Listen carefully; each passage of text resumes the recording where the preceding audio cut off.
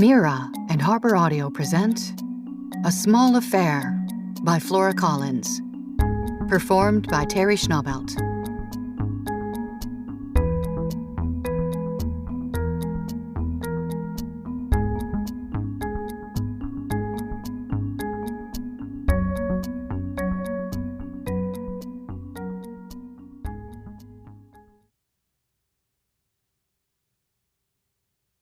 To Andrew, my best friend and the closest thing I have to a husband.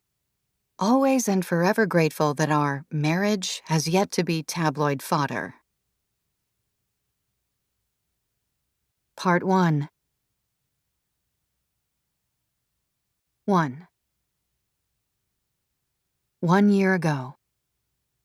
We met on an app, one of those achingly boring, exclusive ones, white text on a black background, where you have to work in a certain industry, have a certain type of education, a pedigree to differentiate yourself from the riffraff. Oddly, or perhaps not oddly at all, I remember the exact moment we matched. I was on my couch under a heavy-knit green blanket, my legs splayed across my best friend and roommate's legs. We were watching Real Housewives, though which franchise I can't recall, ignoring each other, ignoring the TV. Classic millennials on our phones, doom scrolling.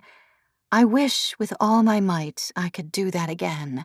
Sit next to Quinn on that olive green couch we'd found in a West Village housing works, and ignore each other without these ghosts separating us, sitting on my chest, incapacitating me. Incapacitating all my relationships. "Ugh, can you move your legs? Mine are asleep," Quinn whined, throwing his end of the blanket in my face and getting up on unsteady feet, stretching. He padded across to our small kitchen and took out a beer, watched me on my phone, my face lit by the glare of the TV. I looked up. "Want to help? I'm back on the apps." Quinn set his beer down and clapped his hands. Quinn didn't date much. He'd been on and off with his partner, Sam, for 7 years now, since we were sophomores in college. Right then, they were off, had been off for the past 6 months or so. I knew it would only be so long until they got back together. They rarely dated other people. It was like they were actually meant for each other. But he loved to live vicariously through me. Loved to vet and interrogate all the guys who had come home with me over the years, commenting on their clothes, their hair, their smell, their faces, forcing me to tell every minute detail about the sex the morning after, whether they snuggled me up close at night, whether they followed my instructions in bed, asked what I wanted, needed. So, I wasn't surprised when he plopped back down on the couch, grabbed my phone away from me, and began to swipe. "All these people have liked you?" he asked, eyes roving over the screen. I nodded. "Damn, Vera, you haven't been on this app in ages, have you? You have like 50 likes." I nodded again. I hadn't gone out with anyone in a few months, mostly because of new responsibilities at work. It wasn't even like I felt incapacitated by those responsibilities. I just had no wish to spread my enthusiasm for work thin. Dating forced me to spread it thin, and if I were being honest, the whole process of dating made me utterly exhausted. But now I had a handle on everything. I was ready to start anew, begin the process yet again like every other mad straight woman, always assuming the next man will be different. And I was bored. I hate that most of all, that I was bored. My whole life in pieces because I didn't buy a good enough vibrator. "So you get to like them back, and that's a match?" "Yes, if you gave me my phone, I could show you." But it was no use. He was already at it. "You know, we have different tastes. You keep swiping no on people I think are cute." But Quinn kept the phone. "Babe, I have better taste than you. Just trust me." And I did. In a few minutes, he passed back my phone. He'd only liked 3 people back: a tall, built guy with too many selfies, a dweeby-looking dude with excellent education credentials but barely any neck, and him, Tom Newbern. Older, the oldest end of the spectrum I'd set, 37. 10 years older than I was then. Square jaw, slicked back dark hair, shapely lips, one child, liberal. Within minutes, he'd messaged me, and it occurred to me, as my phone buzzed with a notification, that there was no way to tell when he'd liked me first, that he could have been waiting for months since the moment I'd first logged off the app. And just like that, he pounced the moment I liked him back. Are you a fan of Eyes Wide Shut? And that made me smile, because that was my answer to the prompt, what's one thing you can never stop talking about? And I'd said, Nicole Kidman's poison green Galliano for Dior dress from the 1997 Oscars. It was a cheeky answer for a straight woman to give. It easily filtered out the men who would automatically dismiss me as a fashion chick and swipe left.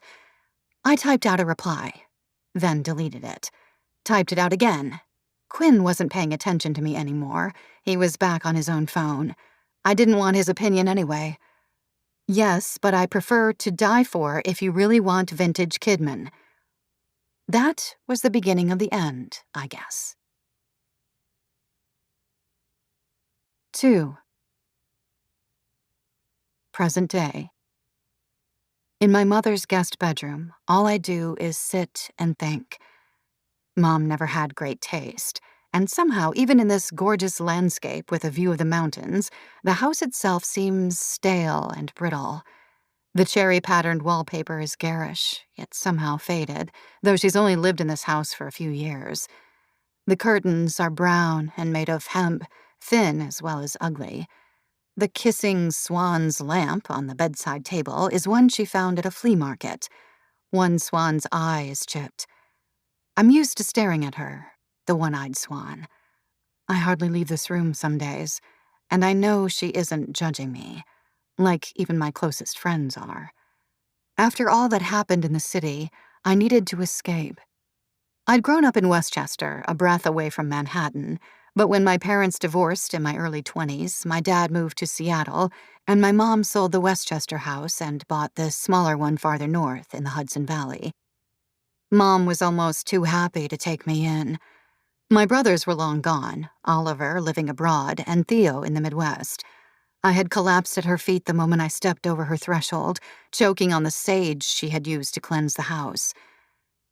She had hugged me, told me it was all going to be okay, patted my cheek, sprayed my pillow with lavender for a good night's sleep. And it worked. It wasn't until a few nights later, when we were having a late-night cup of expensive, loose-leafed tea, that I remembered why I rarely came up here.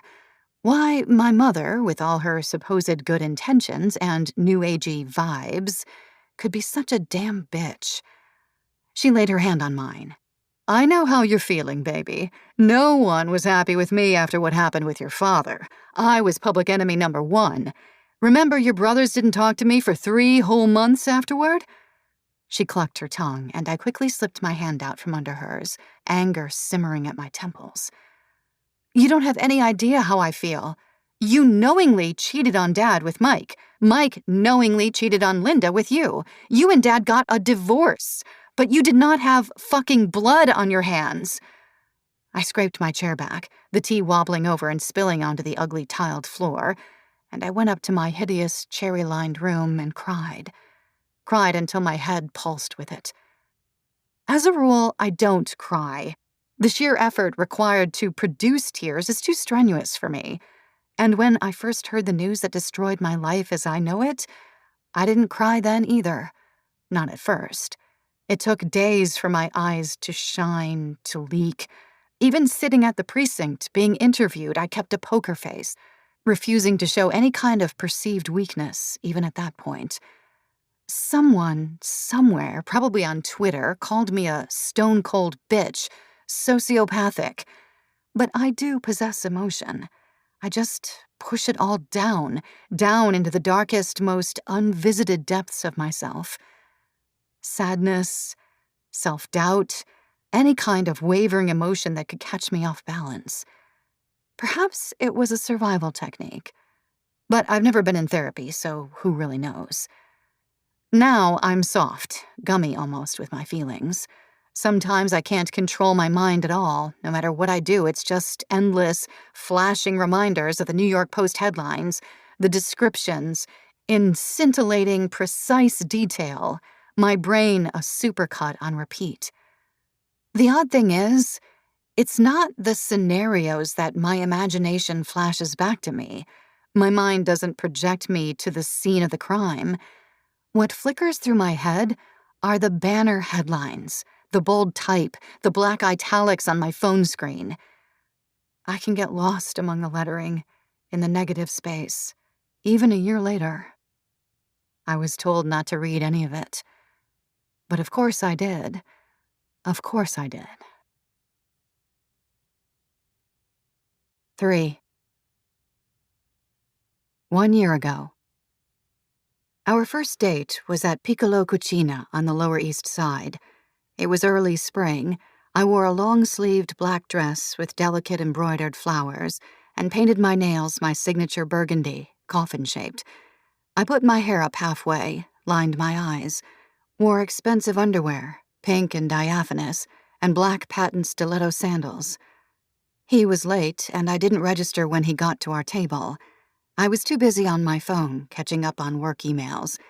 It took me a moment to feel him there, to sense that someone was watching me. When I looked up, he was already smiling. He wore a navy suit jacket, a light blue button-down shirt with gold cufflinks, khakis, chinos. He filled it all out nicely. His hair was combed back. The shirt brought the blue out in his eyes, faint but there. His face was moisturized, his lips too, in a supple, subtle way, like he took care of himself without any prodding. He looked familiar somehow, maybe an amalgamation of so many good-looking, interchangeable white men whose eyes I've had to meet across Manhattan restaurant tables. "Have you been waiting long?" he asked as he slid into the small wooden chair across from me. I slipped my phone into my purse, clicking on the Do Not Disturb tab so the chimes wouldn't interrupt our meal. "I was beginning to think you forgot." I smiled slyly and took a sip of water. "Forget you? Never." And he waved a waiter over, ordered a bottle of Cabernet. He asked me about myself and listened. He ordered the tuna. I ordered pasta with ricotta and eggplant. I hadn't eaten since lunch. By glass of wine number 2, I was tipsy, letting him in. I really liked my childhood. It was quite idyllic, actually. My brothers are 4 and 9 years older than I am, so they could be kind of mean, but always in a loving way. There was never any real tension among the 3 of us. My mom stayed home. My dad went into the city every day for work, but was always back by 6. We had family dinners every night at 6:30. There were kids my age all over the neighborhood, so I never felt lonely. I miss the house where I grew up. Sometimes I go visit it. It's only 20 minutes away from Grand Central Station. This young, hip family owns it now. Their kids are called, like, Leaf and Orange. Their parents painted the names on this little backyard playground. "Do you think it's creepy that I know?" I giggled. He smiled back, took a sip of his own wine. "Not at all. You're just observant. And nostalgic. Nothing wrong with being nostalgic." He'd co-founded a logistics tech startup called Snappy. He lived in Brooklyn Heights, a different neighborhood from most of his colleagues, but he loved how picturesque it was, the fermented history in its pretty little sidewalks. He'd grown up in Connecticut. He had one daughter, a 3-year-old called Penelope. He was separated from his wife in the midst of a divorce. "Does that freak you out?" he said, spearing his tuna with his fork. "Does what freak me out?" My face was glowing at this point, red with drink. "That I have a kid. That I was married." I shook my head. "As long as you don't have a 2nd or 3rd secret family, then we're all good." He laughed. "You're kind of dark, aren't you?" I winked, nodded. He asked me about my job, which was a win in his favor. A lot of men were quick to dismiss working in fashion, as if there wasn't a whole complicated intellectual, economic side of it. As if it didn't take talent, drive, a discerning eye, and business acumen to make it in such a competitive industry. I was the director of sales at a small but growing apparel company called Magdalena, named after the founder's grandmother. I loved working there. I breathed it, burrowed myself in it. Nothing I did had felt quite right until I landed that job, like I'd been waiting for my life to start. I loved the challenge of expanding the company to new retailers, new marketplaces, the rush of elation when I landed a new buyer, the puzzle solving of creating marketing strategies and watching them take off, the control I had, like I was a small god continuously molding this label into what I thought it could be, the twinge of superiority that came from knowing the company would be a household name in a few years.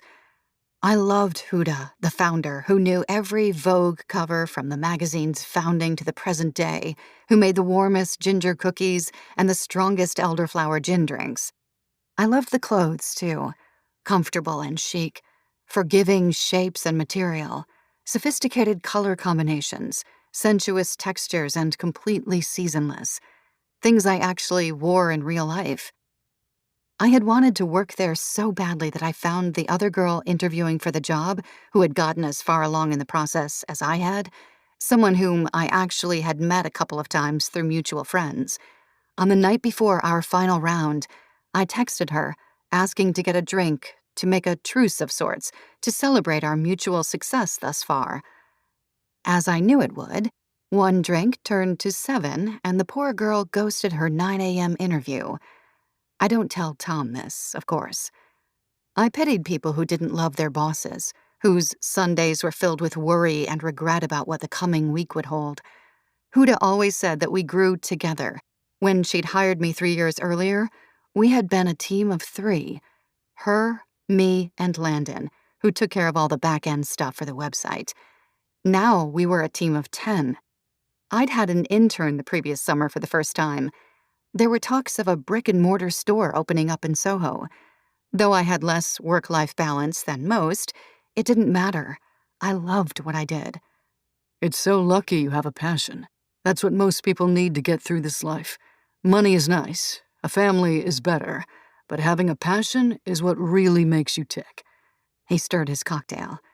We'd moved on from wine.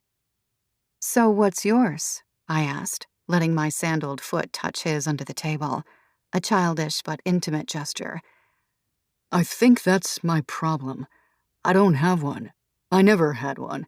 I just wanted to work as hard as possible, make a lot of money. And he locked eyes with me, holding my gaze as the waiter brought us the check, took our empty glasses. When we slipped out into the cool April air, he asked if he could hold my hand. He asked if he could kiss me, his lips soft and welcoming. He asked if I'd like to go home with him. He got a yellow cab, and I held his soft-knuckled hand as we crossed the Brooklyn Bridge. It was sweet. He was sweet. We only had 2 more dates after that. 4. Present day. Bitch, you keep getting mail, Quinn chirps over FaceTime, giving me a great view of his chin. Bitch, just throw it out. It's all junk anyway. I lean the phone against a bedpost and lie on my stomach. No, like legit mail. Not just from, like, Spectrum. Come down here and get it. Quinn pouts, his bottom lip looking enormous from this angle. Quinn has the sweetest face, puffy lips and brown emotive eyes, close-cropped dark hair to show it all off even better. It's probably more love letters from all my fans, I smile. There had been a lot of those in the early days. The paparazzi got wind of where I lived in Crown Heights, and thus the public suddenly had access to me, too. When I moved out, I told Quinn to find a place in Washington Heights or something, move to the opposite end of the city. But he refused. He liked our apartment, his ensuite toilet and the skylight in the living room.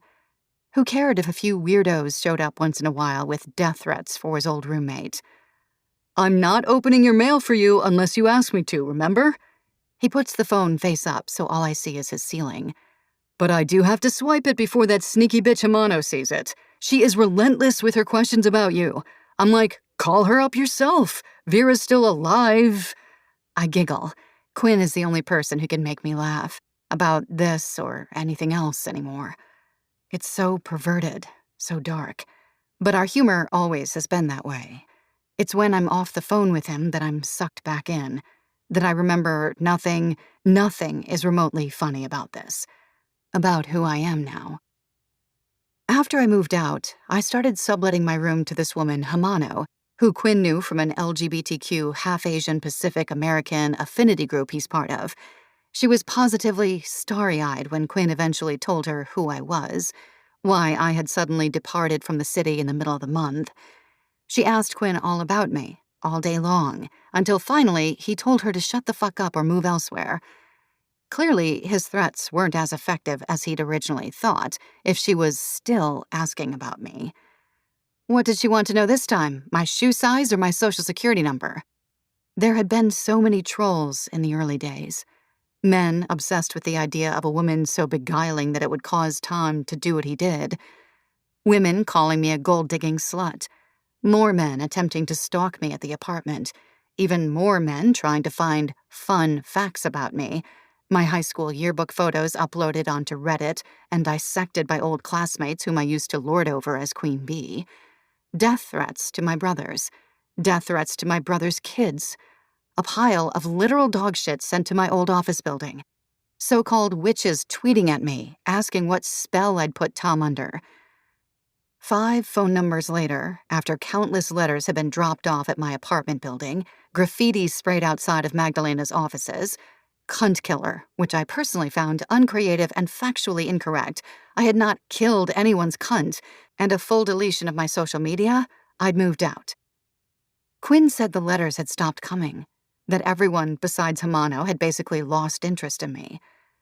I'm surprised when he waves a white envelope on camera, my name clearly written in girly, looped cursive. There is no return address. But there's a postmark, and it's from a town I recognize. I swallow back some bile and try for a smile, but suddenly my teeth ache. This came yesterday. I swear Hamano was about to tear it open and pretend she didn't see your name very clearly written right here. He points a red polished nail at my name, and it's dizzying. But I snatched it from her. Anyway, I refuse to open it because that's a criminal offense, so I'm using it as bait for you to come down here to see moi. He bats his lashes. Throw it away. I mean it. I must sound harsher than usual because Quinn's face softens, and he lowers the envelope out of the camera's frame. Okay. Whatever the lady wants, he says, trying to lighten the mood. But please come and see me. Please. Your bestest friend in the world. He pouts again, and one stray tear trails down his cheek. Quinn has many talents, and one of them is crying on command. With the envelope out of the frame, I can finally breathe. I smile for real this time, and in a moment of gratitude, I acquiesce. Okay, but none of our usual haunts. Bronx Botanical Gardens on Saturday. Quinn whoops, agrees, and his phone slips out of his hand onto the hardwood floor, and for a moment, all I see on his end is darkness. 5. 1 year ago. I was never the sort of woman to cyberstalk my boyfriend's exes, or really do much social media stalking in general. I know that a lot of women, before a first date, search the person on Google, Facebook, Twitter, LinkedIn, all the sites where one can find information in this day and age. I get it. We need to take every precaution possible as women. One friend found a date's father's obituary, got too drunk, and asked him if he was in therapy for such an unexpected death. The date had looked at her quizzically, with confusion and then disgust, until she realized that he hadn't mentioned that information. Needless to say, they didn't go on a second date. I preferred a blank slate. I wanted Tom to tell me everything I needed to know autonomously, build up my own image of him. It was more interesting to date that way, without all the preconceived notions I would have had if I searched for him online. He could show me whatever side of himself that he wanted, and I would gradually fill in the blanks. Getting to know him wouldn't be tainted by canned information. That first night, we arrived at his Brooklyn Heights brownstone, red brick with a black oak door, a tall stoop leading up to it. He ushered me into a foyer with high ceilings, reflective walls, splashy art providing the only color against a minimalist palette. We went to his industrial-sized kitchen with a giant stove, an outsize honed granite island. He offered me a seat on one of its chrome and leather stools and poured us each a glass of scotch in cut crystal tumblers. The ice cubes were perfectly square and crystal clear, too. No cloudy cubes in this house. It wasn't that I was unduly impressed. I'd been in too many enormous, eye-wateringly expensive houses and apartments in New York by that point. I had had nights with men in several $1,000-a-night hotel suites, men from far-off, unknown locations, spending an evening in the city before they jetted back to Europe or South America or California. My college boyfriend lived on Fifth Avenue. His liveried doorman called me Miss McDonald. But with Tom, it was different. Even the nouveau riche possess a learned, blasé way of commenting on their obscene wealth. They swaggered more than their old money counterparts, but they knew that any display of giddiness or boastfulness was unseemly. Tom, however, exulted in it. He wanted to show off all this extravagance. It was as if he had just won the house as a prize, fully furnished, and wanted to parade his trophy before my eyes. I thought it was sweet, endearing even, that he had the temerity to be so vulnerable. Most men, especially men of power, shy away from any emotion close to excitement. "Let me give you a tour," he said, shaking the ice in his glass. He took my hand and guided me out of the kitchen, into the living room. There were portraits on these walls of his daughter, of his ex-wife, and instead of ducking my head in embarrassment, I went up and took a closer peek. "Apologies for that. This is still half her house, after all." The ex-wife was pretty, tall and dirty blonde, a tender smile. Their daughter looked like him. "It's no problem," I said before he led me away to another room, a dining room, and then a den, a windowless home office he called his tomb, that included an old gas fireplace with a marble surround, wainscoted wooden paneling, slightly cheesy, over-restored 19th century hunting party paintings, each lit with its own brass picture lamp. A mounted fox head or two would have been at home in that space. Toward the back of the house was a garden. He turned on the lights, and we peered through the sliding doors at a swing, a red wagon left overturned near some dying brown hydrangeas that should have been clipped over the winter months. It occurred to me then that though he was giving me a tour, there had been few words spoken. No stories of the architectural history of his house, of the origin of the furniture he collected, of the art on his walls. But I didn't mind. Something about the silence was comforting. We went upstairs, then, to his library, stacked with coffee table books, novels on the shelves, still crisp and unread. He put on some music, something almost hip like Beach House, and he started talking again. "What do you think?" he asked, taking a sip of his scotch. I smirked. "It should be bigger." His eyebrows danced in shock before I let a liquid smile appear on my lips. "Oh, good one." He chuckled softly. "You're so proud of it." He took off his jacket, ran a hand through his hair. "I am. I mean, to be perfectly honest, I don't know much about the things in this place. My ex and I, hired an interior designer to take care of all that. But it's cool, isn't it? This sound system, too, is unbelievable. Sometimes I lie here on this couch and put the music on top volume and close my eyes. It almost feels like I'm tripping to have all those reverberations running through me. The whole home is soundproof, too, so I never get any complaints." I'd tuned him out at this point. He looked so cute, so exposed, even in his own home. His dark hair was in little spikes, his button-down rumpled. I stopped him mid-sentence with a kiss, bit his bottom lip, heard him moan slightly as we began to undress each other. We didn't finish the house tour. He never showed me what was upstairs, and I didn't care to ask. Maybe if, when he fell asleep on the couch spooning me, his breathing heavy and loud, his stubble tickling my cheek, I had gently gotten up and tiptoed across the library floor, felt my way up the stairs and onto the third floor, things would be different.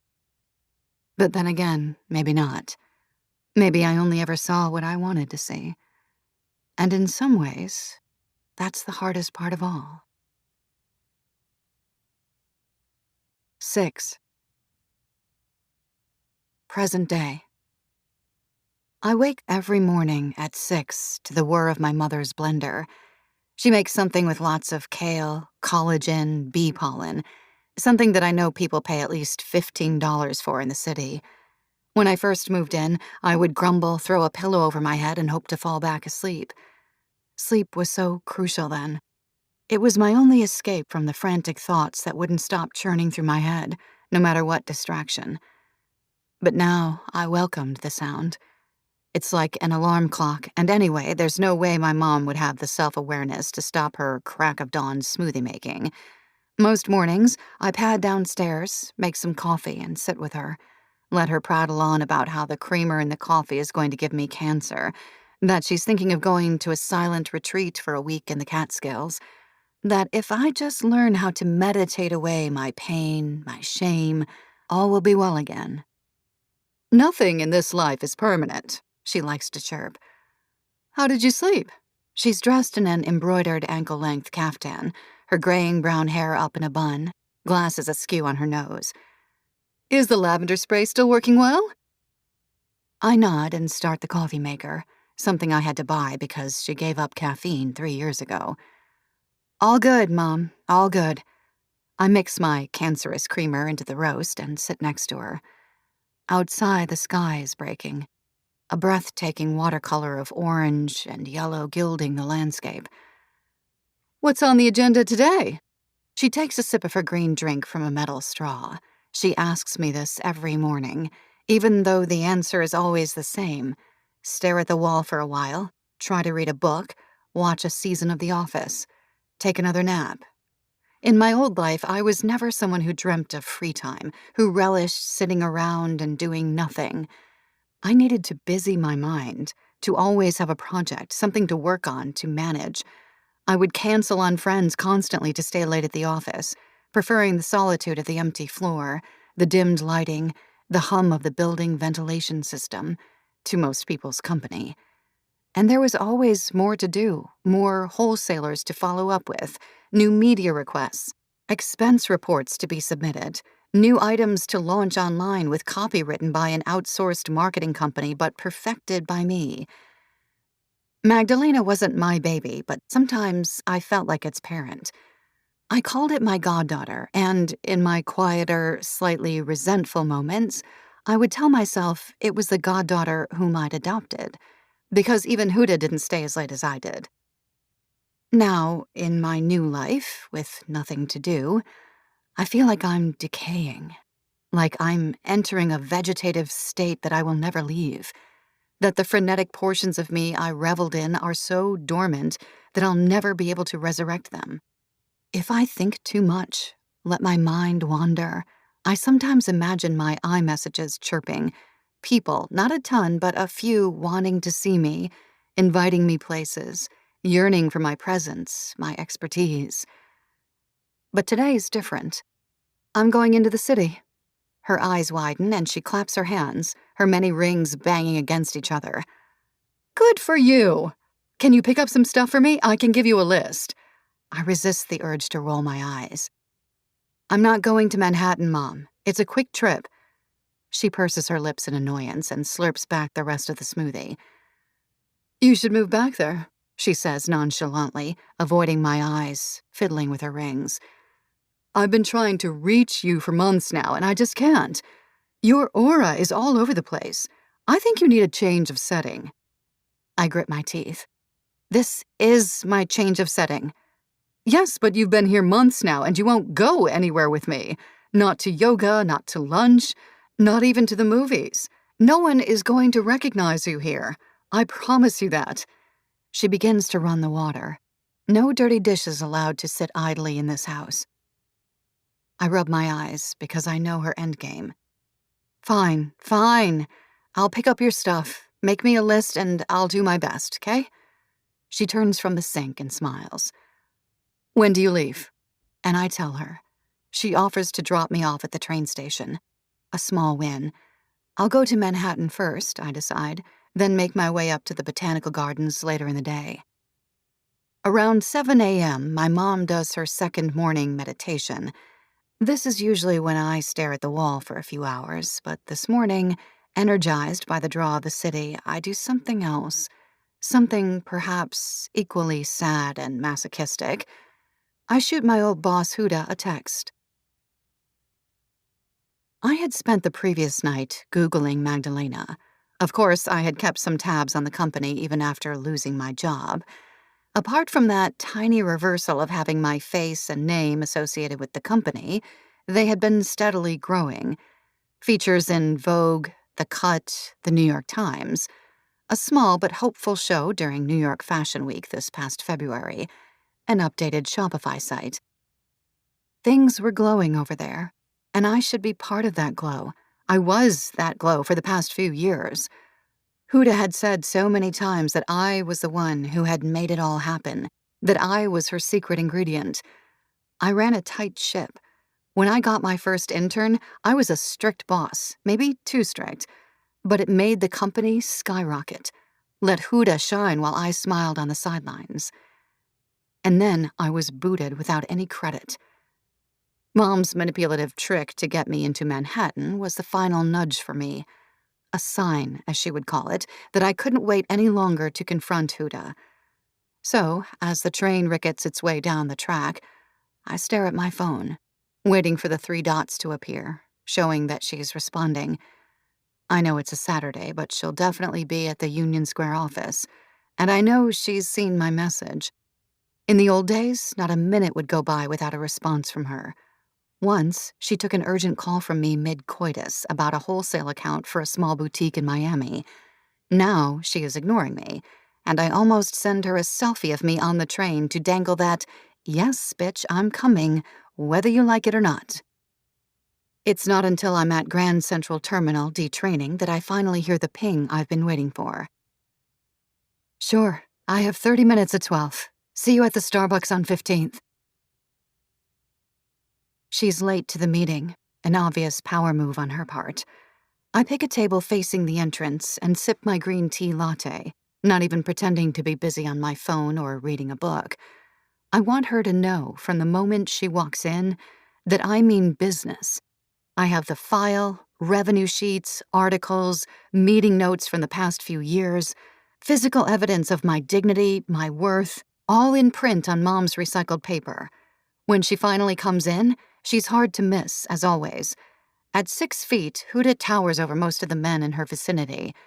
Her dark hair is chopped into a pixie cut, and she's wearing a black sheath dress, hers, with a teddycoat, even though it's pushing 70 degrees outside. She has red-heeled booties on, too, adding even more inches to her height. Since Magdalena has grown, Huda has only gotten more intimidating to look at. A more cliché fashion type than I know she actually is. If I were still her employee, if she were still asking me for advice, I would tell her to tone it down. Magdalena is about inclusivity, about stretching what it means to look high fashion. I wonder, not for the first time, who she is getting guidance from, who her confidant is now that I'm gone. She has so many more employees now that it could be anyone. She bypasses the ordering station and immediately sits down, rearranging her long legs to fit around the small table and chairs. She keeps her sunglasses and coat on, too, as if to let me know that she's short on time, that I'm not important enough to merit even a mere 30 minutes. How things have changed. "Vera, how are you? How is your mother's?" She purses her lips, her voice cool and steady. "No, good to see you." I know she's not bullshitting her promise to leave in 30 minutes, so I spare the niceties. "It sucks. I want my job back, and here's how and why." I open the folder and produce the data I've gathered, flipping the folder and sliding it over to her to review. "It has been 8 months since you formally let me go. I've followed Magdalena's growth, and I'm impressed. The show looked great. I know your goal was always a write-up in the Times style section, so congratulations on that." She offers me the tiniest smile. "The new paint line is superb, too, the techno-knit ones with drawstring waists." I pause, letting my compliments wash over her before I go in for the kill. But you need me. I tap the folder. You're still growing, yes, but as you'll notice in the graph on page 5, your social numbers have plateaued since I left. Instagram is stagnant and you're being knocked off in cheaper fabrications. With Barney's closing, you obviously had to rethink some of your accounts, and I admire the e-com push, I do. But the site isn't up to the standards that it should be for the brand's global reach right now. You need to pivot distribution centers. I'm sure the shopping cart abandonment is through the roof right now with your shipping times. I rattle on, leafing through the pages I've put together, the graphs and plans for growth I'd spent the past week typing out. Finally, I sit back, take a sip, and look Huda in the eyes, or at least where I think her eyes are behind her sunglasses. Look, as I said, it's been 8 months. I'm not self-centered enough to believe that anyone is thinking about what happened anymore. It's not like I'm a criminal. I didn't do anything, Huda. If you want, I'd even work remotely from my mom's for a while. I don't have to go into the office. I pause, searching her face. She sighs, pushing the folder back to me and crosses her arms. A sad, pitiful smile flickers on her lips. Thank you for putting this together. It must have taken a lot of work. But, Vera, we replaced you. You knew that. There's no position open right now. She bites her lip. And besides, it just doesn't look good for the company. I mean, firing and rehiring like that just shows a lack of commitment, a wayward message. It wouldn't look good to our current team. I feel a needling behind my eyes. So swallowing whatever pride I have left, I start to beg. How about freelance? You can cut my salary, cut my days, anything. I just need something to do. No one will hire me. And you know me, Huda. You know how hard I work. You know I basically built this brand. It was the wrong approach, that last part, and Huda curls her lips into a pout. Yes, you contributed a lot to Magdalena, but God, Vera, you made us lose out on a huge investment round. She spits the last part, and I quake, my hand clenching the table for support. Yes, you're smart and capable, but you let your personal life spill out for the whole world to see, and I don't condone that. My employees are scared of what your reputation could do to the company. They're a little afraid of you, too. Even if there was a chance of you coming back, I couldn't do it. It would undermine the balance, the equanimity of the entire team. I can't have my employees afraid of coming to work every day. I can't sacrifice our feminist messaging by hiring you. I just can't. She combs her fingers through her hair and repositions herself, toes pointing toward the exit. Her tone softens. We had a great run together, Vera. I cared about you. I still care about you. But as the CEO, I have to make tough decisions. And one of them was letting you go. Permanently. You did get a severance package. I'm sure you'll land on your feet. As I said, you're smart. You're capable. She stands up, pushing her chair delicately into the table. And now I have to go. Best to you, Vera. And she leaves, her boots click-clacking against the floor, the folder that I spent so many hours on lying on the table in front of me. She didn't even bother to take it. Fuck you! I shouted her receding back, garnering the attention of a few other Starbucks patrons. The barista on call gives me a please let yourself out look. And I do, stuffing the folder into the nearest garbage can. By the time I get up to the Bronx Botanical Gardens, I'm still livid. Shopping for my mother's dumb herbal tinctures and overpriced tea leaves didn't help much. I find Quinn in the rose garden, where we'd planned to meet, AirPods in, a lilac-colored bucket hat on his head. I come up to him from behind, reach up and put my hands on his shoulders so he jumps a little before turning around. He pushes me back slightly. Jesus, V! Way to be a freak. He takes out his AirPods and embraces me. No longer accustomed to physical affection from anyone except my mother, I stiffen and he steps away. Okay, someone woke up on the wrong side of their mother's guest twin bed this morning. I roll my eyes. Nice to see you too. He studies me, one perfectly plucked eyebrow rising underneath the brim of his hat. The country has not done you good. You're like the first person who somehow comes back from fresh air looking paler and more distraught than before. Yeah, well, I'm not leaving there anytime soon. And I tell him about my meeting with Huda. Quinn grimaces. Oh, God, Vera. There are gentler ways to beg for your job back. Why do you always have to act like you're better than everyone at their own job? It's not cute. I follow him through the garden, not even bothering to admire the landscape around us. Because I am better than everyone at a lot of things. He shakes his head. Defense mechanism. What? Like you're such a saint? You haven't seen me in months, and the first thing you're doing is berating me. I follow him out of the rose garden and toward the conifers. Because you look angry. You have that pinched look between your brows. You're going to get premature wrinkles that way, you know. I tug on his backpack, forcing him to stop short on his walk. You know how goddamn tired I am of people saying I'm angry or mean? He turns around and sighs. You're right. I'm sorry. You don't deserve that. And he has to mean it, because that was one of the many accusations hurled against me. That I was cunning, cruel, overly ambitious, someone with a short temper and a need for things to go her way. None of which was wrong, exactly. I'd always prided myself on my steadfastness, my sharp tongue, and inability to bullshit. It's what got me hired at Magdalena, what made me rise so meteorically in an industry that spat people out before they even got a toe in the door. So what if, while I was growing up, people thought I was a mean girl? I didn't care about being nice, especially if someone was wasting my time. But, like everything else, all those qualities came back to bite me in the ass. Tell me about you, I say, and Quinn obliges. He's a journalist on staff at a popular media company. His boss keeps assigning him inane topics, silly hot takes on social media trends, interviews with dewy-eyed skincare gurus. He went rogue and wrote this one explosive piece about Korean pop schools, these intensely grueling institutions wannabe K-pop stars go to in Seoul to be transformed into BTS or Blackpink. He had even gotten some interviews with a couple of fledgling wannabe pop stars while visiting cousins in Seoul. But his boss wouldn't publish it. Unlike me, Quinn is not the type to ask for what he wants, or admit to resentment when he doesn't get it. Did you read my latest on that fitness influencer, Marjorie Gerald's kid? Her parents are literally buying her a kitchenware line and saying she designed it. That she's some certifiable cooking genius. She's 6. Quinn shakes his head and takes a quick puff on his Juul. These crazy rich Brooklyn families, man.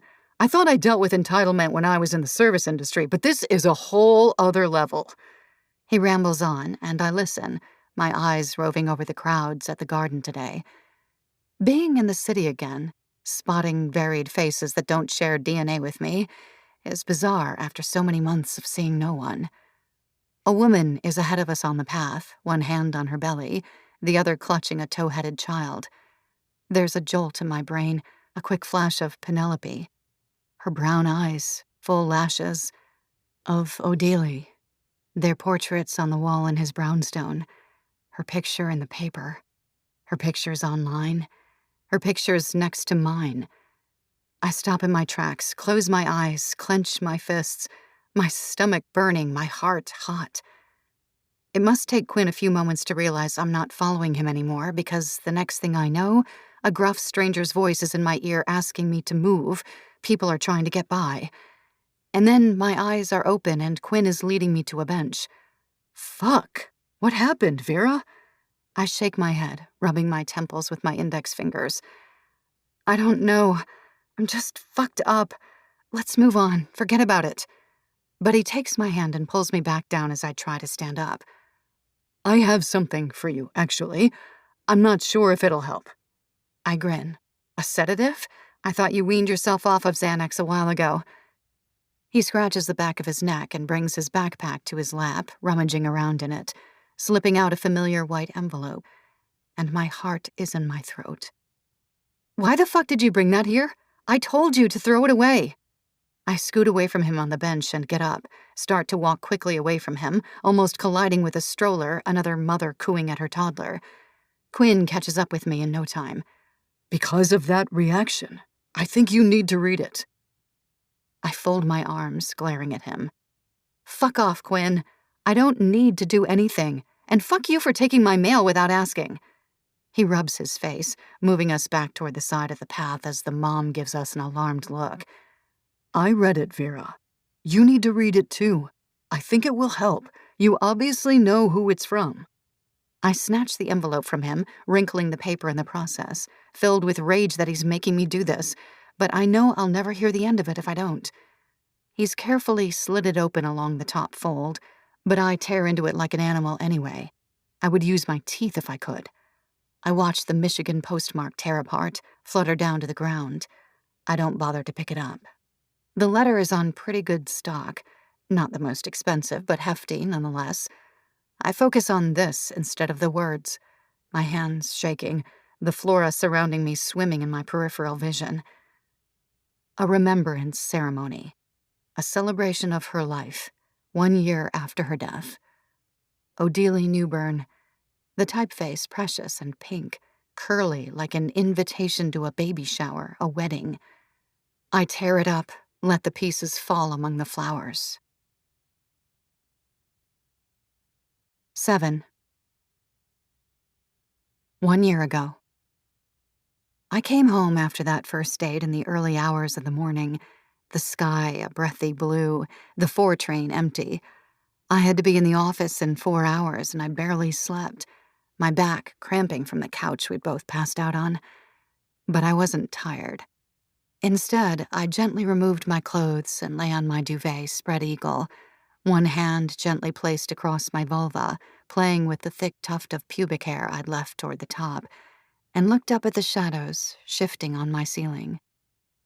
It had been a good night, drowsy and gentle, rough when I wanted it, playful even, more intimate somehow than other one-night stands I'd had. The silver-framed photos on a table of his daughter, the pillows picked out by his ex-wife's decorator. He was helpless too, before he fell asleep, fast and neat, no sloppy snoring or drool. He said he was lonely, a whisper of a confession, before he slipped his arms around me, cuddled me close like we were young lovers and a college twin, kissed my spine and made me shiver. I slipped out without saying goodbye, his chiseled face so placid in the twinkling dawnlight, his trousers and Brooks Brothers buttoned down thrown ruthlessly in the corner of the room. His hands clasped across his chest tightly, as if holding on to a secret. Eventually, I began hearing the sounds of Quinn waking up, loud cursing as he dropped something on the floor of our kitchen. He startled when I patted in, folding myself into the sofa. "You just came home, didn't you?" I nodded, twisting my hair, watching as he stirred sugar into his coffee. "And you didn't say goodbye to him?"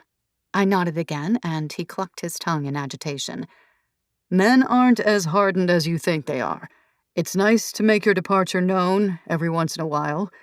He poured me a cup of coffee with a drop of cream and handed it over.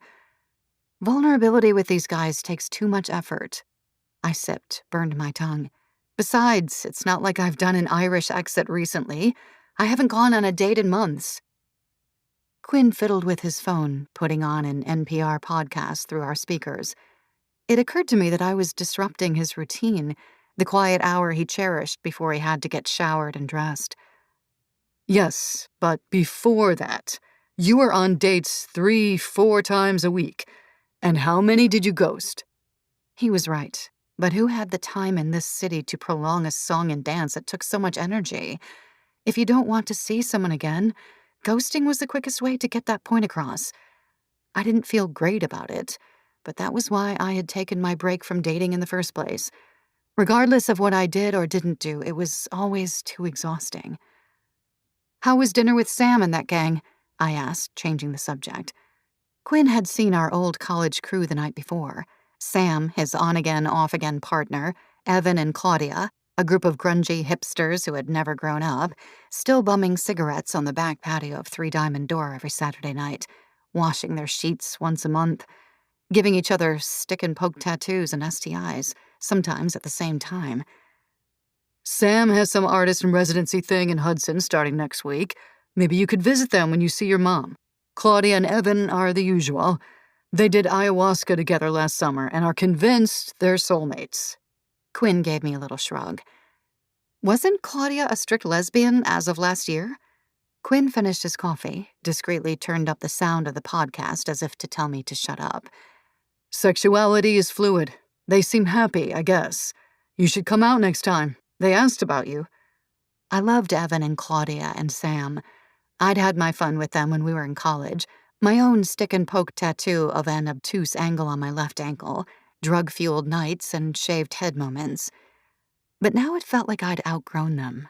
Work in some ways had made my life so small. The people I socialized with dwindled down to Quinn, to Huda. In some ways, though, I cherished that. I liked my own time. I liked my own company. Quinn sometimes said that if he didn't live with me, he knew he wouldn't see me at all. He accused me many, many times of prioritizing work over almost everything, ignoring people with whom I'd had a certain intimacy the moment something else came along, when other goals and distractions overshadowed whatever fulfillment I got from spending time with them. I could be dismissive. I didn't much care for friends. I wasn't a girl's girl. In fact, other women usually became catty or jealous of me because of my personality or looks or ambition, who knows. All my closest female friendships had disintegrated over the years. Women becoming initially infatuated by my confidence, wanting perhaps to be me instead of befriending me, then becoming angry with me because their boyfriend flirted with me, or because I was too honest when they asked my opinion about an outfit or hair color or a personal project they were working on. I wasn't great at being supportive.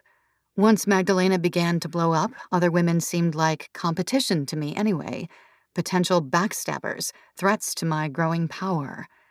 No one was going to undermine or stand in the way of what I'd started to build.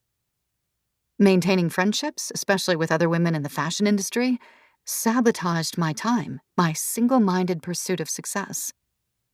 Quinn and I had something different, though, an extra layer of softness, a security in our relationship that I had with few others. Freshman year at NYU, we had met at a grimy frat party, a far cry from a campus school's raging kegger, but full of hormonal, predatory teen boys, nonetheless. Quinn had noticed one guy getting into my space, continually touching my arm, my ass, despite my protestations. Quinn didn't know me, didn't know the guy, but told him to back off, asked me if I was okay. We'd spent the rest of the night together, sharing fries across the table at a 24-hour diner. After years of being the queen bee in high school, I wanted genuine companionship.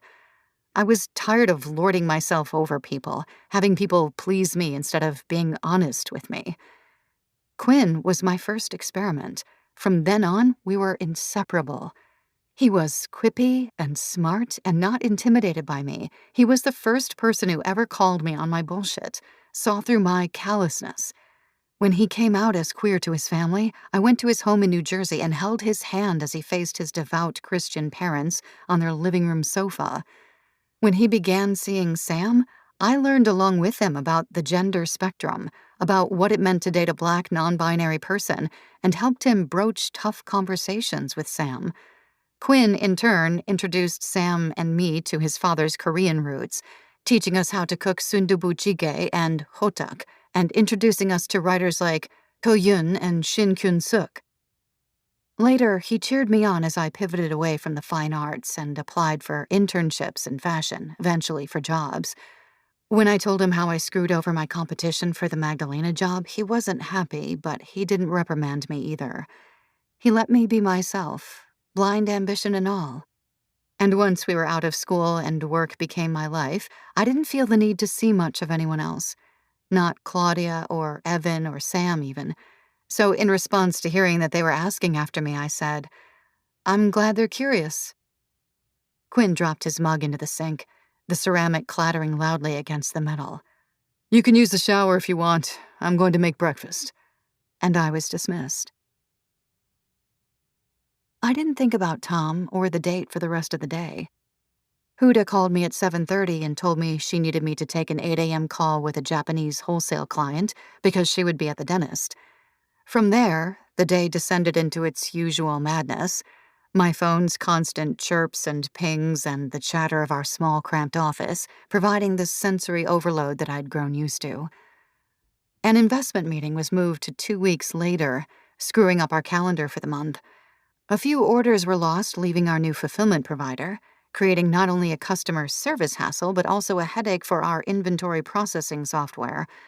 Huda came in still high from nitrous oxide and accidentally sent the wrong mock-ups of the fall collection to a top client. By the time an assistant sent me a spreadsheet organized by first name instead of last, I was on my last nerve, not caring to hide my contempt as I explained her mistake. To my horror, she began to cry, dainty droplets running down her reddening nose. When she came to me, later in the day, eyes dried and nose powdered, I wondered if she expected me to apologize. I knew I should, and I squeezed my temples, forcing myself to relax, to put on a smile and apologize to her. "Vera," she said timidly, twisting her honey hair with a fingertip. "These were dropped off downstairs for you." And she scurried away from my desk before I could ask anything else of her. It was an invitation to a private showing of the latest Mark Ryden exhibition. For the first time all day, I let myself smile genuinely. 8. Present day. Why would you do this to me? For the second time today, I'm getting confrontational in a coffee shop. I glare at Quinn from across the table of Pine Tree Cafe, an untouched matcha latte sitting between us. Do you know what it's like to see her name? Do you know how many times a day I want to hurt myself because something reminds me of her? She's everywhere, always. She's my ghost. Jesus Christ, Quinn. What were you thinking? You should have burned it the moment you saw it. He glances down in shame, taking a spoon to his latte and mixing in the foam. He pauses before speaking. I think they're trying to make peace with you, V. They're telling you it's not your fault. Why else send that invitation? I grit my teeth. These are the moments, arduous and weighted, when I remember how alone I am here. How there is no guidebook to what happened to me, no AA meetings for those who get caught in the crosshairs of violent crimes. That I have no community to turn to ask, how do you navigate a friend so naive, so unassuming and hopeful about humanity that he thinks an invitation like this is an olive branch? No one cares about making me feel good, Quinn, especially not her family. They sent it out of spite. Her sister probably wants to call me out in a eulogy and expose me as some homicidal, soulless whore. He slurps some foam off the spoon. Well, at least you look good in black. And you can run in heels, so when the mob comes after you, that won't be an issue either. His quips don't make me smile, though, and he casts his eyes back down into his drink. But he looks up again just as quickly, composing himself. What if it's not like that, though? What if they do want to reach out? What if they understand that this whole horror has caused you pain as well? This could help you, Vera. I scoff. I can see the Post headline now, something about being attention-seeking, never allowing the family to mourn in peace. A blurry picture of my thong showing through my dress. Quinn sighs. It's in the West Village. The invitation said no press. So what's the worst that can happen? We can go, stand at the back, and if someone is a dick, we can leave. I give him another deadly glare. I checked, Vera. After I opened the letter, I checked all the interviews the press did with O'Dealy's family, and even when coaxed, even when the opportunity was dangled right in front of them to disparage you, they never did. Not once. My eyes widen and I start to quake again, my fingers tingling like at the onset of tears or a panic attack. After moving to my mom's, and thanks to Quinn blocking certain sites on my phone, I'd begun to avoid all of it, any new mentions or press. I already thought I knew what everyone believed me to be. I'd been smart and deleted my Instagram right away, but I saw it in my Twitter replies, the anonymous emails and letters I received. I saw it in the wary ambivalence of the cop who watched my building because of the press, the way he wouldn't look me in the eye. Quinn can feel my pause, my momentary inability to respond. Still, he persists. And besides, you have supporters. People who think you've been unfairly trampled by the media. I wouldn't say you're a trending hashtag or anything, but from what I've seen, It's far from unheard of to have sympathy for you. You are a victim in all of this too. I close my eyes, open them. Do I have a fan page? I ask wryly, and Quinn cracks a smile. Not quite, but we could probably make it happen. He finally takes a sip of his latte.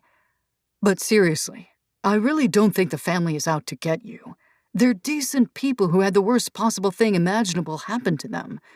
And they understand that, in your own terms, this is the worst possible thing that's happened to you as well, even if it doesn't come close to losing a daughter, a sister.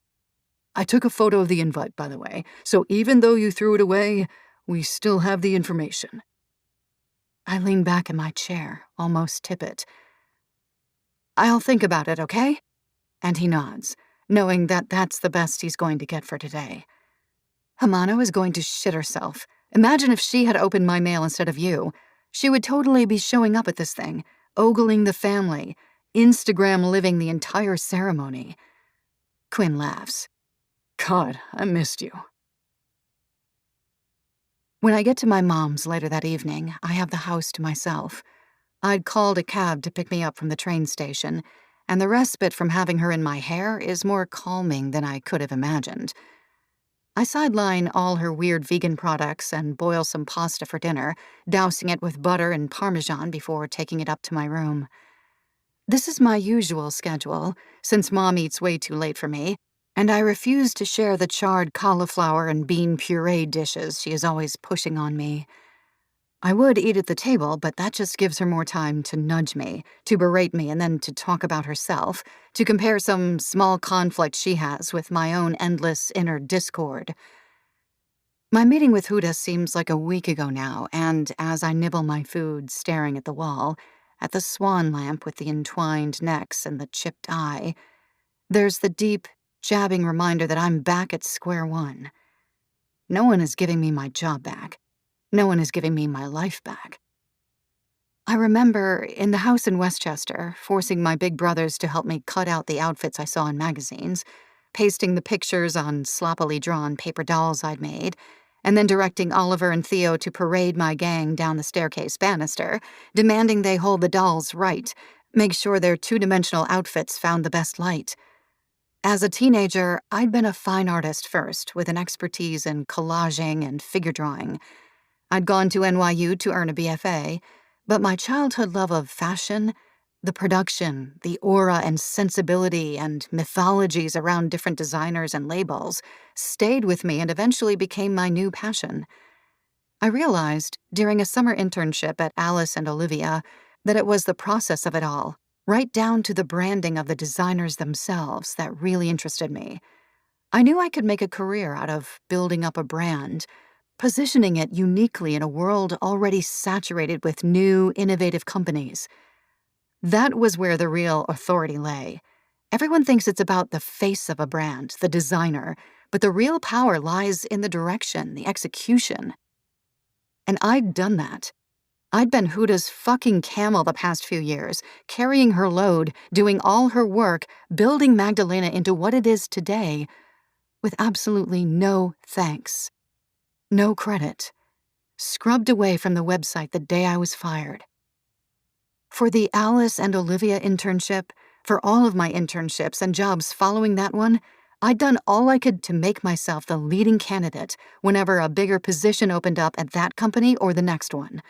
I was always the most polished, the most presentable, the most articulate, the hardest working.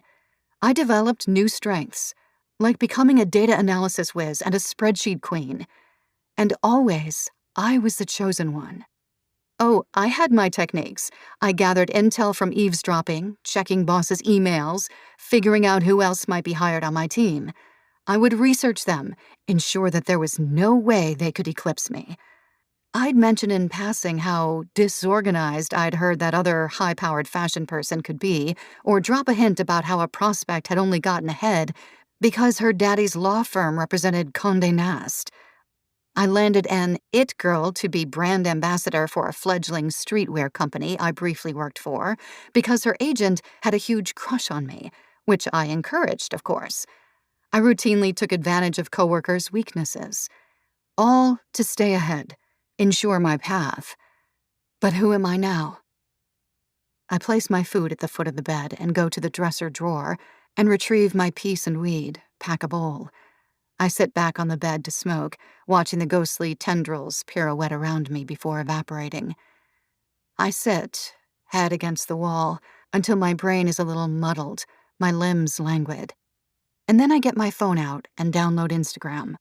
I create a fake account and type Odelie Patterson Newburn in the search bar and wait to see what pops up. Of course, there are a bunch of memorial pages. Strangers, sob sisters, people lurking on the sidelines who revel in reposting images of her. But finally, I find her account, the fifth hit, Odelie_000. The account is public, and the last post is of her in Michigan with Penelope, stooping down to give her daughter a kiss. The picture filtered subtly, tastefully. Her pregnant stomach protrudes the tiniest bit. She has a few highlight reels, one titled Food Snaps, another titled Antigua, another titled Penelope Heart. She has 8,550 followers, which I'm guessing is about double what she had when she was alive, considering all the rubberneckers. She seems to have kept a pretty consistent style throughout her grid, similar colors and filters. Nothing feels out of place. She posted at least once a week, which strikes me as bizarre given the advent of stories. But they're all classic Instagram, especially back a few years ago. Pretty sunsets, rose bushes, avocado toast, pink smoothies. It's all very wholesome with short, sweet captions filled with emojis. Comments from other women saying how great a photographer she is, even though anyone could do what she's doing with a good iPhone and the right filter. There are a few pictures of Tom, which I rush past, that I refuse to keep my attention on for too long. Hot couple alert, reads one comment. Someone years later responded. This didn't age well. I scroll up again, briefly, to more recent years. The birth of Penelope, which, like Kylie Jenner's newborn post of her daughter, has the most likes of any of Odelie's posts I've seen, aside from the final one of the two of them. In the neonate photo, Penelope's infant feet are clad in tiny pink slippers, her face rosy and wrinkled as a craisin. Immediately after are photos of small Penelope, sound asleep in a bassinet. The last in the series is a video of Tom holding her, rocking her, singing to her so softly I can't make out the song, and I pause against my better judgment, my fingers ready but unable to flick out of the clip. His arms caressing this fragile creature. They look so big, like slabs of meat, his whole chest so thick and brutish against this tiny, tiny human. The way he sways with her, like he doesn't quite know how to do it, moving his hips slowly like he's uncertain if he's ready for this, if this is the new life he wants to lead, with this tiny flesh bundle as the center of his universe. The universe that he probably dominated up until this point. Or maybe I'm projecting. I click out of the video and continue scrolling. More baby pictures, more stylized, colorful brunches where she's photographed alone in front of savory dishes. She doesn't seem to have many friends, or doesn't want to present herself as someone reliant on them, rather. In many of her photos, I imagine they're the photographer, out of frame. If she is with other women, it's in a formal setting, like the pictures of her and Tom. Even her food pictures never include another plate. Just the typical bird's-eye view of what I imagine are her meal, her drinks. Of course, the comments are flattering, but they're superficial. A lot like the perfect couple one I saw earlier. There aren't any hints at inside jokes or callbacks to other times. Her page, I realize, reminds me of a brand, the overly cheerful tone almost suitable for an inanimate thing. A kind of message that she wants to get across, revealing nothing about the person herself. There's something eerie about that, almost chilling, and I decide to navigate out of the page when I spot a flash of navy that makes me pause. It's from one of her later photos, the ones I haven't studied too carefully, and I click on it to enlarge it. Odelie is standing in front of a mirror, her hair done up in a twist, her lips painted red, wearing a navy sheath dress. The mirror is ornate, gold with a spiky rim, and the room behind her is vast. It doesn't seem like it's her home. At least I don't recognize it. But it does seem familiar to me. The whole photo seems familiar to me. That dress. It's Magdalena, one of my favorites and one of our biggest sellers. It's stretchy and comfortable, wraps around the waist nicely with an adjustable self-belt, allows for a touch of cleavage with its low V-neck. I own it. I used to wear it all the time, and I would recognize it anywhere.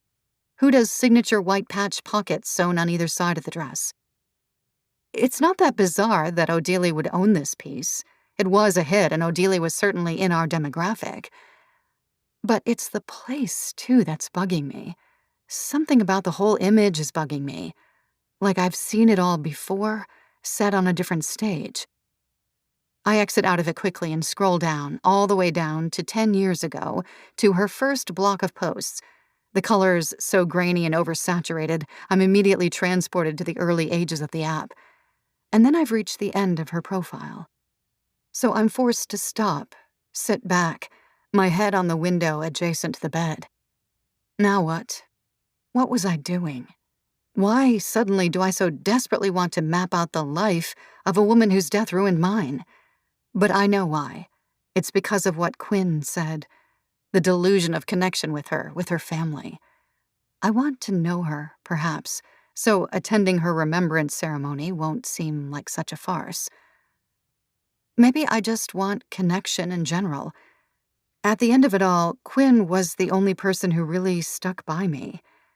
All those people I called friends, whom I worked with, whom I went to college with, disappeared at a time when I needed people on my side the most. I take a pause and bring my pasta bowl down to the kitchen to clean. I spot a bottle of wine tucked in the back of the fridge and serve myself a huge glass. I'm about to go upstairs to finish whatever I'd started when Mom comes bursting through the door, smelling too strongly of the jasmine essential oil she's covered herself with today. "Did you get what I asked for?" she says by way of greeting, and I nod, eager to slink off to my room with the wine. "Great! Don't you want to hear about my date?" I'm about to say no, but she launches into it, sitting herself down, waving her bangled arms as she talks. They met in yoga, of course. He owns a restaurant in town. He paid for her dinner. They're astrologically well-matched. He has a mustache, which she doesn't love, but her psychic told her she'd meet someone important this month, so it must be he. I wanted to go back to his place, but I told him I had a sick daughter at home, that I could not leave her for the night. She plays with her scarf, decorative, gauzy, and colorful, not exactly made for warmth. "Your sick daughter?" I snort. Mom pouts. "Well, I didn't want to explain your whole situation. You should have just gone home with him." I pick my glass of wine back up and prepare to go upstairs. "You know I'm not like that. Never on the first date." I stop, my shoulders flinching. It's such an obvious barb, a victim-blaming dismissal, just how I was portrayed in the press. But Mom doesn't even realize what she's said. That's how self-involved she is. Her own world, her own sense of self, always comes first. She wasn't always like this. I mean, she has always been self-obsessed, maybe more vain or preoccupied with her own goings-on than most moms. I remember getting an A in physics, or making the winning goal at a soccer match, and her response would always be to praise herself for how good a parent she was. But at least back then, she was involved, more willing to sit with me and let me cry, tell her mundane things about school, my friends, my teachers, and extracurriculars without interjecting. She attended all of our shows and games and exhibits. She pulled out all the stops for our birthdays, always knew exactly what we wanted for Christmas. She was present. Since the affair and the divorce, though, she's shifted. Her charmingly eccentric obsession with tarot and ghosts and mediums that peppered my childhood turned into a cliché. Another white woman trying to find purpose by changing her diet, investing in crystals, energy testing, and ancient medicines, the last of which are either quackery or else completely appropriated from indigenous cultures.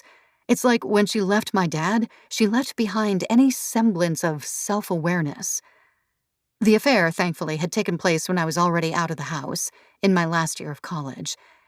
It was with my dad's best friend, Mike, whom I'd grown up knowing, a tall, portly guy who lived nearby in Westchester and worked in contracts law. My brothers and I don't know many details. We each received a call from my dad on the day he was moving out, and then a few months later he was living in Seattle full-time, as far away from his ex-wife and ex-best friend as he could get, as far away from me too, and that made me ache until it didn't. I gulped down the wine and set the glass on my dresser before crawling back into bed and waking up my laptop. I put on some music, a lyric-free band that I used to study to, and start my journey upward into Odilie's life, or the life that she wanted to present to the world, an illicit yet possibly expiatory activity. Younger Odilie is different, and I don't mean in the 10-year age difference kind of way. She's not the woman I saw glimpses of in photographs at his house, or online after her death, or even later in her feed. Her nose is wider, her lips thinner, her eyes hooded and rounder, her body much softer. When I squint, I can recognize her somewhere in the depths of her old face. But if this wasn't her profile, I would never have known it was her. The pictures of her are chaste. She has limp hair and no style. Cheap prep is what I would call it if I wanted to be cruel. Aeropostale polos, poorly fitted jeans, and she hunches in on herself like she's not quite sure how to fit her body into space, like she wants to make herself smaller. She grew up in Wynneck, a coastal town not far from New York City that is known for its wealthy summer residents, which I first learned only because of a throwaway line Tom said to me about Wynneck and how much he hated it, hated having to go there and navigate the social scene, hated the sweat that collected under his shirt from the reverse chic lack of central AC. Later, her parents moved to Michigan. I let myself wonder, briefly, how he met her. If eventually she moved up to New York and found him there. If their worlds collided earlier than that, in Wynneck. I wondered if I'll be able to map it, if there will be an indicator of when they got into a relationship, when they got engaged. I'm sure there will be, because what else is Instagram for? One New Year's Eve, Odilie posts a very poor photo of fireworks. Who wants to be my New Year's kiss? It's cheekier, much more provocative than most of her captions, and I wonder if she was drunk when she wrote it, why she didn't delete it the next morning, what kind of message she's left by letting it linger there. There are a few comments, a couple by men who want Odilie to find them in the new year. Nothing from Tom, though. That chapter of her life hadn't started yet, and I wonder when it will. At 2 a.m., I finally placed my phone down, my temples aching from staring at a screen for hours on end, and in that moment, in the darkness of my room, it floods back to me what I've been doing, whose life I've been meticulously combing through for the past few hours. I shut my eyes and lie down. Why am I doing this? What do I gain from reliving the life of a woman who is dead? How could this possibly help get my life back on track? I turn toward the window, where my empty wine glass sits on the sill. I can't untangle the reasoning. How I went so suddenly from cowering at a card postmarked Novi to trying to know her, to understand her in all of her iterations for the past decade. It's like what Quinn told me opened a well in me, a need to comprehend. Before, I had simply accepted the fact that this woman's life and death were attached to me for the rest of my life, like a necrotic appendage. But somehow, humanizing her has paradoxically made me feel better, like I'm bringing her alive again with a few clicks. And that's just it. At least where I'm at in her timeline now, she's only showing what she wants others to see. There is no sense of invasion, no feelings of excavating a corpse. All I have encountered is an average girl with a somewhat boring life who somehow made her way into the upper echelons of New York, into Tom Newbern's arms. I roll over, close my eyes, and hope that she doesn't show up in my dreams. 9. 1 year ago. I still didn't text him after he sent me the invitation to the exhibit. I wanted to wait, to push him, make him salivate a little so that when I did return his message agreeing to go, he'd remember how much he wanted me. I stayed late at the office that night. Huda and I ordered food from Thai Villa, getting pad Thai sauce all over our desks and keyboards. Neither of us were clean eaters, ever. I liked those nights when it was just Huda and me. It reminded me of the early days, the scrappy intimacy we shared, working out of her leased walk-up in Williamsburg before she moved to Manhattan and got a real office. Huda was married, but you wouldn't know it. Her husband was away half the year, working as a travel journalist, and when he did come home, he was still a fairly mysterious figure. Always in Huda's background, shy and reticent around her friends and colleagues. They'd married when they were very young, straight out of college, but had known each other far longer, having grown up in the same Greek Orthodox community. Huda would say that she felt like she'd been married to him for her whole lifetime, that the months they spent apart barely registered. But like Quinn, she was always keen to know about my dating life, so after we finished our work and made some gin and tonics using the communal ice machine, she made me get her up to speed. I'd told her I'd had a date that week. "Ooh, I'm going to Google him," she squealed, wheeling her chair over to the one giant desktop computer that was by the intern station. Before I could protest, she had some Forbes profile up. "Oh my God, he's hot. That chiseled jaw? Wow. And rich." She scrolled through the article before getting bored and going back to his Google results. "Stop. You know I hate to Google them this early," I whined. She clicked on one profile of him in Bloomberg and started skimming. "You know how nuts that is? What if he was a serial rapist? Or dated someone you knew? You always have to check these things." She went back to the Google search page again. "I've made it this far unscathed. Besides, until recently, my middle school poetry was like my first hit. I wouldn't want dates prejudging me for that." But she was already clicking on a Times article, which happened to be his marriage announcement. She turned to face me. "You know about this, right?" "Of course. They're separated, in the midst of a divorce." She raised one eyebrow. "Are you sure?" "Well, I slept over and there was no one else home. I guess I have to take his word for it." But Huda was already going on to Facebook, typing in his ex's name. "Oh my God, I especially don't want to Facebook stalk her. That feels like a total invasion of privacy." But Huda clicked. "Trust me, I'm doing you a favor." I turned away and went to fix us more drinks. Within a moment, though, she was calling me back over. "You're safe. He's being honest. He's not in her profile picture, and she has no relationship info." And a small part of my chest that didn't know I was worried, let alone cared, unclenched. "You're going to be a stepmommy, though. He has a kid, if he hasn't shared that crucial piece of information yet." She clicked out of the profile, her mission completed. "Shut up. We went on one date. You know how much of a slut I am." Huda snorted, took her cup out of my hand, and downed a big gulp. "Yeah, you do not like settling down, but maybe a once-married man is the one for you. He's mature, so he probably wants something more serious.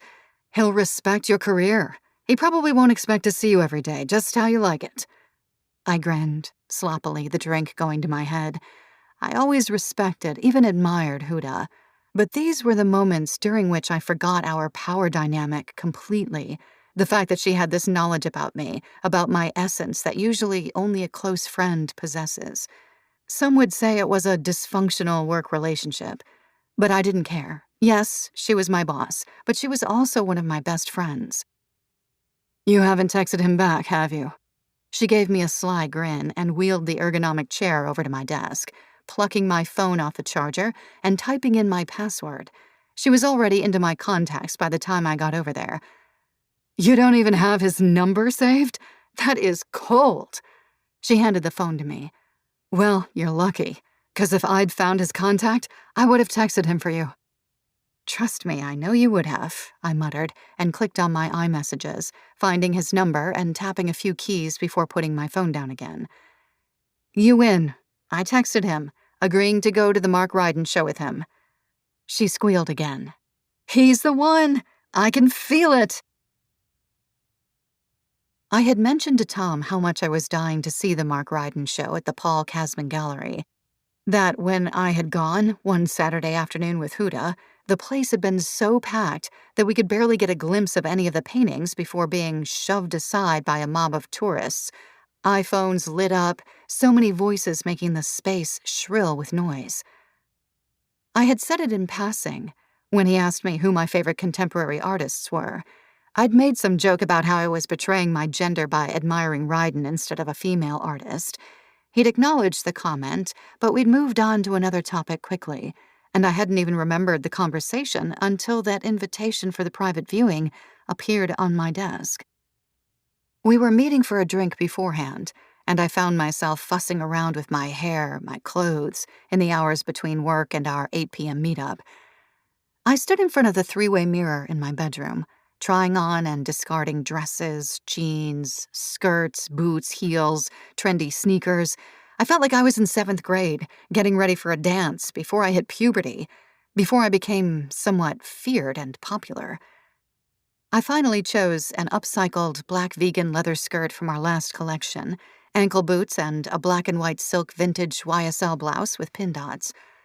I made Quinn take pictures of me, tasteful and artful with the mirror reflecting dozens of versions of me, my red lips striking against my pale skin, and with my espresso brown hair falling in waves past my shoulders.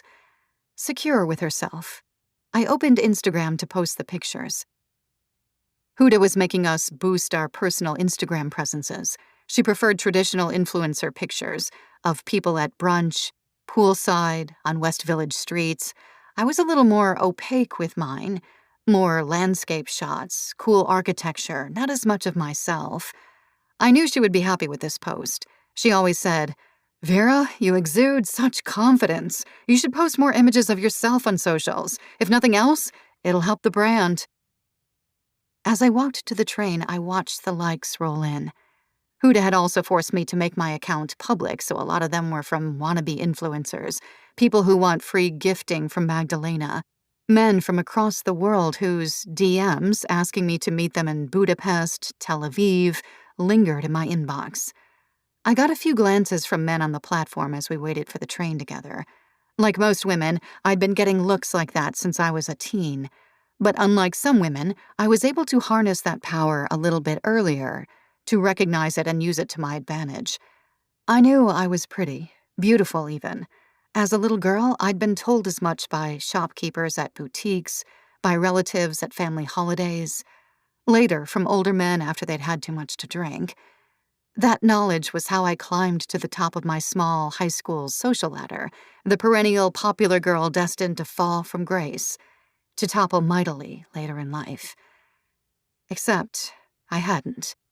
Not yet. I thought about this as the train jerked its way north, on my way to a date with a man 10 years older than me, who was so clearly using his wealth and connections to woo me. I didn't speak to anyone from Westchester anymore. I had dismissed them as soon as I showed up at NYU. They were part of a suburban Vera that I wanted to shed as I metamorphosed into city Vera. I followed a few of them on Instagram, though. Their lives seemed stable enough. Most of them worked in finance or were marrying men working in finance, living lives less interesting than, but somewhat parallel to, mine in the city. What would they think of 27-year-old Vera, whose power and influence seemed only to be on the verge of growing greater? Quinn always made fun of me for being popular in high school. I was the only one of our college friends who had been, and in the early years of our friendship, he would introduce me as Vera, who was prom queen twice. I insisted that I wasn't mean, that I was a benevolent overlord to my Westchester disciples. But that wasn't true. If I wasn't an outright bully, I had definitely excluded people, wielded my power over them in order to assume authority. And I asked myself why. Why did I need to do that?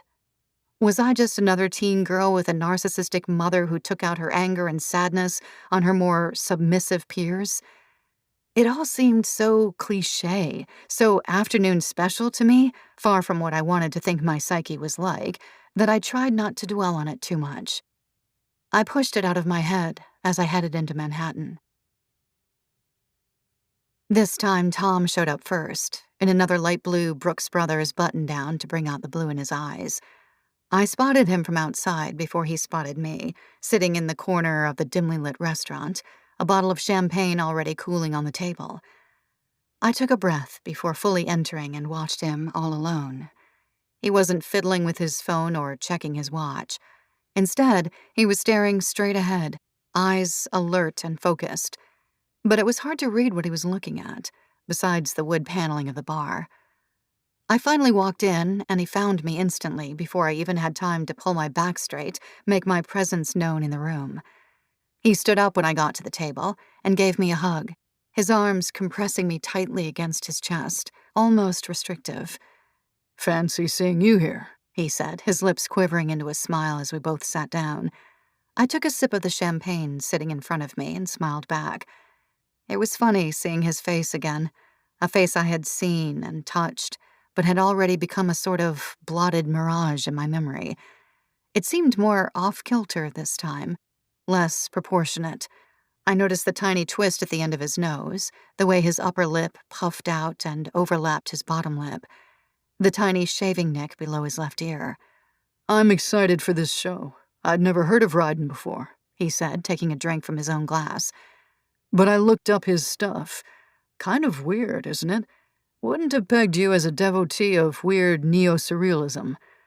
I blinked, the champagne bubbles watering my eyes. That sounds quite dismissive, doesn't it? I gazed at him over the rim, watched him squirm. No. I mean, I'm excited. You're just full of surprises, Vera. That's all." We continued to drink, trying to decide if we should order food or not. I asked him about his work week. He said a few things that I barely listened to. He asked about mine, and I gave the bare minimum answer. The champagne bottle was emptied.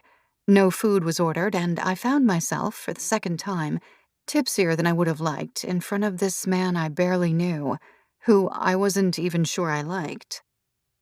"Nice exit the other night, by the way. Made me feel like I was in college again." He poured me the last of the champagne, and I watched it fizz down into a mere drop. "I looked for you in the morning. I roamed the halls of the house, saying your name. It was very ghostly, very Victorian Gothic. Vera echoes nicely in large Brooklyn brownstones, by the way." I smiled despite myself. "Yeah, I'm sorry about that. I'm bad at mornings, you know?" A waiter came with the bill, and Tom slid his Amex into the check sleeve. There's too much intimacy in waking up next to someone you barely know. The morning breath, in a strange bed or couch. We're both sober. Whatever fun we had the evening before has dwindled and been forgotten, replaced by whatever inane responsibilities we have that morning. It's a lot to navigate with someone you've known only a few hours. I watched the waiter take away the check. "Well, what if you got to know me for longer than a few hours? Would you stay over then?" He looked at me inquisitively, the question so genuine that I had to catch myself before I blurted out something I may have regretted. "How much would it matter to you?" I replied coquettishly. He dropped his hand on the table, inching it closer to mine, his cuticles so well maintained, the nail beds scrubbed so clean that it almost looked like he was wearing clear polish. "It would mean a lot." I fumbled then, dropped my hand back to my lap, averted my gaze from his penetrative one. "You know, it's a little odd to be asking that on a second date."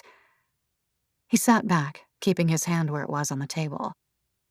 "I know, but I'm almost 40. I'm not looking to play games. I'm sorry if that was too direct. I'm sorry if I'm awkward. I haven't dated in a while, as you can imagine." And he did sound apologetic. His gaze fell to the floor. He rubbed the back of his head sheepishly. That was what took me in, made me walk my fingers over to his and graze them. The self-consciousness. Because what gave me more of a high than having the power? Sure, he was rich and good-looking, but he was fumbling. He was being too earnest, and that meant I could twist him any way I pleased. I was used to the loud, self-indulgent air that most men, especially the older ones, give off. The arrogant self-preservation that they exuded when they were called out for their shortcomings, their vulnerability. He was doing the opposite.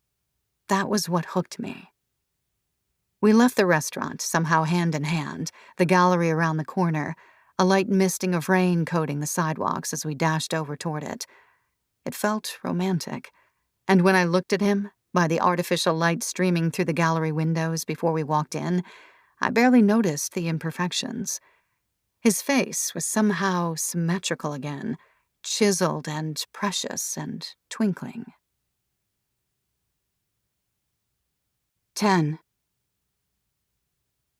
Present day. The next morning, I awake dry-mouthed and dehydrated, the sticky wine glass hovering on the windowsill like a mocking reminder of indolence. I really hadn't drunk that much since coming to live here, so my tolerance is low. Apparently, 1 or 2 glasses is enough to do me in now. The house itself is quiet like it was last night, and I wonder with a tug of trepidation if Mom is out again with her new beau. From the light shining in the window, I'd guess it's probably early afternoon already. I'd somehow slept through the blender's whirring and her departure. But I decide not to trudge downstairs, make my coffee. All my hands want to do is grab my phone and get back to my late-night activities.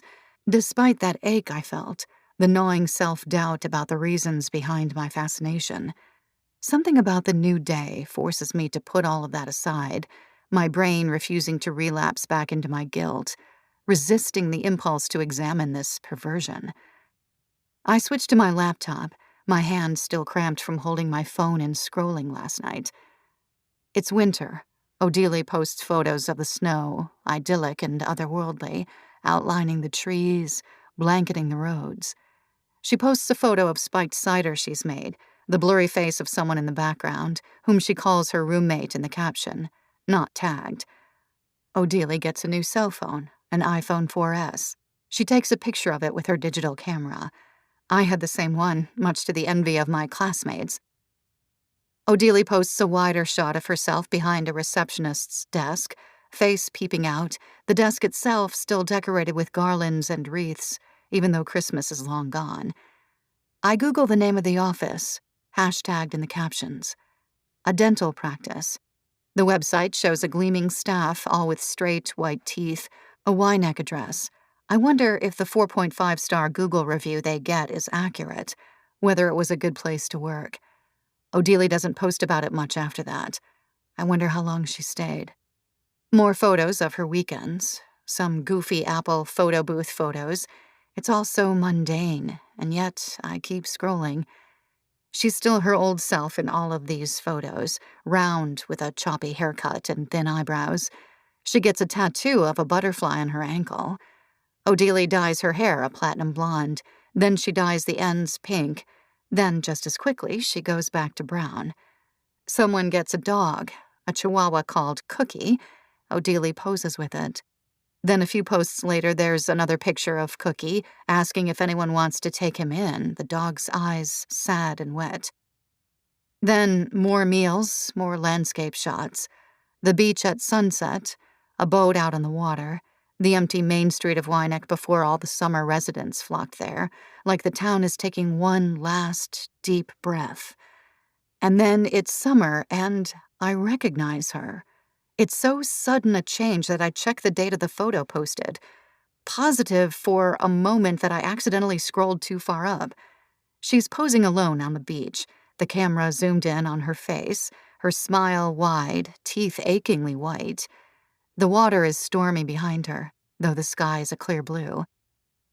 Her lips, stretched into a grin, are what I notice first. They're plump and pink, almost juicy. She definitely got injections. The rest of her face is made up. Her nose contoured, but not necessarily different. It's a lot closer to the nose she had when she died, but not quite. She clearly had more work done later, got the tip refined. Her brows are filled out too, her round eyes more pronounced. I can't tell if it's a fox eye lift or if it's natural, but they're artfully shadowed. The shape is finally filling out her face in an alluring way. But there are other things, too. She's fresh-faced, dewy even. Gone is the wobbly black eyeliner I've seen in most of her pictures. and her hair has highlights and is cut into a severe shoulder-length bob. Her body itself is all angles, no softness or roundness around her thighs and face. Her hands are bony, her oversized magenta nails almost clownish against the daintiness of her fingers. She's still young, about 20, and there's something so sickening, so strikingly sad, that she felt such an urge to reconfigure her face and body. The cosmetic surgery, the makeover, that I can understand, but her poor body looks sharp, her skin draped over jutting bones where there once were curves. She looks like herself, though, much more like herself. If herself is the one splashed on the cover of the Post, on the nightly news, in a retweet comparing our faces, as if looking at her cherished, over-refined face next to mine would somehow make me admit to a wrongdoing the world believed me to have committed. Her eyes, they're almost vacant, despite the toothy smile. She reminds me, I realize, of the women I grew up with in my hometown, who gave up their careers to raise children and resented it, but actually derived pleasure and meaning from the PTA meetings, the bake-offs and Unitarian church services they attended. It's as if her direction, her goal in life, has taken another course. But how? When did this happen? The front door bangs open against the foyer wall and I bolt up, the laptop falling to the floor with a crash. I check the screen quickly, make sure everything is in working order, before I minimize the Instagram window as I hear Mom approach my room. It's like I'm in high school again. "It's almost 4 p.m., Vera. Are you seriously still in bed?" Her voice screeches and I wince. She rarely raises her voice above the gentle yogi lilt she has taken on. So when she does, I know she has had a bad day. That her inner irritated bitch, the one I know is always hiding not very well under her performative, relaxed demeanor, has its claws out. "What's up?" I say nonchalantly, not willing to engage with her judgment. She stands in the doorway, her jacket still on, her hair done up in some bizarre top-knot adjacent look that would probably flatter someone about 20 to 30 years younger. "Guess who I saw at the farmer's market?" I wriggle my feet under the covers, the arches tensing with her tone. Of course, she doesn't let me guess. "Candace Roberts. Remember her?"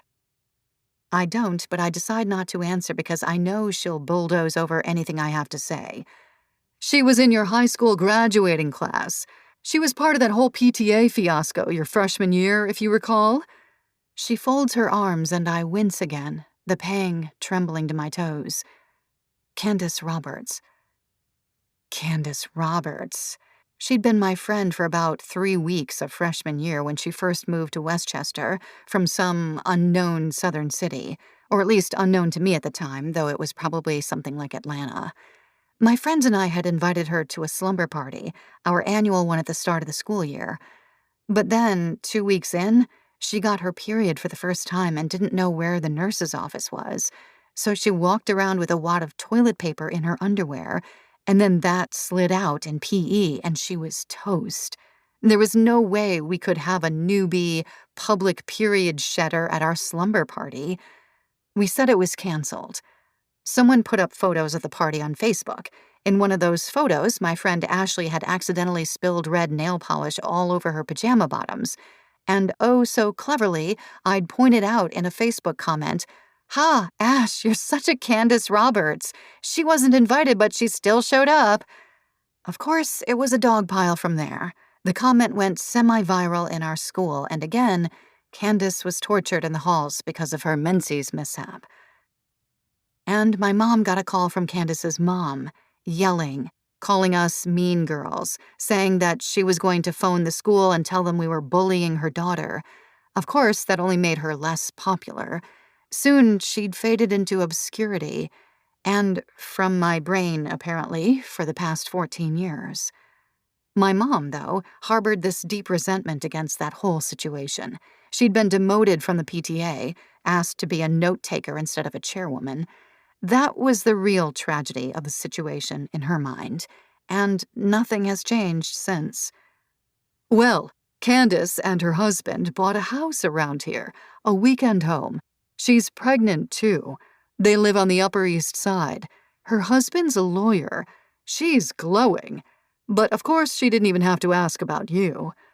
Mom twists her face up into a grimace. "She didn't even pretend. She went right in and said, 'Oh, you must be so concerned about Vera, and to have lost that amazing job, too.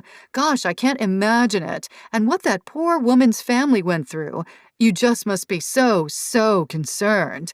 I met James when we were in college, so I never had to go on those dating apps, thank God. Look at the kind of men you find there.'" Mom shuts up, finally, and shakes her head. I remain unmoving, breathless, waiting for her next barb. "You know what, Vera? I've let you hide out here too long. You need to stand on your own 2 feet again, deal with this mess in your wake, a mess that you got yourself involved in with your bad judgment. You're 28 years old, for God's sake. No matter what you say, we all have a hand in the cards that we're dealt in this life, and you fucked up. And by the way, your stupidity hasn't just impacted you." She pauses, huffs out the rest. "How do you think it feels to see everyone else's daughters getting married and having their own kids, getting on with their lives? It's so embarrassing. God, your brothers were just so much easier." She flings open the door and stalks out, stomping her way back downstairs. I hear the clang of the tea kettle. Before I can process any emotions, sit with Mom's words too long, I text Quinn. "Kick Hamano out. I'm coming home." 11. 1 year ago. The Mark Ryden show without crowds was exquisite. I spent what felt like hours marveling over every intricate detail, following every infinitesimal brushstroke. Tom didn't trail me around the gallery as I feared he would. Instead, he wandered off, studied the works that interested him. Not nearly as long or as carefully as I did, but I appreciated his independence. Soon, though, after I'd walked around the space 2 or 3 times, he approached me. "They creep me out a bit. I mean, I think I get it, but I wouldn't want one of these hanging in my home." I nodded. "They're supposed to creep you out, but I know what you mean. I wouldn't necessarily place one on my bedroom wall to spot in the dark. Those bulbous heads aren't for everyone." I drifted off to Allegory of the 4 Elements, but this time I looked back at him, beckoning him to follow me. He stood beside me, and I felt him watching me study the work. "If you could buy any of these and not put it on your bedroom wall, which would you?" he asked, almost in a whisper, his breath hot on my ear. I paused, so aware of his body adjacent to mine, wanting both to take his hand again and shove him away, ask for space and lean into him. "I have a reproduction of Rosie's Tea Party that I've hung in the bathroom of my own apartment. It's kind of an inside joke between my roommate and me. He hates it, and it's the first thing you see when you walk out of the shower. But that isn't my favorite." I twist around and head to the northern part of the gallery, around a corner and to one I've only allowed myself to look at once so far, so I could savor it later, spend several minutes lingering over it before we inevitably had to leave. "This one. If I could buy any, it would be this one." He stood where I was, planted his feet next to mine and looked up, mimicking my perspective, the tilt of my head. We gazed at it together. Sophie's Bubbles. "Understood," he said after a while, putting his hands in his pockets, leaning back to take in the canvas. "You going to buy it for me?" I asked, turning to face him, this time watching him study the work. He chuckled. "I don't want to make any promises, but if that was your one wish, to touch this painting, I could probably make that happen for you." I smirked at his pomposity. "Is there anything you can't do?" He stepped away from the painting, giving me a wide berth, and eyed me. "Apparently get you to sleep over." I took his hand again and whispered, "Let's go back now and we'll see how long I stay." I felt him shiver as my breath tickled his lobe, and we were off into a cab back to Brooklyn Heights. It was the presumed power that I fed off, the glimpses of vulnerability from the kind of man whom I'd rarely seen show emotion, let alone candid interest in someone. I was a game player because I expected it, because I had never really known anything different. And I always believed that was where one's power in dating lay, one chess piece ahead of the other person. But I hadn't realized how incredible it was to know that person's feelings for you and manipulate that vulnerability however I saw fit. I stayed that night. When we got to the brownstone, he made us martinis, plucking the olives out of a jar with a toothpick. We sat outside, in the little garden with the swing set, empty and desolate looking under the moon. He spoke some more about his childhood. He grew up middle class in Connecticut. His mom was a physician's assistant. His dad worked in insurance. He felt slighted and thus ostracized because he didn't get into the schools his brother had attended. He felt slighted and ostracized in general from being in the shadow of his big brother. He thought he had a mild form of dyslexia that was never diagnosed. He wasn't popular in high school, he said, or in college. But something changed when he entered the working world, in finance. By the time he started his own company, he had discovered a confidence and self-possession that he hadn't been able to attain in any other situation. "Because you were destroying the world, finally. You had power," I said nonchalantly. He paused, imbibing that sentiment. I guess you're right. I plucked the olive from his empty glass and slid it onto my tongue. "I'm always right." He leaned over and kissed me then, so gently that I almost thought it didn't happen, a mirage of a movement. But I pulled him closer, pressing harder, our teeth gnashing against each other. And then we were going upstairs, not to the second floor, but to the third, to the master bedroom this time. The thought flickered as I noticed the vanity, the screen in the corner painted with images of women bathing, that this was his ex-wife's domain, that she existed within the drawers and closets, if not at that moment, then at some moment not too long ago.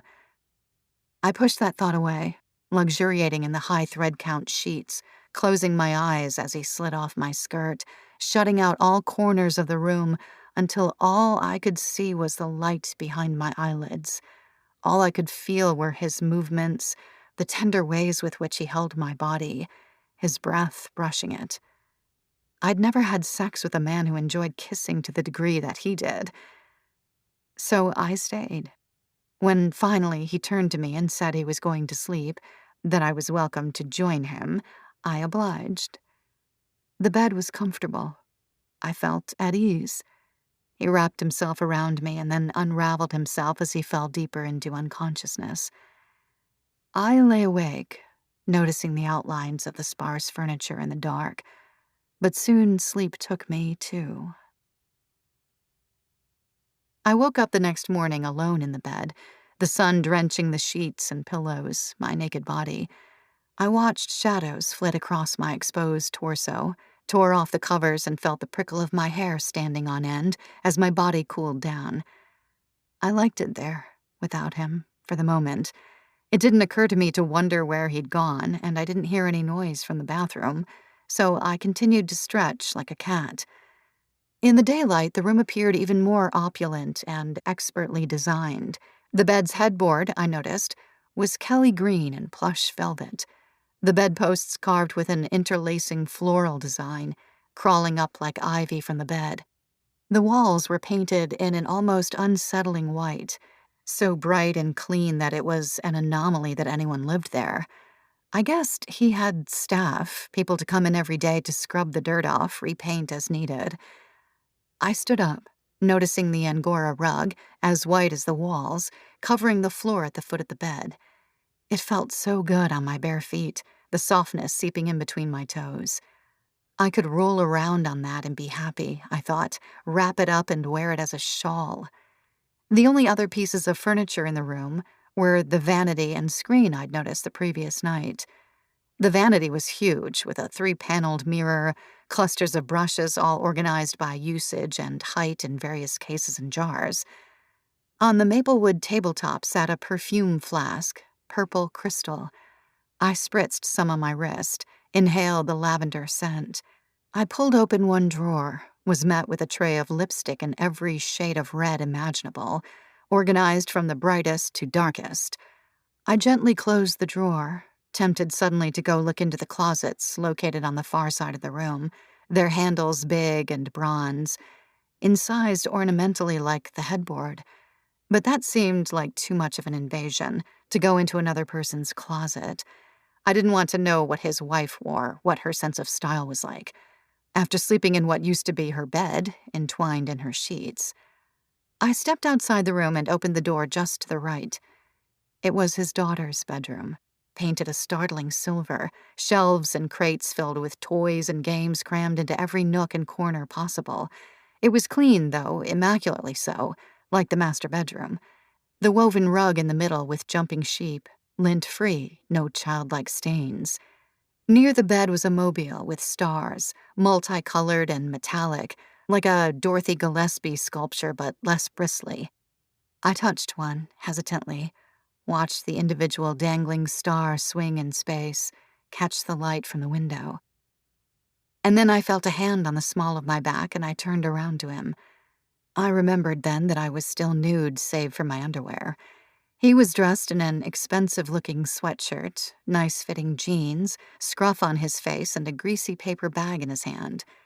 "I thought you had left," he said, kissing my forehead. "That I'd failed." "I was giving myself a tour. I didn't know where you'd gone." He shook the paper bag, the smell of bacon wafting out. "Breakfast. You looked pretty sound asleep."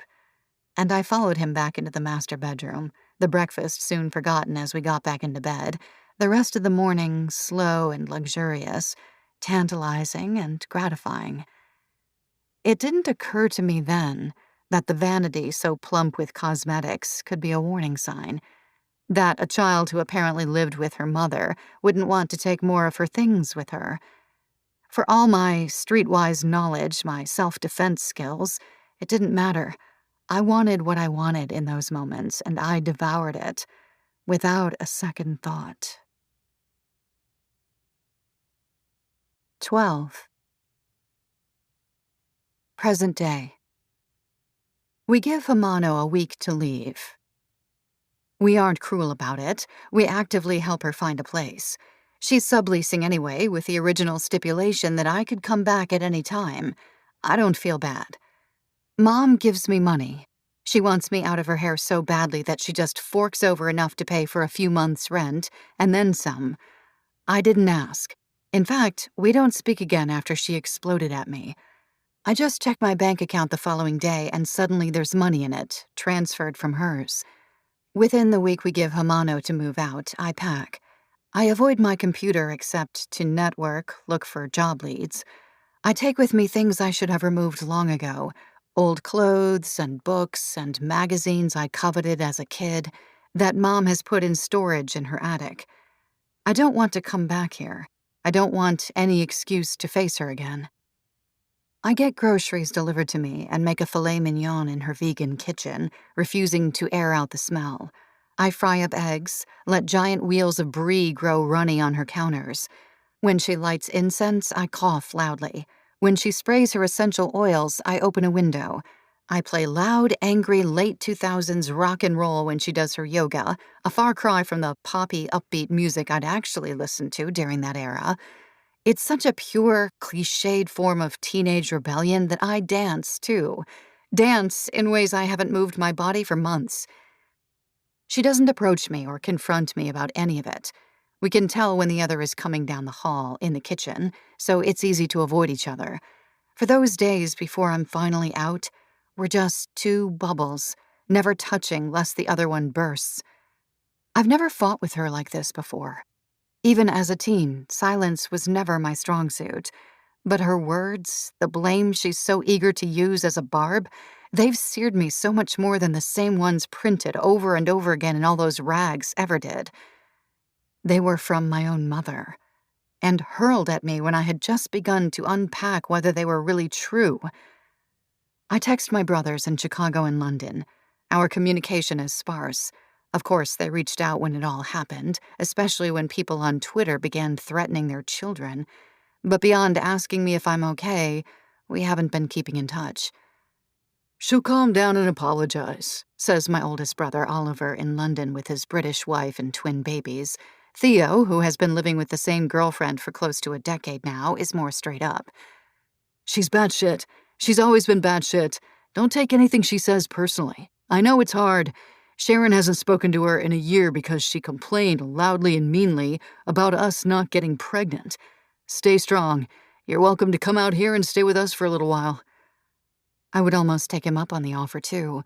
But even after everything, I can't imagine leaving New York quite yet. I just can't. I call my dad in Seattle one evening. It was a strange decision when he moved out there. I'd never even heard of him liking the Pacific Northwest, let alone wanting to live there. But he was retired, and after the situation with my mom and Mike, I guess he wanted a clean break.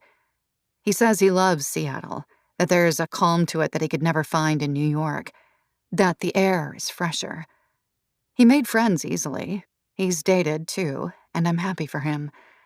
But it does hurt sometimes that he moved so far away. My dad has always been even-keeled to a fault, soft-spoken and gentle, loving but a little distant. He echoes Theo's thoughts about having me come stay with him, and I decline. Your mother, she's lonely, I think. All of you kids are living your own lives. The boys are away, but you know how she is. She feels a certain way, then she gets tired of it just as quickly. She welcomed you with open arms and then decided she couldn't support you anymore. It's not about you, sweetie. These are just her ways. She'll eventually apologize. She probably felt guilty the moment after you had your fight, but pride is preventing her from doing the right thing. He pauses. I hear him take a sip of water. And you, are you okay? His voice strains. He'd been so tactful about my whole situation, never asking outright about anything that happened, always sidestepping any overt mention of that nightmare. Thankfully, the online trolls mostly kept away from him, probably because he is so offline that it was harder to dox him. I'm okay, Dad. I'm okay, I answer. I hear him pause again, the beat of silence allowing him to form his next words. Nothing that happened was your fault, Vivi. You know that, right? You'll get up on your feet again. Life will move on. No one will associate you with this in another year. You've always been so high-spirited, so ambitious. I'm not worried about you. Go back to putting that energy to achieving great things, and I promise you, you'll land back where you want to. We say our goodbyes after that, and I continue packing, letting his words wash over me. How am I supposed to put my energy into something else when I have all this time alone with my mind? I sigh, stuffing clothes into an empty duffel I found in the back of a closet. I'd been good about not going back on Odili's Instagram the past couple of days. Instead, I'd been on LinkedIn, emailing old industry connections with my resume. I was okay with a pay cut. I was okay with a demotion, even if it meant I could work again. But so far, crickets. Huda seems to have a particular stronghold in the industry right now. It makes sense, given how explosive her growth has been, that no one wants to be disloyal to her or get on her bad side by offering me an interview. And of course, my name doesn't help. The fact that Magdalena's investment loss was my fault isn't exactly a secret either. It doesn't matter how much experience you have if the moment someone Googles you, you're associated with horrific crimes, whatever my dad says. In the wake of these rejections, Odili's Instagram is beckoning me again, enticing me to lose hours to scrolling. And there's the itch to know what happened to her face, to figure out why her looks changed so dramatically. So much to know about a woman to whom I'm so intrinsically tied, whom I never even met. So that evening, after I'm done packing and have left my suitcases by the door, I don't sleep right away. Instead, I bring up a bottle of wine, a glass, and log on, darkening the room, so the only light is from my Mac. The tab is still open, right where I left off on that picture of her with her contoured nose, her sparrow-like bones. Maybe it's futile to try to find a sign, something in earlier photos or comments that I missed before, but I'm too curious. So I scroll back a few posts and inch up the screen, much more slowly than I did before, and I start reading the comments more closely. And then, under a filtered picture of the beach, I see it. A comment I must have missed from a woman named Thelma K. Loved our chat and drinks. Can't wait to do it again soon. XX. I click on her profile, but there's almost no information. Her profile picture is a silhouette of a woman. The account is set to private. I switch back to Odeli's profile and scroll back up to the initial photo, the one with her new face. There are fewer likes and comments on this photo, I realize, than most of Odeli's previous posts. Fewer of her friends are impressed, showing their love. It's so late, and I want to get out of this house as soon as possible tomorrow morning. So I close the laptop, plunging my room into darkness, and slip under my mother's ugly comforter for, I hope, the last time. 13. 1 year ago. Quinn commented on my glow as soon as he saw me that evening, back from my day-long date. I made extra toast this morning, and lo and behold, you weren't even in your bed. He sat in front of our TV, balancing a container of Pad CU on his knees when I shuffled in. Tom and I had stayed in bed for a while, until I eventually fell back asleep, awakening to dusky light filtering through the bedroom's large windows. He was propped up in bed reading. I can't remember the last time I stayed in bed this long, he said, kissing me as I stretched. It's nice. This isn't my usual routine either. But you're right. It was nice. I languidly got out of bed, started putting on my clothes. It had been nice. A little too nice. I was afraid of how late I'd stayed there, of how long I'd lain there asleep, inhabiting this bed that wasn't mine. I told him I needed to get some work done for Huda, that I hadn't realized how long I'd slept. He walked me downstairs, retrieved my jacket from the closet by the front door. Next Wednesday? I'm not letting you leave until we have a third date planned. I know you want to slip away.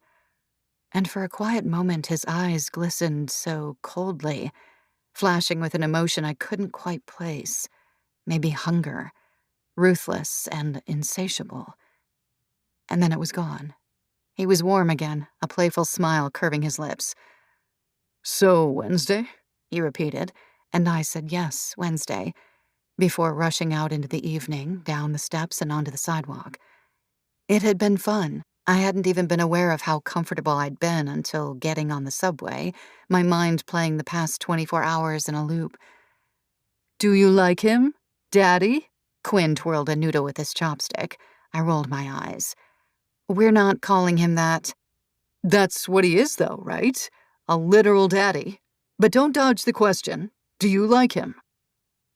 I sighed, took off my shoes, and got comfortable on the couch next to him.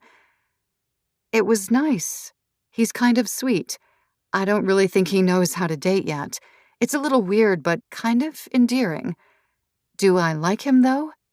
I'll let you know on the third date. He demanded it to be on Wednesday. Quinn arched an eyebrow. Demanded? I'm telling you, I don't think he really knows how to date. He was with his wife for a while. I crossed my legs on the couch and tried to steal a bit of food, which Quinn swiftly moved out of my reach. I've never heard you be so soft on someone before, especially a man. He still can't demand you see him around his schedule. You know that, right? I grunted. Of course I know that. I'm just kind of touched, you know? That he remembered how much I like riding. That he was so vulnerable with me. It gives me a high having access to that kind of male vulnerability. The last part dropped out of my mouth before I even registered it. But it was true. It had always been true. And in the past, maybe I would have used it to my advantage. Maybe in the present, too. It was unseasonably warm on Wednesday, almost summer-like. I had sweat through my work clothes as I descended into the subway, my cotton Magdalena t-shirt sticking to my back, my long hair tied up and twisted on top of my head. I'd felt guilty leaving Huda as the rest of the team cleared out of the office. She had to go over the expense reports tonight, her least favorite activity. Attention to detail, budgeting for the next month, that was my job, to guide her in the right direction, but she waved me away. I know you have a date tonight. I'll be fine. You can fix my mistakes in the morning anyway. I acquiesced, told her I'd be back in the office as early as possible. I was excited for the date. It had been so long since I'd been genuinely excited for a date, instead of ambivalent, almost forgetful that it was happening at all. I examined my thoughts about this, tried to analyze them into rationality. He was definitely occupying brain space that was usually filled with a laundry list of other things. Buyers I needed to contact for work, trade shows and events I had to organize, what food I needed from the store for that week. Instead, his face kept coming to mind, chiseled and handsome, almost stoically so, his imperfections becoming more and more idealized in my head, as if the chemicals in my brain were erasing his flaws. He was taking me to Selena, a restaurant by the Brooklyn Bridge on the water. The obvious course of the night would be a walk back to his brownstone. I tucked a toothbrush into my purse. I almost brought a change of clothes, but decided against it. I would just come home before leaving for the office. Or, worst case, I'm sure I had some clothes stashed at my desk somewhere. I chose a white eyelet baby doll dress with piping, its edges frayed the tiniest bit, an intentional, deconstructed touch. I'd found it at an Upper East Side housing works. It made me feel young and innocent, like I was playing dress-up. I put on too much blush, bright pink lipstick. I kept my hair knotted on top of my head, put on tiny silver hoops. Now that it had cooled down, it was gorgeous outside. The sky so many variegated orangey hues. By the time I got up to Brooklyn Heights, the sun was officially setting, but still the sky was a molten pink, the colors mirrored in the water. He had an outdoor table with a direct view of the sinking sun. He was on his phone when I approached, his brow furrowed, typing away at something. He didn't even sense me near. I had to reach out, touch his shoulder, before settling in the chair across from him. Even when he looked up from the phone, his gaze was still confused for a moment, like he didn't expect me to show up. Vera, I haven't ordered drinks yet, he said, his eyes darting away from mine over to the water. That's okay. I'm capable of choosing my own libations. I opened the wine menu lying in front of me, perused it, deciding on a vodka martini. I expected him to chuckle, but he was shifty, tapping his fingers on his phone case. I found that, without his inquiries, I didn't have much to say to him at all. I wasn't certain how to begin the conversation. I'm not sure why I chose outdoors. It's going to get cold when the sun goes down. We should try to go inside. A waiter came to take our orders. He asked for a vodka martini, too, without looking at the menu. I like it. I want to stay out here, I said, taking a sip of water. There are too many people, too much going on. We're right by the park. He pinched his nose, ran a hand through his hair. What, are you embarrassed to be seen with me? I meant it as a quip, a joke. I'd never spent time with anyone who would be embarrassed to be seen with me. If anything, it was quite the opposite. But he paused before smiling, and for a vicious, mocking moment, I felt something I hadn't in a long time.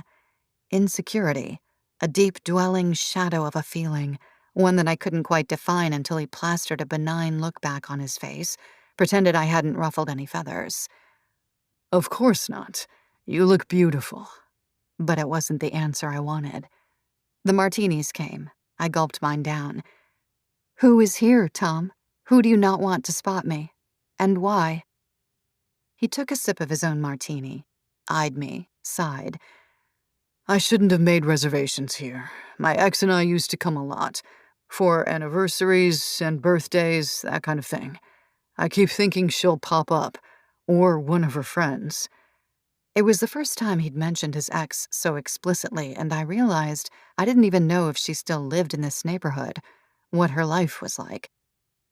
But who cares, right?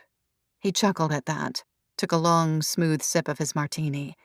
The olives looked like eyeballs at the bottom of a jar full of formaldehyde. She has her friends, who keep tabs. He jerkily reached out his hand to me, grasped my fingers. But let's forget about that, okay? I want to focus on you. I didn't grasp his fingers back. Instead, I felt my gaze hover over all the other diners, trying to decide who had been the trigger, the one who had made him anxious. The rest of the dinner went fine, if not a little stilted. We discussed work mostly, a recent acquisition he had made that I'd seen a headline about in the news. Dry stuff. We ordered steaks and they were dry too. I watched him raise his voice at the waiter, imperiously ask him to serve us rarer meat. It made me sour seeing that. I cast my eyes to the ground, sat on my hands. He was right. It was cooler now that the sun was down. We left the restaurant, both visibly agitated. He tried to take my hand as we walked out, toward the promenade, and I didn't oblige. We walked in silence, sidestepping dog walkers and late-night runners. On the grassy enclaves dotting the promenade, people sat and picnicked, even as it grew later. I was jealous of them, suddenly, laughing with their friends, cuddling their dogs, pouring wine into solo cups. I rarely wanted to be with people my age, but at that moment, I did, desperately. And then his phone went off, shattering our silence. He looked at the caller ID and groaned, pocketed it. But as we continued south, it rang again, and he didn't silence it, until eventually I touched his elbow and said, "Please get that, for my own sanity." And he did, walking away, leaving me stranded in the middle of the walkway. I wasn't quite sure where we were headed even. I just wanted to go home.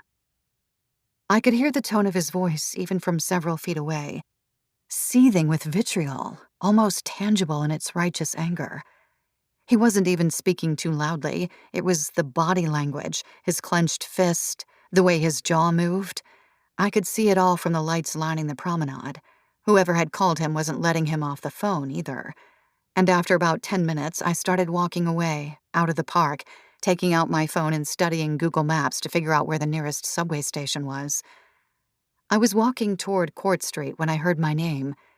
He was a block behind me, jogging toward me, in too good shape, too close to evade. I stood by the subway entrance and waited. He didn't even have to catch his breath once he stopped short in front of me. I'm so sorry about that, Vera. It was my ex-wife. Penelope has the sniffles. She wanted me to check the name of some kid medication back at the house so she could buy it. But I shouldn't have picked up. I was spending time with you. Come back to my place. I'll make it up to you. I felt my lobe. One of my hoops had fallen out. I hope she feels better, but I think I want to go home tonight. I started making my way down the stairs, but he grabbed my arm. Please, Vera. I fucked up. I said I shouldn't have picked up. Forgive me? His eyes were wide and moist, almost manic in the light filtering out from the subway station. How long ago did you separate from your wife? I asked before I could think. He stepped up a stair, away from me, but still holding my arm, his grip tense, reddening my skin. About a year ago. We'd taken breaks before that, though. In the light, I could see his razor burn. Well, she doesn't deserve to be talked to like that, especially if she's saddled with your sick kid. I shook his hand off my arm and continued down to the station. He walked behind me, his shoes scuffing the backs of my feet. Come on, Vera. Don't be like this. It's one fight you overheard. You have no idea what she was saying on the other end. I turned to face him before going through the turnstiles onto the platform. Can you leave me alone? I just want to go home for the night. I've had a long day. His face tautened, his lips twisting into a grimace. I backed farther away, the ghost of his hand still gripping my arm, tapped my debit card at the turnstile, and pushed my way toward the other end of the station. I wondered if he'd follow me. But when I looked back, there was no one there, only the dingy walls of the station, someone using quarters to purchase a new Metro card. I sighed and stepped onto the arriving train, leaving the night behind me. 14. Present day. I find Hamano's hair everywhere. On my vanity, in the corners of my bedroom, silky strands in even stranger places, like my windowsill. I vacuum it all up, sage the apartment. At the end of the day, I am my mother's daughter. Quinn yells at me to open a window. The woman downstairs with the loudest dog stops in her tracks when she sees me, as if I'm an apparition. I move past her, a swift ghost haunting her. I miss this apartment. The sunny windows in the living room, the way one flame on the stove never comes on, the ugly light fixtures and the dust collecting on the spines of the books on our giant shelf. I missed Quinn and the way he whistles in the shower, and the smell of his organic laundry detergent, and the coasters he uses on the already protected living room table. It's good to be home. And after one day of it, we're going to the West Village for the ceremony, and I wake up drenched in sweat, moisture slicking the backs of my knees, the nape of my neck, panting out a few breaths. Tom was in my dream. He was there, at the ceremony, and he came up to me. He kissed me, loud and smacking, and the sound, it echoed across the room. And then he devoured me whole, bits of my flesh spitting out of his wet lips as he chomped down. It hurt. It hurt in the dream, even though you're not supposed to feel pain in them. And maybe I wanted to hurt, like she did, venom choking her into unconsciousness, into death. I take time in the shower, conditioning the ends of my hair, staring at the water spiraling down the drain, imagining blood making the water red. Her blood.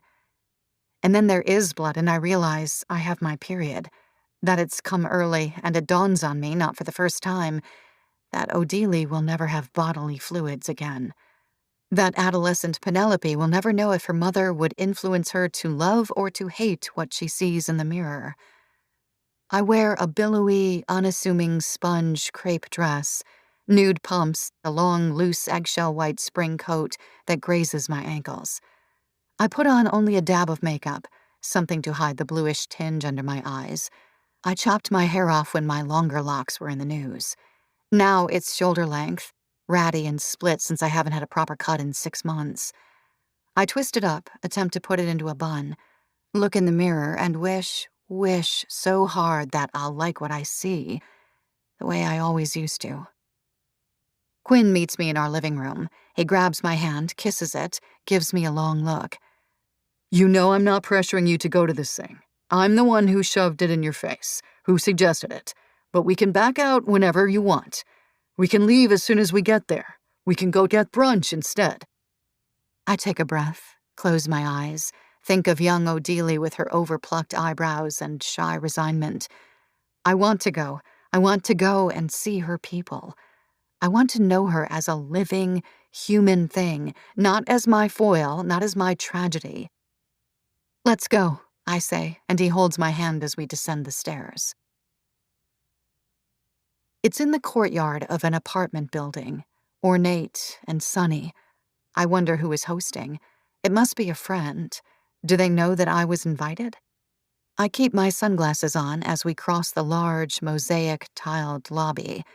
We're stopped by a mustachioed guard from the security detail. No press. He makes us drop our phones into a bucket, checks us for cameras, other devices. We meet his standards and are ushered in. Quinn takes my hand again. I take a breath and hold it. We walk down a mirrored hallway, past an elevator bank, until finally we're at the courtyard, one windowed door propped open. And all I can see for a moment are prismatic hues, the helix of colors and sweaters and plants and sun blinding me. And then we're outside in the fresh air, claiming a pair of seats at the very back, the last line of chairs arranged pew-style. No one has given me a second look. Not yet. Up front, there's a microphone, 2 large photos of Odelie. Someone is passing out programs. Quinn takes one. I don't. My chair is at the end of the row, so fortunately no one can sit beside me. But a distinguished-looking older couple takes seats next to Quinn. And I know immediately they'll start chatting to him because he has that effect on anyone above the age of 60. "I'm glad they're doing this now," chirps the old woman. "It's more decent this way. None of those vultures trying to get a look inside the townhouse. I'm Paula Edwards, by the way. This is my husband, Hank. We own 159 next door. I remember when they moved in. Seemed like a perfectly happy couple to me." Quinn nods along, keeping his fingers entwined with mine. "You know, I always say to Hank that I never trusted him. We had adjoining gardens, and he would always lie about what new construction they were going to do. But she seemed nice. She really did. Her poor soul. What a thing to happen on our quiet street. No one's made an offer on it yet, though I'm sure it'll be snatched up within the year. I've heard, though, that there are a lot of legalities tying up the property. Shady stuff, if you ask me. He was such a dog, that man. She clucks her tongue. Anyway, how did you know them? Quinn is saved from answering. A tall, blonde woman in a turquoise caftan has approached the mic. She's welcoming everyone. She introduces herself as Louisa Bennington. She thanks someone called Shirley for her hospitality, for allowing this event to be hosted here. She reminds us that we're celebrating a life, not mourning a death. That she encourages everyone to donate to an organization fighting intimate partner violence. That there will be Aperol spritzes, Odili's favorite, and some light hors d'oeuvres after the speeches, the performances. I feel dizzy. The scent of lavender washes over me, planted in this garden, this courtyard. I'd smelled it on her. Not on her, related to her. The perfume on her vanity that I spritzed onto my wrists. How naive was I? Her stuff was just lying around, and I believed his bald-faced lies, never questioning. I close my eyes, squeeze Quinn's hand as hard as I can. Panic, cold and dark and seeping, is erupting inside me. I keep my eyes closed, my alarm preventing me from standing up, from leaving, from moving an inch, from hearing whatever is going on toward the front. Instead, there's just a dark buzz threatening to erode my consciousness. And then, Quinn is lifting me up out of the chair and leading me toward the edge of the courtyard. Everyone is getting up. The ceremony is over, and I somehow blocked out the whole thing. "Are you okay?" he whispers. "No, I think I need to leave." It was a bad idea coming here today, with the wafting, flowery fragrance, the people, too many people in one space who knew her, who loved her. And who am I? Some fraud, some harbinger of unsettling, horrific harm. What was I doing? What had I thought I was going to glean from this? This wasn't only bad for me, it was bad for them, too. All I could possibly bring these people was misery. I step back into the building, into the cool marbled lobby, away from those hordes, when I feel a tap on my shoulder. Quinn shields me, tries to hustle me away. But I turn, out of instinct, or some rusty part of me that used to know how to act at parties. When I turn, I see Odile as she was 10 years ago, that face peeping out of caked-on makeup, poorly dyed hair. "Vera, I wanted to say hi before you left. I'm really glad you came. It means a lot to us." I gape at her for a moment, her smile kind, even as her eyes are red-tinged, her mascara and liner smudged by tears. "I'm Paige, Odile's sister." She must have spoken at the ceremony. It must have been obvious that I would have known who she was. And yes, Paige, of course, Paige, Odile's little sister. She'd posted one photo of them together, and now she'd morphed into a woman a little younger than me, so hauntingly like Odile that it was like seeing a ghost. "Paige," I say, and she leans in for a hug, long and tight. "Good to meet you." "My parents, my family, they'd love to meet you. I know you were on your way out, but if you could just stay one more minute." And I'm being coaxed back into the courtyard, toward her family huddled at a table, strangely segregated from the rest of the group, as if they're the outsiders here, at the anniversary of their own daughter's death. And for the first time since I got here, I can feel the thrum of murmurs. Out in the open, in the sun, people are recognizing me. No roar, only a quiet rush of whispers, eyes on my outfit, my shorter hair. But Paige is pulling me forward into the thick of her kin, and I can't turn away now. I can't get lost again in the crowd when she seems to be pulling me inside something. We reach the table, and then I'm thrust into outstretched arms, my nose buried deep into a blue cotton sweater. It isn't until I step back, away from the embrace, that I realize who is holding me so tightly. Odile's mother, small and round, hair short and blonde and curly, pink lipstick, earnestness radiating from her like dust motes when you beat an old rug. I can feel the stickiness of her lipstick stain on my cheek. "Vera," she breathes, her eyes dewy with unshed tears. "So good to finally meet you." She clasps my hands, her carefully filed nails digging into my skin. "Likewise," I mumble. The sun suddenly seems too hot, the glare penetrating my sunglasses, forcing me to squint behind them. Odele's mother, whose name I still haven't caught, gestures at the small knot of people. "Here we have Audrey and Laura, Odele's cousins. My husband, Richard. Dorothy and Eugene, Odele's aunt and uncle. Penelope is staying in Michigan with our neighbors." The relatives wave at me and I forget all their names immediately, my hand still hanging limply in hers. They're all clustered around this table, looking bemused, grieved, uncomfortable. "We're so very happy to meet you," says Odele's dad, the one who was sick, whom she was taking care of while Tom was with me. Her dad looks frail. He's white-haired, his skin nearly translucent, veins purple and gnarled. His eyes are blue but almost filmy, like so much moisture has collected there the past few months that he seems to be perpetually crying. I smile tentatively.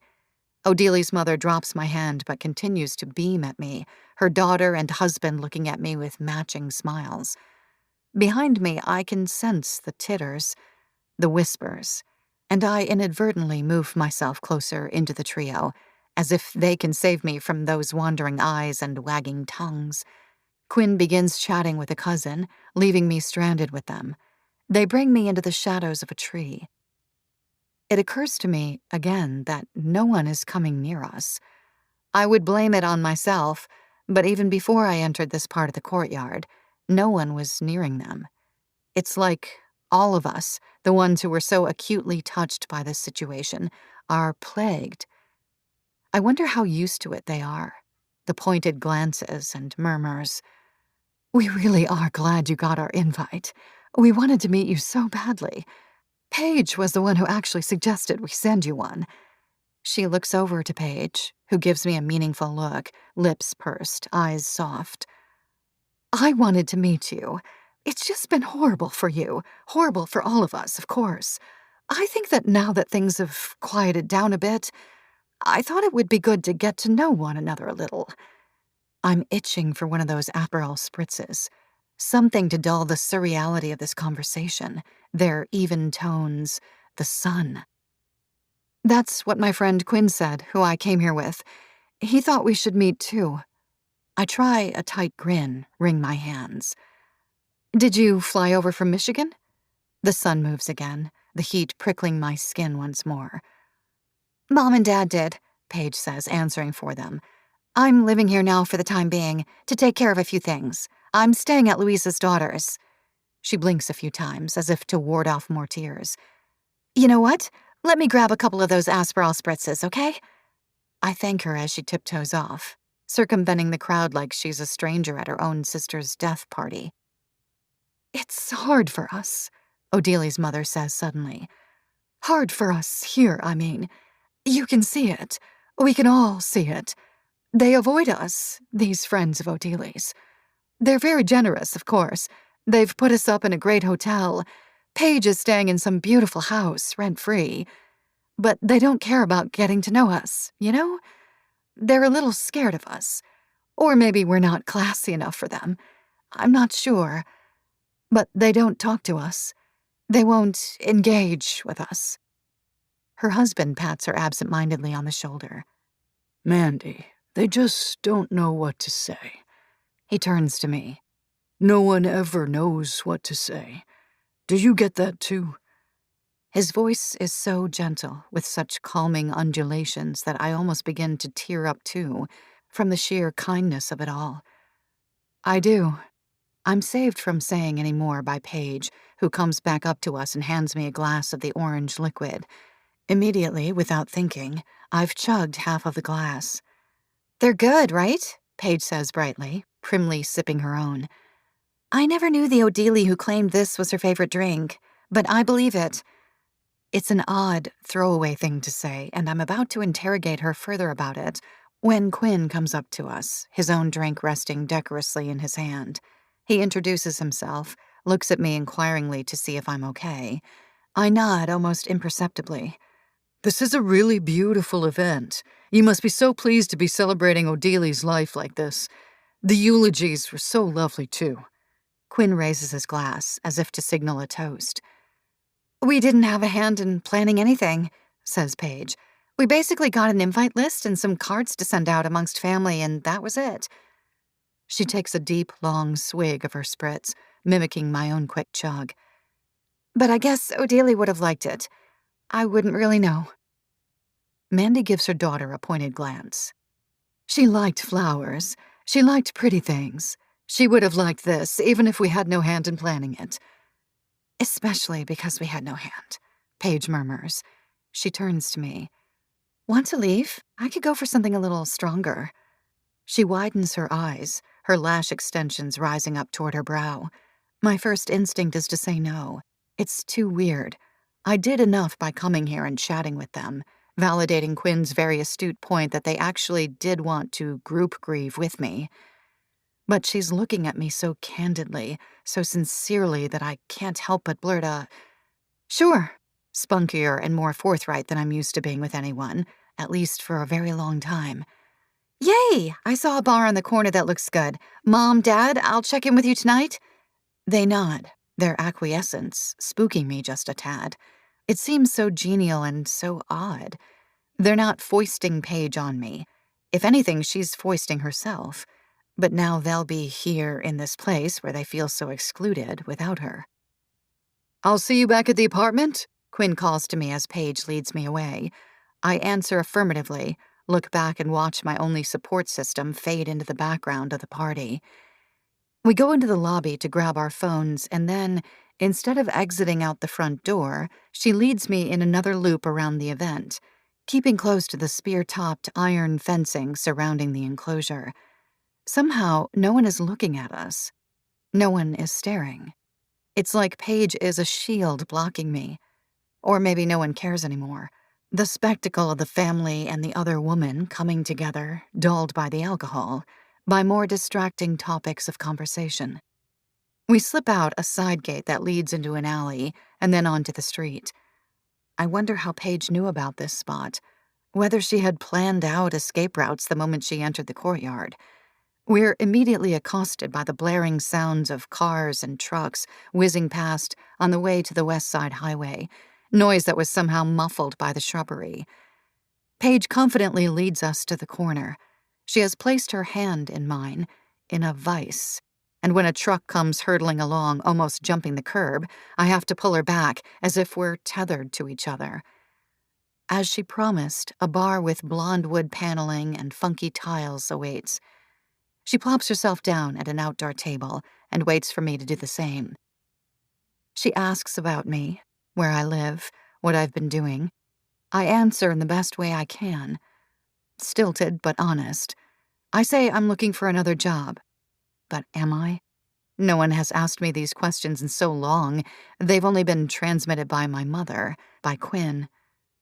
Paige nods, doesn't push, which I appreciate. She tells me where she's staying, that she's not sure how long she'll be in New York, but it's already been a couple of weeks. She says she lives outside Detroit, near her parents, that she's between jobs, but doesn't elaborate, so I don't ask. She says she's lonely here, that she hasn't had the chance to really explore the city yet. She pauses. I know this is weird of me. I mean, it must be absolutely surreal to you, right? She gazes at me, forcing me to expel a response. Which part? I say lightly, my mouth twitching into a grin. You know, it was so shitty what the media did to you. And even shittier to pit us against each other. Like we were supposed to hate you for something you seemingly had no control over. Or didn't have the full story about. My mom, well, she just felt bad for you from the beginning. I mean, after the initial horror and trauma wasn't plaguing her day and night. It still is, of course, but you know what I mean. A waiter comes to take our order, and Paige orders a gin and tonic, like it's 9 p.m. and not 3 in the afternoon. I order a glass of Sauvignon Blanc. I know what you mean. Paige sighs. She's wanted to tell you for so long that she doesn't blame you for anything. None of us do, but Mom especially. The waiter comes with our drinks, and she takes a sip of hers. We didn't really know Tom is the issue. We didn't really know Odelie, except Mom denies that, of course. We only met Penelope when she came to Michigan right before the deaths. No one was invited to her birth, anything having to do with their little family. But no one likes reporting that. It doesn't fit well with the tale of the saintly woman who doted on her father, only to be ripped away from the earth by her sociopathic, philandering husband. Paige clinks the ice in her glass. At a table behind us, a small dachshund starts whining for its owner's food. I sit there, hand shaking as I sip the crisp wine. Paige is right. That is not what I had envisioned at all. In all my dark, lost spirals into which my own worst feelings about myself had plummeted, not once had I suspected that Odelie's family didn't know their own daughter, their own granddaughter. Did she just move away and stop keeping in touch? Paige fishes the lime from her glass, sucks on it like a teething baby. She met Tom when she was super young, and then she basically vanished from our lives. She wasn't exactly estranged. She would call us out of the blue sometimes. We were all friends on socials. Once or twice, she and Tom visited us, but otherwise, there was this strange barrier between us and them. It wasn't breakable, and God, my mom tried. But Odelie and Tom were very quiet with her, and quiet about each other. She drinks the melted ice. And now my folks are suddenly parenting a toddler again, which is a whole other type of weird. Penelope won't remember her own parents. She's too young. She stopped asking where Mama was months ago. I think my mom didn't want to bring her here because she was afraid she'd recognize something, be traumatized or whatever. I want to ask about Odelie, about the transformation on her Instagram, but I stop myself. Paige seems to be on a ramble, and maybe this is a long-delayed, much-needed speech for her.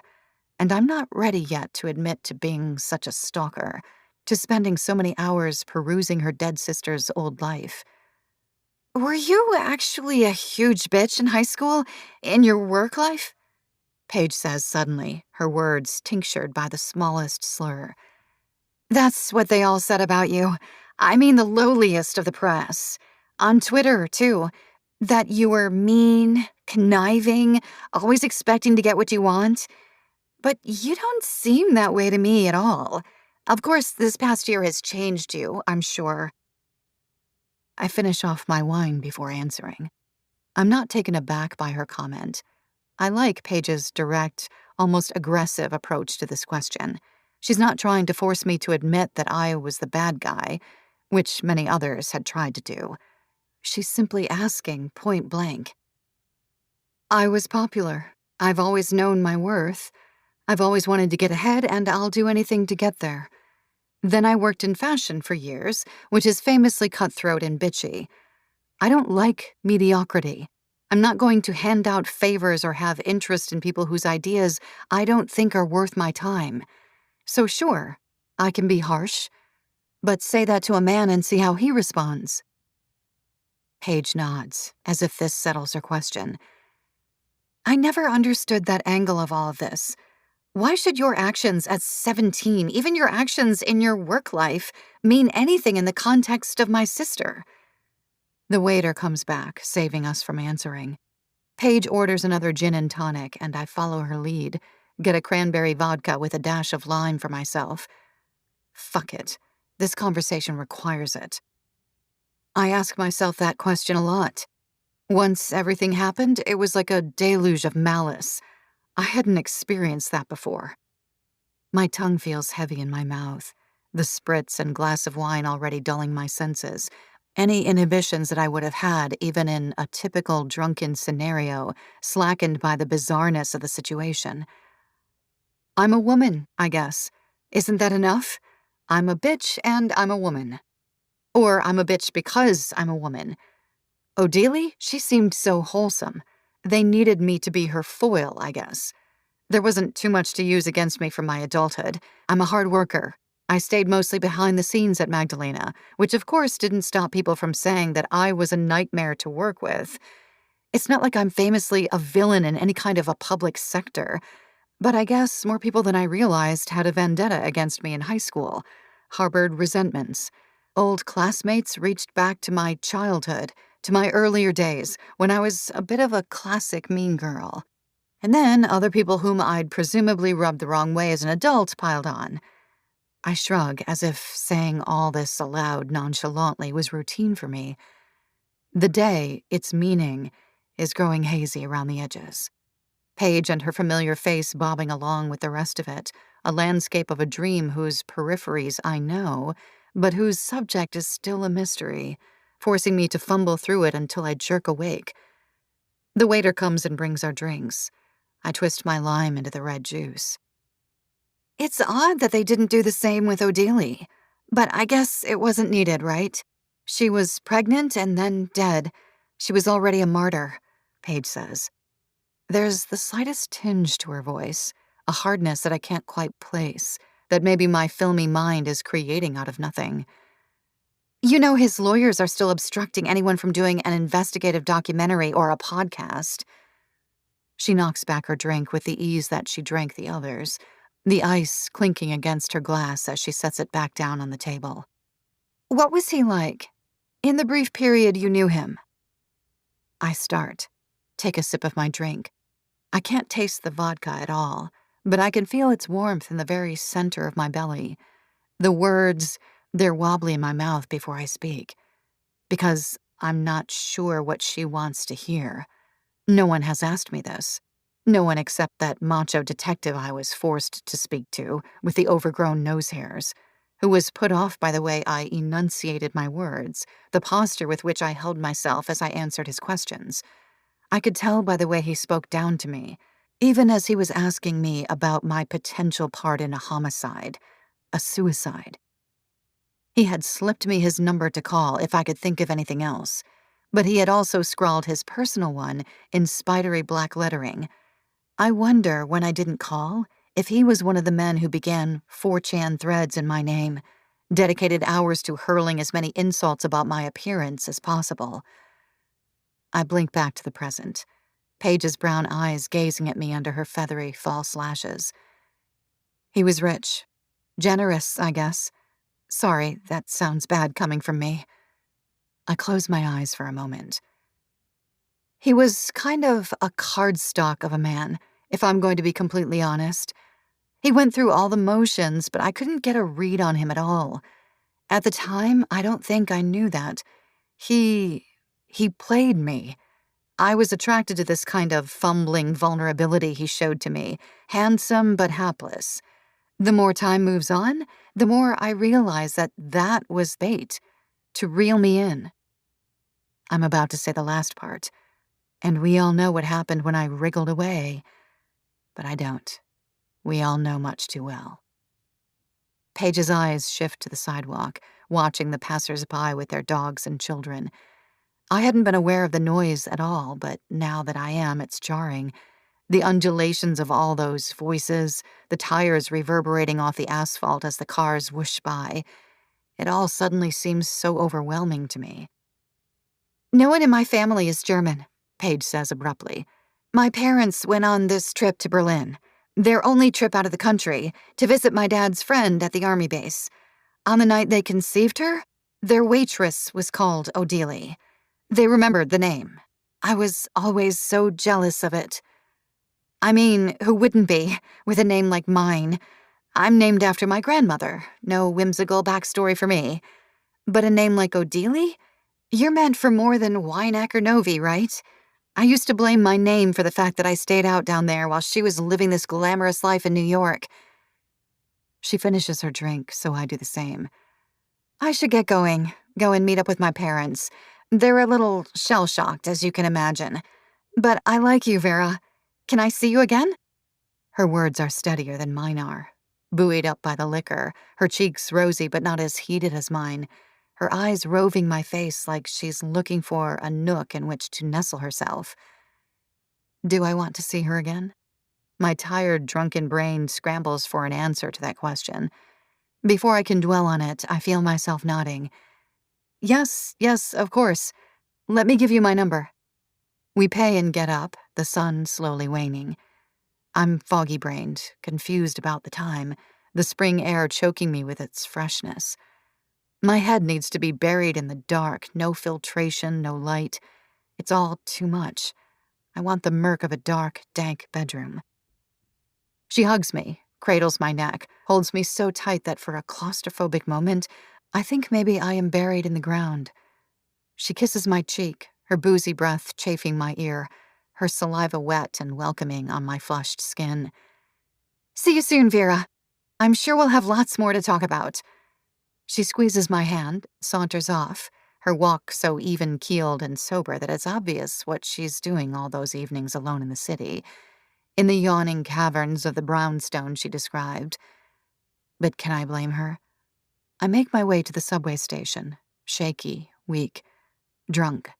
But I manage to get on a train, find my way home. Later, when I'm sequestered under my duvet, 3 Tylenols thrown back just like all that empty stomach alcohol, the curtains drawn and the lights dimmed, I take out my laptop and, like a zealot perusing a sacred screed, I pull up Odeli's Instagram, right where I had left off. It's summer now.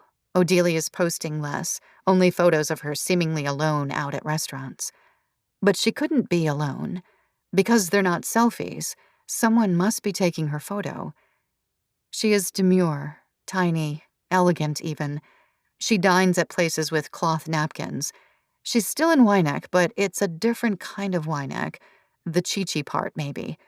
Whiter sands, better maintained Jack Rogers sandals, a shot of her on a yacht. Always alone, her face devoid of meaning, of any expression at all, really. She's perfected the distant, mysterious, but somewhat affable curve of a lip that I associate with women of a certain economic class. There are fewer likes, fewer comments. But that one name keeps showing back up. Thelma Kay. Was she there today? This new friend of Odeli's who somehow collided with her during this sudden shift in character? And then a jolt, a shallow inhale of breath, because there he is.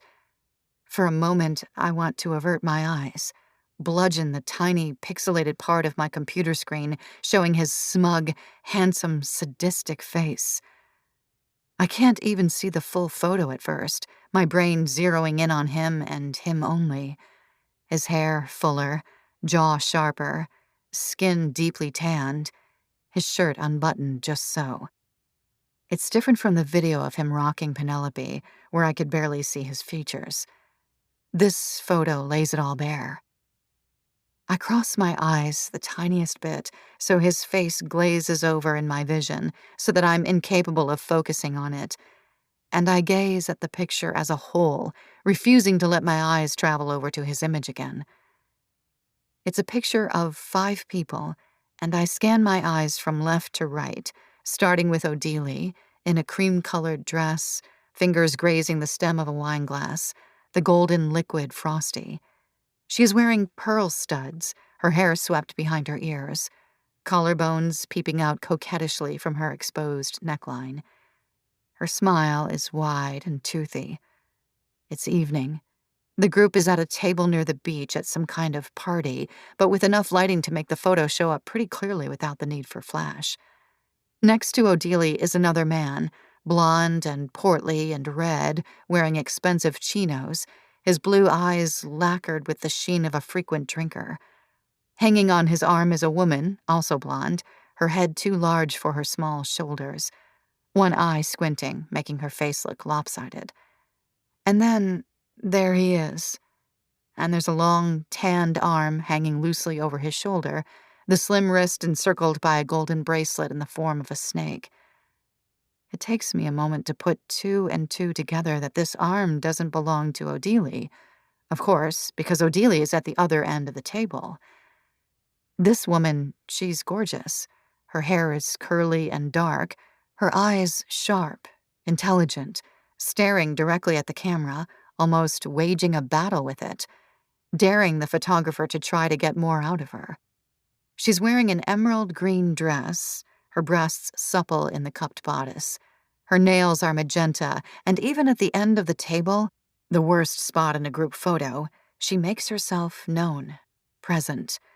As I shift my gaze to take in the whole group, she outshines them all. So magnificently and with such intent that I'm shocked my gaze had flitted directly to him at first instead of to her. She's with Tom, that much is certain, her body language almost comical in its blatant ownership. She owns him and knows it. He's almost diminutive in her embrace, in the way that she's wrapped herself around him, like the bracelet coiling around her wrist.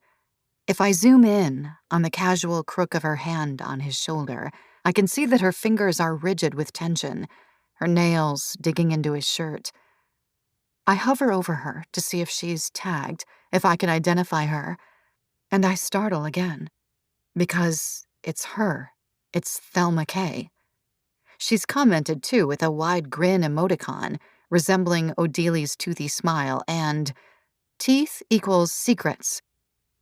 What could that mean, I wonder? 15.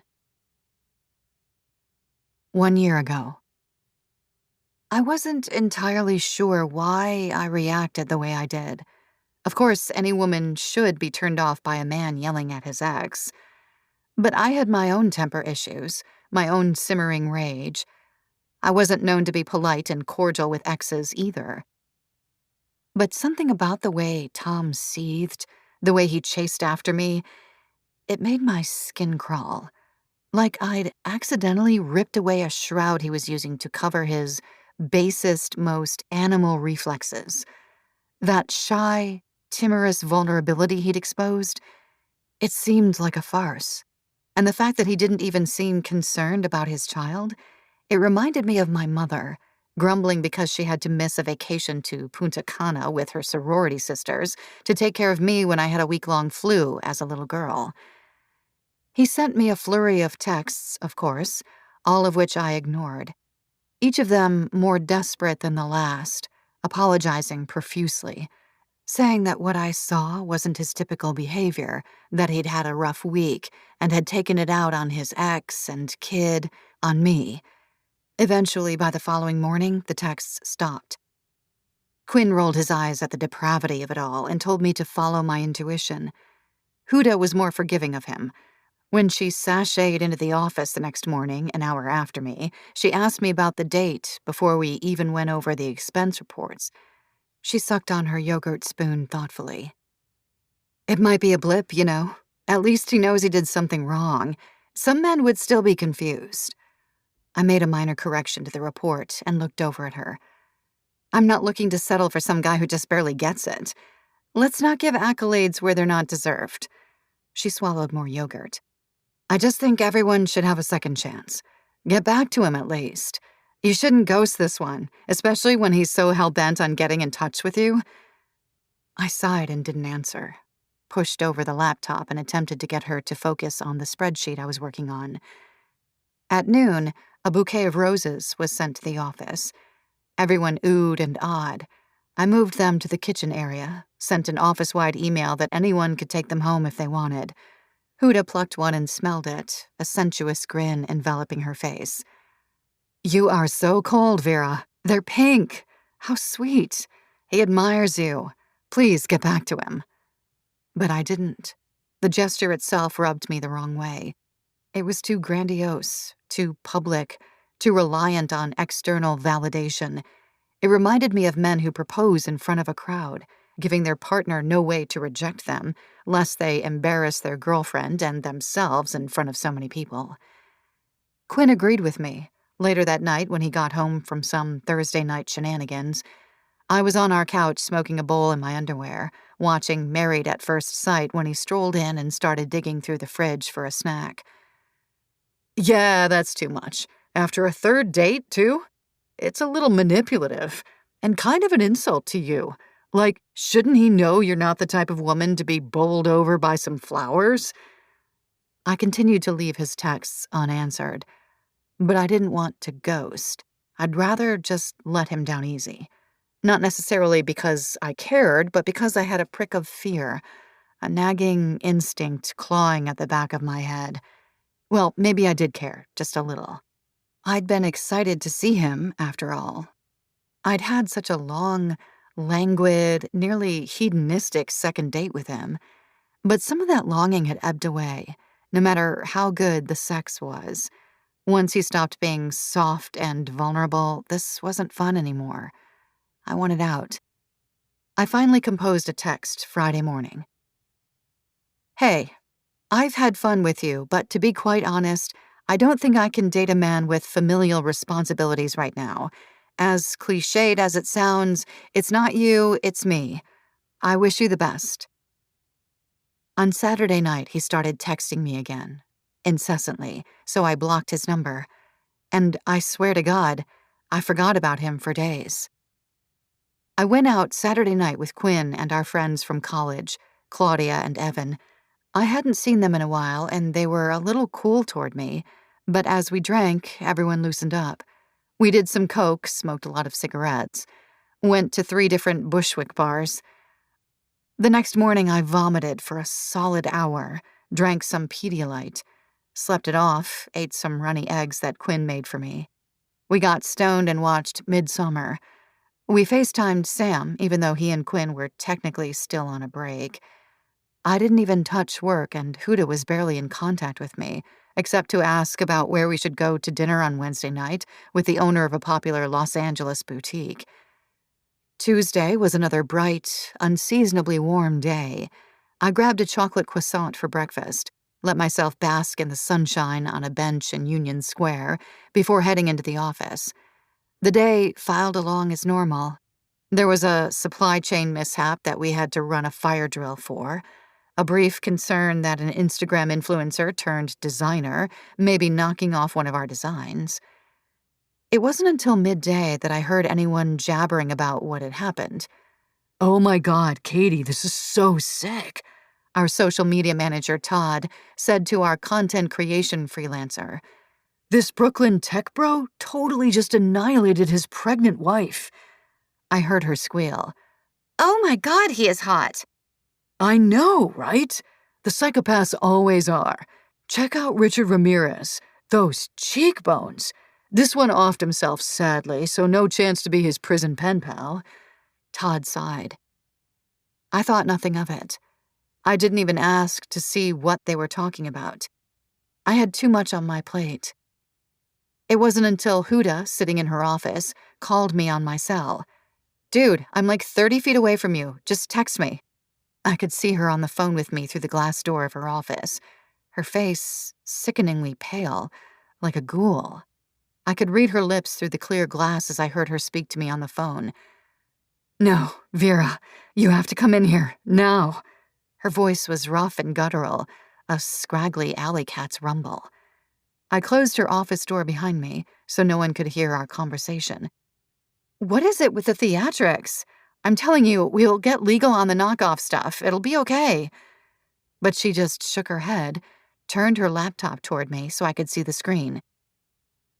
Thomas Newbern, millionaire co-founder of logistics startup, kills pregnant wife and self. And then everything in me shattered. Huda sent me home in an Uber, told me to take the rest of the day off. In those first few moments, the hours when all of it seemed like a garish cartoon, the veracity of it refusing to sink in, I almost laughed.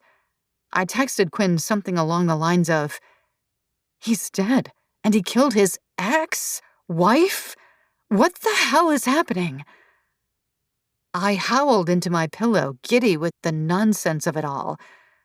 When did the horror sink in? When the paparazzi showed up the next day, their noise like an insect's hum? I asked Quinn what was happening outside, and he checked for me, and they got him too. They knew who he was somehow, from their collective claw, intent on snatching any morsel of info they deemed themselves worthy of. Quinn shoved his way back up the stairs, his face vacant and chalky, like the outline of a body's head at a crime scene, and told me they were there for me. I got information in spurts. At first, I glued myself to my phone, refreshing Google every few seconds for new information. Then, when it started rolling in more, it paralyzed me. My brain barely able to communicate with the rest of me, shockwaves coursing through my body like squiggling worms. The housekeeper, Anna, the person who took care of those gleaming white walls, was the one who alerted the police. The moment she stepped inside, she smelled sulfur, and immediately she ran to Penelope's room on the 3rd floor, letting out a wail of relief when she spotted the small girl in bed, sound asleep, her chest rising and falling, heartbeat steady.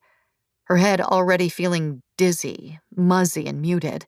Anna picked the toddler up and ran out the front door, dialed 911 as she breathed in the outside air.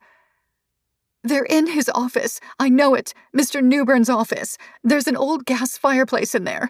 No windows. The lock on the door is broken. It does not open from the inside. It broke when she was away, and he said he would get it fixed before she came home, but I don't think he did."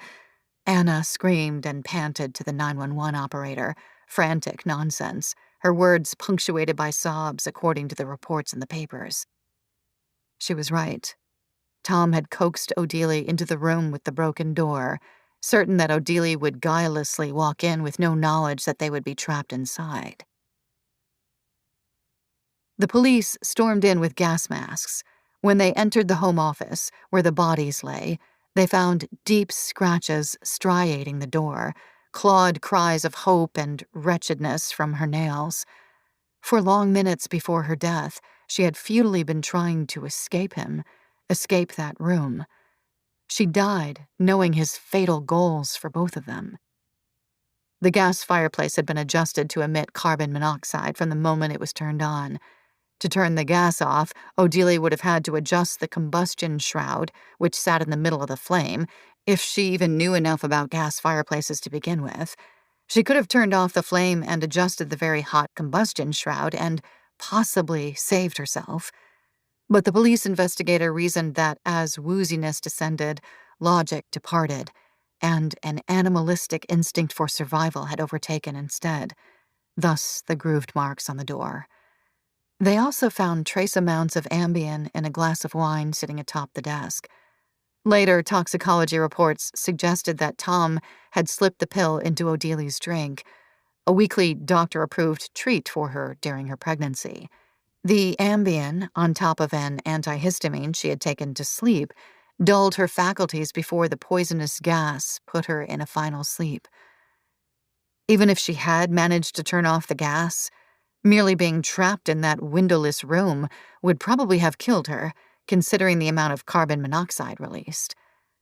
The brownstone, with all its shiny objects, wasn't properly renovated and didn't have a stopcock. Not the first time the investigator had seen shoddy work from an expensive contractor. Days prior, Snappy had removed all technology from the home office. No computer to use for help. Tom had also left both their phones in the kitchen. Aside from his suicide note, there was another paper left with crude markings. Some kind of blueprint for an animal enclosure that Tom had been working on, perhaps for horses. The detectives were the ones who found the note, slipped into a desk drawer that was later leaked to the press. "To whom it may concern, I have been left with no choice. Vera McDonald has left me with no choice.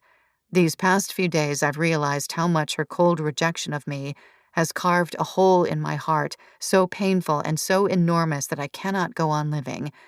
I'm sorry, Penelope, but this is the best decision for all of us. Your mother deserves everlasting peace, free from my transgressions. Vera, even as I write this, I still love you." There was no evidence of prior abuse, physical or verbal. Sure, I'd heard him yell at her over the phone. Sure, there were rumors that he could be absentee, that even when giving his child a bath, he was prone to neglect, to forego instructions or supervision. But the police didn't care about that.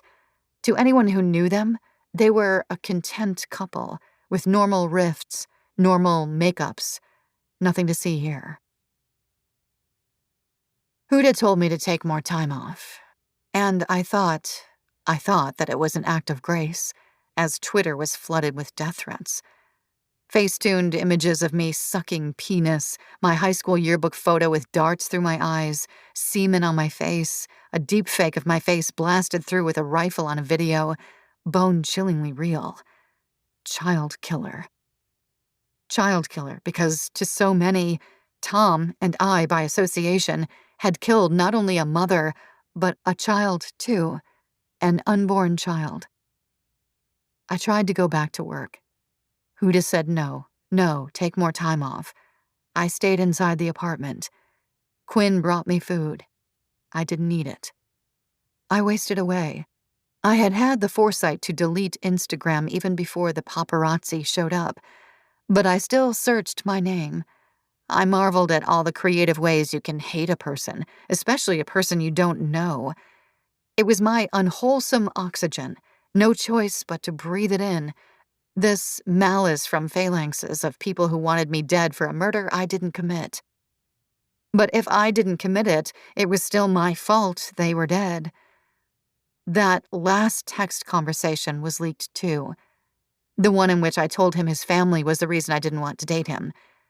All my pals, the ones who wanted me murdered too, raped with AK-47s and then shot through my uterus, they were right. I, with my excuses, my flimsy attempt at asserting boundaries with a man I'd only gone on 3 dates with, had caused all of this. It was like being given a power I couldn't contain, a magic spell gone horribly awry with fatal consequences.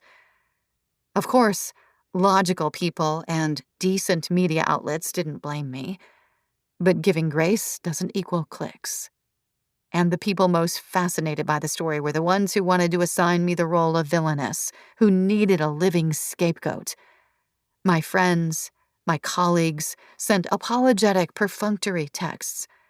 I reached out to the ones whom I'd known for years, saying how broken and lost I felt. There were a few short exchanges, but no one wanted to touch me. No one wanted to be associated with me. No one knew how to handle me, the mess I'd made.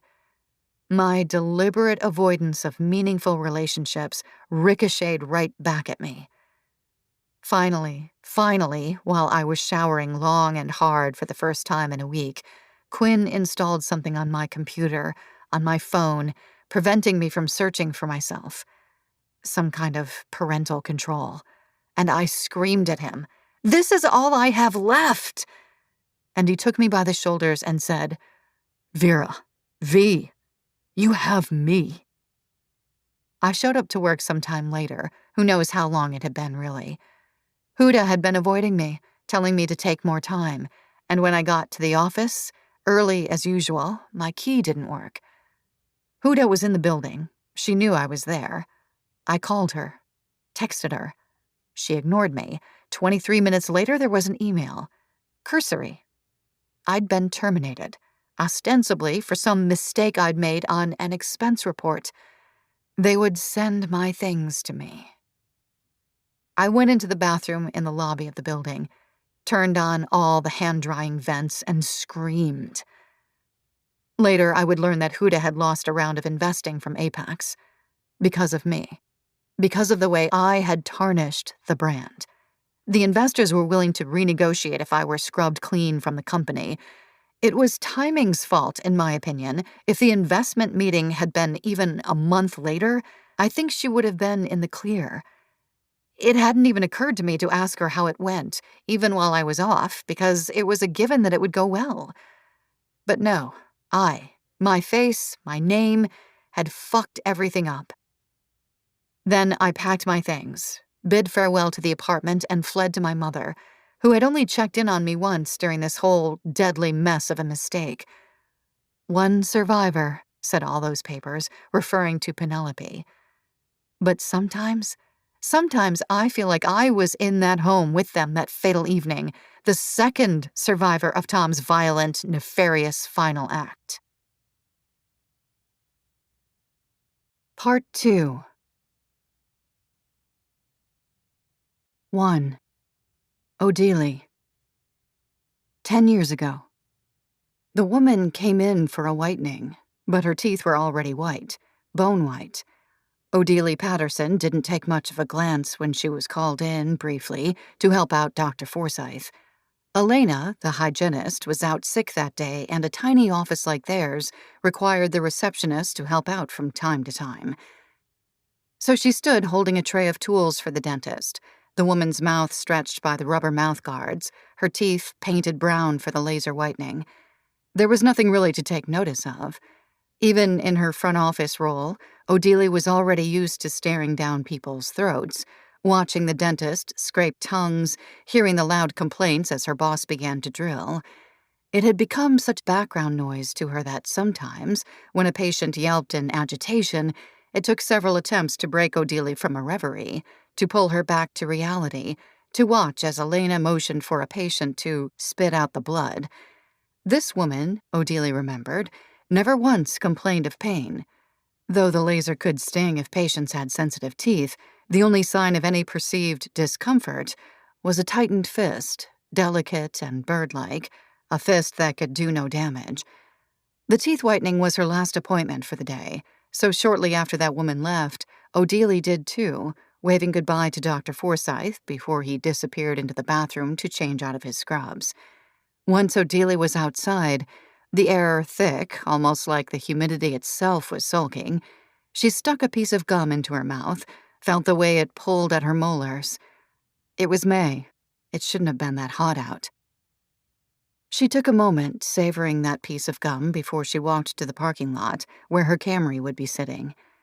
Tonight, she was supposed to go over to her parents for dinner, which she rarely enjoyed. She had moved out for a reason, though her parents also lived in Wynneck, only a few short miles from her. She stuck another piece of gum into her mouth, chewing viciously at the thought of seeing her family, having to withstand their indifference. Maybe she wouldn't go over until later. Maybe she'd have a drink all by herself at home before driving herself over. She was so deep in thought that she almost didn't notice the teeth-whitening woman standing by her own car, a red Alfa Romeo Giulia, smoking a cigarette, her richly tanned arms leaning against the hood. It was such an obviously sexy pose, her fingers coiled around the filter, her tight jeans showing off her toned buttocks aimed toward the sky. The pose itself wasn't even natural. Why not lean against a window instead? Stand more upright? It was obvious she was a summer resident, here a few weekends early before Memorial Day. No one who lived here year-round could afford that car or those Pilates-toned arms. Odelie paused by her own car, lifted a hand in a wave. "You know, you shouldn't be smoking right after the whitening. It can reverse the effects." It was a cloying, prudish thing to say, but there was something about this woman, the way in which she carried herself, that provoked Odelie, made her want to engage. She couldn't put her finger on why. The woman rose up from her awkward position, her black tank top rising with her, offering a sliver of toned stomach. She took another drag of the cigarette, exhaling the fumes in Odelie's direction. "Thanks, hon. You would know best." She smiled then, her eyes squinting ever so slightly with the effort. Odelie saw the crinkle even from 2 cars away. "Have you ever smoked? Or did they bar you from working at a dental office if you have?" "Maybe once or twice, in my heyday," Odelie answered, surprised by her own quip. "You're barely 20 years old," she said, not unkindly. "Well, how about thrice, for good measure? It's a whole lot more relaxing than that gum you're chewing." Odelie paused her rotating jaw and spit the gum into a wrapper. Was it that obvious? She really should be getting home, especially if she wanted to have that drink before heading to her parents'. But maybe a cigarette would suffice, would ease the blooming tension she already felt in her chest at the evening ahead. She circled her car and joined the woman by the Alfa Romeo, its bumper gleaming in the setting sun. "Perry," the woman said as she stuck out her hand, long nails digging into Odelie's flesh as they shook. "But you should know that already, since you were just looking inside my mouth." Perry plucked out a cigarette and handed it to Odelie, lighting it for her as Odelie brought it to her lips. "I love the dentist. It's so relaxing." She flicked some ash by Odili's foot. Odili tried for a scoff. "You think I'm kidding? That's why I made this appointment out here in the first place. I missed the dentist. All I want to do is lie back in a chair and have people make me prettier. The pain is worth the gain." That's a cliché, but it's a true one, especially for women. "What's your name?" Odili told her. "Wow, fancy. You don't hear names like that in these parts." She eyed Odili's burning cigarette, the ash sticking to the filter. Odili self-consciously flicked it. She didn't want to inhale again, afraid she would cough. Then Perry reached out, grazed one nail gently down Odili's cheek, the gesture so quick, so light, that when Perry took her hand away, Odili felt for a moment like she'd imagined it. She shivered, despite the heat, her gaze dropping to the corner, to the car's tire. "You have it all there, Odili. You have the makings of someone." Perry's hand lingered, outstretched in the air like the painting of Adam and God's fingers touching. The only proof that it had grazed Odili's skin had made her flesh tingle. "The makings of what?" Odili heard herself say, a feathery whisper. She wanted Perry's nail back on her skin, on her spine, counting the knobs. Perry smiled, those teeth like white shiny pebbles, sanded and polished by the beach's waves. "You have gumption. That's all I mean." And with that, she opened her car door, stretched herself in like a cat in the sun. "Babe, you're about to burn yourself," she said, cigarette dangling out of the window, and then reversed out of the parking lot, a plume of smoke disappearing behind her. And Odili felt the hot prick of the ember dying down on her fingers, the cigarette burnt down to its filter. She enjoyed it, the searing pain, for a moment, before she let it drop on the asphalt. Before she walked back to her own car, her index and middle fingers blistered on the inside. She sat for a second, her hands on the wheel, staring into the sky darkening into a hazy blue, clouds wispy like the smoke, her teeth aching, quivering with need. But for what, she did not know. Gumption. The word danced around her as she sat at dinner. For once in her life, Paige was in trouble. She had gotten a B+ on a math test. Paige was a genius, the one her parents cherished. The one who, though she was 5 years younger, had shown more promise at age 5 than Odili had in all of her 20 years. A wunderkind. That was what some crotchety elementary school teacher had called her. Could read at 3 years old, knew her multiplication tables before she graduated from kindergarten, had won the science fair, the spelling bee, the poetry contest, the girls' soccer championships year after year after year. She would go on to win homecoming queen, prom queen in a few years' time. Odili could sense it. Paige was the Pattersons' prize. Paige was Wynek's prize. No one had expected Odili to go to a 4-year college. When she announced she had matriculated at Wynek Community, there had been a 35-second pause at dinner. Odili had counted. "Well, that will be a good way to spend your days for now," her dad had responded, his voice devoid of enthusiasm. Which was, perhaps, why her parents were so desperate for her to meet someone, to start a life with children and diapers and nap times and routines. If she wasn't going to excel in school, she had to excel at being a mother, right? But Odili didn't want that. She wasn't entirely sure what she wanted. She had her small joys.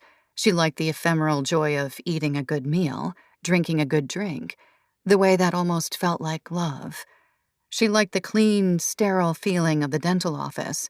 She liked the dental hygienist Elena who worked there with her. She sort of liked her tiny apartment, which she shared with her friend from high school, Kitty. She enjoyed being alone in it, watching Dr. Phil on the afternoons when she wasn't in class or working at the dental office. She liked the way her sheets felt when she would fall asleep, cool against her skin that always ran hot. She liked sex when she had it, though her assignations had been few and far between. Most of the time, though, it was never worth more than a handful of hours. It was never worth wrapping herself in another person's sheets.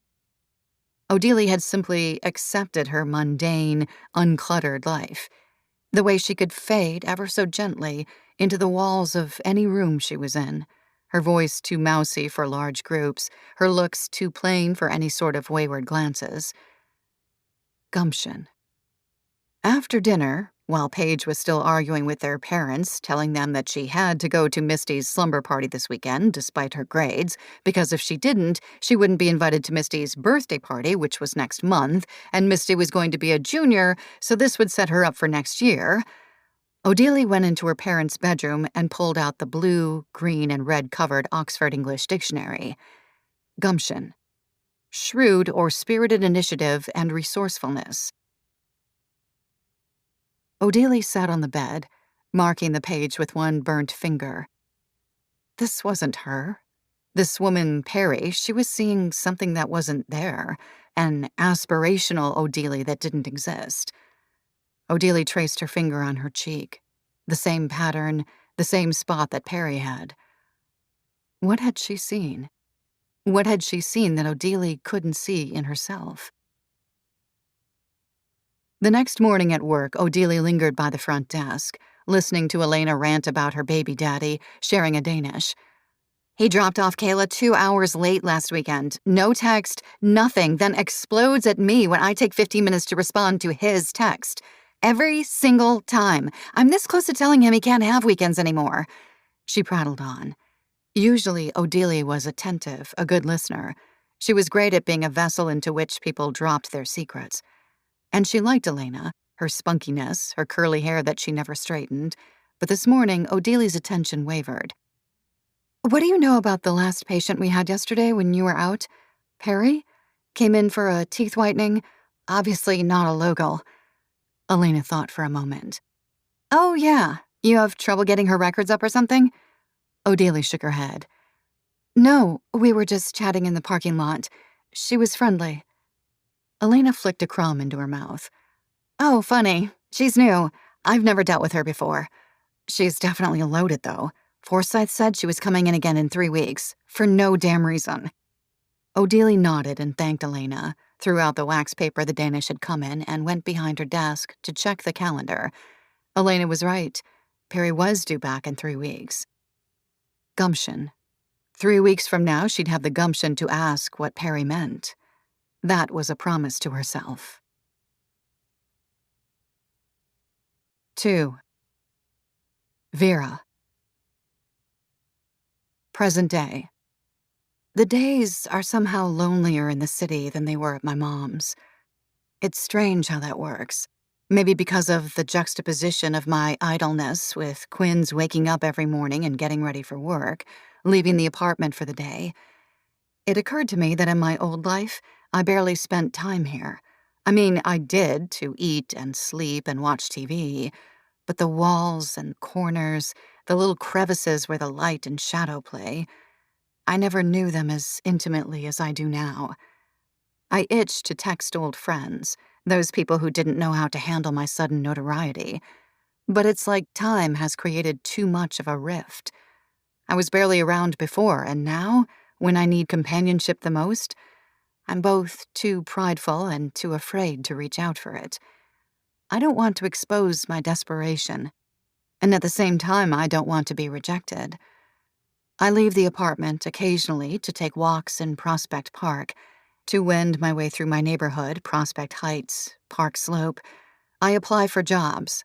I get a couple of interviews at apparel-adjacent companies, a marketing position for a beauty supply brand, a sales position at a retail tech startup. They all go fine, but no one calls me back. Sometimes, after Quinn leaves, I sit in our living room underneath the green blanket on the couch and pull down the shades, engulf myself in darkness like I'm in a cocoon. Fortunately, that activity grows old quickly. Late spring sunshine always seeping through the windows to remind me that I shouldn't self-isolate, that pitying myself was never a good option anyway. Quinn notices my aloneness in the way I jump at him when he comes home after work, asking him how his day was, if he has evening plans, if there's any DIY project he wants done around the apartment. It's the first time in my life I've felt needy. You should get a hobby, Quinn finally says one day when he comes home after happy hour drinks with his coworkers and finds me watching the 18th season of Keeping Up with the Kardashians, when I'd only been on the first a week ago. He's right. I should have some constructive pastime, aside from intermittently reaching out to old work contacts, scouring LinkedIn. I wonder, in one moment of tumultuous self-reflection, if I should have been applying all along, from the moment Huda officially fired me, if this gap in employment is actually making matters worse for me, apart from my name. I've abandoned Odili's Instagram for the time being, the browser window with the picture of her, Tom, and Thelma Kay lingering, hidden on my laptop screen. It's like my own bizarre process of revisiting her life froze when I entered it physically. I try to look up Thelma Kay. I Google her. I Google her in combination with Tom against my better judgment. Nothing comes up. It's like she vanished. Unless, of course, Thelma is a fake name, used only for social media.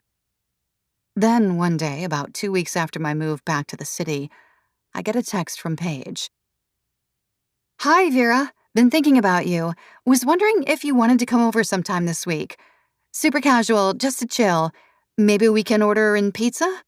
She ends the text with a smiley face. I follow Quinn like a puppy when he comes home, waving my phone in his face as he tries to make a stir-fry for himself. "What do I do? Do I go see her? This is so weird, right?" Quinn sighs, begins to chop an onion. She's obviously lonely. You did your due diligence, though, by going to the ceremony.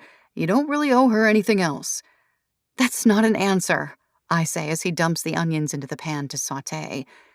Okay, then go, unless you think it'll make you spiral or something. He turns to me as the onions sizzle. Look, I can't really tell you what to do here. I'm not in your shoes. I'm not in her shoes. Everything I say might be a misstep. Any advice I give could be bad or incorrect. But what have you got to lose at this point? I blanch slightly at those last words. Even though I know what he means, he adds some spices to the onions. If it's too strange, you never have to see her again. But he's wrong about that. She has my entire reputation in her hands. If she wanted to, she could start up a new bit of online trolling, tell everyone I'm as callous as they all think I am. Not that that would really be a huge part of the news cycle these days, but it could instigate some online hate on Twitter, which wouldn't be great if I'm trying to get a job. It's that trepidation that compels me to text her back. In my old life, Paige would have been someone I ignored, if not disdained. I would have easily discarded her, her name, and any defining attributes soon after meeting her. She's almost tacky, but not in a camp, fun way. It's more like she is trying so hard, doing too much with her hair, her makeup, all of it flashy and unbecoming, gel stuck to strands of hair and foundation a shade too dark, sponged on top of an orangey spray tan. But I don't have a lot of choices for company right now. She asks me to come over the following evening as if she knows that I won't have any plans. And she's right. I don't, but I wonder if I should feel a little bit slighted. I push that aside, though, and try to dress in the least intimidating, most welcoming way possible. I can't look like I want to upstage her, like I want to throw her Midwesternness in her face. Baggy blue jeans, a baby blue t-shirt, Adidas sneakers. I apply minimal makeup, put my hair up in a little ponytail. I don't want to be noticed, or perhaps noticed for what I used to be. Paige is staying in the house of one of Odili's friends, Louisa Bennington, the blonde with a turquoise caftan who spoke at the ceremony. The house was actually bought for Louisa's adult daughter, who now lives in LA, Paige had told me over drinks, so she has the entire place to herself, a Cobble Hill brownstone. I'm a huge real estate junkie. I mean, my dad's in the business. The place could be in Architectural Digest if that daughter had finished decorating it and hadn't moved. I decide to walk there, even though it's over an hour away, hoping that the air might make me feel less insane, less buzzy with anxiety. As I walk, it dawns on me that Paige's reasons for being here are vague. She said she was handling Odili's legal matters, the house, all of that. But she didn't explain what that meant exactly, or why she would be the one qualified to do it. Not that it's any of my business. But maybe it is, maybe a little bit. I'd Googled her name, too, to try to find out more about her career, her aspirations, and there was not much aside from her relation to her sister. Her LinkedIn said she had worked for a realty developer outside Detroit. Brooklyn is humming with activity. It's a beautiful May evening, the weather hovering at around 70 degrees. People are seated at tables scattered outside restaurants, drinking and chatting. There's a positive charge in the air, a casualness that is so inherent to New York in the springtime. Anything could happen. The evening could blur into a party. Two strangers could meet while ordering at the same bar. Acquaintanceships could be forged. This sense of contentment gives me a surge of optimism as I walk toward Cobble Hill.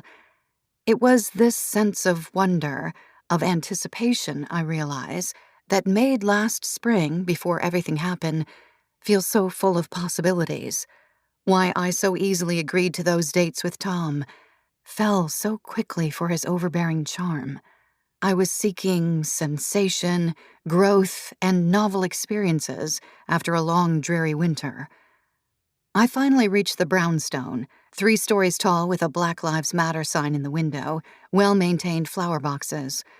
It's friendlier than Tom's was, aside from the blatant virtue signaling of its white proprietors. I approached the doorbell, pearly white, somehow completely impervious to the city grime. Paige answers quickly, as if she's been waiting inside the door for my arrival.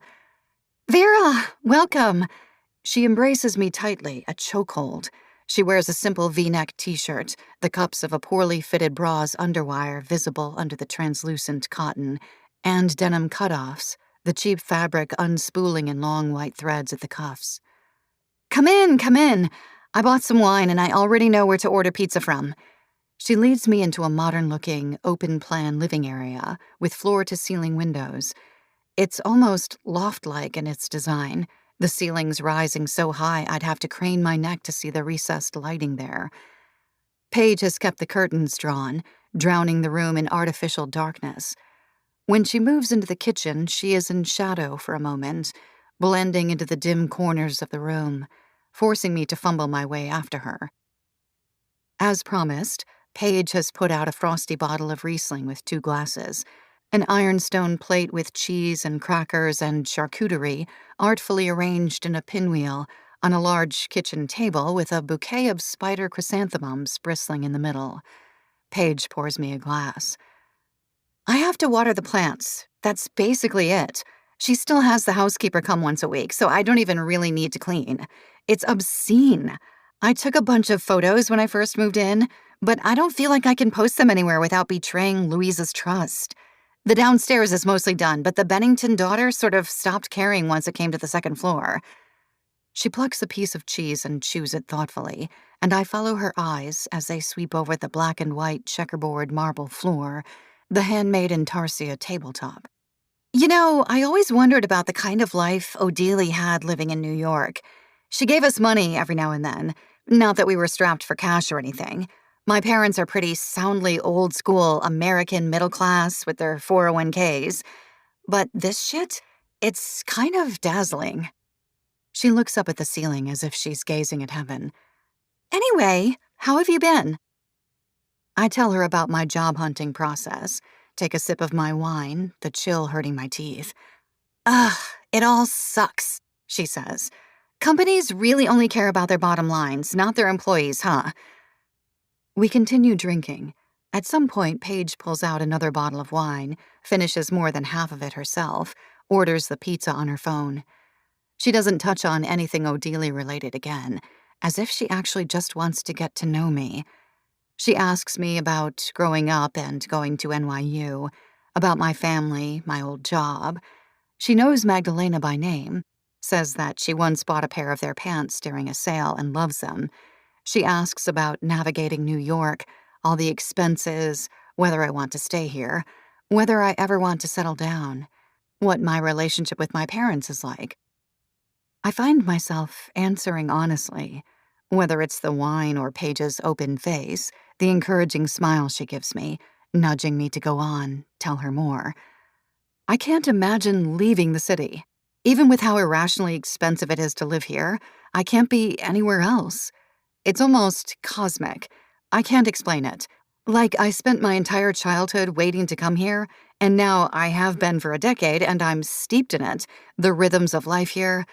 That sounds cheesy, I know, but there's no other way to describe it. I think the only thing that would pull me out would be a family. But I don't even think I want that either. The pizza comes and Paige doesn't offer us plates, so we grab from the box, hot cheese oozing to the table as I take a slice. Odelia never talked about New York, Paige says suddenly, showering her pizza with red pepper flakes. She just told my parents and me one day that she wanted to move. Then she started dating Tom. But again, we knew close to nothing about him. The move was completely out of the blue. We weren't even sure if she was still working. It was all very bizarre. She takes a bite of her pizza, a murmur of ecstasy tumbling out of her mouth as she chews and swallows. I pour myself more wine. You all really knew nothing about him? Even Snappy? Paige shakes her head mid-chew. We knew he was rich. He had rich friends, and that's how they met, I guess, through her new set of friends. The wine goes to my head, a vertiginous feeling of risk that maybe inspires what I say next. She changed herself, didn't she? Lost weight, got some minor retouches. Paige places her wine glass down with a bit more force. So you've been looking at her social media? I feel myself redden, straighten up, try to channel whatever self-possession I need to answer her. Yes, I looked at her Instagram. I guess I wanted to know more about her. I play with the stem of my wine glass. You mean her past? You and everyone else. That change you're talking about was like the hook for the documentary they wanted to do on her, Paige says nonchalantly, and I flinch, taking another slice of pizza, her face haloed nicely by the dim lighting. It was? Of course it was. I'm not the only person who has done an Odelia deep dive. Not in the age when all audiences want to do is guzzle down the new true crime story du jour, and they've probably learned far more than I, especially with no connection to her, to that scrawny, decomposing body. Yup, I can't explain it. My parents can't. We're not even sure how she paid for it. All I know is that during the first big transformation, we didn't see her for a few months. She said she was really busy at work. Her roommate at the time moved away that fall, so we lost touch with her too. I don't even remember her name. Without a word, she pads across the kitchen and takes some good Espadin mezcal from the liquor cabinet, pours it into 2 shot glasses, and brings one over to me. Tastes like you're on a private jet, I swear. You're supposed to sip, but whatever. And she quaffs it before I even have my first taste. Anyway, like I said before, Tom's friends and colleagues refuse to do interviews, divulge any sort of information. Something to do with his company. I don't think any producer wants to touch that from a legal standpoint.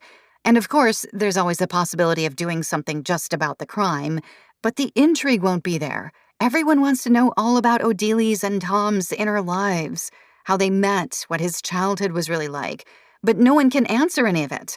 It's like Odelia stopped confiding in anyone once she met him. I take a sip of the mezcal. It is good, earthy and tarred on the tongue, the heat of it a balm down my throat. How about her friends, the ones who planned the ceremony? Paige reaches for the mezcal, stops herself, her hand flickering away from the long-necked, agave-adorned bottle. If they know anything, no one will say. She finally fingers the bottle, pours herself a shot. I had to empty out their house, and I kept looking for something, a diary, an album of photographs, anything that would give a hint of what Odelia was doing, was thinking, but there was nothing. She sips the mezcal this time, offers me more, and I refuse. Has anyone tried reaching out to Tom's family? I say, staring through the bottom of my glass, to the marble floor tiles below. Everyone's dead. Well, he has a brother, but he's off somewhere, down in Central America doing God knows what. I'm not even sure there was a funeral held for him. She shrugs. I mean, maybe there was, organized by his friends or company or something, but of course I wouldn't know. She sighs, takes another sip of her drink, stares at me, the room dimly lit, her eyes reflecting the flickering candle she's set between us. Eyes on fire. "But I want to know about Odelie." Her voice, it's suddenly solid, a glass pane without any fissures, like she hasn't drunk a single ounce of alcohol. "I want to know about her life here, who she was, what she did, where she went."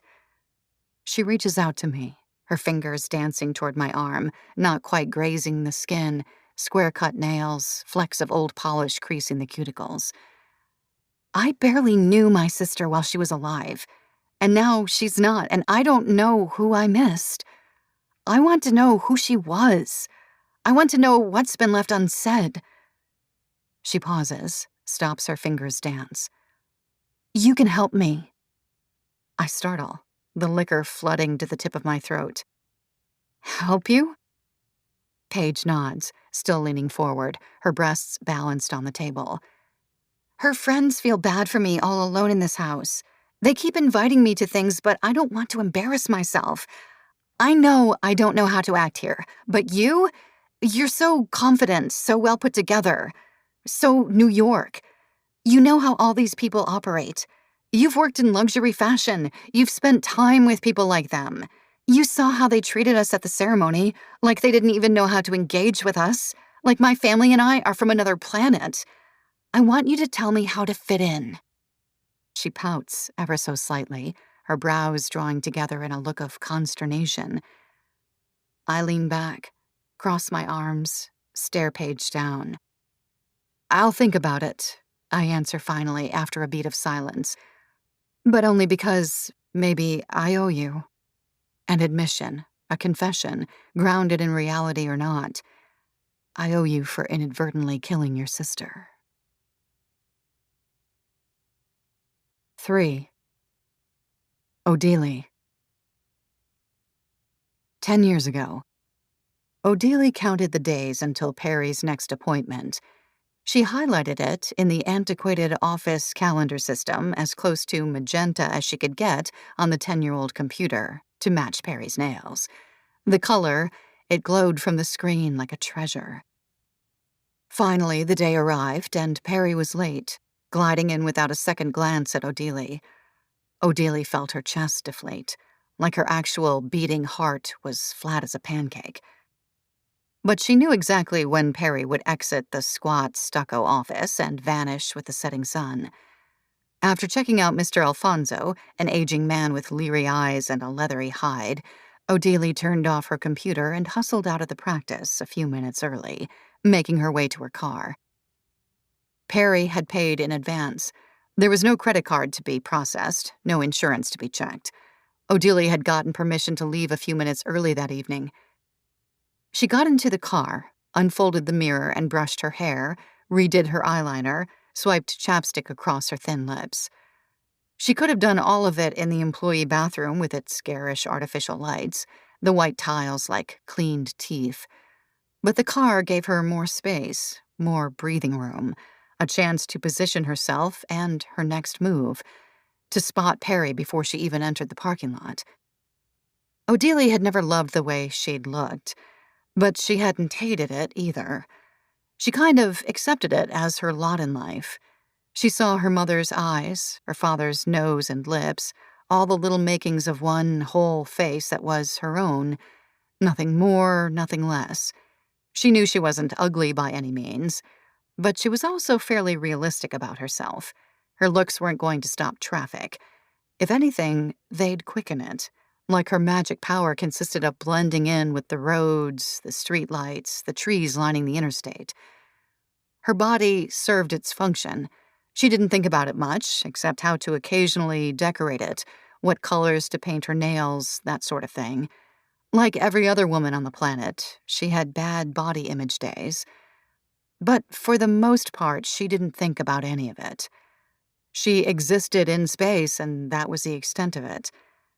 Perry had been the first person, the first woman Odelie had seen who really owned herself, who was aware and had intention behind every movement, every slight bend of a finger, every tilt of her head. When Perry occupied space, she possessed it, like the air itself would leave an outline when she exited a room.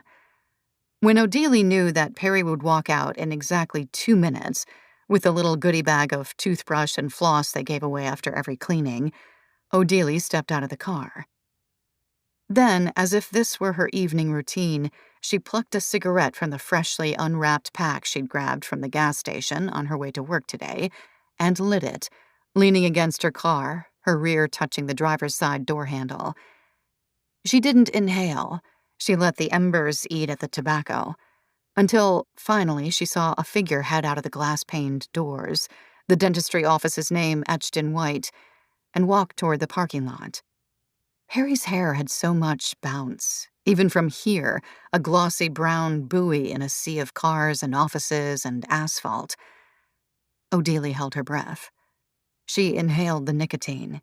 She exhaled. And then Perry was walking toward her own car, and Odelie waved slightly, using her hand holding the cigarette, the way she'd practiced in front of the mirror. A casual, almost nonchalant movement. And Perry caught her eye. She smiled. "I'm a bad influence, aren't I?" she called, making her way slowly but assuredly to Odelie. "You were right. It's more relaxing than the gum. And better on the teeth."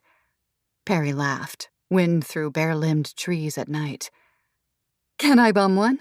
She stood now right by Odelie. She smelled like hyacinths, and Odelie fumbled through the box, almost dropping the cigarette before handing it to Perry. "I liked you better than the girl I had in there with me today. You were more efficient. This one, she was so gentle, so worried that every little prick would send me into a spasm." Odelie chuckled back quietly. "When it's painful, you know it counts," Perry said. "I want my gums to bleed." They stood in silence, gazing at the short row of cars, listening to the sounds of the highway on the other side of the hedgerow planted around the dentist's building. "What are you doing right now?" Perry asked, ashing the cigarette. Odelie's chest thrummed. "Just going to go home and watch TV with my roommate, I guess." She kept her voice steady, even as her hands shook. She didn't quite know then why she was so nervous. What about Perry made her want to grovel, want to impress her, want to be her? She just knew that this person excited her in a way nothing else in her life really had before. Not in an erotic, passionate way, really. It was like Perry was a chasm with an unknown bottom, and if Odelie jumped, she'd know something about the world that others didn't. The feeling was intoxicating. "Want to get a drink?" But it wasn't a question. They both knew it wasn't, so Odelie found herself, not a moment later, following Perry's car as it wound out of the parking lot and into the evening. As her eyes lingered on the vehicle, she had the sudden worry that it would vanish, taking Perry along with it. Wynneck was a summer destination, a coastal town that attracted northeastern tourists all season long. Like many other seasonal villages, there was a divide between the local and tourist haunts, the neighborhoods, the types of food they ate. Odelie had grown up watching people come and go all her life, watched houses open on Memorial Day, then shutter in September after Labor Day. Every May, she watched her sleepy little town transform overnight, shop windows, smudged with debris, suddenly gleaming when the first tourist family walked down Main Street.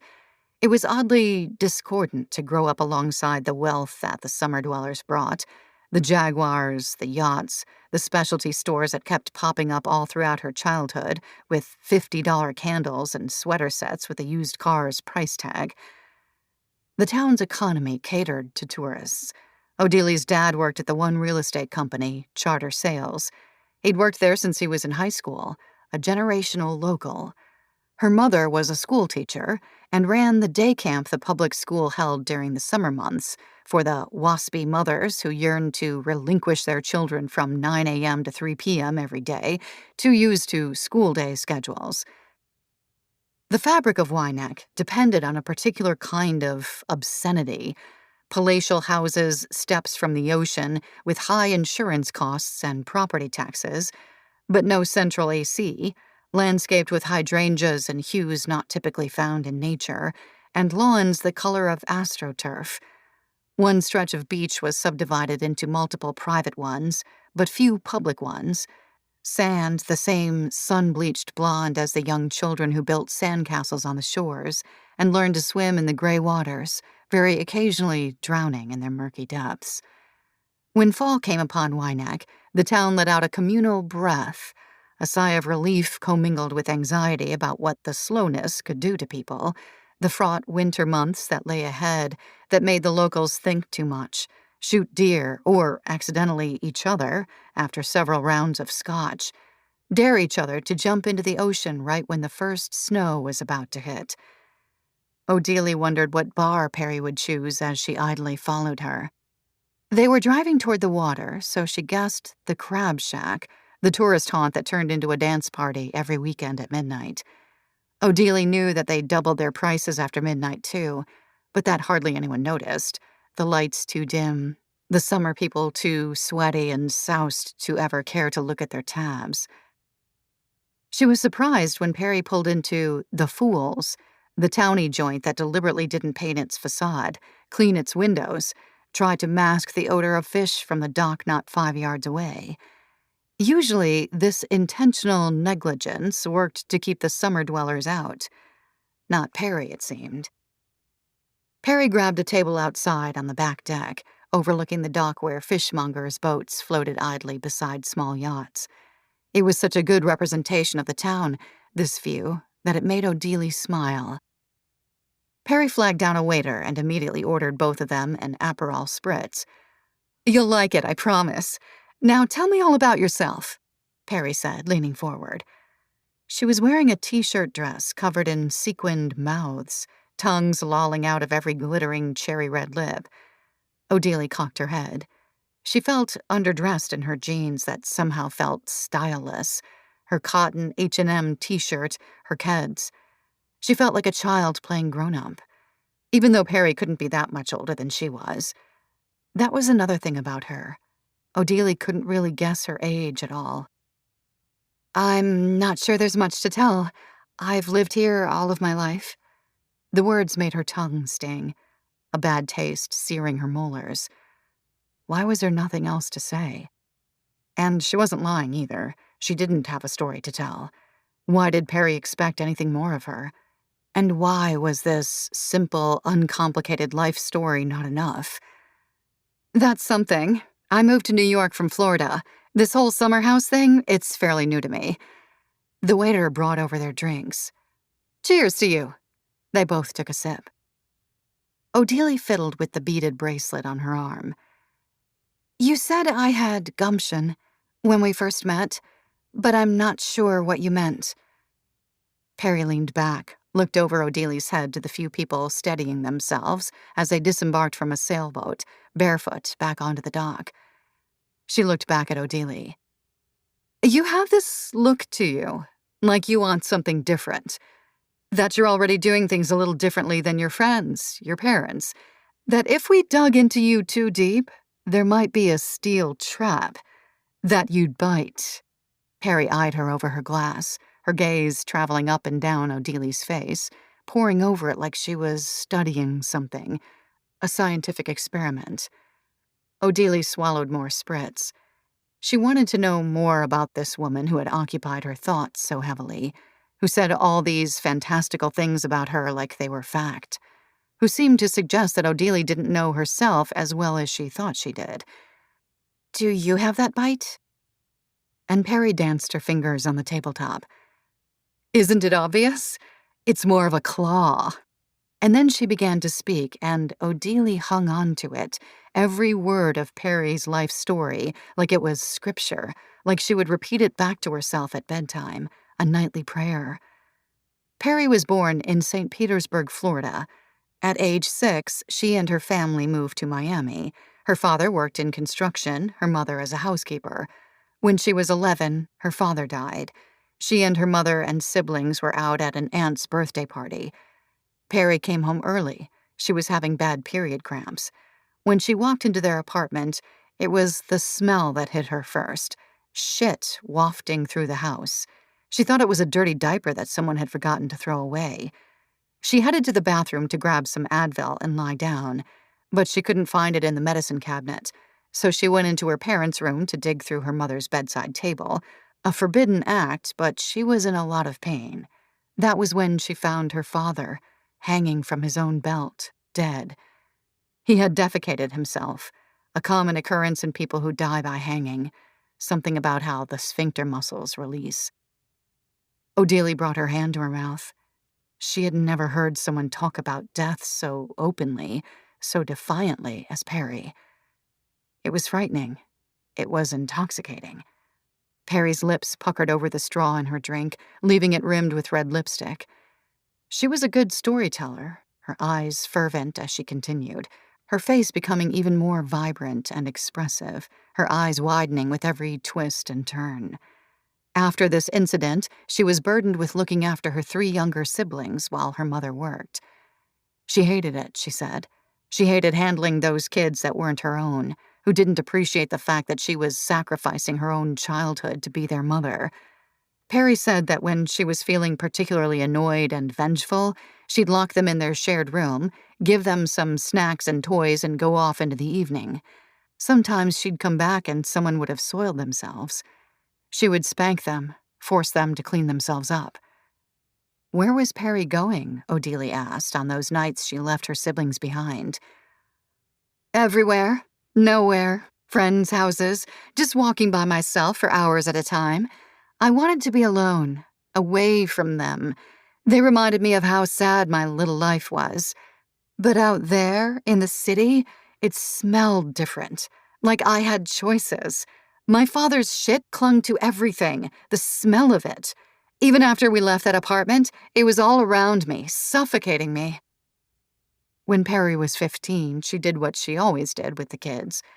By that point, her brother was 11 himself, fully capable in her mind of looking after the younger ones. So she went to the beach, empty that day because of the wind, and sat by the waves, looked out into the ocean and thought about her life in 5 years, 10 years, when she'd be far away from her family and all their traumas. She sat on the shore for hours. She decided that the next year, when she was 16, she would leave home. She was already aware of her beauty. It wasn't a subtle thing, the way that men gawked at her, the glances she got in even the plainest of clothes.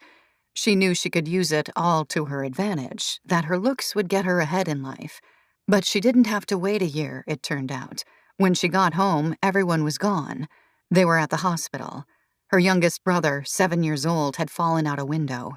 It was a miracle he was alive, but his little body was broken, his little brain bleeding. Perry should have been watching him. From that point on, she was exiled from the family. Her mother asked her to pack up and leave that night. So she did. Perry glossed over the rest. She said that she started sleeping on friends' couches, that eventually she got scouted for modeling, as she always knew she would, that she began to inhabit other worlds, quickly and eagerly, that she hadn't seen any member of her family since her mother pushed her out, and she preferred it that way. That family is ultimately a poison holding you back, manipulating you into a loyalty that isn't owed or earned. And now she was here in Wynack with a rich boyfriend, incredible views of the ocean. The shit, it didn't follow her here. She made sure of it. Wow, Odelia finally said, swizzling her drink, the ice melting slowly despite the heat. That's quite a story. See, that takes gumption. You do have the bite, the claw, whatever you want to call it. She was confusing these metaphors. Perry's words, so deliberate and pretty on her tongue, even as she spoke about such detestation. Odelia could watch her talk for hours. I haven't been through anything, really. My life, it's sort of small.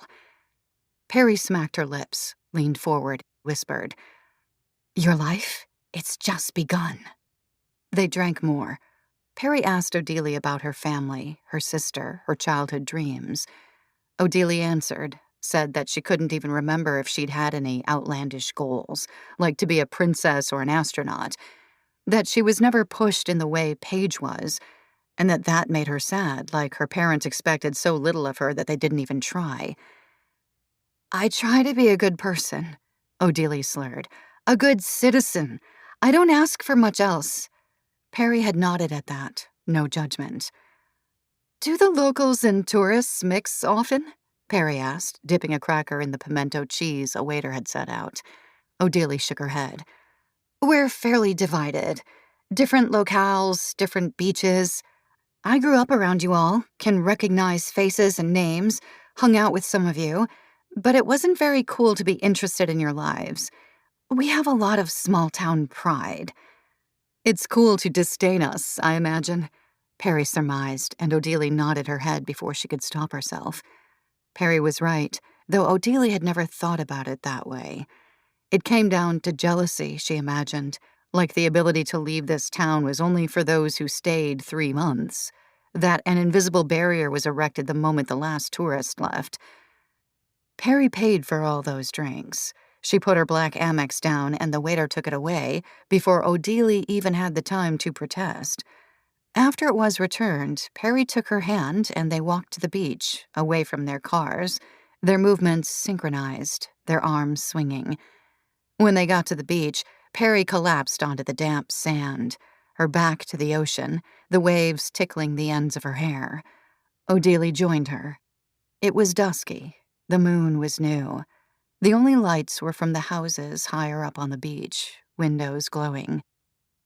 After a long, quiet moment, during which they listened to the waves behind them, hands still clasped, Perry rolled over.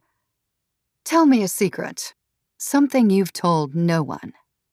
Her breath was hot on Odelia's cheek, but it sent quakes up and down her spine. The spot on her face that Perry had traced, all those weeks ago, it seemed to burn with the memory. A secret? Did she have one to tell? Everyone has secrets. That they shoplifted something from a mom-and-pop shop once, that they had cheated on a test, let their sister take the blame when something was broken in the house. But a secret she had told no one else? Odelia bit her lip. She thought about her conversation with Perry, what Perry seemed to see in her.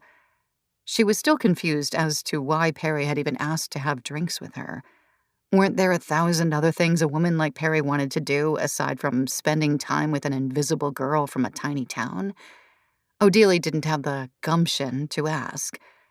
And maybe that was her problem, she was beginning to realize, that she thought so little of herself that her instinct was to question why someone would even want to hear what she had to say, be interested in her thoughts and opinions. She swallowed, turned to her side to look at Perry. Even in the night, the whites of Perry's eyes shone bright, like little moons themselves. "I think that I've felt so constrained by my expectations for life that it's never even occurred to me to ask for more, to want more. I feel unseen, and I thought that was my lot in life. Average looks, average smarts, average life." She breathed, put her hand on her stomach, and traced her navel through her t-shirt. "But somehow, meeting you, more seems possible. I don't feel so stifled." Perry reached out and touched Odelia's face, in the same spot as the time they'd first met, caressed Odelia's cheek with her entire palm. "I see you." Odelia's face burned bright and hot and red. She wondered if Perry could feel it. 4. Vera. Present day. I wake up hungover and smell bacon frying, cinnamon bread warming in the toaster, but I lie still, trying to detangle the rest of the night. I'd left Paige's soon after she asked me that impossible thing, my head already beginning to throb from the mezcal and wine. She'd tried to get me to stay longer, to watch a movie, drink more, maybe even go out. But the longer I sat there, the glasses sweating, the more I began to question why I was there to begin with Paige and her familiar face and her unanswerable questions. I understood why she wanted my help worming her way into Odelia's snooty New York social scene. Her hair had the texture of straw and was too blonde, her lash extensions too long, her makeup heavy-handed, and the color of her spray tan, If she insisted on having one at all, should have been 2 shades lighter. But how could I immerse myself even more deeply in this tragedy? It was like running into freeway traffic, hurling myself onto the tracks in front of an oncoming train. How the hell could the end justify the means here? And what exactly was Paige's endgame? When I finally put on a sweatshirt and roll out of bed, it's past noon, and through the wall of my bedroom, I can hear muffled voices from the kitchen. The smells I woke to waning but still present in the apartment. Quinn must have someone over. Did a date spend the night? I pull on a pair of soft cotton shorts under my sweatshirt, just in case there's a stranger in the house, and open my door softly, walking down the narrow hallway leading to the kitchen and living room. Quinn is sitting there at the drop-leaf table we extend to accommodate guests, but not with a stranger. It's Sam, Quinn's on and off again partner. I guess they're on again. Sam was one of the friends whom I'd texted, asking for help, hoping for some kind of lifeline when my world was imploding, but they'd barely responded. Quinn and Sam are mid-conversation, sipping mimosas, the light streaming beatifically on the table, pink tulips in a blue vase, the centerpiece of the drop leaf. They're both in tasteful sweats, Sam's shirt cropped, Quinn's hoodie flatteringly framing his face. Their dishes seem scraped clean, only a few specks of syrup left clinging to the pastel-colored plates Quinn insisted on buying. I feel like I'm walking in on something, third-wheeling where I'm not wanted. Sam glances at me over their drink, smiles at me, raises their hand in a small wave. Quinn thought you'd be locked in there for the rest of the day, but you have emerged. Come sit, have a drink. Why is everyone suddenly asking me to drink with them, I wonder? And before I can protest, Sam is pouring far too much Prosecco into a glass, topping it off with a drop of overpriced, fresh-squeezed orange juice. I take an extra chair, pull it over, and sit with both of them, sliding my legs underneath my butt. There are extra eggs and stuff if you want to grab anything, Quinn says, but I stay put for a moment. I'd barely socialized for a year, and having 2 back-to-back engagements was proving to be too taxing. You look good, Vera, Sam says, leaning in to take stock of my morning breath, smeared eyeliner, and rat's nest hair, barely combed before drunkenly passing out last night. Ha ha, I say. Quinn failed to mention you'd be coming over, but it's good to see you, really. Is it? I take in Sam, the diffused light like an aura. Their hair is cut into a shorter afro than I remember it, their large brown eyes incandescent, even more visible. Wish you had hit me up earlier, though. Didn't expect to get iced out by you, of all people. The words are out of my mouth before I can stuff them back in. But honestly, it feels good to scold someone. They're so in phase, they don't even blink. Friendship is a two-way street. I was sick of your shit. I invited you to all my photo shows for months, and you never even bothered to RSVP no. Then last year, when I told you my mom was sick, you didn't even check in. You expect everyone to drop their shit when, what, you lose your job? Miss me with that. They're not saying it with any bitterness, just so matter-of-factly that I can't even build a retort. I never even went to their artist's residency in Hudson, so close to my mom's place. I pinch the bridge of my nose. I'm tempted to yell out that, God, it was more than a job loss. But Sam is right, even if they're being snarky about it. Before my whole mess, I really did let my career dictate how I treated everyone else. And I miss that all-encompassing activity that lit up every part of my brain. But I need allies right now. You're right. You're right, okay? I'm sorry. They nod in my direction. Normally, I would ask for a better apology than that, but you have been put through a bit of a ringer, so I'll take it. Want to hear what I've been up to, or what? I nod and they tell me, stretching their legs out, ankles crossed, getting themselves comfortable like they'll be around for a while. They have an exhibition coming up at Rubber Factory, photographs of the Black community in Woodlawn, Chicago, where their dad is from, a community that's slowly getting displaced. And they're still freelancing, doing graphic design stuff for various small companies. Right now, a Black-owned gardening company. The residency was good for them, they say, a good respite from the city. Did you feel the same way when you left? They ask. It's a pointed, almost mean question, and it startles me a little because it's a welcome reminder of why I got along with them all those years ago when we met in college. I knew Sam was going to be my friend the moment I saw them, so confident and tall and long-limbed, snarky like Quinn was, but edgier. I wouldn't have called them mean or callous, but there was a hardness to them that called to me, that made me want to bum a cigarette off them after a Steinhardt class one night. I stutter out a laugh, keeping my cool. Yes, it was such a good break from my boring, uneventful, mundane life. Nature is really the balm that soothes all sores. Quinn emits a chuckle, and I give him a grateful glance, a silent thank you. How was last night, by the way? Quinn asks, and I know I could easily say something like, fine, leave it at that, wipe the evening from my memory or conversation. But something about having Sam there, this familiar face, a good ghost of my past, makes me barrel through that instinct. I like Sam. Maybe I should try liking people more.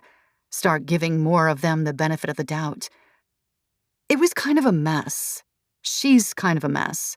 The whole thing, her whole situation, it's dark in how unanswerable and dismal it is.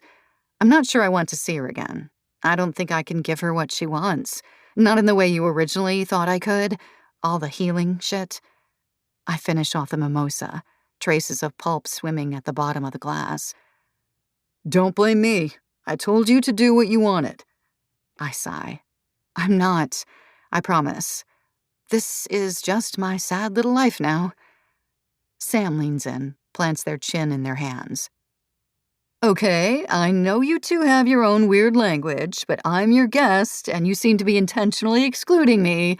Hello, I exist. Who is she? I begin to tell them, starting with the situation at the ceremony, the strange comfort Odeli's family had found in me, the way Paige seemed so lonely, desperate for company in the city. How the more I spoke to her, the more she wanted information from me that I couldn't exactly give her, that her family's pain was deeper than I could have known because of how little they actually knew about Odeli. How she wanted to learn about her sister, the life she led up to her death. Paige's goal to associate with these wealthy Brooklynites, the favor she was asking of me. I even tell them about Odeli's Instagram, and Quinn's eyes widen because I hadn't shared one word with him about my midnight sessions on her account. I guess Paige wants resolution. She wants to know who this dead person was, and I can't tell her that story. And part of me wishes I could. And then the other part is like, fuck this, get me as far away from Paige or demons as I can get. But, of course, that's also impossible. There's a stretch of silence when I finish. Outside, there's the rumbling of an argument, something about parking, and I focus on that, waiting for Sam, for anyone to say something. You're right. There's not much else to find on Odeli's Instagram, Sam says so factually that it almost sounds like an echo of my own thought. Quinn gives them a confused look, brow wrinkling in bemusement. Sam holds up their hands in an I surrender pose. I did it too, okay? You're right, Flora. There are a lot of cyber sleuths who are as interested in Odeli's personal life as you and her family are. I looked at her Instagram. I know all about the makeover scene out of Clueless. There's nothing too interesting after that shift, by the way. Odeli's Instagram gets boring again, though she does move to New York. Sam starts clearing the plates, bringing them to the kitchen, dumping them in the sink. What the fuck? Quinn mumbles in a voice I'm clearly not meant to hear. You're friends with a person whose life has been completely blown apart by this, yet you were stalking a dead lady like she was some past hookup? What is wrong with you? Quinn's voice is quiet, restrained, a sure sign that there's anger simmering, indignation. Sam shrugs. I was curious. I felt weird sharing info with Vera. I did my own detective work. You know I've always been interested in this shit. I was literally the first person you knew to begin listening to My Favorite Murder. But anyway, she's here now. Sam turns his head toward me. Vera, are you mad at me for looking into this stuff instead of talking to you about it? I'm suddenly so immensely hungry that it's all I can think about, as if the clink of tableware landing in the sink sparked a Pavlovian response in me. I get up without a word and serve myself some cold eggs and bacon, sit down and practically finish the plate before answering. Quinn and Sam wait in their positions, Sam by the kitchen's entryway, Quinn still seated as if we're in a painting, the moment suspended. "No, I'm not," I finally say, wiping bacon grease from my mouth. "It's a fucking car wreck. Of course you couldn't look away, and it's even more tantalizing because you knew one of the key players." The room itself seems to exhale with relief. Quinn pours himself the last of the Prosecco, no orange juice. Sam sits back down. "Well, do you want to hear my advice then? You've probably thought about this yourself," Sam says. I shrug. "Yeah, sure, whatever." They rub their hands together like a cartoon villain. "Use her. Use Paige for your redemption arc. How amazing would that story be? The mistress and the mourning sister brought together by their need for connection. Anyone can learn to love one another, even two people the opposite ends of a murder. It would be fantastic for you, and you said she's lonely anyway, so what's the loss? You'll be doing her a favor." Their eyes bulge in anticipation. "But here's the clincher." They turn to Quinn. "You're going to write it." Quinn knocks back his Prosecco. "Me? Are you out of your mind?" "A little." They shoot me a wry glance. "Everyone and their mother knows you're tired of shuffling papers. You pretend that this is the way it goes, that you're so grateful to be working for such media legends." Quinn looks like he's going to throttle Sam, but Sam holds up a palm to silence him. "Don't deny it. No one blames you for it. We all know how talented you are. This is what you do. Vera, you will get to know Paige super well, do whatever she wants you to do.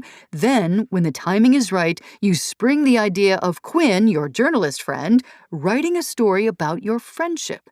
It'll be very respectful. Quinn has known you for years. He only has your best interests at heart. You'll be able to control your narratives, blah, blah, blah." They pause for dramatic effect. "And the best part is? What if something else comes out? Another affair Tom had, some kind of clue that he had a propensity for violence. Quinn, you'll have exclusive access to the inside story behind the biggest murder to hit rich white New Yorkers since the killer Nanny. Your career will skyrocket. Vera, everyone will pity you. It's a win-win. All I ask is that when the time comes, I take the photos." They rap the wall as if to say, "Fin." We stare at them, dumbfounded. Until finally, to our shock, Quinn says, "You are insane. But I guess the craziest ideas are sometimes the ones worth pursuing. But only if Vera consents." I feel a burp cover my mouth with my hand. This is insane. But Sam is right. If there was some public proclamation of my friendly relationship with the Pattersons, then I might be able to get a job again. I wouldn't be such a fucking leper. I could help Paige do whatever she needed to do to move through this whole quagmire. And from the looks of it, that didn't seem to be much except drinking, giving her pointers on how to fit in with Odili's buddies, and making sure she doesn't look like a mall rat from the boonies. Okay, but I need support with this. I'm not getting myself twisted up in this girl's crazy unless I know we have a game plan. Quinn and Sam nod in response. "Whatever you're most comfortable with," Quinn says solemnly. Sam's eyes are gleaming. "Text Paige. Say you want to hang out. The sooner, the better." I grab my phone, but there's already a text from her. No greeting, just a simple missive. "Odili's neighbor, Ruthie Carroll, invited me to dinner with her and some of Odili's book club friends. Help." 5. Odili. 10 years ago. Odili didn't hear from Perry for days. Every moment she was alone, she checked her phone, cradled it, threw it on her bed, and watched it bounce to the floor. She hid it underneath couch cushions so she wouldn't check it, powered it down, and watched TV for hours so she wouldn't look at it. And every time when she checked, There was no new message. Her roommate, Kitty, didn't seem to notice Odilie's silence. She prattled on as they watched The Bachelor together, their weekly tradition, pointing out the girls she thought were desperate, the ones she thought were slutty, the ones she thought had a fighting chance. Odilie had known Kitty all of her life. They were supposedly best friends. They'd both waded through school together, on the outskirts of the social scene, occasionally invited to parties, never creating waves, their names easily forgotten by their other peers, whom they'd known all their lives. Kitty was also taking classes at the community college and working for her father, who owned the convenience store in town. Up until this point, Odilie thought she liked Kitty. She knew everything about her favorite movies, and the odor her feet gave off if she skipped a day of showering. But hearing Kitty now, her voice whining in Odilie's ear, Odilie wished to swat her, crush her so her blood burst like an engorged mosquito. From the other side of the couch, she told Kitty, "You're just jealous of all of them. You would love to be as desperate and slutty as any of them. You'd love to do anything but sit on this brown couch and grind your teeth and pick at your toenails and work for your father. Anything. You're just too slow and sad to do anything about it." And then Odilie got up, leaving Kitty's jaw hanging open. Odilie went to her room to think about Perry. She knew this feeling, of course.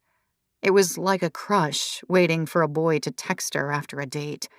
She wasn't exactly attracted to Perry. It was more than that, more powerful, more all-consuming. She wanted to be in Perry's presence. She wanted to bask in her halo. She wanted her attention, to see the curve of her lips when she smiled. She wanted to feel Perry's innate confidence swathing her like a quilt around her shoulders. On day 4, Odilie began to worry.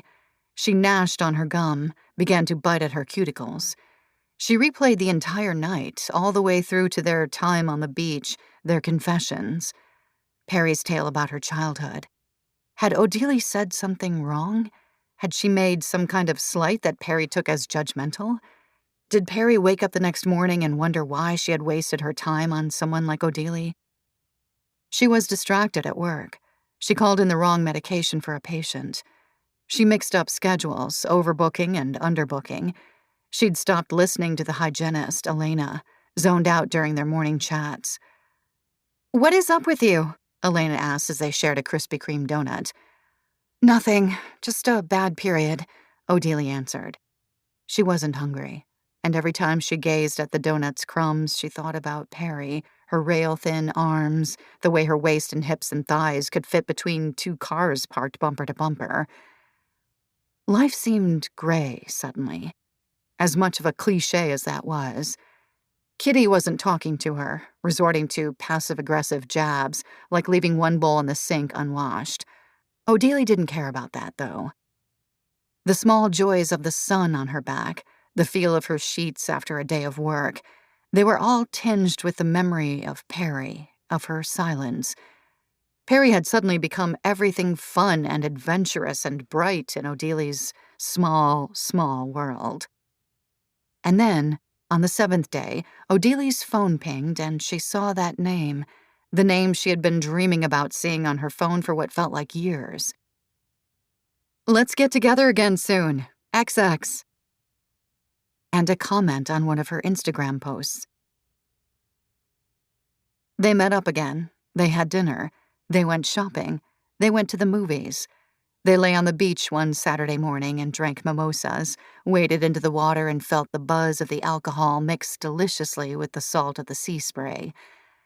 They lay on Odilie's couch and watched TV, having to pause and rewind constantly because they would make comments, start another conversation, forget what had just happened on the screen, and start over. Perry, even with her shadowy vulnerabilities, was bewitching.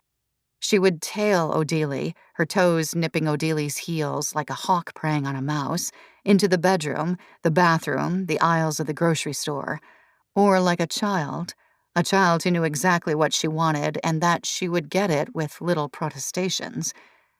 It was menacing. It was moving. What did they talk about? A lot of it was Perry telling long, languid tales about her life. I met my current boyfriend at a club in the city. I was seeing someone else, someone much older. It was the first night in a while he let me out to have some fun. I saw my current boyfriend right away, this little puppy dog with overwhelmed eyes. I wanted him for myself, wanted to take him home from the pound. We've been together 3 years. Odelia couldn't imagine anyone dictating to Perry when she could go out, and she said as much. Perry shrugged.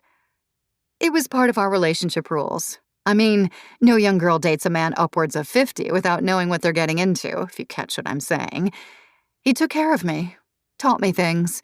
I wouldn't be where I am today without him. Odelia tried not to gape at this admission. Perry seemed to have lived 60 lives before she turned 25. I wish I had someone to tell me who to be, Odelia said. I'm not even sure what I like in life, besides the basics. I took early education classes this past school year, but that's only because my mom is a teacher. I don't think I want to be one. I'm not sure what I want to be. My imagination has only stretched as far as this town, this county, and I'm not sure why. She thought about lying, about making herself seem more introspective, more interesting. But there was something about Perry's penetrative gaze that demanded the truth, that extracted it from Odelia like a wriggling worm from the soil. Perry asked Odelia about her dating history, her boyfriends. Are you straight? She asked pointedly one evening as they walked along Wynek's edge on the rocky beach that hugged this side of the coast, jagged rocks scraping the undersides of their feet, holding hands to steady themselves, like Odelia had held Paige's when they were so young. I'm straight, Odelia answered, without having to think too much about it. She had never had sexual feelings toward women, had never felt lust. Sure, she envied a girl for her looks, her grace, but that had never translated to wanting to derive pleasure from her. Odelia didn't mind the question, though she thought she would have if it had tumbled out of anyone else's mouth. Perry always came over to Odelia's, saying she didn't want to have to deal with her boyfriend, that he always had colleagues over, his work strewn all over the place. That was why they were in Wynek in the first place. Perry's boyfriend was some businessman whose biggest investor summered here too. Odelia accepted this without question. I feel comfy here, she said to Odelia on more than one occasion. Comfy with you, like I can be myself, spread out. Sometimes it just feels so suffocating over there, like I only exist as a mirror, an object that can reflect those men's worth. Kitty, of course, did question Perry's presence, especially on the mornings when Perry appeared in the kitchen, fisting handfuls of blueberries that Kitty had bought specifically for a batch of pancakes. Is she paying rent? Kitty asked Odelia icily, cornering her in the living room. Odelia rolled her eyes. She's my guest. Have some respect, please. I had to unclog the shower for her to use it last night, and all the hair was yours. Kitty gasped at Odelia's tone, the cruel, spiteful way she spoke back. What has gotten into you? She huffed, marching into her own bedroom and slamming the door in Odelia's face. In a different life, when Odelia had been a doormat, she would have cared. She would have groveled for Kitty's forgiveness. Now she couldn't even try to care. One day, Odelia and Perry stood in front of Odelia's bathroom mirror, naked after a swim. Perry's skin glistened from the sun, her breasts high and taut, her legs toned, the calves slender and defined. With not a drop of makeup on, Perry looked exquisite. Edible, almost, her skin so smooth and clear that it reminded Odelia of frosting. It was hard not to compare herself, to stand next to this woman who seemed so self-possessed in her own nudity. Perry didn't even seem to be aware that she was standing in front of a mirror, her crotch waxed, her ass curved and high and supple. She was simply drying her hair with the towel, rubbing it fiercely through her long brunette mane, her eyes shielded by the terry cloth. When she swooped up, her eyes landed on Odelia, who was now busy staring at her own reflection in the mirror, her eyes averted from Perry's. Odelia used to see a lot of function in her body, the way it took her from place to place, how it allowed her to see and smell and be in the world. But standing next to Perry, she felt more than naked. like her skin was being stripped away, like her bones were wrong, in the incorrect places, like her face was wide and featureless, haphazardly stretched over her skull in a misshapen, formless blob of flesh. She felt uneven somehow, wobbly in her own disjointed body. She leaned into the mirror, touched the bump of her crooked nose, took her cheeks in her hand and rubbed them, as if that would produce collagen. She wanted to melt it all away, to take her nail scissors and cut away all the extra skin on her face, her thighs, her arms, her stomach. Next to Perry, she hated the way she looked in space. The amount of space she took up, like she was an extra chair at a table that only seated 4. She noticed Perry watching her watch herself in the mirror, and immediately backed away, grabbed a towel and wrapped herself in it. You know, you can get anything fixed these days if something bothers you a lot. People are such naysayers about plastic surgery, but if it'll make you feel more confident, then why not? Perry said, stepping into the bedroom to slide on some underwear, a flimsy lilac thong that only accentuated her tanned, toned, buttery buttocks. Have you? Odelia asked. The thought hadn't even occurred to her until that moment, that Perry's physique could be anything but natural. She stared at Perry's chest as she asked it. Her brown nipples, small and hairless, little chocolate morsels nestled into the large, firm, upright breasts. Everything about Perry seemed drawn, sculpted, no mole out of place. The symmetry of her was astounding. Perry shrugged. Here and there. Just some tweaks. I have a friend who's a cosmetic surgeon. He gives me discounts. I wouldn't worry about it unless you're serious. You're cute as you are, obviously. And Perry slipped into her sundress, a diaphanous aqua number, and let the subject drop as Odelia stared at her friend's silhouette in the dress, the sun filtering through it from the open window, her breasts nearly visible.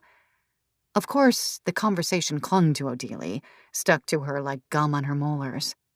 The more time she spent with Perry, the more she allowed Perry to direct their conversation, to give her style advice, to pick the movie or TV show they would watch, the more she internalized the fact that she let Perry do all these things because of the persuasiveness of her presence.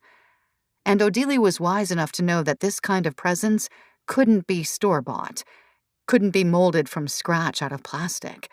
But maybe changing her exterior would help Odelia manifest that gumption that Perry had spoken about, that was lying within Odelia somewhere deep inside. Because the truth was, the more time she spent with Perry, the less full of gumption she felt. It was impossible to compare herself to someone who got everything she wanted all the time, who was so full of life and knowledge, and had overcome such obstacles. Of course, Odelia wanted some of that light, a halo of her own. And she knew, down to the marrow in her bones, that spending time with Perry would yield those results, that her personality would eventually rub off onto Odelia. It was just a matter of time. You're cute as you are. The words crept their way in when she was about to fall asleep, making her jerk fully awake. Cute. A word for dogs or kittens, babies, not a word for a woman with gumption. Perry must not have meant it that way. Would never have deliberately tried to erode Odelia's confidence like that. But she had. One evening, after Odelia had finished work, Perry picked her up in her Alfa Romeo. We're going to a party tonight, she said the moment Odelia slipped in, luxuriating in the car's aromatic, cool, perforated leather interior. Whose party? Perry said the name, and Odelia's mouth twitched. The Sanders family. They were infamous, wildly rich, with reckless party habits that echoed their spending ones. The kids, all 3 of them, had grown up in Odelia's periphery. She'd watched them every summer from a distance. Their extravagant birthday parties, a whole petting zoo filling up the backyard. The Audis they all got when they turned 16 that they'd zoom around in with only a learner's permit until one of them inevitably got too wasted and crashed it in some bushes. And their cruelty, the way they got servers fired when they wouldn't give the kids alcohol, the snark with which they heckled opponents during tennis games, sailboat races, The jeers as they pushed people off their yacht, fully clothed, called it hazing, said it was all in good fun. The middle child, Annabella Sanders, had done something terrible to Odelie once when they inexplicably ended up at the same pool together. Annabella claimed Odelie's father had given them a bad price for a second summer home, a cottage, they called it, right near their first. Odelie was prime prey. The moment that Odelie surfaced after leaping from the diving board, she realized her bikini top had floated away, that Annabella had grabbed it, was playing catch with it among her other siblings. Odelie hadn't worn a two-piece since then. "I can't go to that," she said quietly. "Yes, you can. You'll be with me. It'll be fun, I promise." Perry turned into Odelie's small parking lot. "Then you have to change my face. Make me someone I'm not." It was supposed to be a joke, but Perry, her face lit up like she'd been waiting for Odelie to say something like that all this time. "I can do that. Easily. Come on." And she rushed out of the car, up the stairs to the apartment. 6. Vera. Present day. I show up at the Cobble Hill brownstone with garment bags. It's like a seed, the tiniest blossom of the old me coming back. My arms sore from the heaviness of the bags, my feet wedged into pumps, cropped black pants showing off my ankles. Paige answers the door in sweats. Her eyes shine at the clothes, all from my closet, dug out after a year of disuse. My brain feels heady. The high of being back in business, directing something, making an outfit happen, assembling all the pieces so an endeavor can go smoothly. Paige shows me to her room.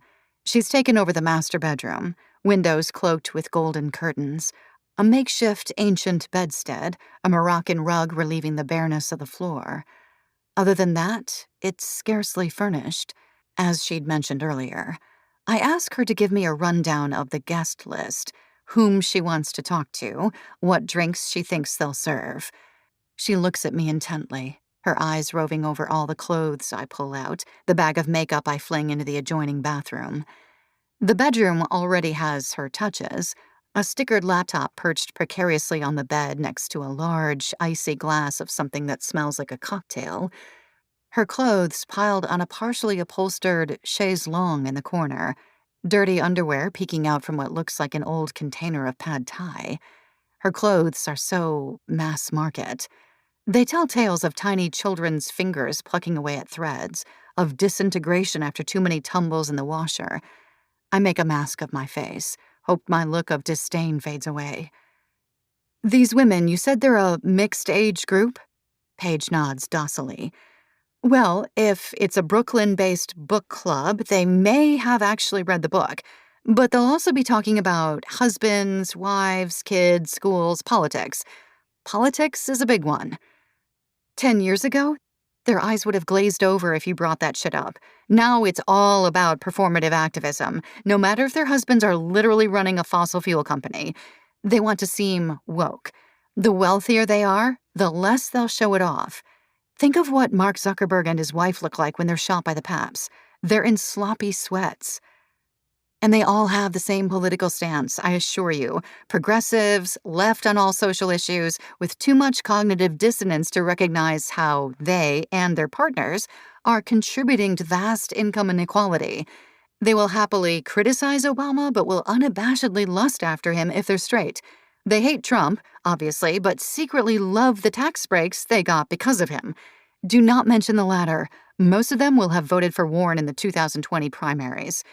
They're very into girl boss energy, but the more adept ones will know how to critique it. Their kids, if they have them, will probably only eat organic whatever, though one of them will espouse mindful eating without actually practicing it. They love natural wine. They love clothing they can brag was locally sourced. They love food they can brag is locally sourced. They love to brag about their bail fund donations and the time they almost got arrested at an anti-police protest while hiring security detail for their more lavish parties and telling you not to take the subway at night to those areas, meaning predominantly black and brown neighborhoods. Most of them will be white, but there might be a light-skinned black woman thrown in the mix, maybe someone of South Asian descent. You cannot, under any circumstances, suggest that they don't work, even if they literally do not make their own income. Or mention their hired help, except if it's the nanny and only if she's part of the family. Also, if you try to sound too intelligent, they can sniff you out as a noob and will patronize you. Let the hostess take the lead, too, even if she's a bore. Compliment her. Follow her conversation topics. Let her be your guide. I've made the mistake of upsetting one too many women in their own home in my day, so don't make my mistake. I pause, take a breath. Paige is on her phone. When I step closer, I see she's taking notes, and I smile in spite of myself. "How did you figure all this out?" she asks, her voice earnest. "It's not like you're from here." I pause, take a moment to genuinely think about that answer. Trial and error. Lots of time helping VIP clients at Magdalena. Having a clear-eyed vision of what I want, I say silently to myself. The best way to fit in, to get people to like you, especially uber-rich, powerful ones? Paige looks up expectantly from her phone, eyes me studiously. Ask them about themselves. Pretend like they're the most interesting person in the world. Listen more, speak less. You can't go in there talking about Odelie, asking direct questions about her. Let her come up organically. My roommate taught me that. He's a journalist. Paige types this up on her phone and I straighten my spine. My little pupil. Now, let's do your makeup. I guide her into the bathroom, which is cavernous. 2 sinks, a new shower, a jacuzzi. They really gutted whatever charming interior was here before they made it into this nouveau riche monstrosity. I pull the stool from the vanity, and Paige sits down obediently as I perch on the bathroom's decorative chair. The key here is to be as simple as possible. You'll be a laughingstock if you look like you tried. We're going for the natural look, so wipe everything off you have on now. And Paige does so without protest, smearing a face towel black and beige and red, a mottled bruise of a color. I start on her. Her brows are a mess, overly shaped and far too long, but I can work with all of it. We sit there in silence as I draw on her. She's actually kind of pretty, once you take away all the bad makeup. She has good, round eyes, cute freckles, nice cheekbones. "I wonder if Odelie did this," she says quietly as I even out the fawn-colored eyeshadow I've picked for her. "I mean, I know she did. She had that whole makeover that you already know about." She opens her eyes, meets my gaze, her pupils latching onto mine, brown eyes so like her sister's, ones I saw pixelated over and over again, that for the briefest moment her face materializes in her irises, like Odelie is coming to life behind her sister's eyes, grasping for me, for my neck. I startle and blink, and when I open my eyes, pages are closed again. I use a Q-tip to wipe away some powder at the top of her lid. "Let's call this a make-under," I say. I don't want to think about Odelie, even though she's everywhere, watching from all the little bathroom crannies, haunting the face into which I'm looking, so alike. I pinch my skin. Not right now, brain. A half hour later, I have Paige dressed in a linen shift dress, unembellished tan sandals on her feet, her baby chick-colored hair combed back into a loose ponytail. She's wearing concealer, a dusting of the fawn eyeshadow, and a red lip, nothing else. I've taken all the bracelets off her arms, unclasped the rhinestone cross from her neck. I've given her a small saddlebag to keep her phone and wallet in, removed the cheap pearl studs from her ears. She looks good, I think. Natural. "There you go," I say brightly. "Do you need help finding the subway? I can walk you to it before I head home." She looks at me quizzically. "But you're coming with me, Vera." I pause, scoff unintentionally. "No, I'm not." But Paige doesn't laugh back, and she doesn't make a move out of her bedroom doorway either. "I need you there, to hold my hand." Her eyes, they widen, a quiver on her lips like she might cry, and I back away, farther into the room, and she follows, her face so close to mine I can taste her exhale. You think I can spend time with Odili's friends? They hate me. I'm part of the reason she's dead. I feel dizzy. I want to lay my forehead down. I wonder, for a tiny shimmer of a moment, if Paige has drugged me somehow, like her mere presence has shot poison through my bloodstream. I've already mentioned inviting you. No one thinks that way. No one who actually knew Odelia and Tom. Trust me. The last part, a shiver of a phrase. I'm about to protest again when I hear Sam's voice in my ear. Do whatever she wants. So I let out a sigh. Okay, let's go for it. And I force myself to smile, my mouth aching from the effort. I take off my own pumps and opt for the Tom Brown loafers I got on the RealReal, hope that my blousy top isn't revealing my cleavage too much, that my naturally pouty lips and sharp cheekbones that cast me so easily as the evil mistress have been neutralized by the lack of makeup, the under-eye circles I'm not covering up. Once we're heading out the door to Brooklyn Heights, only a short walk away, I turn to Paige. They know I'm coming, right? Paige gives me an obstinate look. Of course they do. And we're off. Ruthie Carroll's home is not like Tom's or the Benningtons'. In fact, it's shabbier. I only get a quick glance at it as we're ushered into the back garden by another woman, Shirley, who had hosted the remembrance ceremony at her apartment building. Shirley's ample-chested with silky hair and looks to be in her mid-30s. The kitchen appliances are old, the stairs leading up to the second floor worn and mottled, the paintings on the wall dingy and boring, stuff you'd find in the bathroom of a kooky Ridgewood bar, but without the irony. Paige almost looks disappointed, her shoulders slumping the tiniest bit when she takes in her surroundings. Ruthie greets us in the garden. So glad you could make it, she squeals, giving us both a hug. She's petite with springy brass curls, wears a white linen shirt and pants, and is barefoot. She can't be more than 30. She guides us to a picnic table, a pitcher of sangria and many citronella candles dotting its surface. The other women are here, all 3 of them, and they introduce themselves. Come, sit. We all read A Little Life for this month, but since we have you all over, we'll avoid that whole discussion.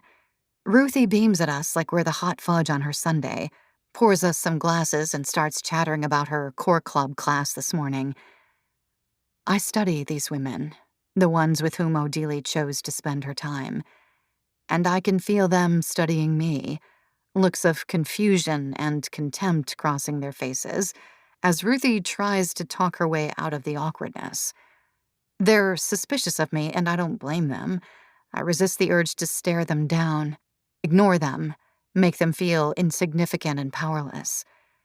Instead, I try to fade into the background, sitting back in my chair, hunching my back a little, making myself smaller. I learn that this is Ruthie's parents' house, that they now live full-time in Accord, New York, where they have a second home, that the whole place is hers now.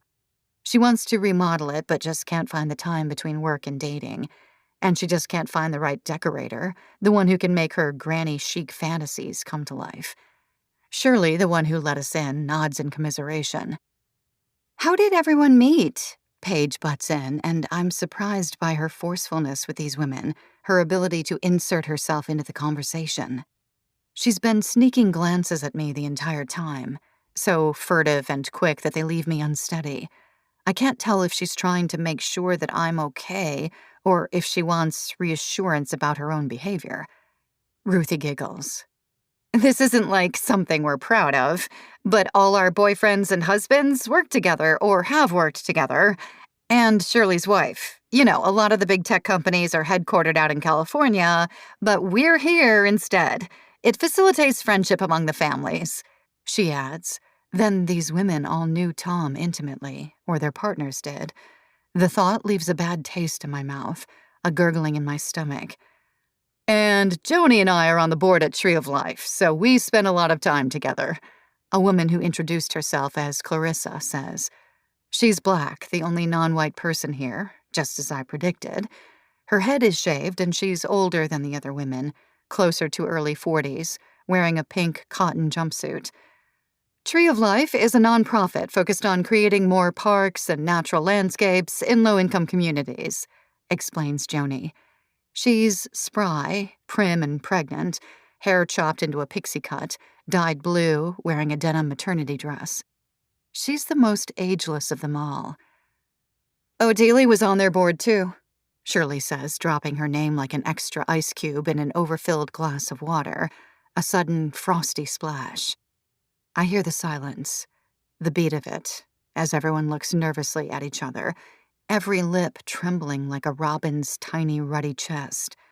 Yes, she was, Ruthie finally says, and there's a collective swallow as we all drink a large draught of the sangria.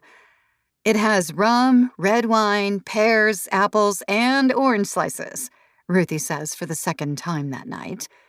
And I can, thankfully, feel it. The night moves along and I relegate myself to silence, only speaking when I'm spoken to, keeping an easy, breezy smile on my face, and listen to Paige, fulfill my duty of watching her, making sure she doesn't slip up. She's doing a pretty good job. She follows my rule to an impressive degree, continually asking questions. The one mistake she makes is when she outwardly acknowledges that she's never donated to a politician in her life, and I save her by saying that as long as she votes, that's all that counts. Clarissa, I learn, lives in Williamsburg, Joni in Tribeca, and Shirley in the West Village, of course. Clarissa's looking to buy property in Mustique, and Paige inquires about that avidly. Joni is thinking of bottle-feeding the third kid. Her boobs have had enough, thank you very much.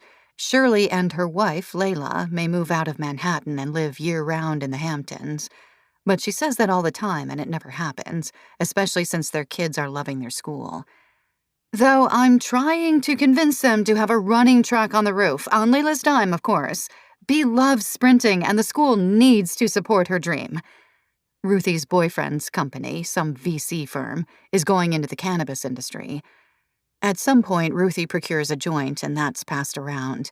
Everyone seems to have, thankfully, forgotten about me, and I go inside to use the restroom, taking my time on the toilet, swiping through my phone.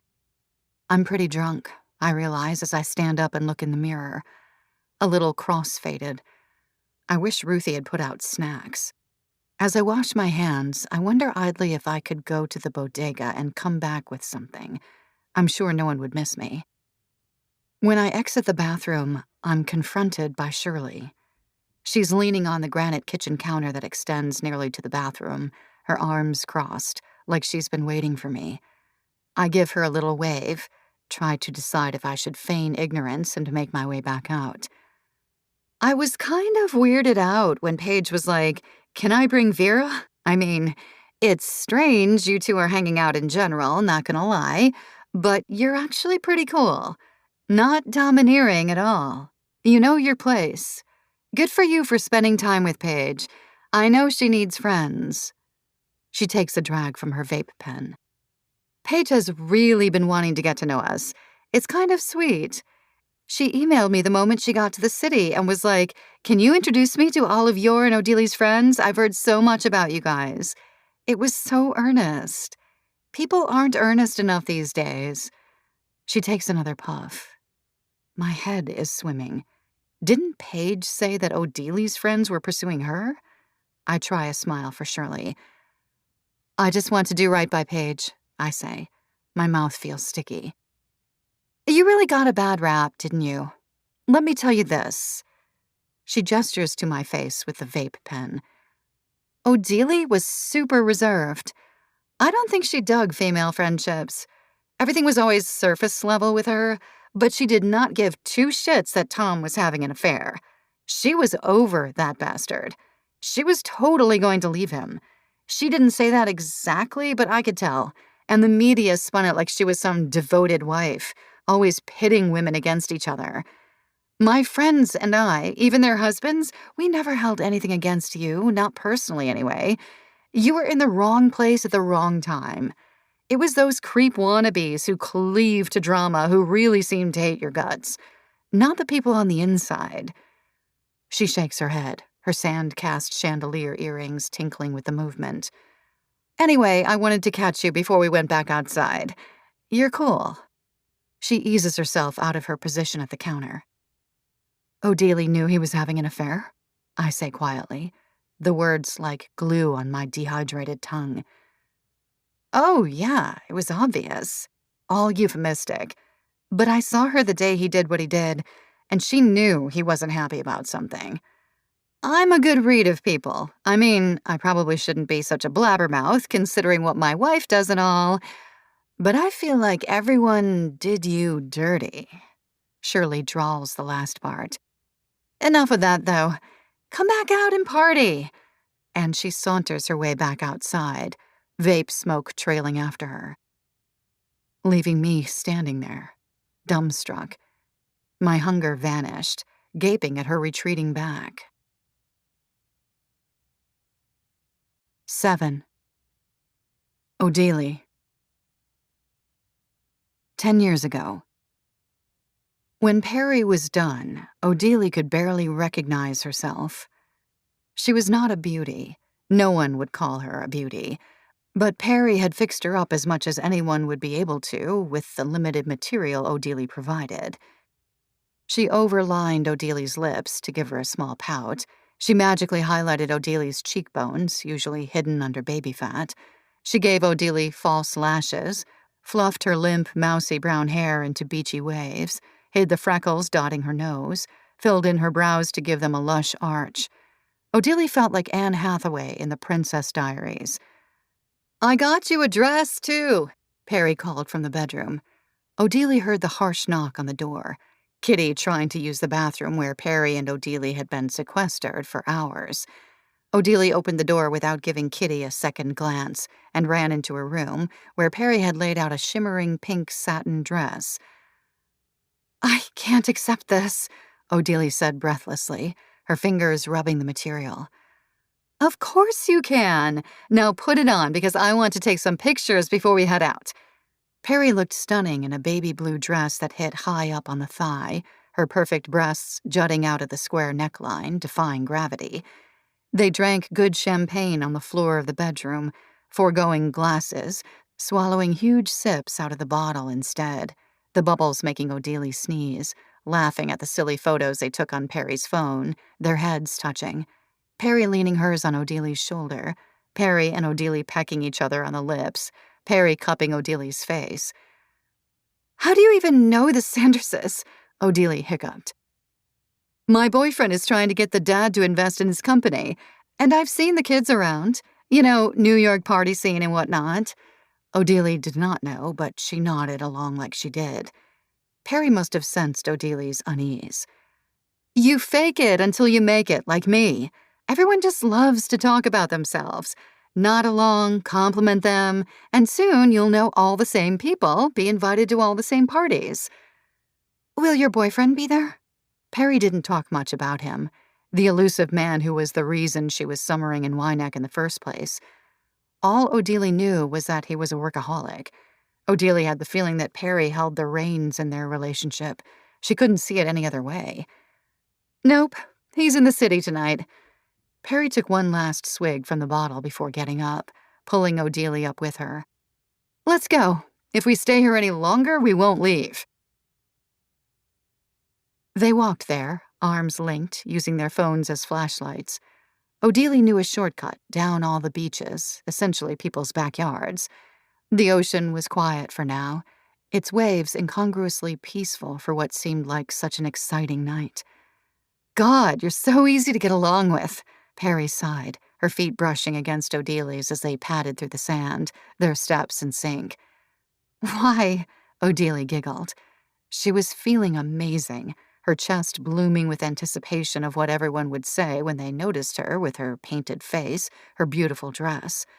They had left Kitty in front of the TV, Cheez-It crumbs dusting her chest. O'Daly couldn't believe that only a few short weeks ago, that was what she'd have been doing on a Friday night, too. "You're just so easygoing. Hanging out with you is effortless," Perry answered, and for a second O'Daly's heart deflated. She wanted to be adventurous, fun, amazing, not easygoing. But if easygoing was why Perry had chosen her as a companion, then so be it. They smelled the bonfire before they saw it lighting up the sky, flecks of charred wood flying toward them, even before they rounded a corner, smoke filling up the sky like a pagan sacrifice was underway. Surrounding the bonfire was a semicircular, white cloth-draped bar, numerous stacks of logs, music blasting from an unseen speaker. It was like this was the Sanderses' idea of something casual. People were milling around the fire, hair and outfits aglow in the light, embers shooting out of the pyre into the heavy night air. Perry squeezed Odili's hand, her long nails pinching Odili's lifeline. Then they entered the light, shadows dancing on the sand. Odili recognized some people right off the bat, people who were Wyneck summer regulars, whose houses her dad helped rent out, helped them buy sometimes, but rarely helped them sell. She wavered about saying hi. These were people she'd spied on for years, from the corners of beaches, from across the street in town. They definitely didn't know she existed, or if they had noticed her in passing once upon a time, Odili was sure that her face could easily be mistaken for someone else's, that she was just as replaceable in these people's memories as one grain of sand is for another. She watched Perry decide on her next move. Her eyes were roving over the crowd, possibly trying to find Annabella Sanders. To Odili's surprise, it wasn't a Sanders who came up to them first, but another summer resident with bright red hair, Caroline Perkins. The name came to Odili in a flash. The old Odili would have slunk off toward the edges of the party, social anxiety getting the better of her. The new Odili, however, well, she had the gumption to introduce herself. She was about to extend her hand when Caroline embraced Perry, her elbow unintentionally untangling Odili's and Perry's linked arms. "Pear, thank God you're here. I was getting so bored without you."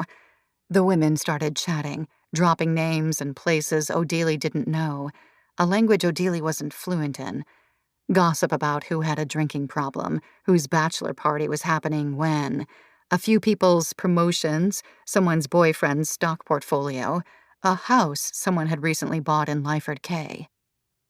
She stood patiently by Perry's side, waiting to be introduced, trying to cut in during any pause. But there weren't many. A few other women joined, all of them hugging Perry like she was a long-lost friend, pecking her on the cheek, telling her how gorgeous she looked. Odili felt herself slowly but surely being edged out of the conversation, succumbing to the shadows, to the parts of the beach from which they'd come that weren't lit. "Perry, come up to the house. We got the good stuff up there. Only for you, though," Annabella Sanders said, putting a finger to her lips, her irises dilated, teeth grinding along with the music's beat. She noticed Odili, but didn't seem to recognize her, eyeing her up and down before grabbing Perry's wrist and pulling her toward the brightly lit pathway that led to the house.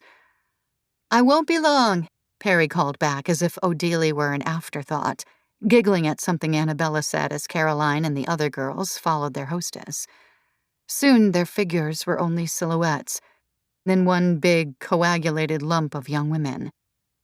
And Odili stood there, alone in the sand among a crowd of people, as if adrift in the wide, wide sea. When she touched her face, a strip of false lashes landed on the pad of her finger, its individual spikes splaying out like tiny knives. 8. Vera. Present day. Quinn wants to spend time with Paige, get to know her so when we eventually spring Sam's wild idea on her, she'll be more likely to accept it.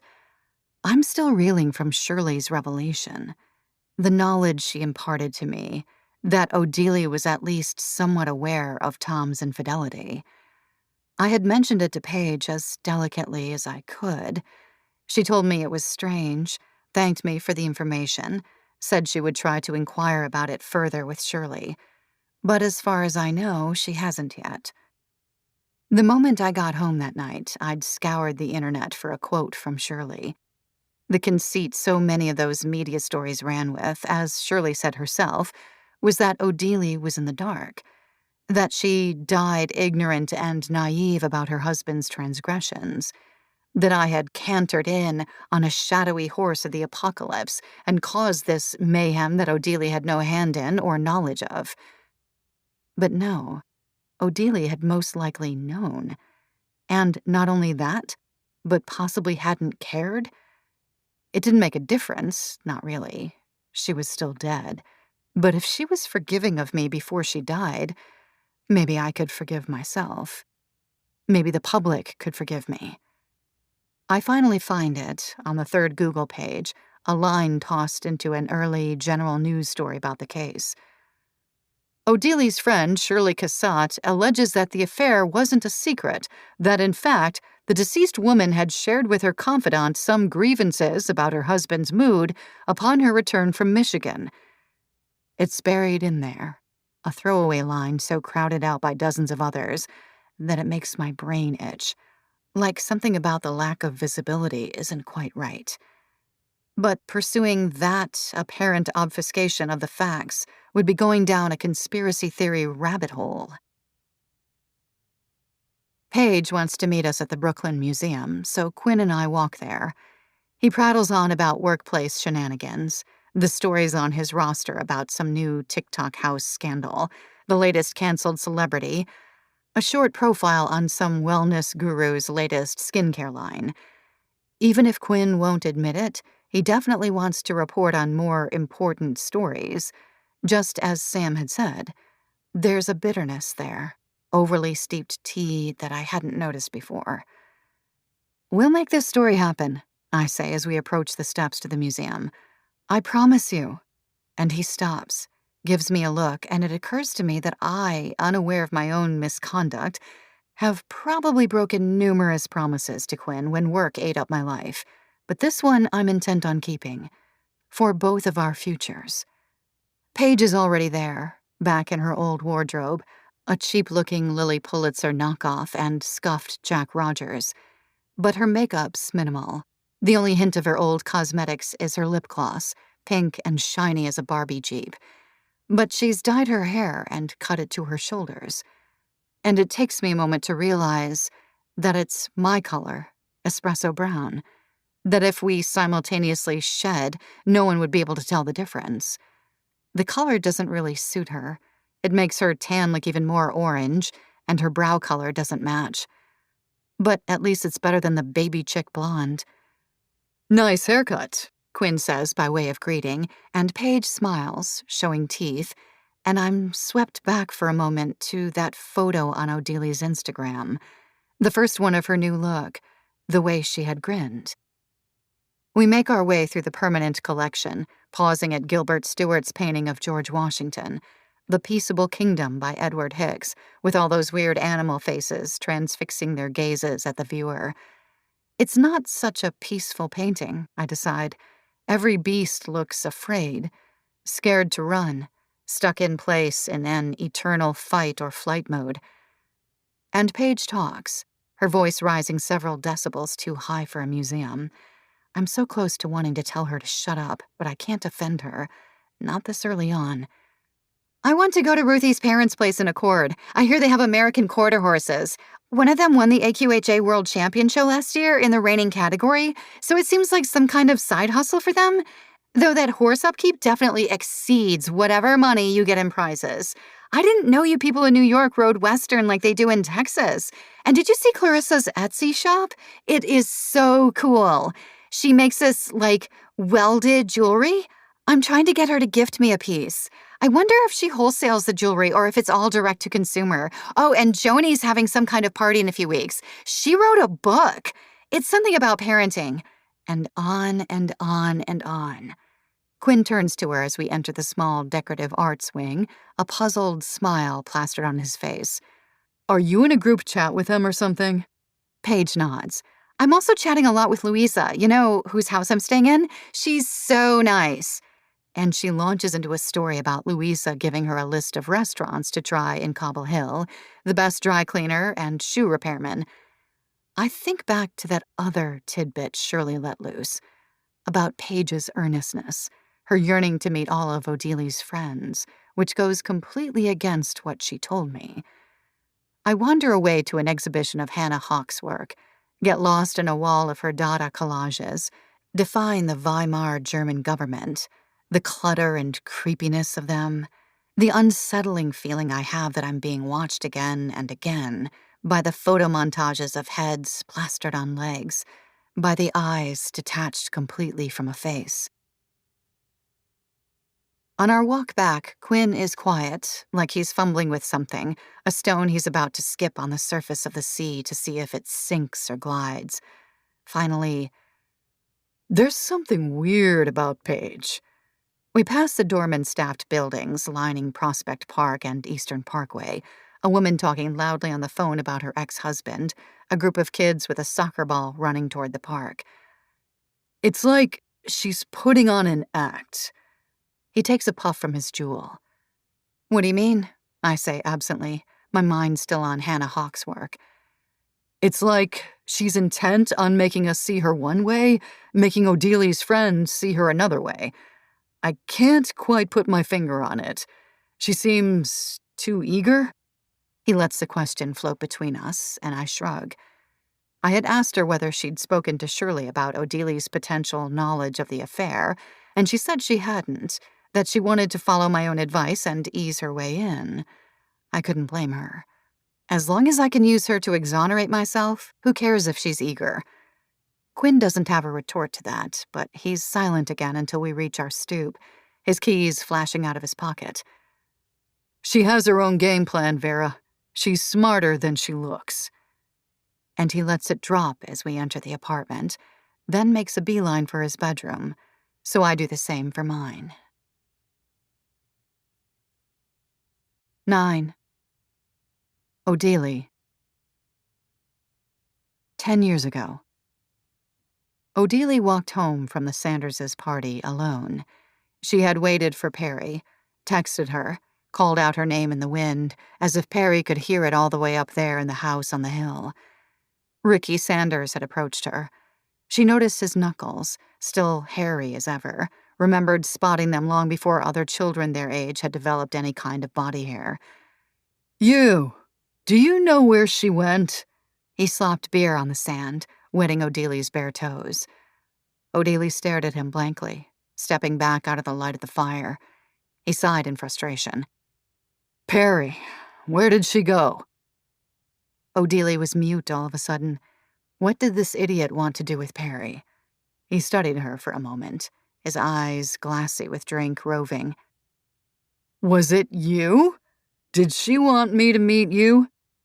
Odili stepped away, farther out onto the darkened part of the beach.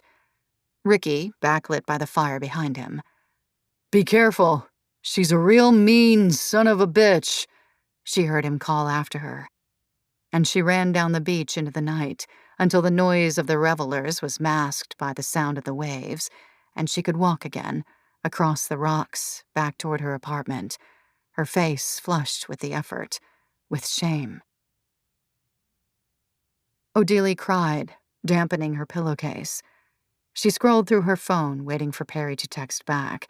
She went to Facebook and Instagram and swiped through Perry's photos. She traced Perry's face on her small screen, her symmetrical features, her eyes so discerning and sharp, even in the pictures that were blurry, taken in clubs and bar bathrooms. Lying in her bed, Odili mimicked Perry's expressions in the dark.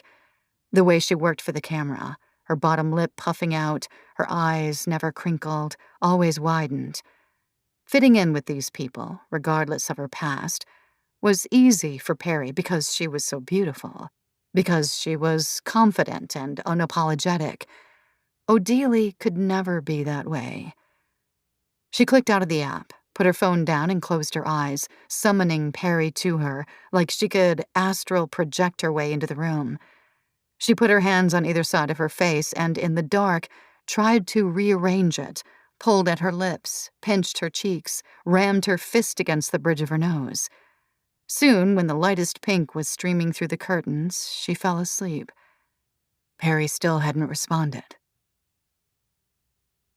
Odelie woke up to a tickle, a hot breath in her nostrils that almost made her sneeze. There was a weight in the bed next to her. She could feel the mattress's imbalance even before she opened her eyes. When she did, she saw wisps of shiny brown hair on the pillow next to her, lips parted, blowing currents of air her way. She blinked, dreaming, knowing the vision would dissipate. But it didn't. "Morning, sunshine." A lock of her own hair curled by a magenta-red nail, the bedroom bulbous, warped like she was looking at it through the wrong end of a telescope. "You left me there, all alone." A pout, dewy as grass at dawn. Odelie blinked, her voice arching out like a hissing cat, rough from having slept. "You left me." She rolled over petulantly, like a child, clutching the comforter to her. She felt a hand on her spine, tracing little invisible rings on her skin. The shift in the bed as Perry moved closer cupped Odelie's ear. "You weren't talking to the other girls, Odie. I need them, you see? Their boyfriends and their fathers. They're all potential investors for my boyfriend's company. I was only up at the house a moment, and when I came down to the beach, you were gone. I thought you could handle things without me there." Her voice, so soft in Odelie's ear, oozed dismay. The low notes like vanilla extract splashed into sweet batter. Odelie turned back over, nose to nose with Perry. She felt the glisten of tears, the telltale tug in her nasal cavity that she was about to cry. "Why are you hanging out with me? I don't have a boyfriend who can invest in your boyfriend's company. Why waste your time with me?" Perry raised a finger, the pat of it at Odelie's lid even before she felt the first tear. She caught it, licked it. "Because I see something in you. Those people, they're so boring. They aren't excited about anything. They're so jaded by their wealth, by their excesses, that they aren't curious anymore. You, I can have fun with. You, I can be myself with. All the goofy, weird, stupid parts of myself." She smiled slowly. There was a lipstick smear on her teeth, the same fire engine color she'd worn last night. She was wearing the same clothes, in fact, like she'd never gone to sleep at all. "How did you get in here, anyway?" Odelie asked, taking in Perry's face, the makeup washed out and leaking like she'd been swimming. She probably had been. And yet, on her it looked glamorous, a woman caught in the rain. "I banged on your door until your roommate woke up and let me in," Perry giggled. She was not happy. What a curmudgeon that girl is. She has such a stick up her ass. Odelie didn't disagree. "I want to be less like her," Odelie said softly. She wondered what time it was, how long Perry had been stretched beside her, how long Perry had watched her sleep. Perry licked her tooth, the one with the lipstick stain. She'd known it was there. "You know what we could do? What could be quite fun, actually?"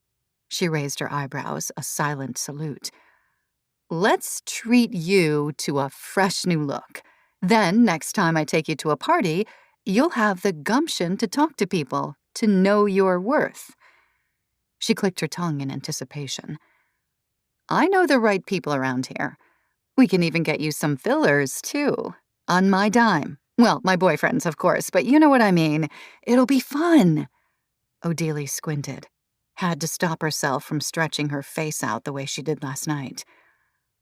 "Okay," she whispered without thinking, because thinking too hard about this would be something the old Odelie would do. Perry leaped out of bed at that moment, jostling Odelie. "Anything you want fixed, we can make it happen. I promise." She smiled that bone-white smile.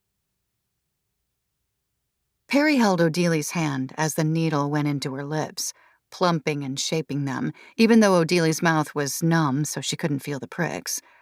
Back at home, she sat with Odelie and applied ice packs to her swollen lips on the couch in the apartment, periodically getting up to crack open a fresh instant cold pack. "What happened?" gasped Kitty when she came through the door, took a look at Odelie's face.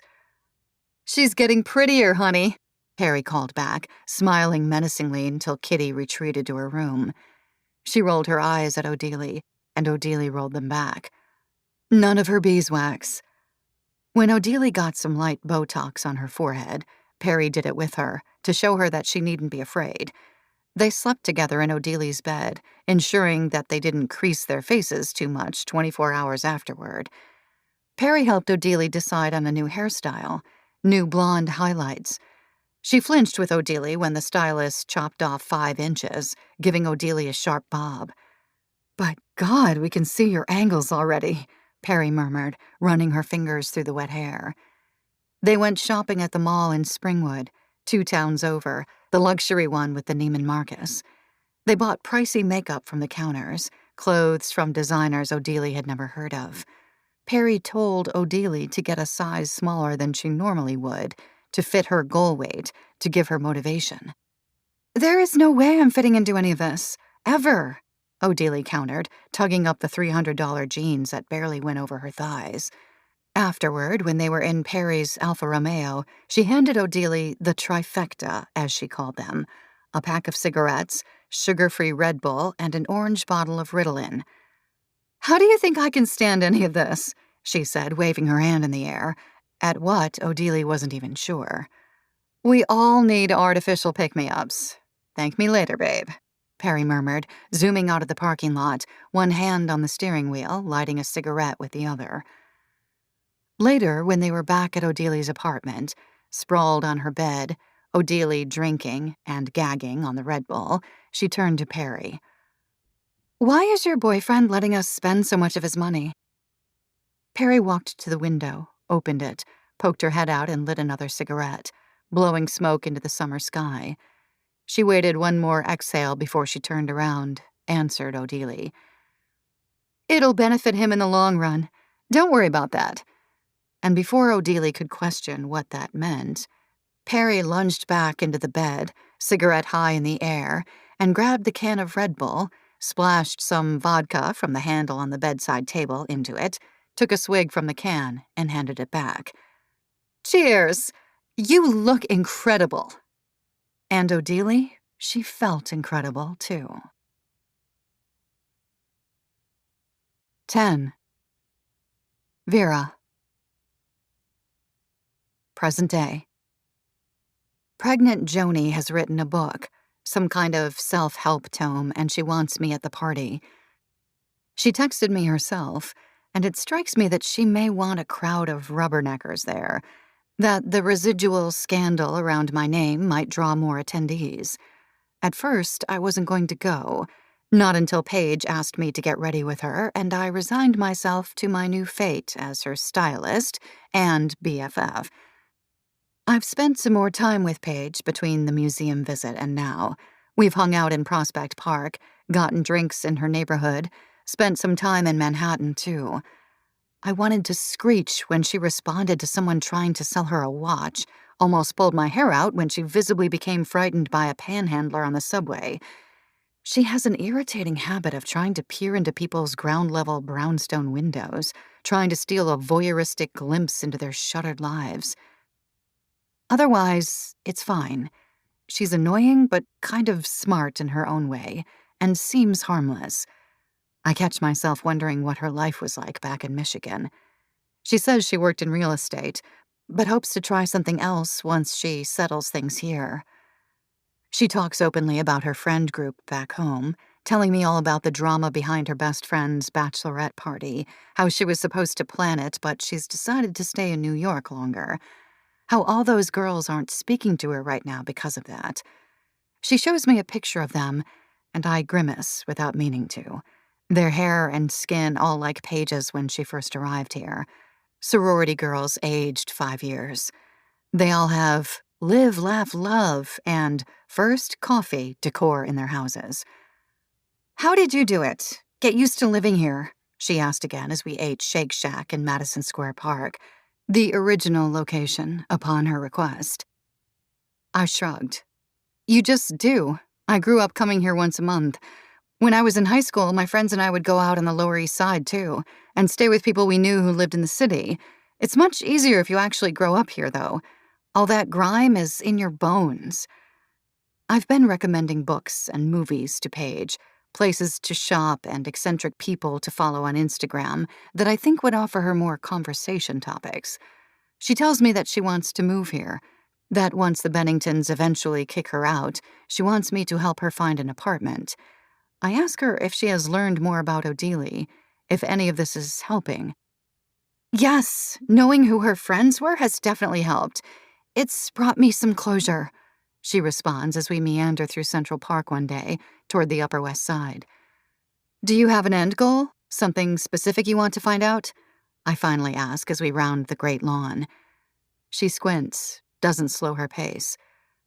I guess I want to know that there was nothing I could have done to stop it.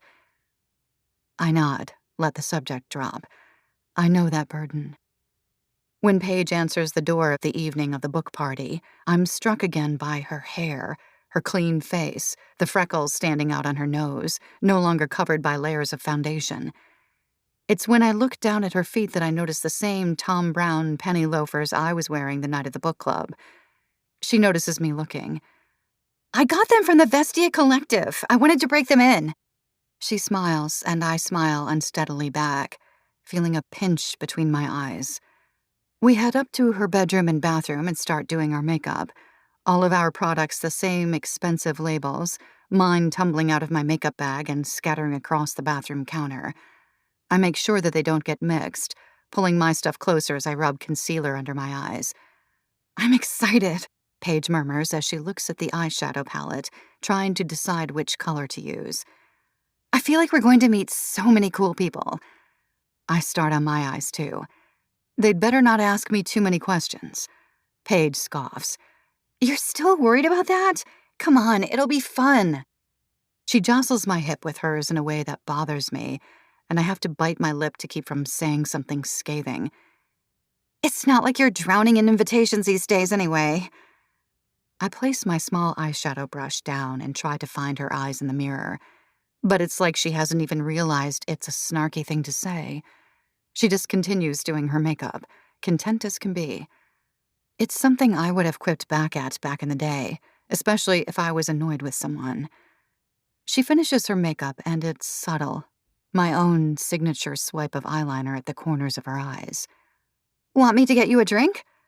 It takes me a moment to say yes, I would love a drink. I watch her flit out of the bedroom with her phone tucked into the back pocket of her jeans. When she comes back, she has 2 wine glasses filled with what smells like gin and tonic, mostly gin, a wedge of lime floating in each glass like a congealing body part. I like Joni. Her husband started that fintech company all the celebrities use. He's met Jay-Z and Beyoncé. Joni said they had dinner with them in the Hamptons. I'd researched all the women at the book club party's partners. Clarissa's husband works for the investment firm that backs Snappy, and Shirley's wife recently sold her company to Snappy. It all seems so incestuous. I lay out Paige's clothes for this evening, all nude colors, the row slacks and a knit top that shows a sliver of her stomach, Suzanne Ray mules for her feet. She takes a long sip of her gin and tonic before setting it down and getting dressed. Did you actually sleep with that person's husband, like that Twitter thread said? The question startles me so much that I almost drop my glass.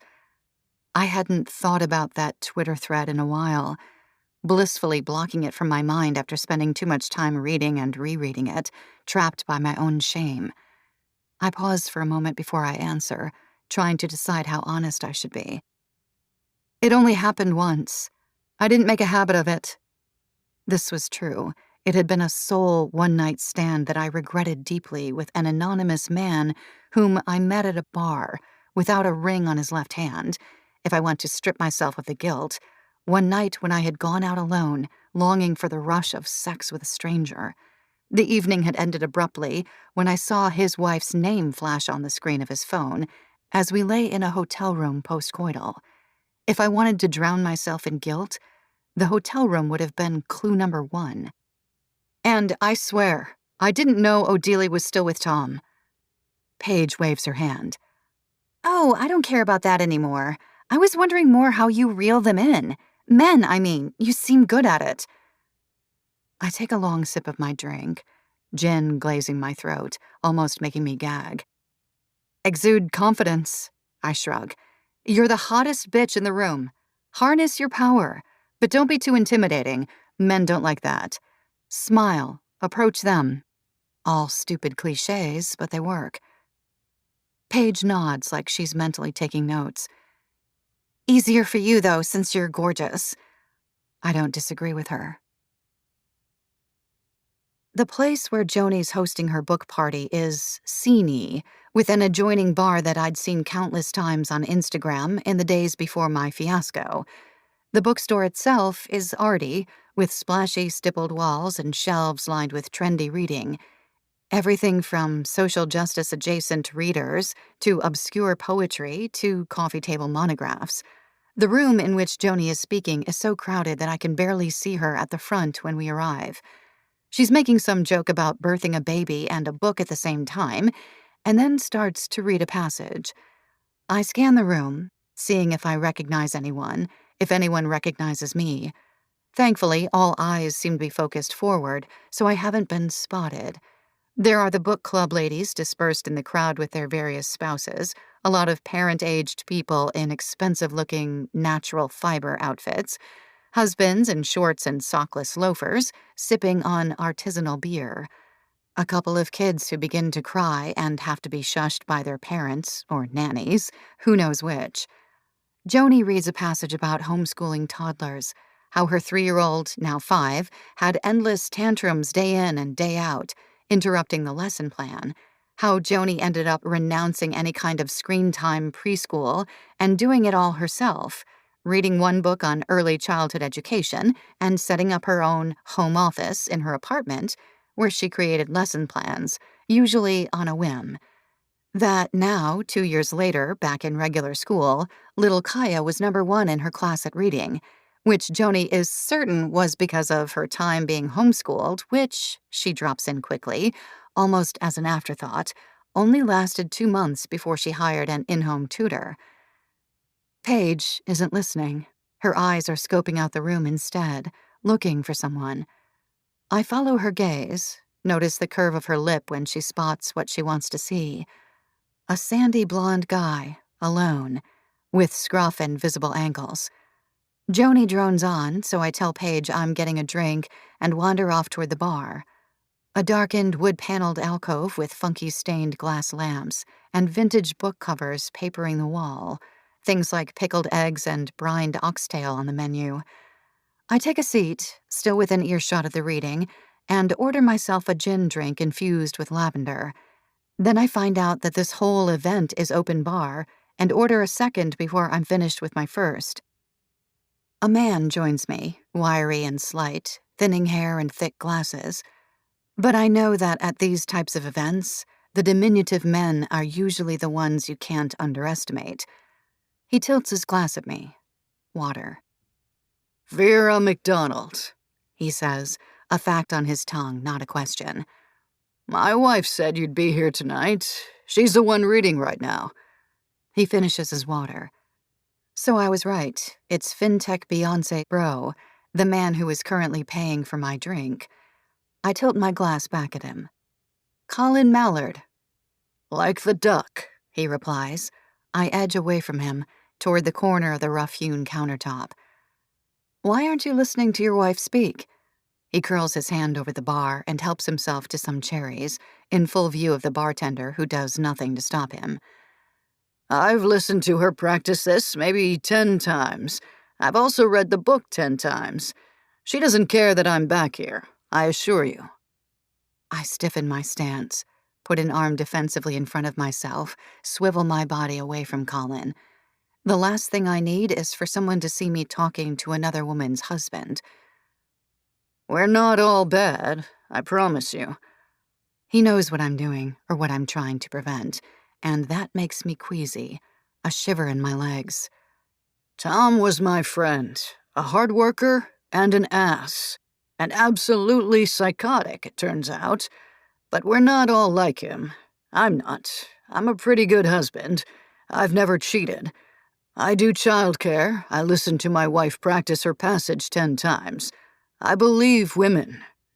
He tugs a cherry from its stem. "Why are you telling me this?" I say, inching away, back toward the crowd of people. "You're so young, so beautiful. I don't want you to write off men forever because of your experience."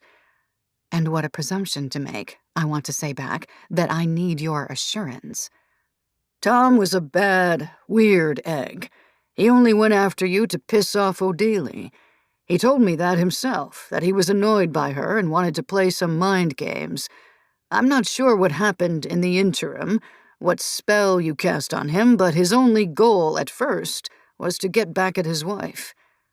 He takes another cherry, and I can see him prod it with his tongue, the way his mouth moves, his canines, inexplicably biting into the stem too this time. The room warps, narrows. "I'm going to go back out now," I say cheerfully, forcefully taking my drink with me as I round my way out. He shrugs, doesn't stop me. All I see is red. 11. Odelie. 10 years ago. July was smoke and haze. The cherry taste of calorie-free energy drinks, nicotine-stained hands, cocaine bumps at 3 in the morning. Laughter ricocheting off the walls of Odelie's bedroom, the room dark except for the glare of the laptop, showing old reality shows, sitcoms from the 60s, softcore porn. Anything Perry was in the mood to watch. They'd been kicked out of the living room from the TV because they'd ashed cigarettes on the carpet out there and didn't clean it up. Left rings from their condensing glasses of vodka, little happy trails of Ritalin dust on the wooden table Kitty said was her grandmother's. Odelie went to work bleary-eyed each day, clutching a large iced coffee, black. No more sharing Danishes with Elena. "You look amazing," the hygienist cooed as Odelie shrank, her lips ballooning from her hollowed-out face, her skin taut and pore-free. Not allowing herself to feel anything but amazing was a happy, easy existence. Any moment she felt herself dipping, she'd pop another Ritalin, crunch a cube from her iced coffee, take a smoke break. It turned out that life was so much less gray this way, on so many stimulants, like Odelie was gazing down from the sky at everything below through a mist of glee, of ecstasy. She had never had a friend like Perry. She had never had a close friend like this, period. What did they even do? What did they even talk about? In her fleeting moments of sobriety, Odelie wasn't sure. From the moment Odelie got off work, they spent most of their time holed up in the apartment, chain-smoking and watching TV on the laptop, their legs entangled. Perry said she slept all day, arose when Odelie clocked out. Odelie found her a few times curled up in her bed, her gorgeous, finely chiseled face so angelic in slumber that Odelie wanted to squeeze it. At night, they went to the beach and walked the shores, collapsing with their backs to it, letting unseen waves crash into them, knock them down. Sometimes they went to town and Odelie watched Perry walk into one of the touristy housewares stores, sniff the candles, and come out with 6 different ones she didn't need. Perry always needed to be doing something with her hands, smoking, spending, gesticulating wildly. In the moments of quiet they shared, she would grip Odelie's own hands until the bones cracked, the pressure leaving red imprints on Odelie's skin. "I worry sometimes that if I stop moving, everything else will stop too. This world I've built for myself," she would confess quietly, cigarette quivering in her fingers. Odelie began to notice that even when Perry appeared relaxed, at ease, when she was with groups of people, she would be tensing her fingers, bending them and stretching as if to check if they still worked.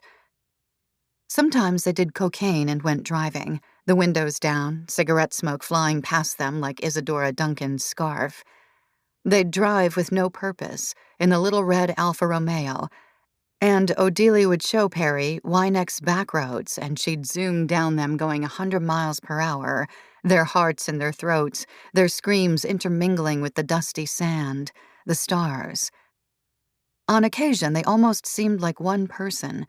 Odelie would lift her hand and expect to see Perry's long magenta nails, and sometimes she did, because she'd taken to painting hers the same color.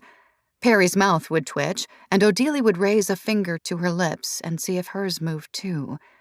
Their limbs would become octopus tentacles, entwined in the sheets, their musky sweat commingling into one odor, one stench that the bedroom was steeped in. "Doesn't your boyfriend miss you?" Odelia asked Perry one evening as they lay together in bed, Perry's fourth night in a row sleeping over, her body cuddling against Odelia's even when she was in the deepest sleep. Perry shrugged. "We're not out here for leisure. He has shit going on every day, in meetings, on calls. I'll see him when we get back to the city." The city. Odelia didn't want to think about that. Perry's inevitable return to New York, to her real life. This is just a dream to Perry. That thought wormed its way into Odelia's head more than once, and she would have to go to great lengths to suppress it, to disable it, to knock it out of her skull. And was Odelia real without Perry? That was another thought. Sometimes she felt like she was part of Perry's fever dream, a figment of Perry's imagination, magicked up by Perry's sheer willpower. "This isn't my real life," Perry had murmured more than once, on the third night of a bender, puffing anxiously on a cigarette. "What do you want to do, Odie? When you're out of this town? Who do you want to be?" Perry had asked this question before, of course, but still Odelia had no solid answer. "I want to be more important than I am now," she'd squeak out, and this was when their differences shone through because Perry, in moments like this, she liked to remind Odelia how far she'd come. "I grew up poor, was living on people's couches. Now I'm summering in Wyneck." And in one rare, sharp-tongued moment, Odelia almost barked back, "Well, you're still basically living on people's couches." But she didn't. She didn't because she loved Perry, loved how being friends with her made her feel. One late morning, Perry told Odelia they were going to a party again. "I haven't been out and about since the Sanderses. I need to show my face." They were going on the Flickermans' father's yacht for lunch. Odelia, of course, knew the Flickermans, had been enrolled in camp with them as a child. There would be others there, but not many. It wouldn't be as intimidating as the Sanderses' party, Perry promised. Still, Odelia took a shot of vodka, chased with a Ritalin, pocketed a Xanax just in case.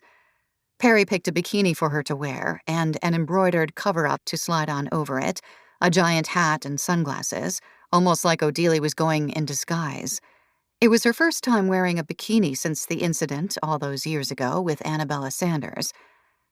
They boarded the yacht, the Marigold, at one of the docks, Odelia following steadfastly behind Perry as they greeted their hosts.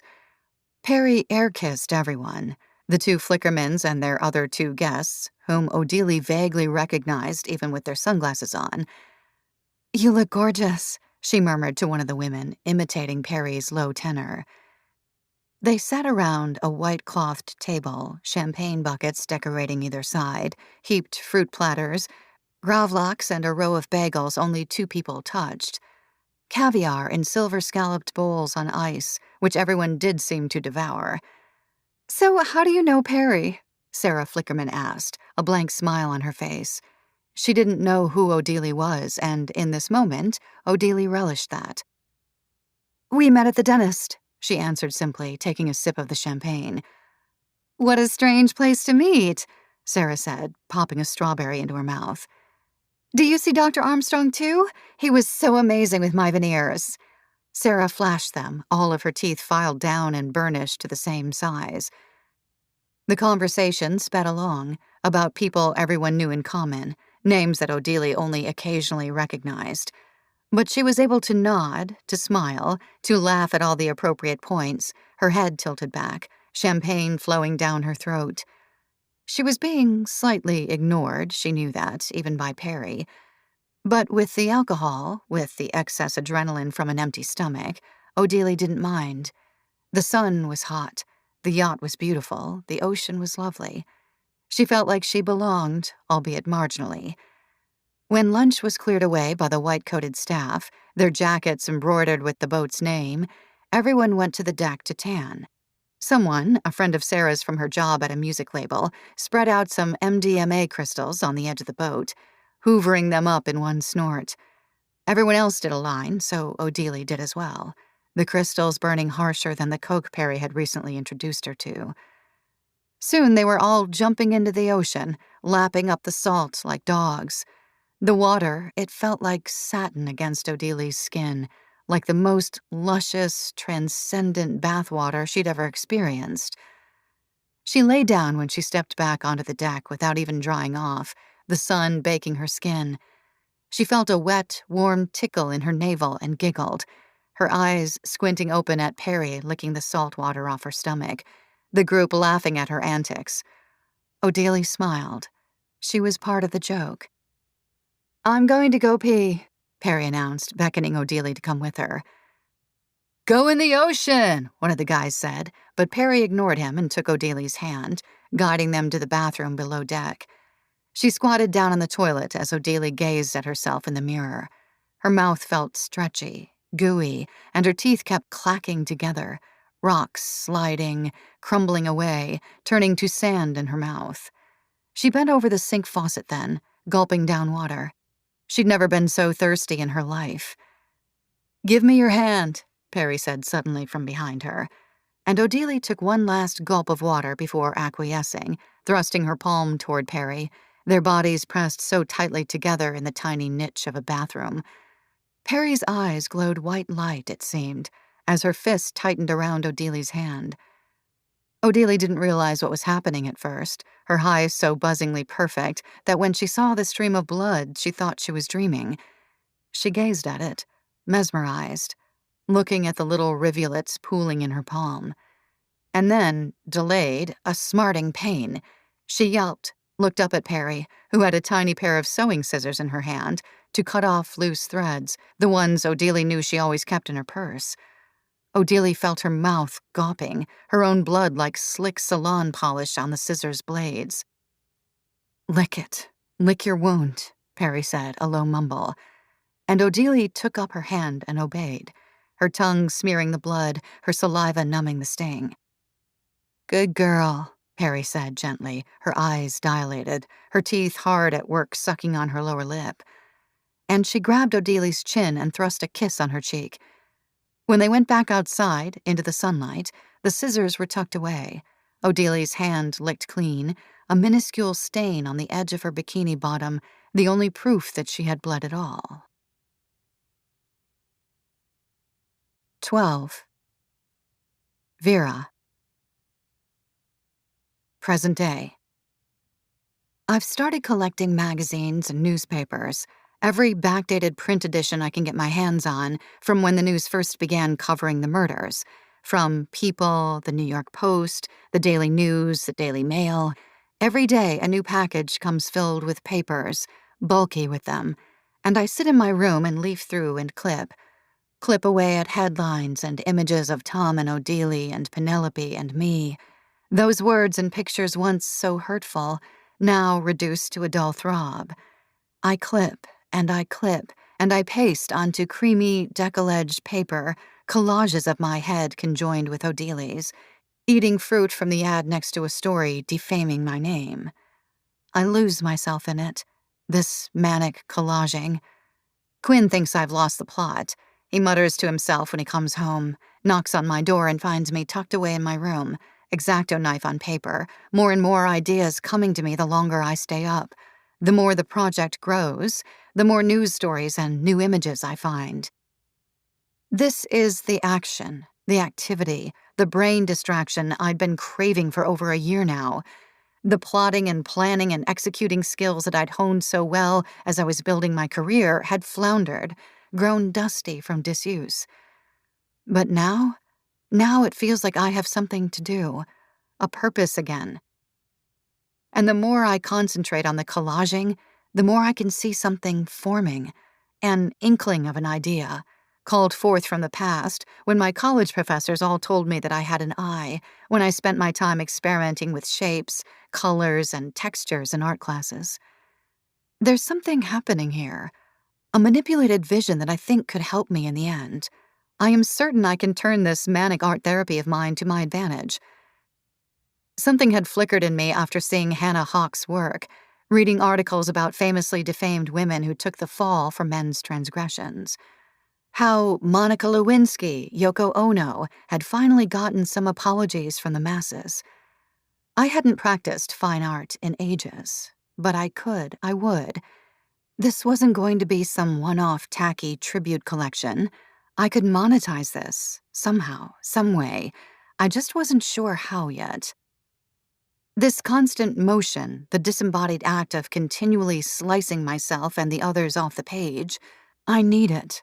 I need it because I'm suddenly on a rampage against Thomas Newbern. I was set off that night at Joni's book party, an inescapable rage that I don't think I'd let myself feel ever in the totality of time since the murder-suicide. Sure, I'd been angry. I'd pitied myself for the hatred flung my way. I'd hidden from the world, made myself small, did everything I could to stop that disdain, and had harbored resentment about it. But this anger, it was something different. Bubbling and poisonous and on the verge of boiling over, scalding anything that was in its proximity. Joni's husband had told me that Tom had sought out an affair as a ploy. I was a pawn in a marriage with a woman who probably didn't even care whether he'd had an affair. My life ruined just because this fucking idiot wanted to make his wife antsy. Not because he, misguidedly, wanted to find love in the wrong place. Not like every other cheating man out there who was bored of domesticity. No. This psychopath wanted to gaslight his wife, instead accidentally fell for me, and then killed her and himself. I'd re-entered the book party with a smile plastered on my face, my hands shaking, the ice clinking in my glass. I couldn't help myself. I'd pulled Paige aside and told her what Colin had said. She'd given me a pointed glance. His motivations don't really help me right now, do they? Then melted back into the crowd, ready to have Joni sign her book. So while Paige is ostensibly trying to get to know her dead sister, I want to get as much information I can about who the hell Tom was, what kind of sick fuck would ruin so many lives. It won't bring Odelia back, but it could help me. It could help Quinn's story to fully reveal what Tom's game plan had been, what his history was, whether there were other women out there who had been charmed and cheated and physically hurt by him, who might be afraid to talk. Which is why I've been calling every day, all day, for an appointment to speak with Tom's brother.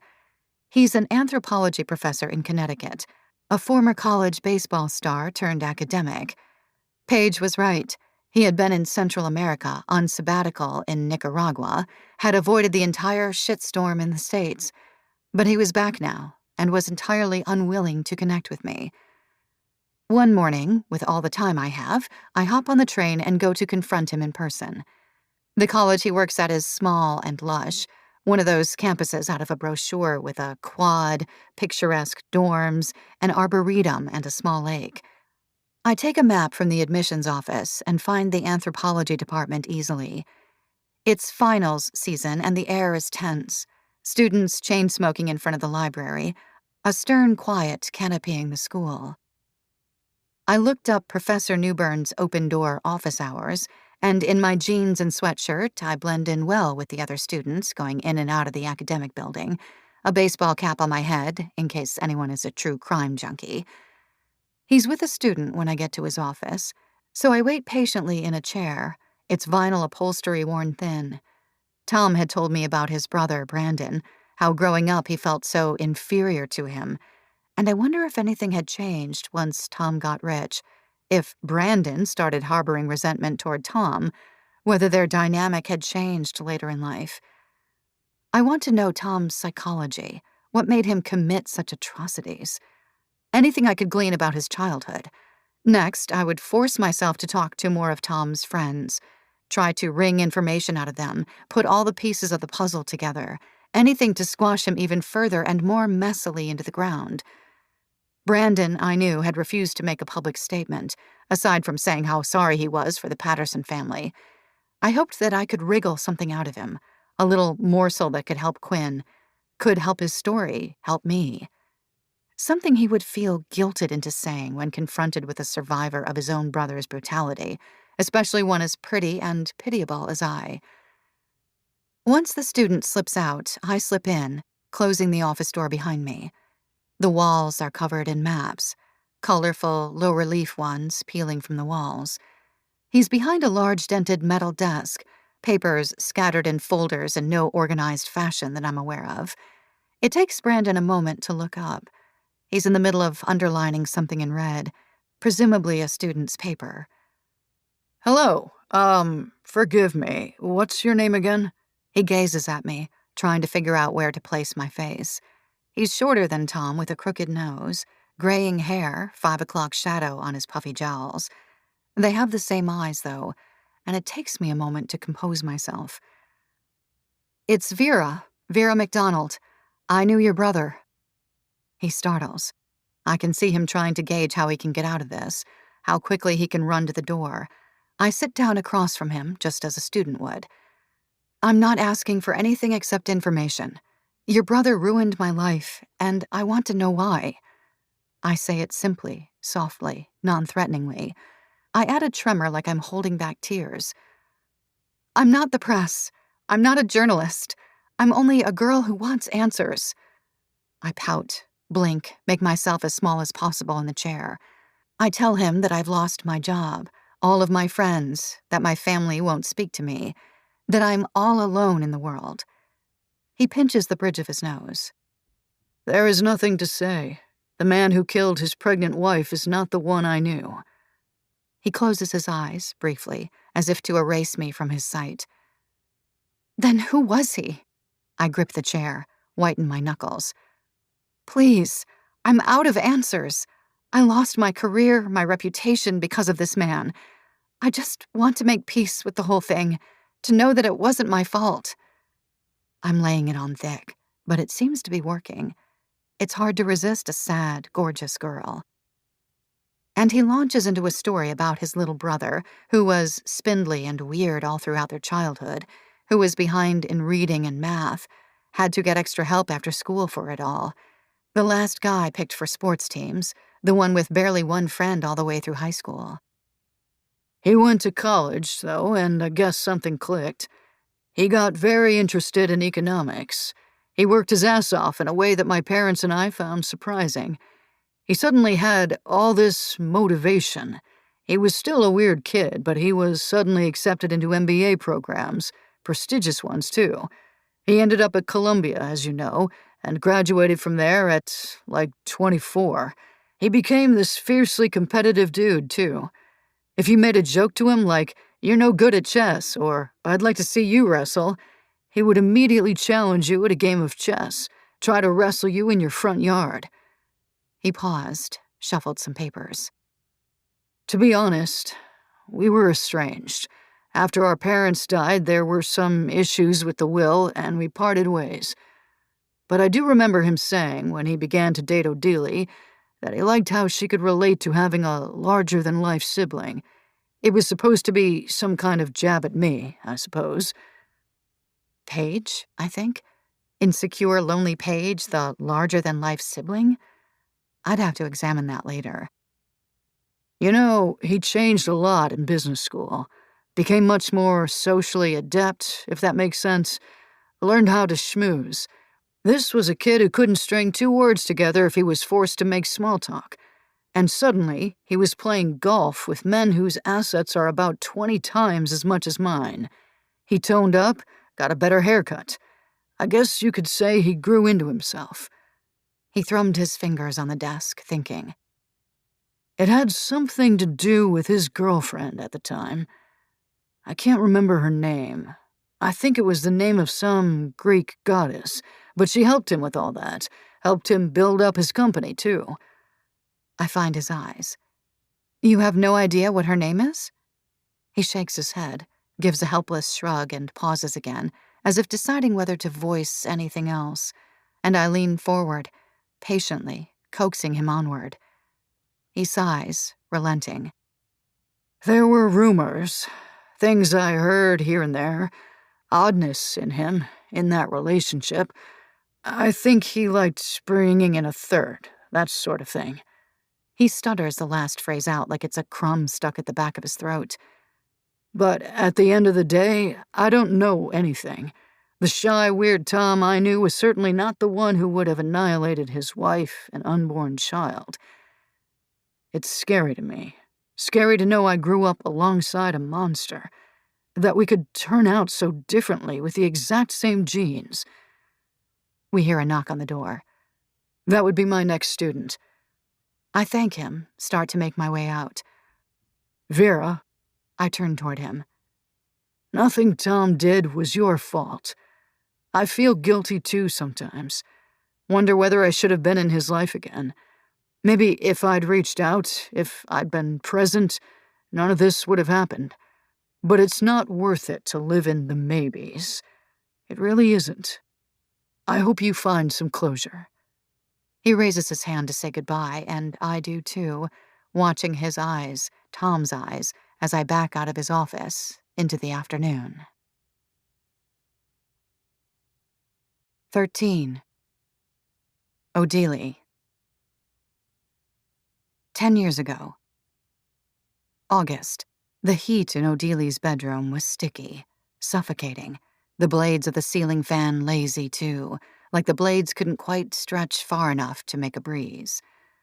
Odelie and Perry relocated to the beach, an eroded patch of shore near the east end of town, a place that the water always threatened to swallow up. When the tide was high, the patch disappeared altogether, and the girls were taken with it, human buoys on gray waves.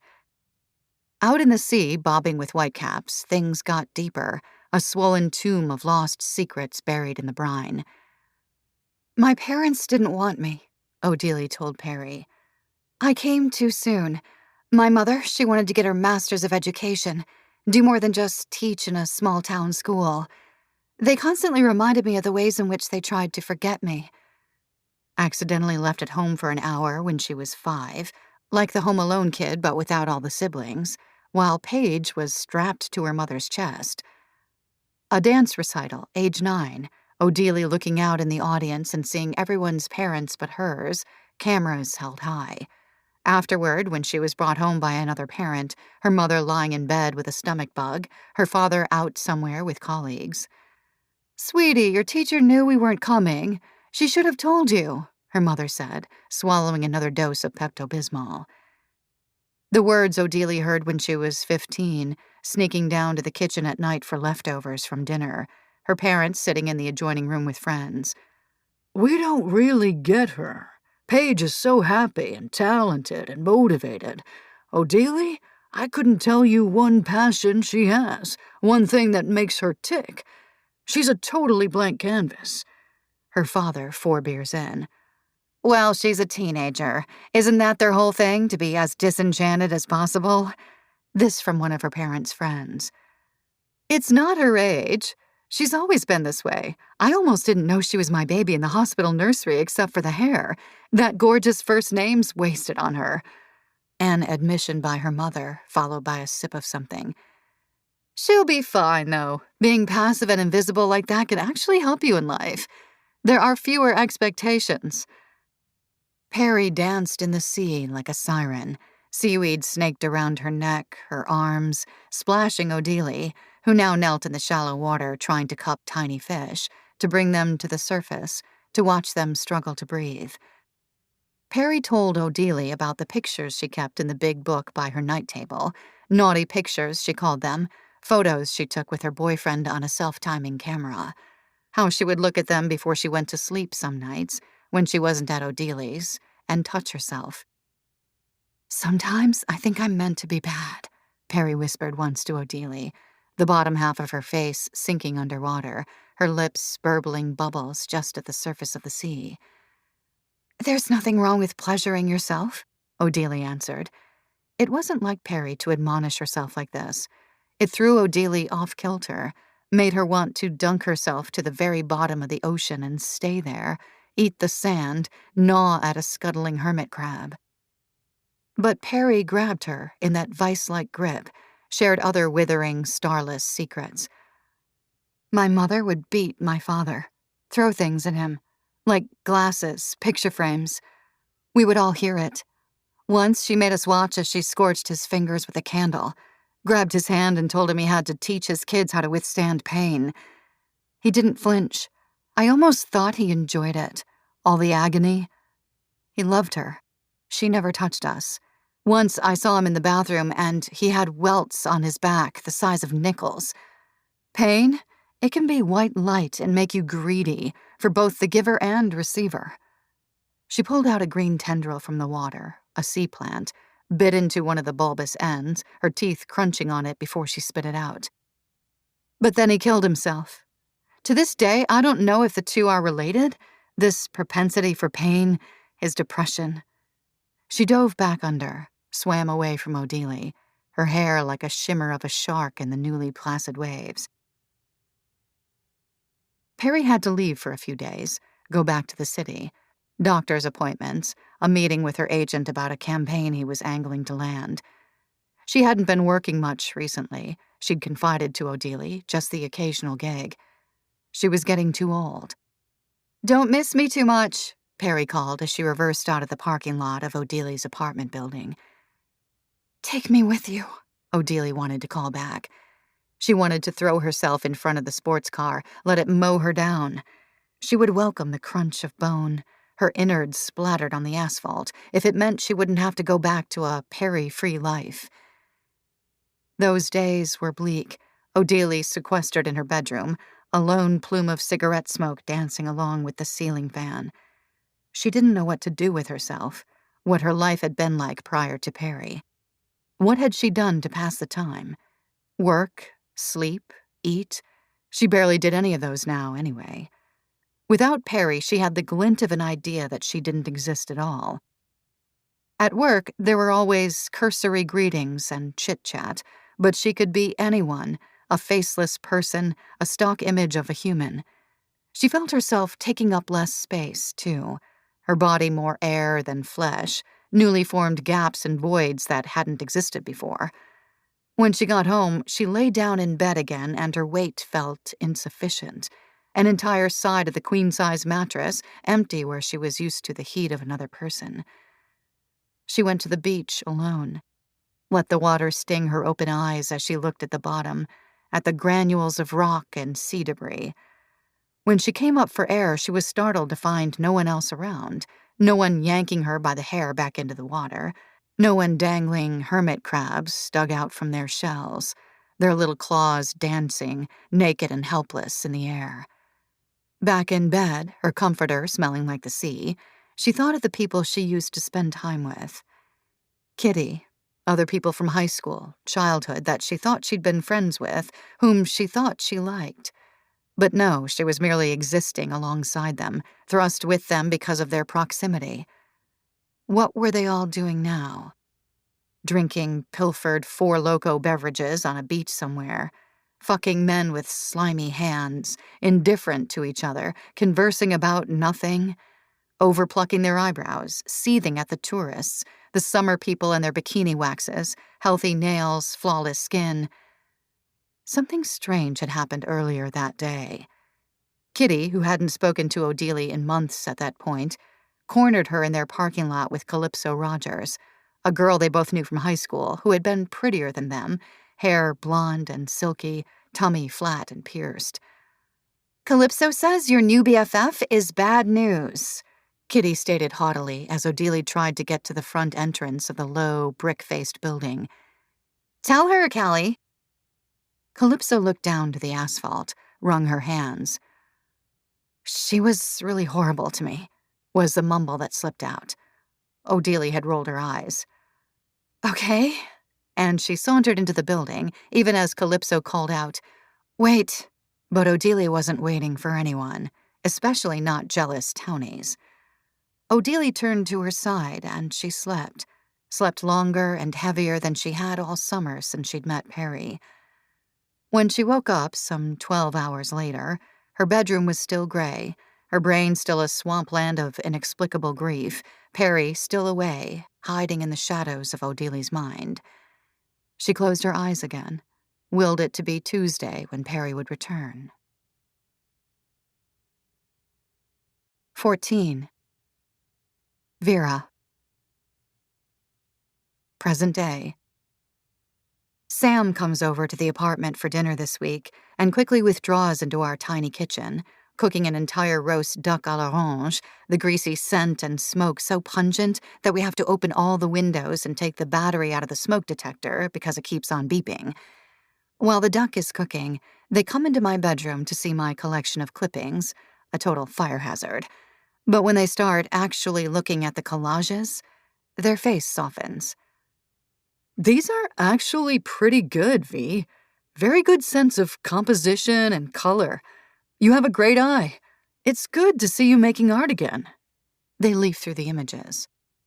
I've made a dozen so far, and I can't stop myself, can't stop my hands. It's a fixation at this point. You should make a website. Put these on t-shirts or something. Try to sell them. That's exactly the idea, I say quietly, and they nod. Let me know if you need my help. Quinn unlatches the drop leaf table and sets it as Sam serves us the duck with rice and green beans. We haven't been digging in for long when they ask how our little journalism project is going. Vera is on a Tom Newbern manhunt, Quinn says. I'd say she's mad that he's already dead, so she can't murder him herself. Sam raises their eyebrow at me, and I spear some duck, moist and pink. I keep learning these things. I go to 2 events with Paige and everyone is babbling to me. I tell them what Shirley and Colin said about my visit to Brandon Newbern. Their eyes shine. OMG, you are such a Sherlock. You need to find out more about these alleged threesomes. One of the wild things about this story so far is that no one can get any info on Tom, his business practices, his life. You could crack that right open. These people obviously don't mind having you around if they're tolerating you at events. Except Vera isn't spending time with Paige anymore, Quinn says, shaking some salt onto his green beans. She hasn't invited me anywhere since we went to the book party together, and neither have any of Odili's friends, I explained to Sam. They shake their head. You have to invite yourself.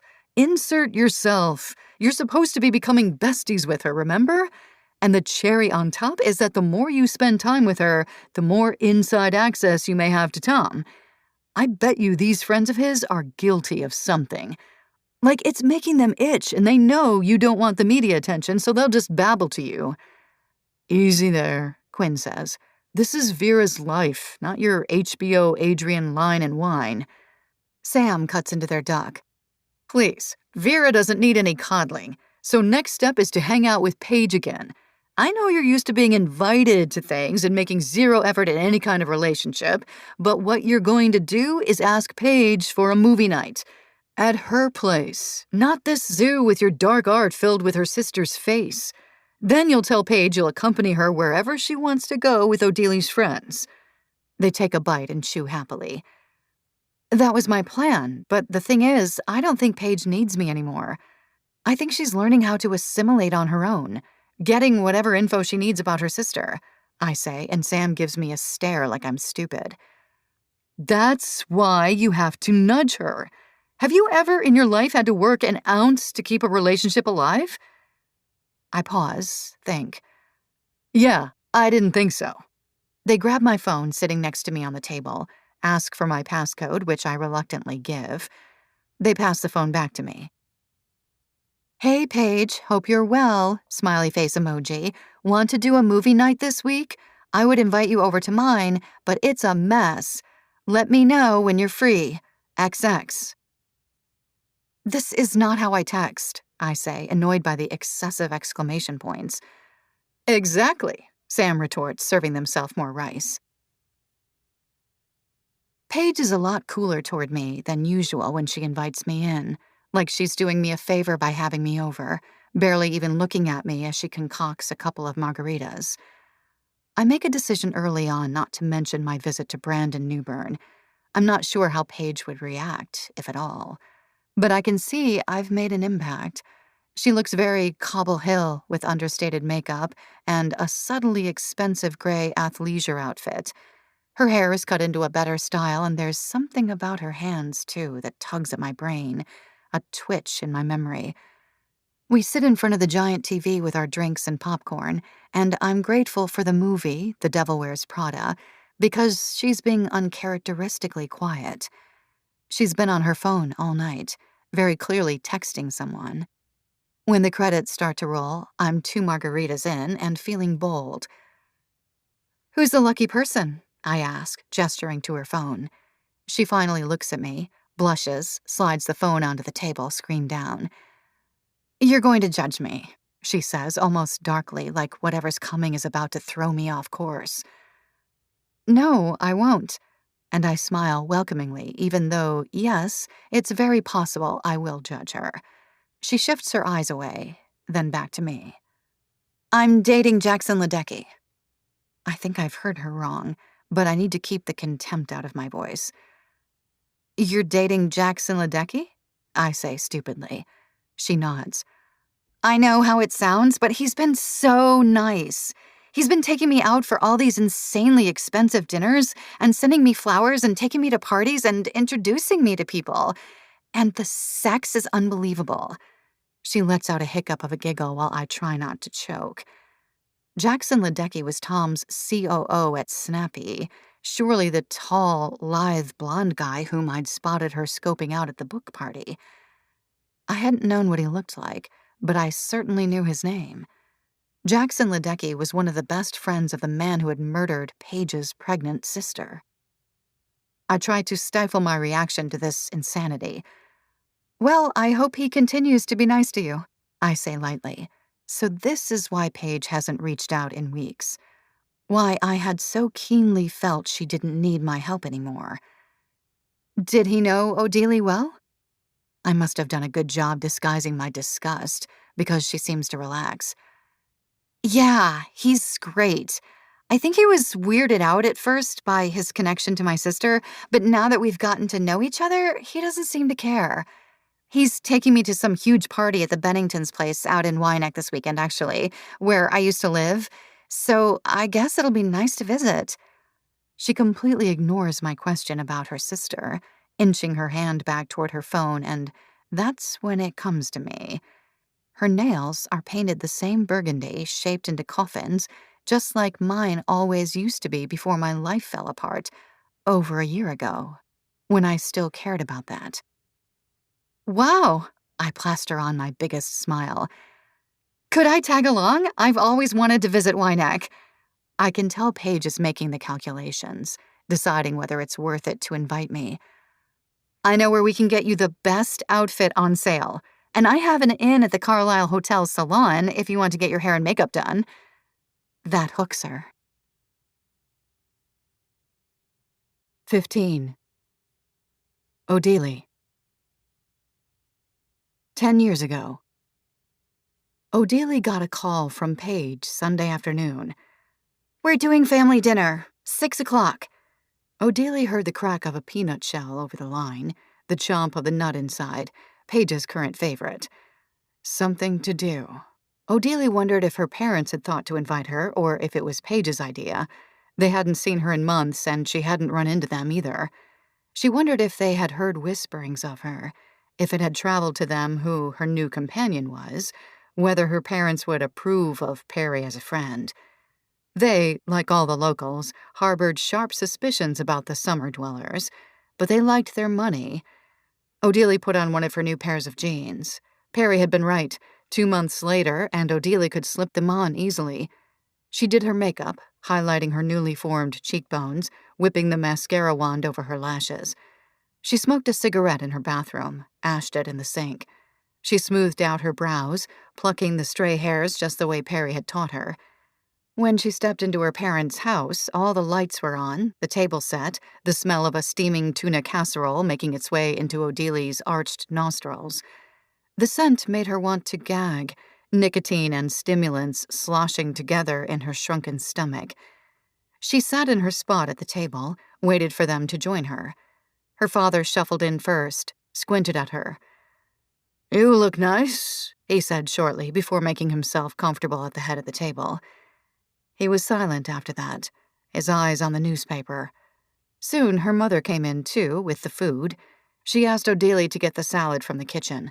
It was only when they were alone together back there, her mother filling up the water pitcher, that she studied Odelie, her new shadows and hollows. "It's different. You look different. Don't forget the dressing."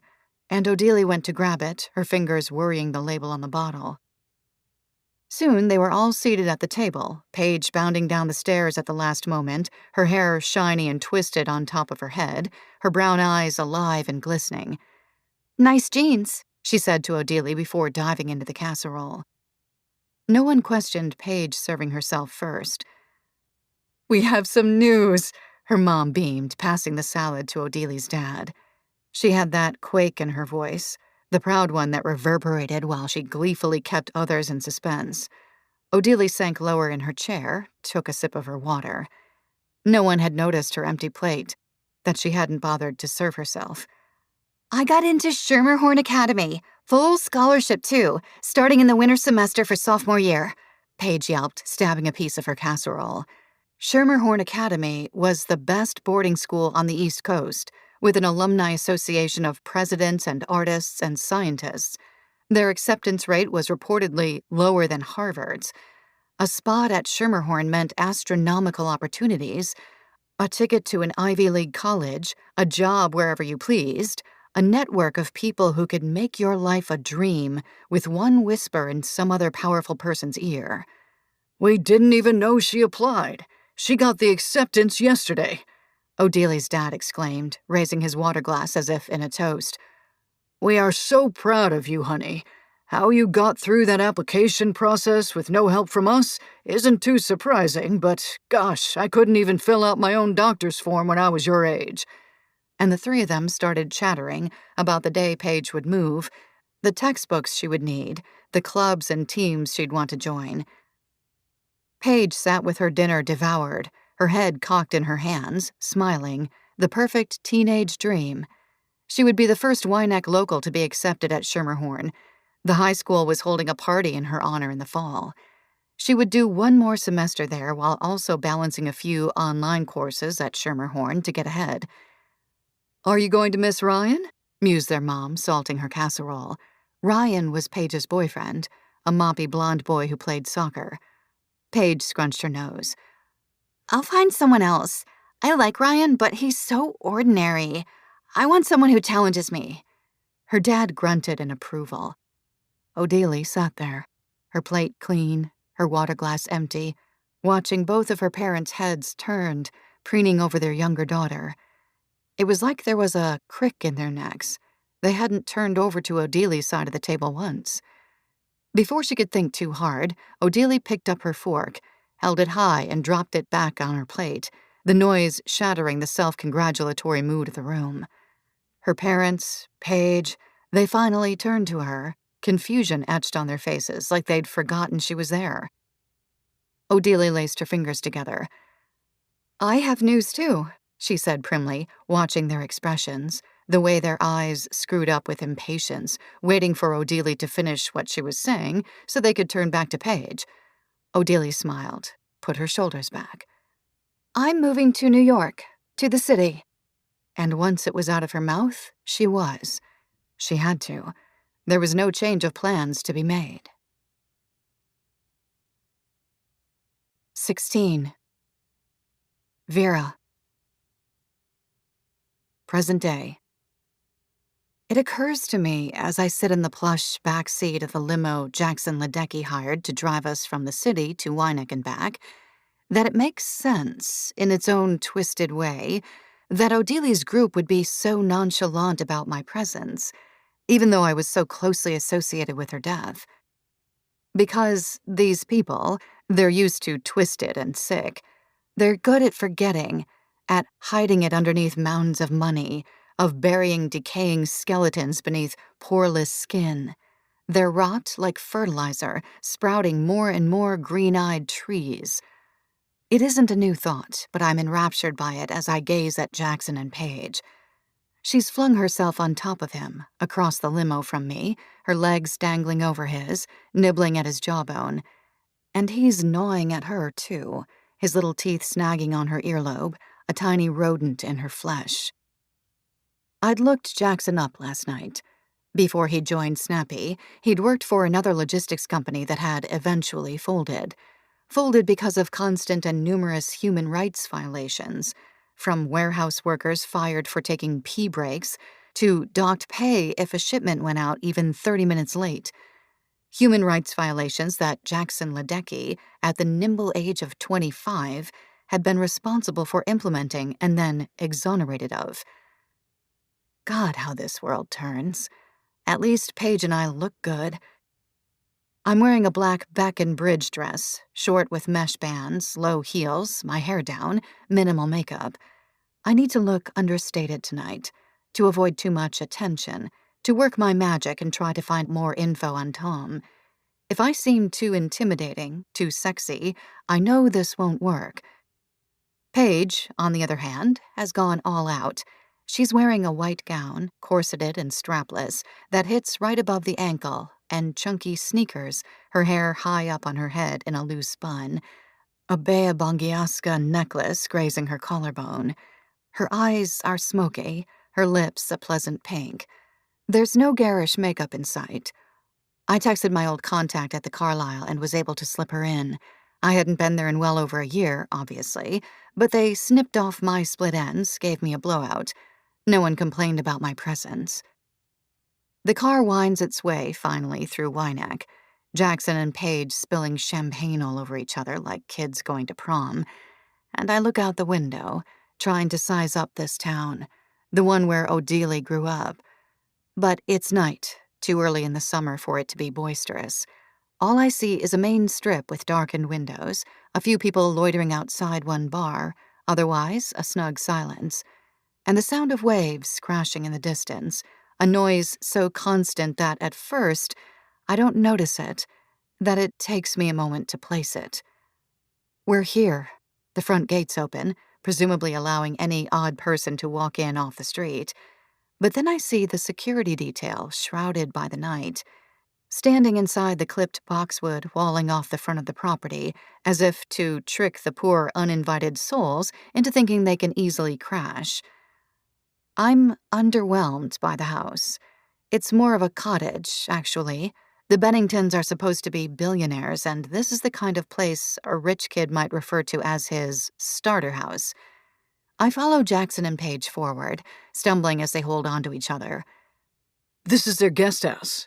Jackson turns his head over his shoulder and explains. They've been using this one because the main one is under renovation.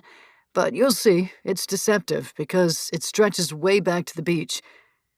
We enter, and I'm immediately accosted by the throngs of people, the thumping bass, the art on the walls so lubricious that the prude in me wants to look away. Image upon image of tits and ass and vulvas, a teenage boy's fantasy of a woman, splayed out ad nauseum on every damn inch of wall. I pucker my lips to keep from frowning. Louisa Bennington, whom I recognize from the remembrance ceremony, comes up to us, kisses Jackson on both cheeks, hugs Paige. She's ageless due to the work she has had done, wearing a Rick Owens playsuit, her hair now lilac-colored instead of blonde, falling down to her waist, her eyes so bright blue I wonder if she's wearing contacts. "Louisa Bennington," she says, offering her hand, cupping our shake with her other palm. "Pleasure to have you all here." Her gaze is so blank that I'm positive she doesn't recognize me. Before I can introduce myself, she's gone, trailing into a swarm of newly arrived guests. The crowd is eclectic, very Elon Musk and Grimes.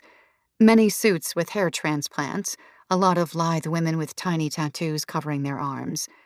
There are people occupying every inch of every surface, atop mirrored tables meant to hold unread coffee table books, on the laps of other people's husbands.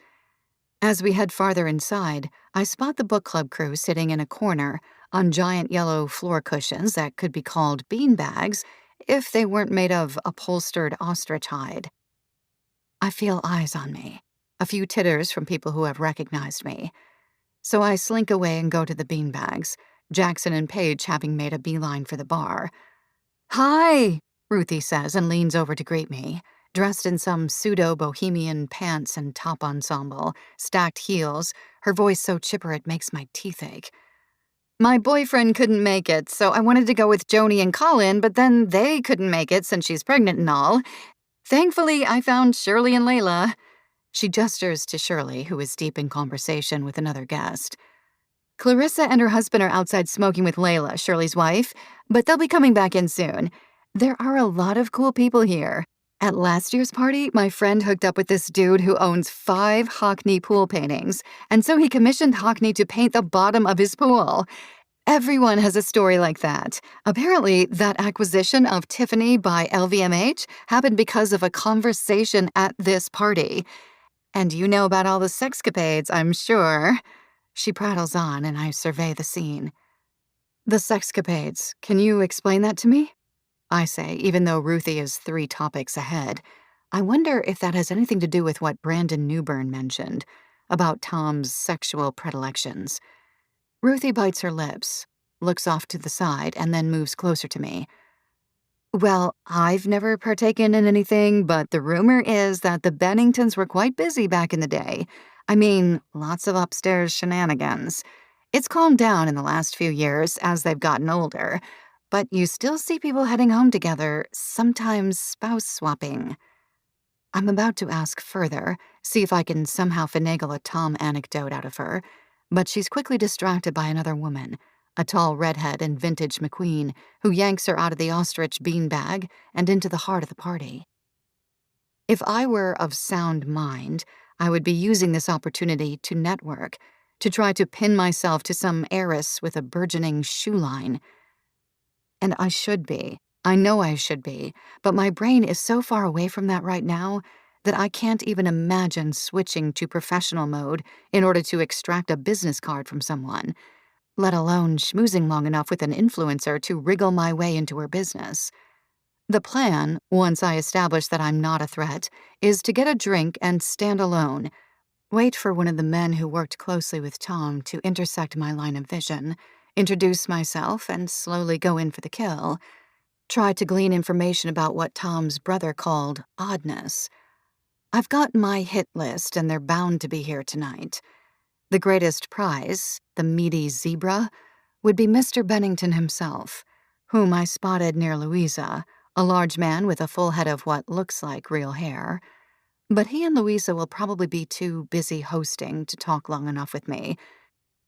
Jackson and Paige return to my side, handing me a drink, which I throw back easily without paying much attention to what it is. I put my hand on Paige's shoulder and smile at her. I'm going to wander around a bit. Be back soon. And I get up before she can offer to come with me. I begin winding my way around the clumps of revelers, get myself another drink just so I have something to hold. A lot of people, I realize, are staring at me, pretending not to, going back to their conversations while their eyes hover over their conversation partners' shoulders. It's more curiosity than anything. I don't feel coldness, meanness, more like I'm a small spectacle, a trapeze artist at a party filled with people who are used to inventive distractions. I wander outside to get some air. Clarissa, her husband, and Layla are there. He's a stocky guy with a shaved head to match his wife's, and Layla is tiny, 5 feet and no heels, with short hair gelled into spikes. Clarissa is chain-smoking. Layla is, inexplicably, knitting, her fingers clicking the needles rapid-fire. I decide to say hi to them before I move on with my quest. I'm trying to quit smoking, Layla says by way of explanation, showing me the pattern she's making. This is the only thing that helps, and smelling it. Clarissa, however, is much drunker, waving her cigarette in my face. You're here! She raises her palm in greeting. You know how weird it is that you're suddenly hanging out? That I'm suddenly seeing you everywhere? I watch an ember die on the ground. I mean, it wasn't like Odelia was the most effusive person. I barely knew the woman even though we were friends. She was so quiet, kind of weird. I wonder if there's more to that story. I really do. Such a fucking tragedy. But better to let dead dogs lie. Or is it sleeping dogs? She laughs, a honk. Her husband grabs her hand. Leave it alone, Riss. But there's a glint of delight in his eyes, like he's turned on by his wife having words with me. I put him on my list of potential information sources and smile lightly. It's totally okay. I'm used to it, I say, and move on, making my way back indoors, attempting to insert myself into other groups. The collective vibe getting more raucous, more debauched, my face staring back at me, again and again, from every mirrored surface. 2 hours later, and my feet hurt, my hair is limp, my mascara pooling at the corners of my eyes. I'm sitting outside in a freshly vacated lawn chair, imbibing my 5th drink of the night, staring out into the darkness. This has been a total bust. I've spoken to so many people that my cheeks hurt from stretching my face into a smile, my mouth dry from the exertion. I've talked to almost everyone on my list, and each one, no matter how drunk or how much I batted my eyes, touched their thighs, refused to talk about Tom in any meaningful way. I think back to Colin at the book party, offering me unsolicited information, and wonder if I've overestimated myself. If the real key is to not want it, and then the details will come. I look up at the moon, the same one shining anywhere for everyone, whether you're a murderer or a survivor, a billionaire or unhoused. I've been trying to expend all this energy to absolve myself when maybe I should just let it go. Let the tides turn and see where they take me. Maybe I'm not supposed to live a big life.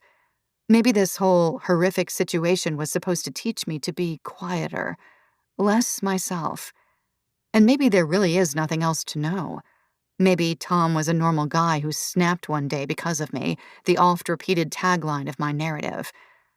Someone sits in the chair beside me, letting out a sigh. Most of the party is now on the beach, where the DJ is playing a late-night set. "Car isn't coming for 2 hours," the voice says, and I turn to see Jackson, sprawled out, hair mussed, what looks like a hickey on his neck. "Where's Paige?" I ask. He takes a sip of the frosty beer he's holding. "Passed out in one of the bedrooms upstairs. I used to be able to rage until at least 3. Now it's 1 and my goddamn head is already beginning to hurt." He puts down his beer, puts his head in his hands. God, Tom and I would get up to no good around here back in the day. He could be such a wacky guy. He loved the beach at night, loved night swimming. We would get plastered and see who could go out farther into the waves. He could never say no to a challenge, but I always chickened out and let him win. Have this childhood fear of drowning, you know? He picked up his beer, swallowed some more, his voice trembling. "Do you miss him?" I say quietly, perking up ever so slightly. Jackson looks out in the direction of the beach, concealed by more shrubs. Yeah, I do. I know I shouldn't say that, but he was like my brother, you know? Being here just brings me back to the summer he stayed here. The summer he met Odelia, actually." I sit up. "Tom stayed here?" Jackson nods. "Yeah, back when he first launched Snappy."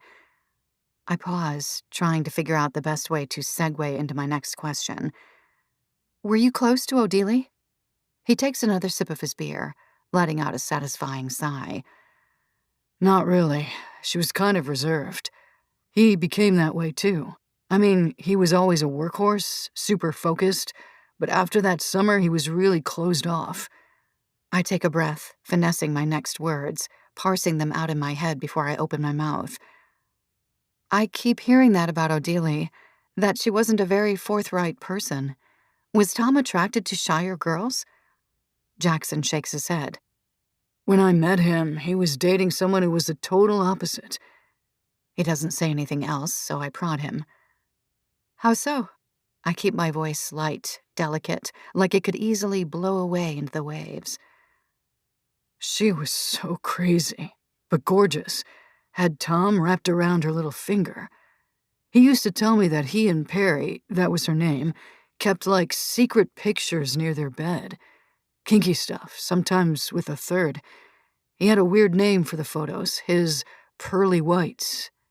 He licks his lips. "The whole end of that summer was a mess, though. Mr. Bennington kept grumbling about how much shit Perry left here." He blinks suddenly, his eyes focusing on me. "Fuck, you don't want to hear any of this, do you?" He puts a hand through his hair, his eyes suddenly wide, almost fearful. "Forget I said anything?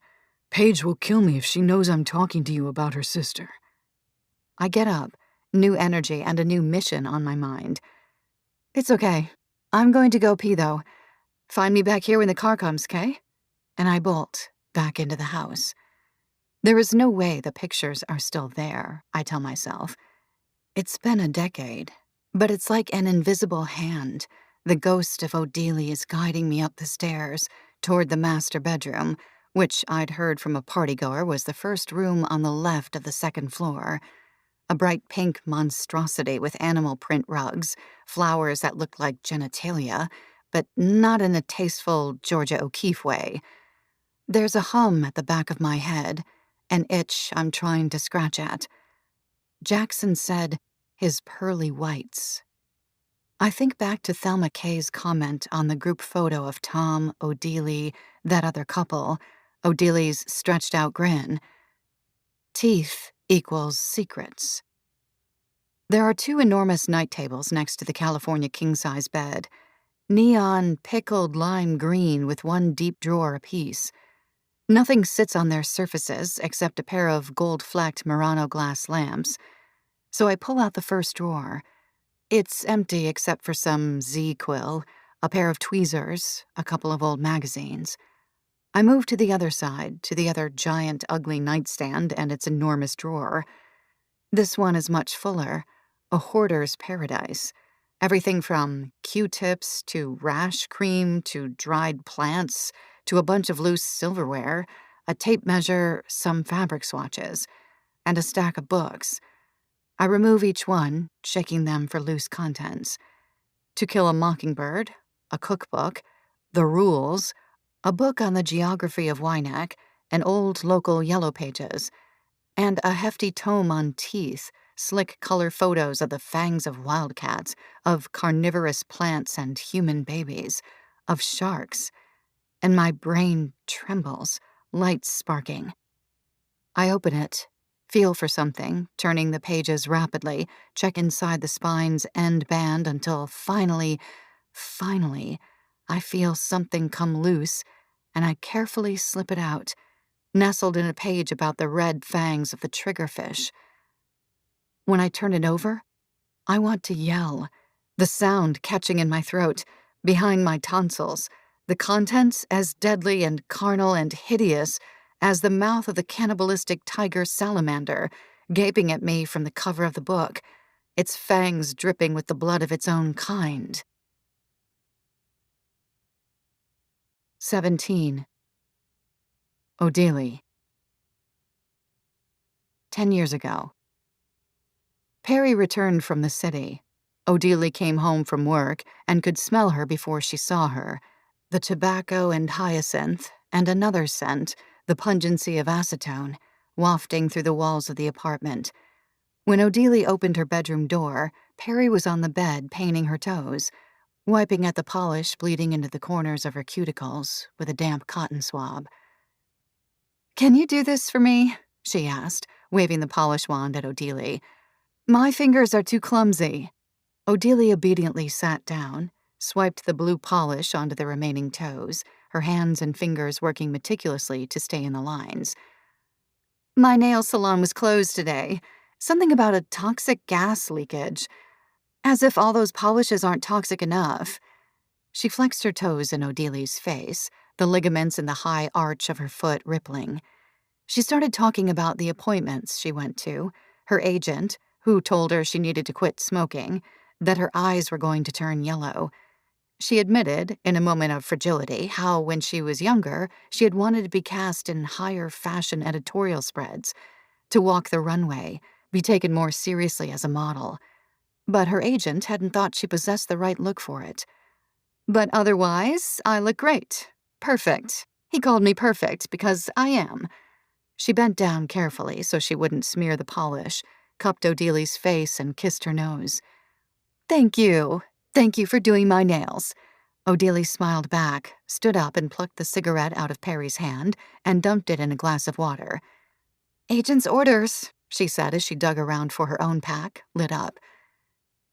"You love me, don't you?" Perry whispered from the floor, studying the shimmering navy blue on her toes. Even her toenails were perfect, little half-moons, Not too long, not too short. Not like Odeli's that never seemed to grow. Raggedy bits that took up only half of her chunky toes. "Of course I do," Odelia replied. Of course she did. She thought about sharing with Perry her declaration, about how she was going back to the city with her, how she refused to be left behind. But that could wait. That could wait until Odelia had figured out a plan for how to get there. A plan that took gumption, that forced autonomy, that made Perry respect Odelia.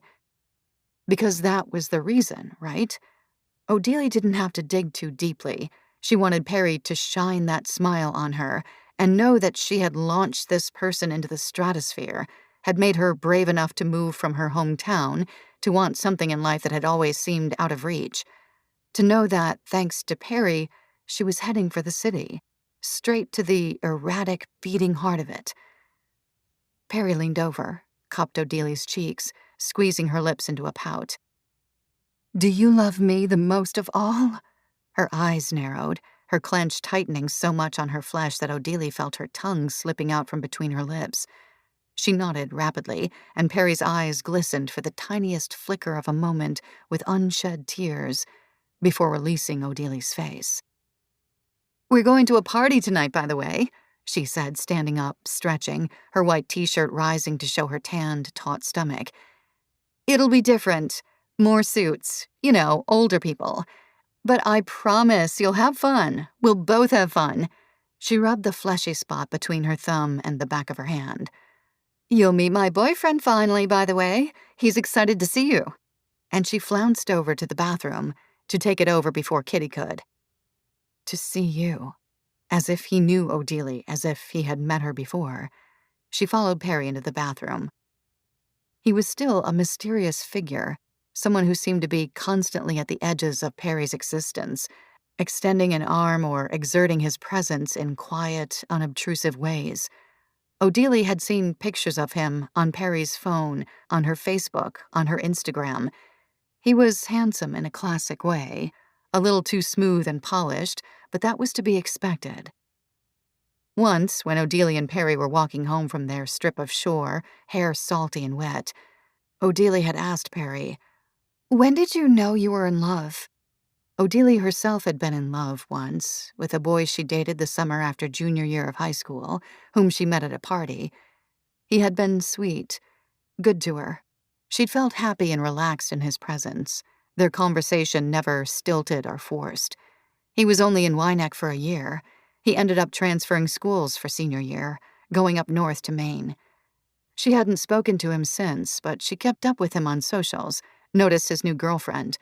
It used to give her a pang of what might have been, but it didn't anymore. When she thought of him, all she recollected was empty space. Perry had turned to her. "You know, I don't think it's all about love. Sure, I love him. I've gotten the little butterflies, the mooning, maybe in the very beginning. But now it's more like a partnership. We just work well together. We have our own lives, and we collide when we need to."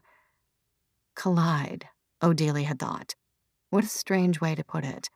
But she thought she understood what Perry was saying, that if their relationship wasn't exactly one of convenience, then it was something similar to that. And maybe that was normal in Perry's world of general exuberance. Not in Odeli's, where the women she'd grown up with craved love, craved affection.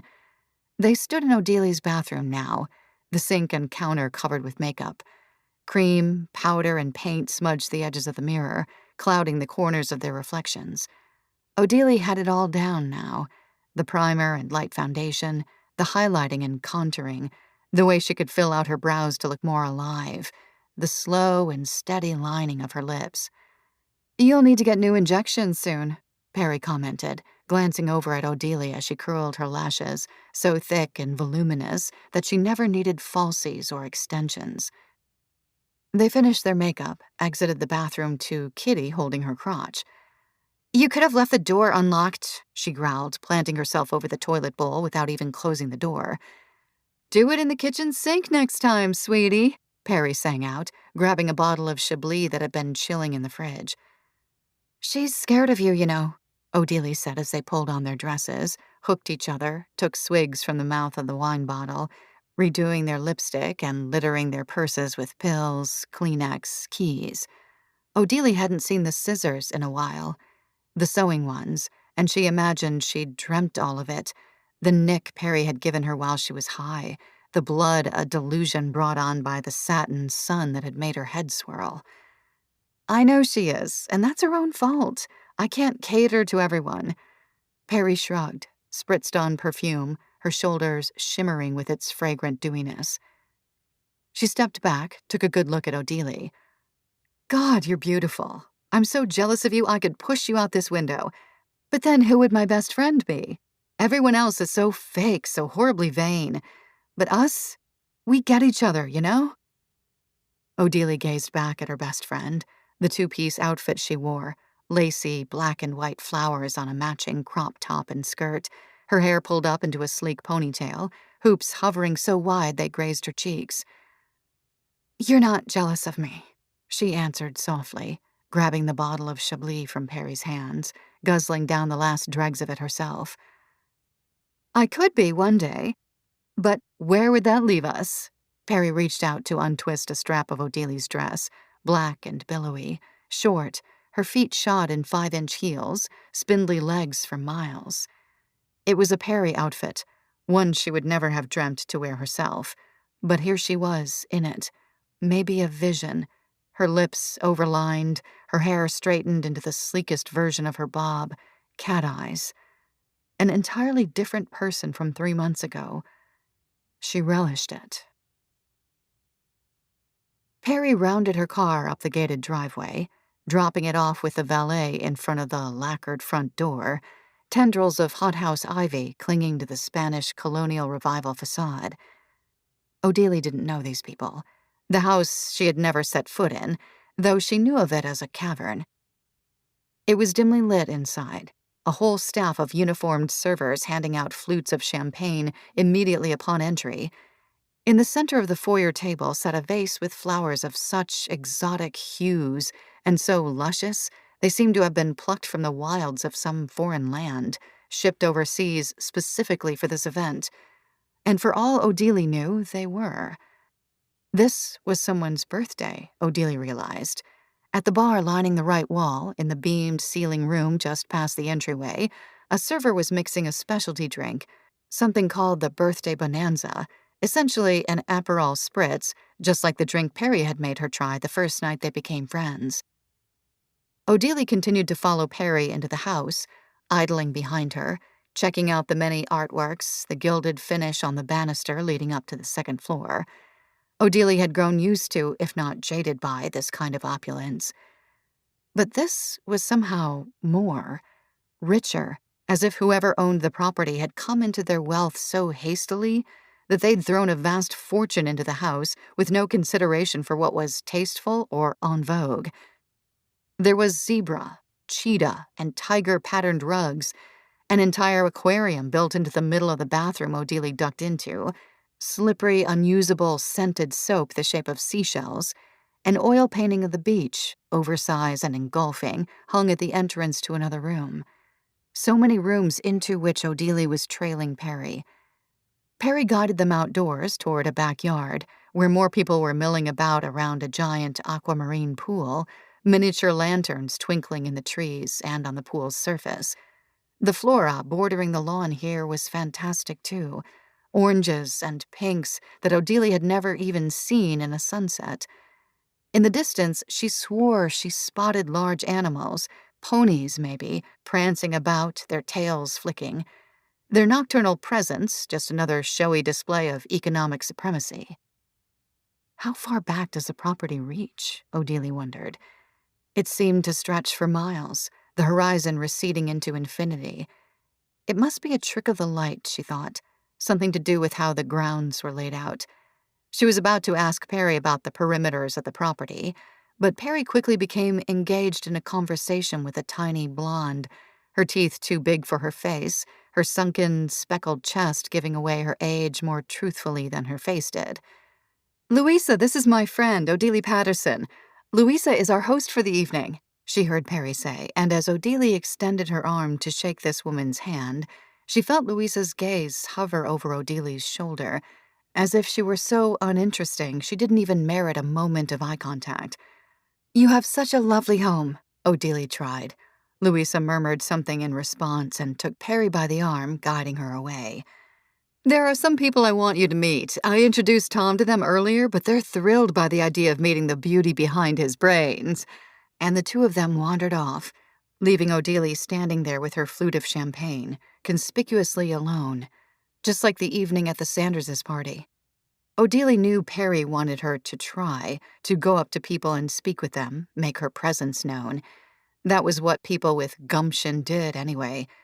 But Odelia knew that no one was interested in speaking with her without Perry there, especially in an older crowd like this, less likely to get wasted or coked up and spill their secrets to anyone or anything, including drying plaster.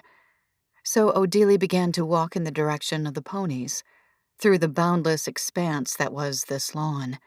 She took off her heels so she could walk on the grass, feeling the lush greenery on the soles of her feet. It almost didn't seem real, the textures of the blades between her toes.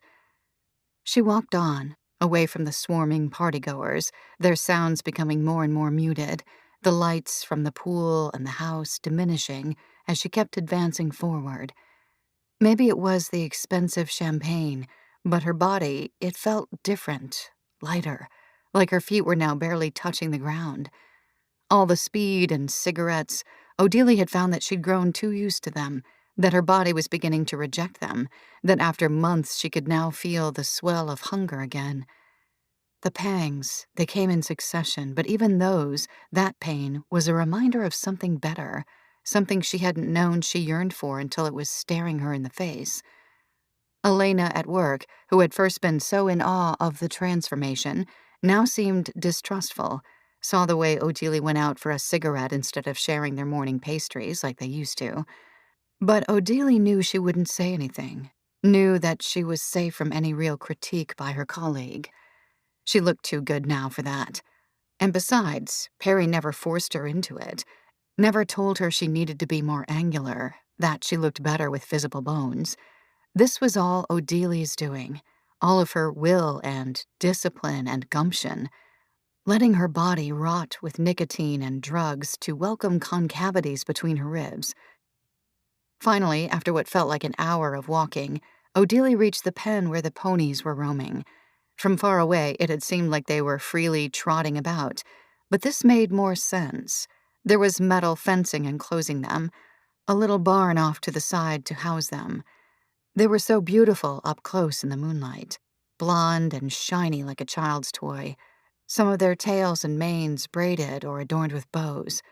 She reached out her hand to one, and it moved gracefully forward, nuzzling her fingers.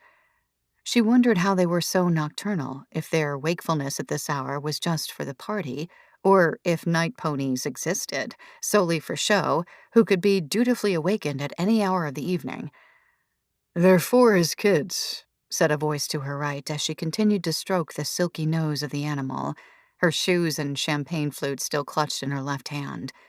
She whipped her head around and saw a man in the shadows, around the other side of the fencing, forearms flush against the enclosure.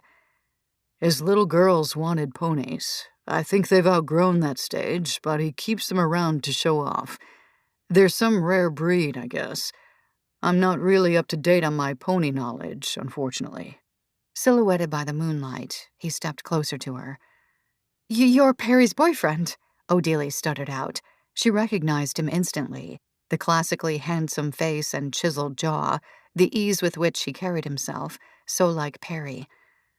What was he doing out here, away from the party? "That I am," he said in response and extended his arm. Tom Newburn." And before she could say her own name, "You're Odelia." he studied her, a puzzling expression on his face, not unlike a smirk but softer. "I've heard a lot about you." "Good things, I hope," Odelia found herself saying, almost coquettishly. "Only good things. Perry thinks very highly of you, and trust me, that is a great compliment." He crinkled his face into a smile, the moon casting an almost ethereal glow on his exposed teeth. Odelia took a long sip of her champagne, finishing it in a great gulp, suppressing a burp. I can refill that for you, Tom said, edging closer. He was so near her now that she could smell his cologne, subtle and musky. She remembered Perry saying she had gotten it custom made for him from some boutique scent brand. I was getting bored over there. I wanted to go for a walk. Saw a pretty lady tiptoe her way out here and decided to follow. He took the champagne flute from her, his hand gently brushing hers as he hoisted the glass. He plucked something from the ground, a mocara orchid blossom from one of those mystical plants that seemed to grow all over the property. Don't tell, he whispered, placing it behind Odili's ear, its petals tickling her temple. They'll kill me if they knew I pulled it up. His hand, it stayed there behind Odili's ear, his fingers on her tragus, and it was like the world was ringing. Tom, you need to come back. They're about to bring out the cake for you, Perry's voice shattering the silence. The whimsical grunts of the ponies, the moment between the two of them, like a flower disintegrating in Odili's belly. Oh, good, you two met. She grabbed Tom's arm, gave him a quick peck on the lips. Wait, this is your birthday party? Odelia asked, shifting her shoes to her other hand, her fingers touching the flower self-consciously. Guilty as charged, Tom answered, snaking his arm around Perry. And I guess I need to get back there before they realize I'm missing. The couple began walking toward the house, Odelia following a step behind them. And then Perry's hand slithered out, grabbed hold of Odili's, and now it was the three of them, bound together, re-entering the world, the light, humanity. Perry's nails left a streak on Odili's arm, red like a sunburn. 18. Vera. Present day. The collages. Focus on the collages. That's been my manic mantra the past few days since I saw the photo, snatched it without thinking, almost forgetting to put everything back in the drawer how I'd found it. It's now in Quinn's room. I'd shoved it over to him the second I got back to Brooklyn, knocking on his door at 5 a.m. when the limo had finally dropped me off. I'd been silent during the car ride back with Paige and Jackson, the picture stuffed into my handbag, a noxious bomb ready to burst. Quinn had come out of his room bleary-eyed, glasses askew, had studied the image with an investigative eye, poker-faced even in the presence of such gruesome imagery. We need to find the women in the picture, he finally said. I told him that I recognized one, that her name was Perry, Thelma K. on Instagram. Which one is she? He asked solemnly. The one holding the other down, I replied, squeezing my eyes shut. Later in the day, Quinn had knocked on my door. I was still awake hours and hours after arriving home from the Benningtons. He said he was looking into Perry, Thelma, whoever she was. He sat on the edge of the bed. There's something very wrong here, he said gently, almost soothingly. There is no way in hell the NYPD missed this. There's especially no way in hell all the media frenzy surrounding the case missed this. He paused, running his hand along my comforter. The photo was just tucked into a book, you say? I nodded, and he sighed, sinking his fingers deeper into my bedding. Snappy is hiding some dark shit if this photo is in the chairman of the board's bedroom. Some dark shit on Tom, too. Maybe this is why the media sicked everything on you, because someone was paid off. He wove a hand through his hair. I'm going to try to find Perry, see if she'll talk. Then we can get this dead motherfucker and his entire cohort. I promise you that, Vera. His eyes blazing, a fervor in them I'd rarely seen in our entire friendship, like he'd found a purpose, a mission. I continued to focus on my collages, putting all my mind matter into them, and as I'm leafing past an article about Instagram updates in one of my back copies of US Weekly, it hits me. I can use my old self. I can put my old self in all these little collages, in the corners hidden somewhere, big or small. That's the missing ingredient that would bring these works to the next level. The problem is that I don't have any photos of myself anymore. When I changed my number, I chose not to have access to my old cloud. The best shot of getting personal photos of me that weren't printed in any news outlets, is to re-download Instagram, find all those selfies and photos Huda forced me to post on my grid, in my story archives. Of course, that means opening the sluice gates on an entirely new flood of hate messages. But maybe people have forgotten. Maybe if I just lurk on the app and don't post anything new, no one will even notice that I'm on there. I can just collect the photos I need and disable my account again. It shouldn't take more than a few hours. So I do it and suddenly find myself scrolling through a life that seems to belong to another woman altogether, like I'm cyberstalking a stranger who just happens to look like me. My Instagram is captivating, almost in the same way Odili's was, like I'm looking at a facsimile of someone I almost know. Right down to my body language, I can gauge something so existentially different from who I am now. I even hold my arms at a different angle. The way my face creases when I take a selfie is now archaic, from a different era. I could get lost in myself, in all my different outfits and poses, all the different photographs I took of the city, of strange, aesthetically interesting things I saw.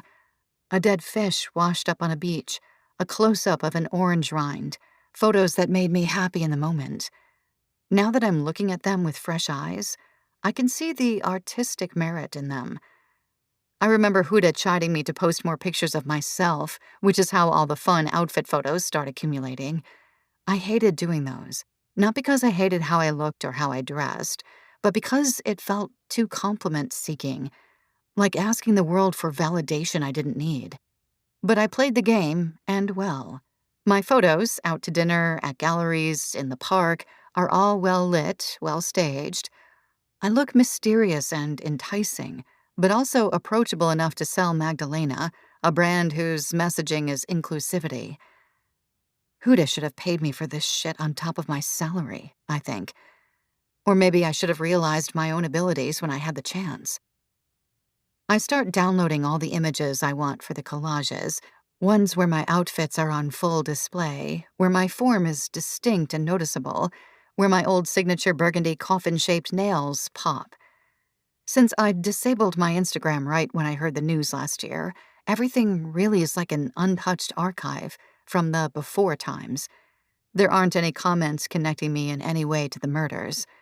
And, for a second, I wonder why I hadn't reactivated earlier. Looking at these photos, I feel that itch again, that tingle that I may be missing something. I stare at a photo of myself in front of a mirror at Violet, a boutique hotel in the East Village, my hair done up in a twist, my lips painted red, wearing a navy sheath dress. The mirror is ornate, gold and rococo, and the room behind me is vast. And without thinking about it, without allowing myself to think too much about it, I open a new Instagram tab on my laptop and go to Odili's page, start looking at her grid, studying the photos that I'd flown past last time I looked. And there she is, staring into the mirror at the Violet, wearing the same dress, her hair done up in a twist, wearing a red lip, her nails burgundy and coffin-shaped. In another, she's sitting outside at a restaurant, sunglasses on, smile wide, the picture taker out of view. She's drinking a Bellini, the pink bubbles of the drink contrasting with the white linens of the table. A pasta dish with seafood sits in front of her, untouched, waiting for the photo to be over. And this resonates somehow too. My mind can't keep up with my hand. I'm on to the next solo shot, and the next, all of them at different restaurants, galleries, bars, in various well-crafted outfits, all of them achingly familiar. Too familiar. Like I'm looking in a mirror that's been punched and warped, the glass about to shatter onto someone's head, cut it wide open. I close my laptop with a start. Shut my eyes. Breathe. But I have to know. I have to know for sure, so I open it back up again. I click on my profile and start stalking myself again. And there I am at brunch, smiling with some coworkers at Pastels in Greenpoint where I ordered the seafood pasta, my Bellini raised high and proud, a week before she went, before she sat at the table and ordered what I ordered and ate what I ate and posed like I posed. Her stomach, her eyes getting their fill of me. But is it me? Is it Odelie? As I toggle between the two tabs, the images, I'm not sure anymore. And after a while, I can't tell us apart. Our faces, hair, anything that would make us distinct washed away in the images, blown up on my computer screen. Our matching smiles and pouts and manicured hands holding our phones for selfies in our matching outfits and meals and geotagged locations and lives. I throw my computer, watch it bounce, and land with a sickening crack on the hardwood floor. But I can't look anymore at this parallel life, this uncanny valley of a woman who is dead, who can't explain herself, who for months seemingly wanted to impersonate me, to be me.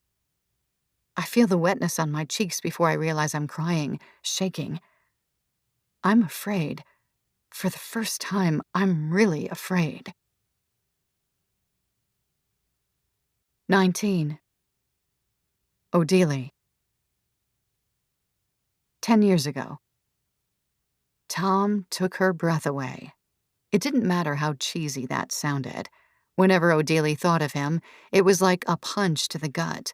Her body, it buzzed with the memories, washing through her like a warm, bubbling bath, the faucet turned on a little too hot. He enveloped her every thought, clinging to them like film, no matter what she was doing, where she was, whom she was with. She found herself making excuses to go into town, to dawdle in stores she had never stepped foot into before. She searched for his face on every sidewalk, on every beach, peering below baseball caps, looking for that jawline, the insightful eyes. She went to the grocery store for the first time all summer, circled the aisles, prayed that he'd come in at just that moment, that he would accidentally bump her with his cart, leave a bruise that she could press on for days. At the party, he had included her, made an effort to introduce her to people, called her a friend, acknowledged her existence wholly and entirely. He explained to her the gaps of information that she was missing when he was in conversation about people she'd never heard of, topics she didn't understand, places she'd never been. He filled up her champagne glass over and over again, even though he was the birthday boy and this was his party. After the cake was sliced and handed out, when the music got wilder and shoes were discarded, swimsuits donned, the older guests finally leaving, he gave her a slice of cake, put his hand on the small of her back. "Thank you for being such a good friend to Perry." My God, that stare, so penetrative like he could fuck her with his eyes, the spot where his hand had laid, hot from the touch of his skin, even after he took his palm away. It was crazy, nonsensical. They had barely exchanged more than a few words with each other. She didn't know him, his likes or dislikes, his secrets, his favorite color or animal. He was in a relationship. He was in a relationship with her best friend. She found herself lying to Perry, telling her that she had to do some after-hours administrative work for Dr. Forsyth. She told her that Kitty was away, that there was no one to let her into the apartment if she wasn't there. Thankfully, she had never asked for a key. Just to give herself space to think about Tom fully and completely without distraction, lying in bed, staring at the whirring blades of her ceiling fan. She didn't even have to touch herself to feel the dampness creep out down there. Just summoning his image in her head turned her on, standing in the moonlight with those damn ponies, his teeth as white and shiny as Forsyth's best dental patients. Later, a couple of days after the party, the only time they'd spent together since, Perry asked her what she thought of him as they sat on the beach at night. Odelie bit the inside of her cheek until it bled. "He's nice. If he makes you happy, I'm happy." Perry nodded, launched into a story about him, how on their first date he'd gotten concussed. They'd played tennis and she'd swatted the ball right into his temple. Odelie found herself laughing along, but it wasn't funny, not really. She wanted to be beautiful enough, confident enough to hit Tom Newbern in the head and still get a second date. Perry, the way she talked about herself, her poreless skin and honk of a laugh began to irk Odelie, prickle at her. When Perry touched her, she began to flinch. She played and replayed her meeting with Tom in her head. What the hell was it that made him so enticing? Or was it the context, the gorgeous night and the ethereal landscape, the fact that he was forbidden? She could still feel each brush of his hand, the way his eyes looked pooling into hers. Was he even that handsome? She couldn't exactly recall the distinct features of his face. If she tried to remember all the parts and reassemble them into a whole, it didn't work either. Everything was based on these feelings she had, on this invitation he seemed to be sending her to get to know herself, get to know him. One evening, 4 days after meeting Tom, she did something she never normally would. She texted a guy from her high school. She ended up on his mattress with no sheets or a bed frame in an apartment filled with other men, her insides split open by unlubricated sex. But she liked the pain in that instant. It made her forget, for a moment, about Perry's boyfriend. Odelie called out of work, ignored Perry's messages the following day, wallowed in her apartment with the sheen of a hangover. She drank a lot, chain-smoked and didn't make her bed. She hated herself for falling for a guy she couldn't have, falling for a guy for no good reason other than he gave her attention for 10 minutes. She was supposed to have gumption, right? People with gumption didn't lie around so listless. They made changes to themselves, to their lives, to avoid feeling like this. On the second day of her slovenly depression, Odelie finally messaged Perry back. "So sorry. Bad seafood. Been vomiting for hours." Perry said it was fine, that she figured Odelie was sick, but that they were having a last-minute party tonight, she and Tom, and Odelie had to be there. It was going to be wild, a going-away party for one of Tom's work partners who was leaving for the summer. She had been friends with Perry for 4 months and had yet to see her house. "I have a dress I want you to wear. The maid will bring it. I'd bring it myself, but I have to organize this thing," Perry wrote, and for whatever reason, Odelie expected a burlap sack, a nun's habit, as if Perry could sense from Odelie's short, polite exchanges with Tom that she was instantly and completely obsessed with him.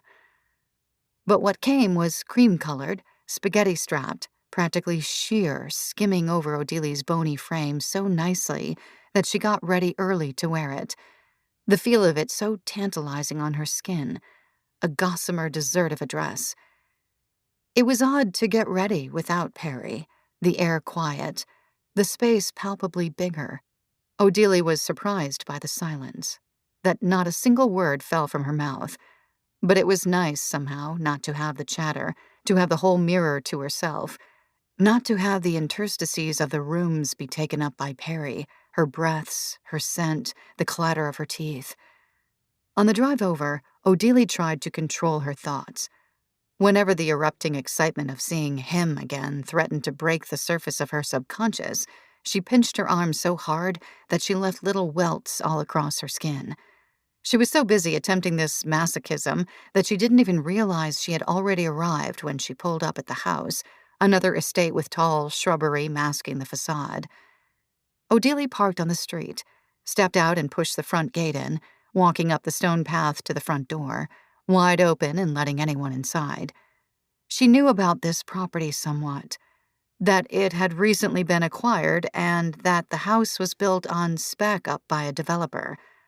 It wasn't that grand. It was expensive-looking, sure, a Stanford white-inspired shingled beach house, but it was slightly smaller than Odelie was expecting, an ordinary 2-car garage, the front of the house almost shrunken, like it was scaled down from the original architectural plan and constructed in a hurry.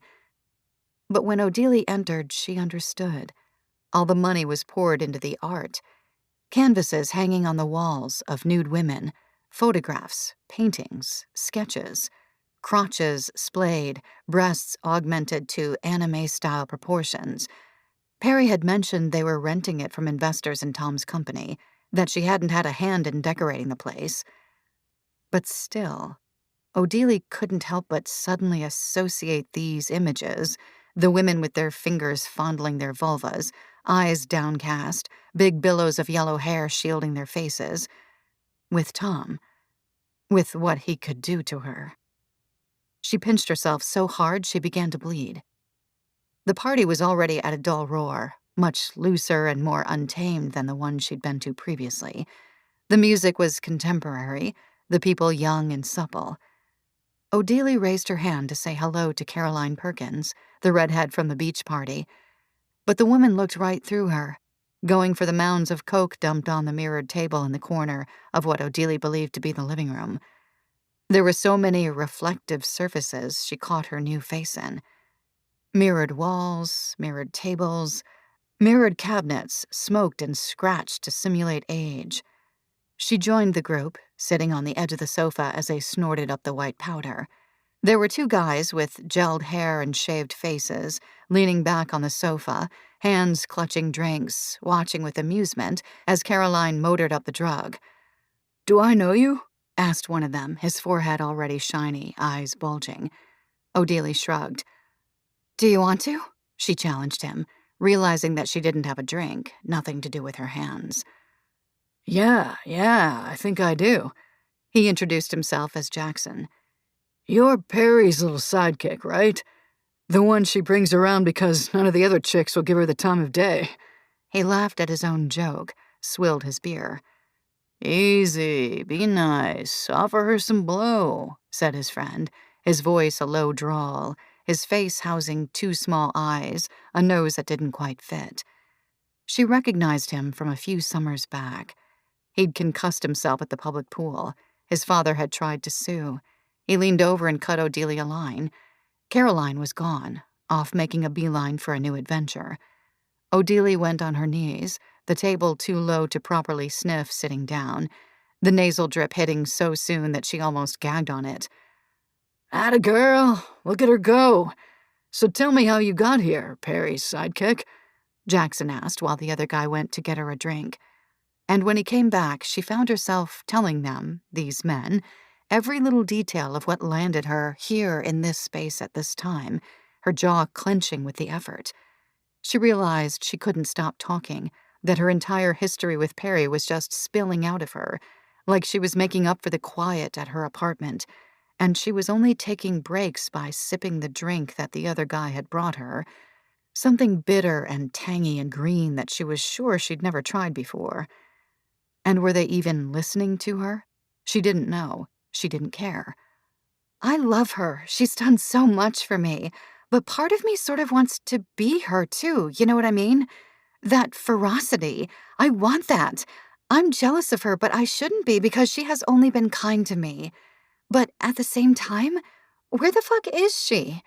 I haven't seen her yet, and she knows I hardly know anyone here. Can you help me find her? Have you seen her? God, it's so like her to leave me stranded like this. But maybe it's good for me. Do you think it's good for me? I should go try to find her. But she couldn't get up. She was twitching in her seat, like her thumping heart would burst out of her chest if she made any sudden movement.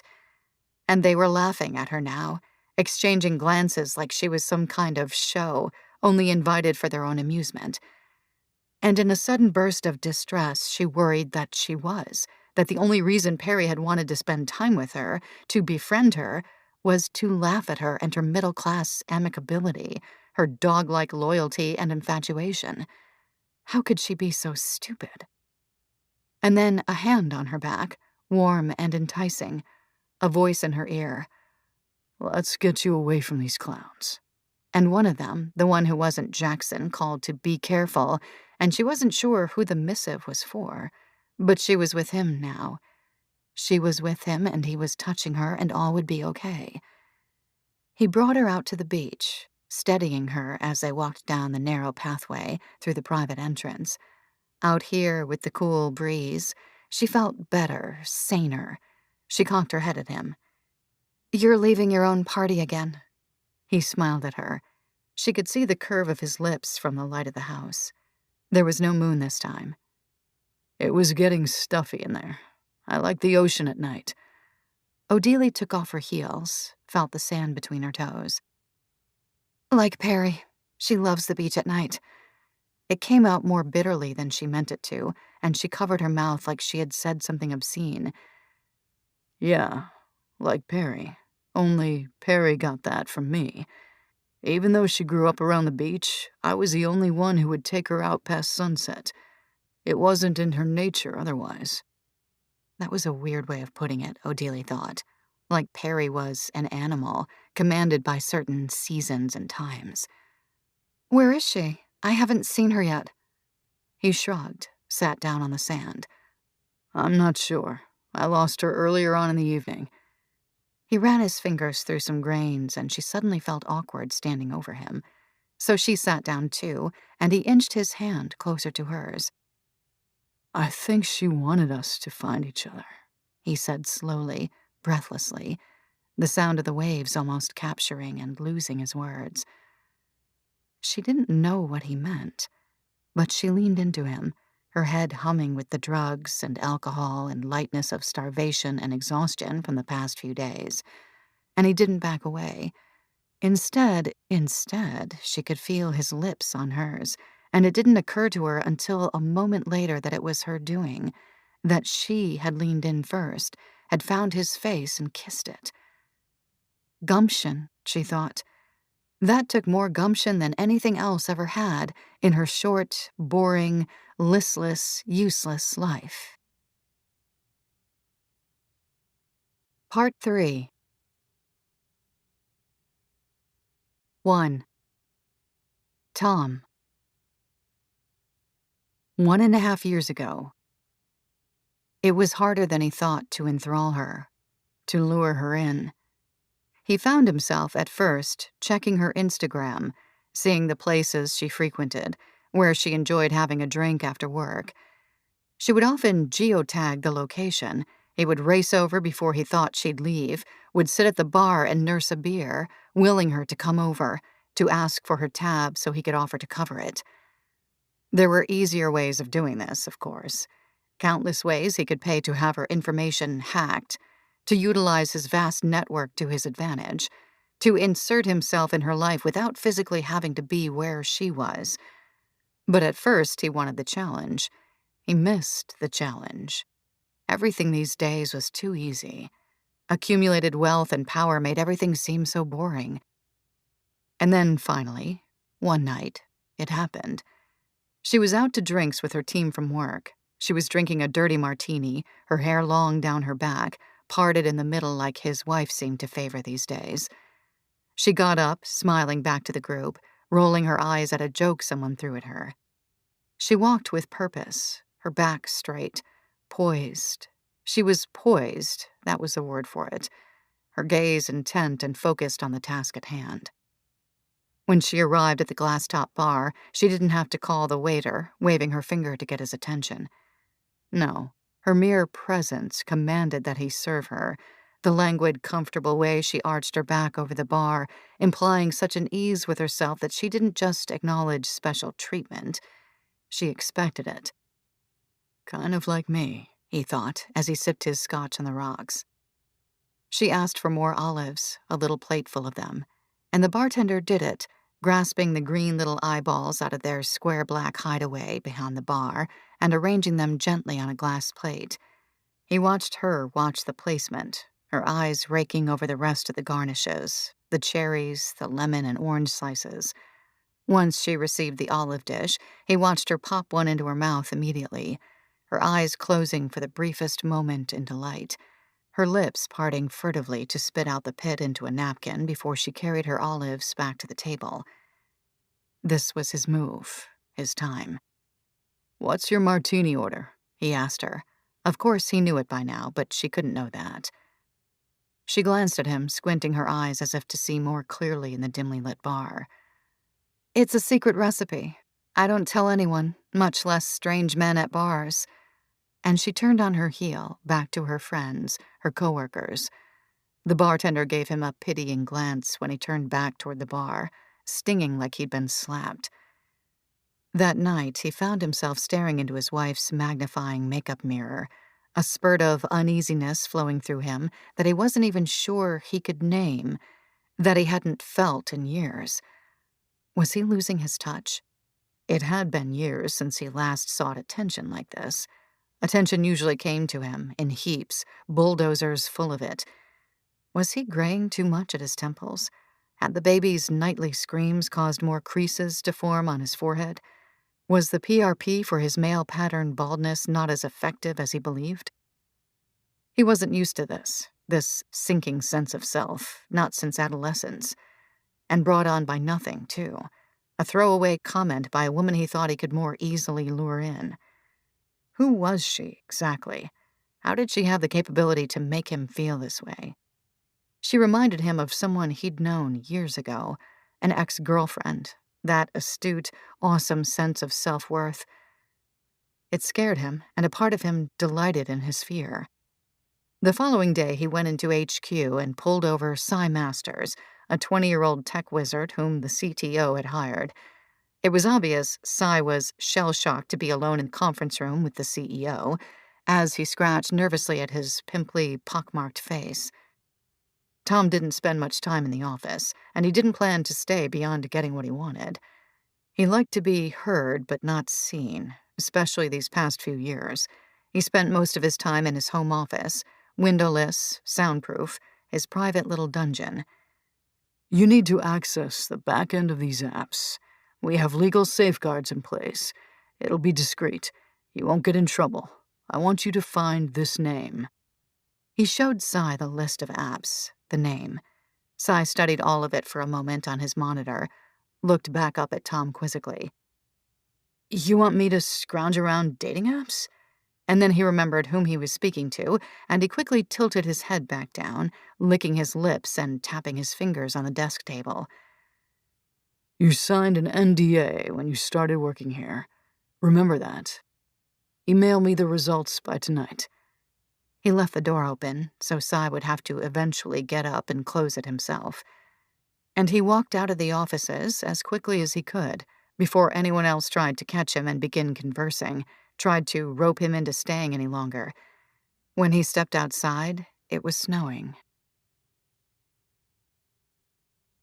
2. Vera. Present day. The city is slick with heat, sticky with it, summer suddenly cruelly pushing spring out of the way, though it's only mid-June. As I walk, it's like I'm moving through a dense fog, the humidity clouding over me in sagging plumes. Sweat trickles down the nape of my neck. I wonder passively if I should have lathered sunscreen on, gobs of it like my parents used to put on me when I was a child. You could fry an egg on the sidewalk, as they say. I like it, though, the heat, the unrelenting nature of it. It feels like a gritty balm somehow, like I'm exfoliating the truth I had just learned, scrubbing its ugly surfaces. I step back into the sunlight after walking in the shade of some buildings for a few blocks, feel the sun beat down on my shoulders. There's not a cloud in the sky. I had checked what I'd found, what I thought I'd discovered, once, twice, 3 times. For a sustained moment, I believed that what I was experiencing was some kind of narcissistic transference, that I had become so indistinguishably intertwined with Odelie that I was suddenly seeing myself in her. But there was no doubt now. She knew me. At first, I wondered if she had been trying to signal to him, to let him know she knew he was cheating on her by posting these passive-aggressive pictures that mimicked mine so precisely. But it went further than that, much further. Months before I had even started talking to Tom, she had been looking at my images, following my every move. And for what? Why? None of this could be a coincidence. But he had found me on that app. He hadn't been following me himself, right? Why the hell had they chosen me to be the center of their domestic mess?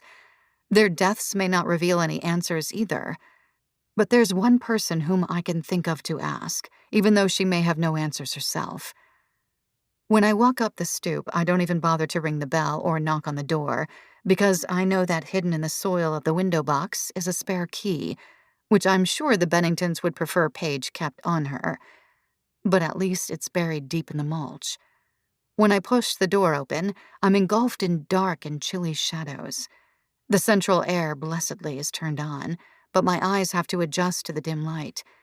It feels subterranean, a respite from the blazing sun outside. It's the kind of over-functioning AC that will soon make the house too cold, that will have you grabbing for a sweater despite the sweltering weather. I start calling out Paige's name, trying to figure out where she is. She really has made the place into a tomb of sorts, probably anticipating the extreme heat. I had warned her, there's nothing like a New York City heat wave.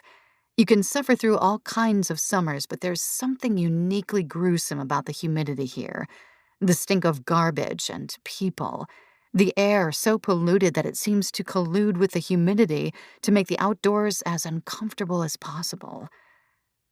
I find her, finally, still in bed, fast asleep, 2 blankets wrapped around herself.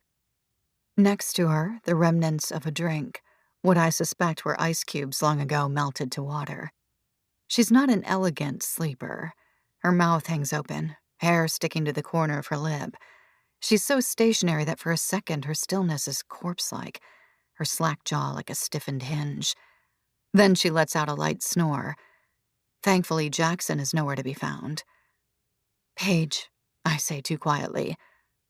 "Paige," I say again, my voice near her exposed ear. She jolts awake right away, alarmed by the noise, a look of panic crossing her face before her eyes adjust and she sees me. "Oh, hey, what's up?" She fishes around with her hand on the bedside table, finally finding a half-filled Poland Spring bottle and guzzling the rest down. Once she's hydrated, she seems clearer-eyed, more alert. "Sorry about passing out at the Benningtons the other night. To be honest, I barely remember our ride home." She hiccups. I sit on the edge of the bed, figuring out my next words. I'm suddenly uncharacteristically shy. It hadn't occurred to me that I may have trouble presenting this information, that it would be hard to do so without inevitably disrespecting Odelie, her memory. I hadn't planned a speech or any sensitive way of explaining the situation. I guess I just have to show her. "Can I have your laptop?" Paige nods slowly, steps out of bed, the downy hair on her legs rising slightly as her skin makes contact with the synthetic cold. Once she gives me the laptop, I get to work logging into my Instagram account, pulling up my profile, pulling up Odelie's. I watch Paige's face as I do so, but she doesn't bat an eye. She's most likely spent time recently on Odelie's page, in her strange attempt to emulate her life. Then I show her, toggling between the 2 tabs without a word, trying to make Paige understand without explaining.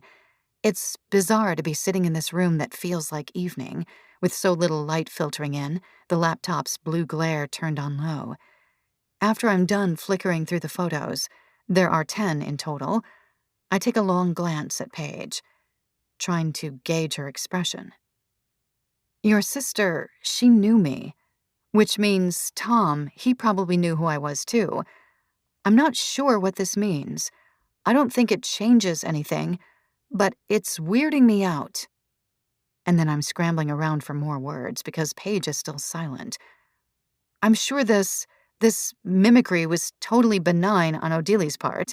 We both know who the real culprit, the villain, was. But I mean, this is your sister.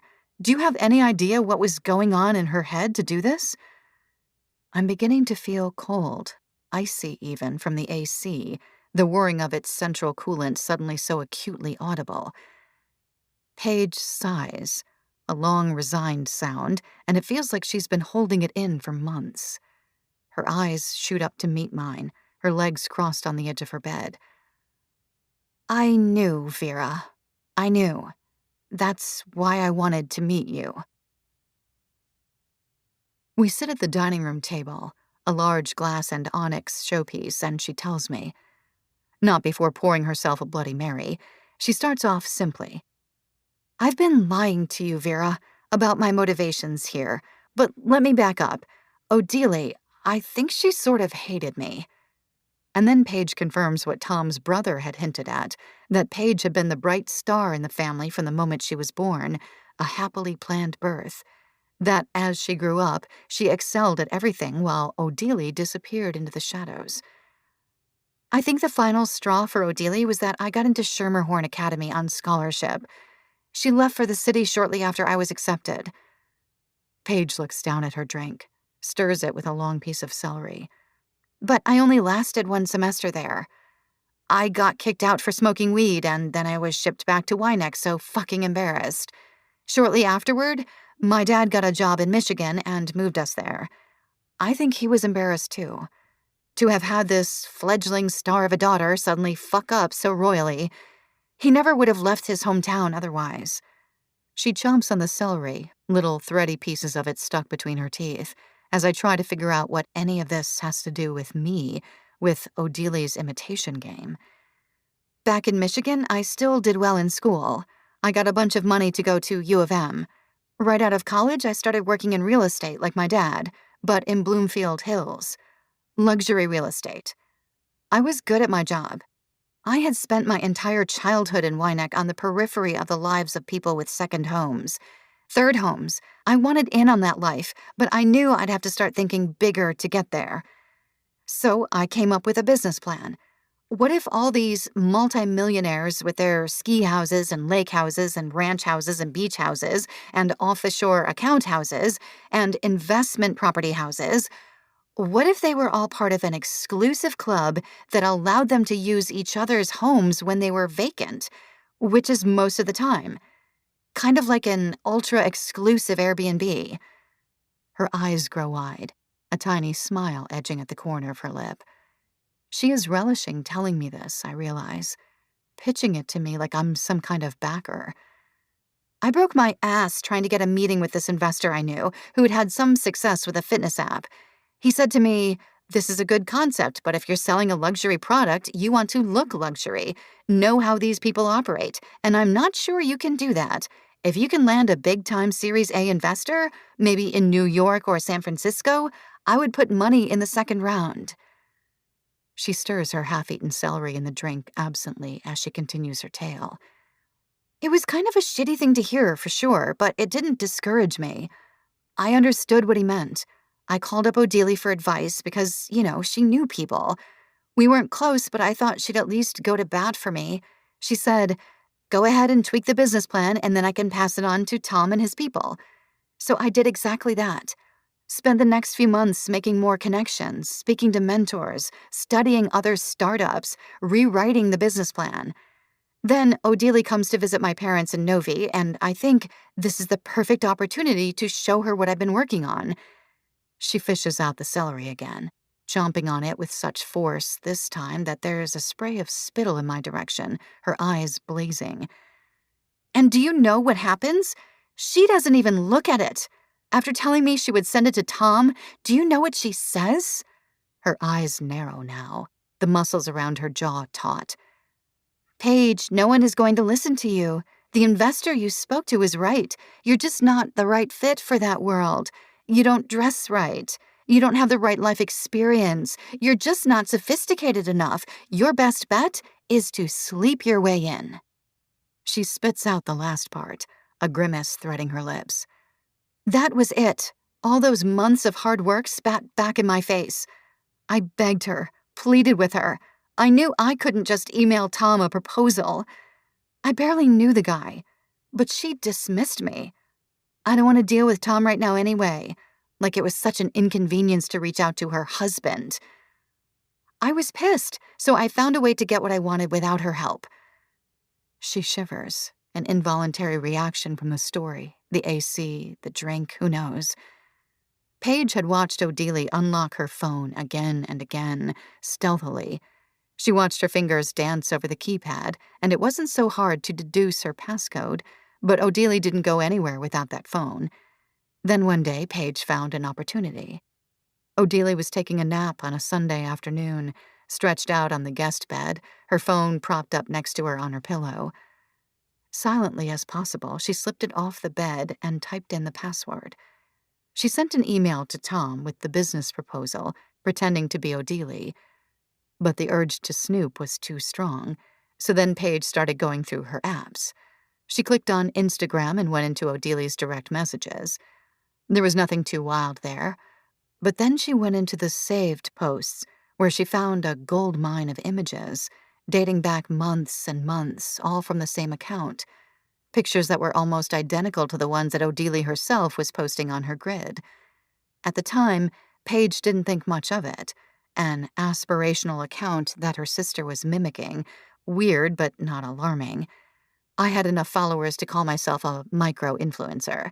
It wasn't until later, until she saw my name, my picture associated with her sister's death, that she remembered. And she told the detectives straight away that her sister knew the woman her husband was having an affair with, had been obsessed with me for months, that maybe there was more to the case. She didn't tell anyone else, though, not her parents or her friends. She knew it must be delicately handled information. In another case, one where there were multiple living suspects, where there had to be a strong defense, they may have dug deeper, but they didn't. This was an open and shut case. They wanted to move on. He sought me out, I mumble mostly to myself. Colin Mallard's words echoing in my ear about how Tom started having an affair to deliberately piss off Odili, the tipping point for my rage. I put my fingers to my temples, rubbed them. Paige, why the hell didn't you tell me any of this? Do any of her friends know about her obsession with me? Her eyes harden, and I have the strangest urge to arm myself, that I've brought a knife to a gunfight. No one else knows. Or if they do, they haven't mentioned it, and I think they would. She gulps back some of her drink, smearing red along her mouth. Tom died a week after I sent that email to him. I don't know if he read it. And now it's been another year with no progress. Odili had every opportunity at her disposal without lifting a finger, but I've been working my ass off and getting nowhere. Until I realized I could use you. If Odili thought you were sophisticated enough to emulate, surely you could be my way into this world. And I had everything I needed to guilt you into helping me. I unclench my jaw. You could have just told me. I would have helped you.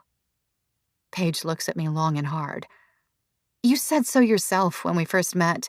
You don't like helping people. You and I both know that playing on your obvious guilt was my best bet. We're not that different, you and I. We're both ambitious. We both grew up a hair's breadth from this world. You were a good study, are a good study. She wipes at her mouth with the back of her hand nonchalantly, as though this revelation that she never even cared about her sister's death, that she's just been working a business angle the whole time, shouldn't surprise me. And on some level, I guess it doesn't. This was never about Odili.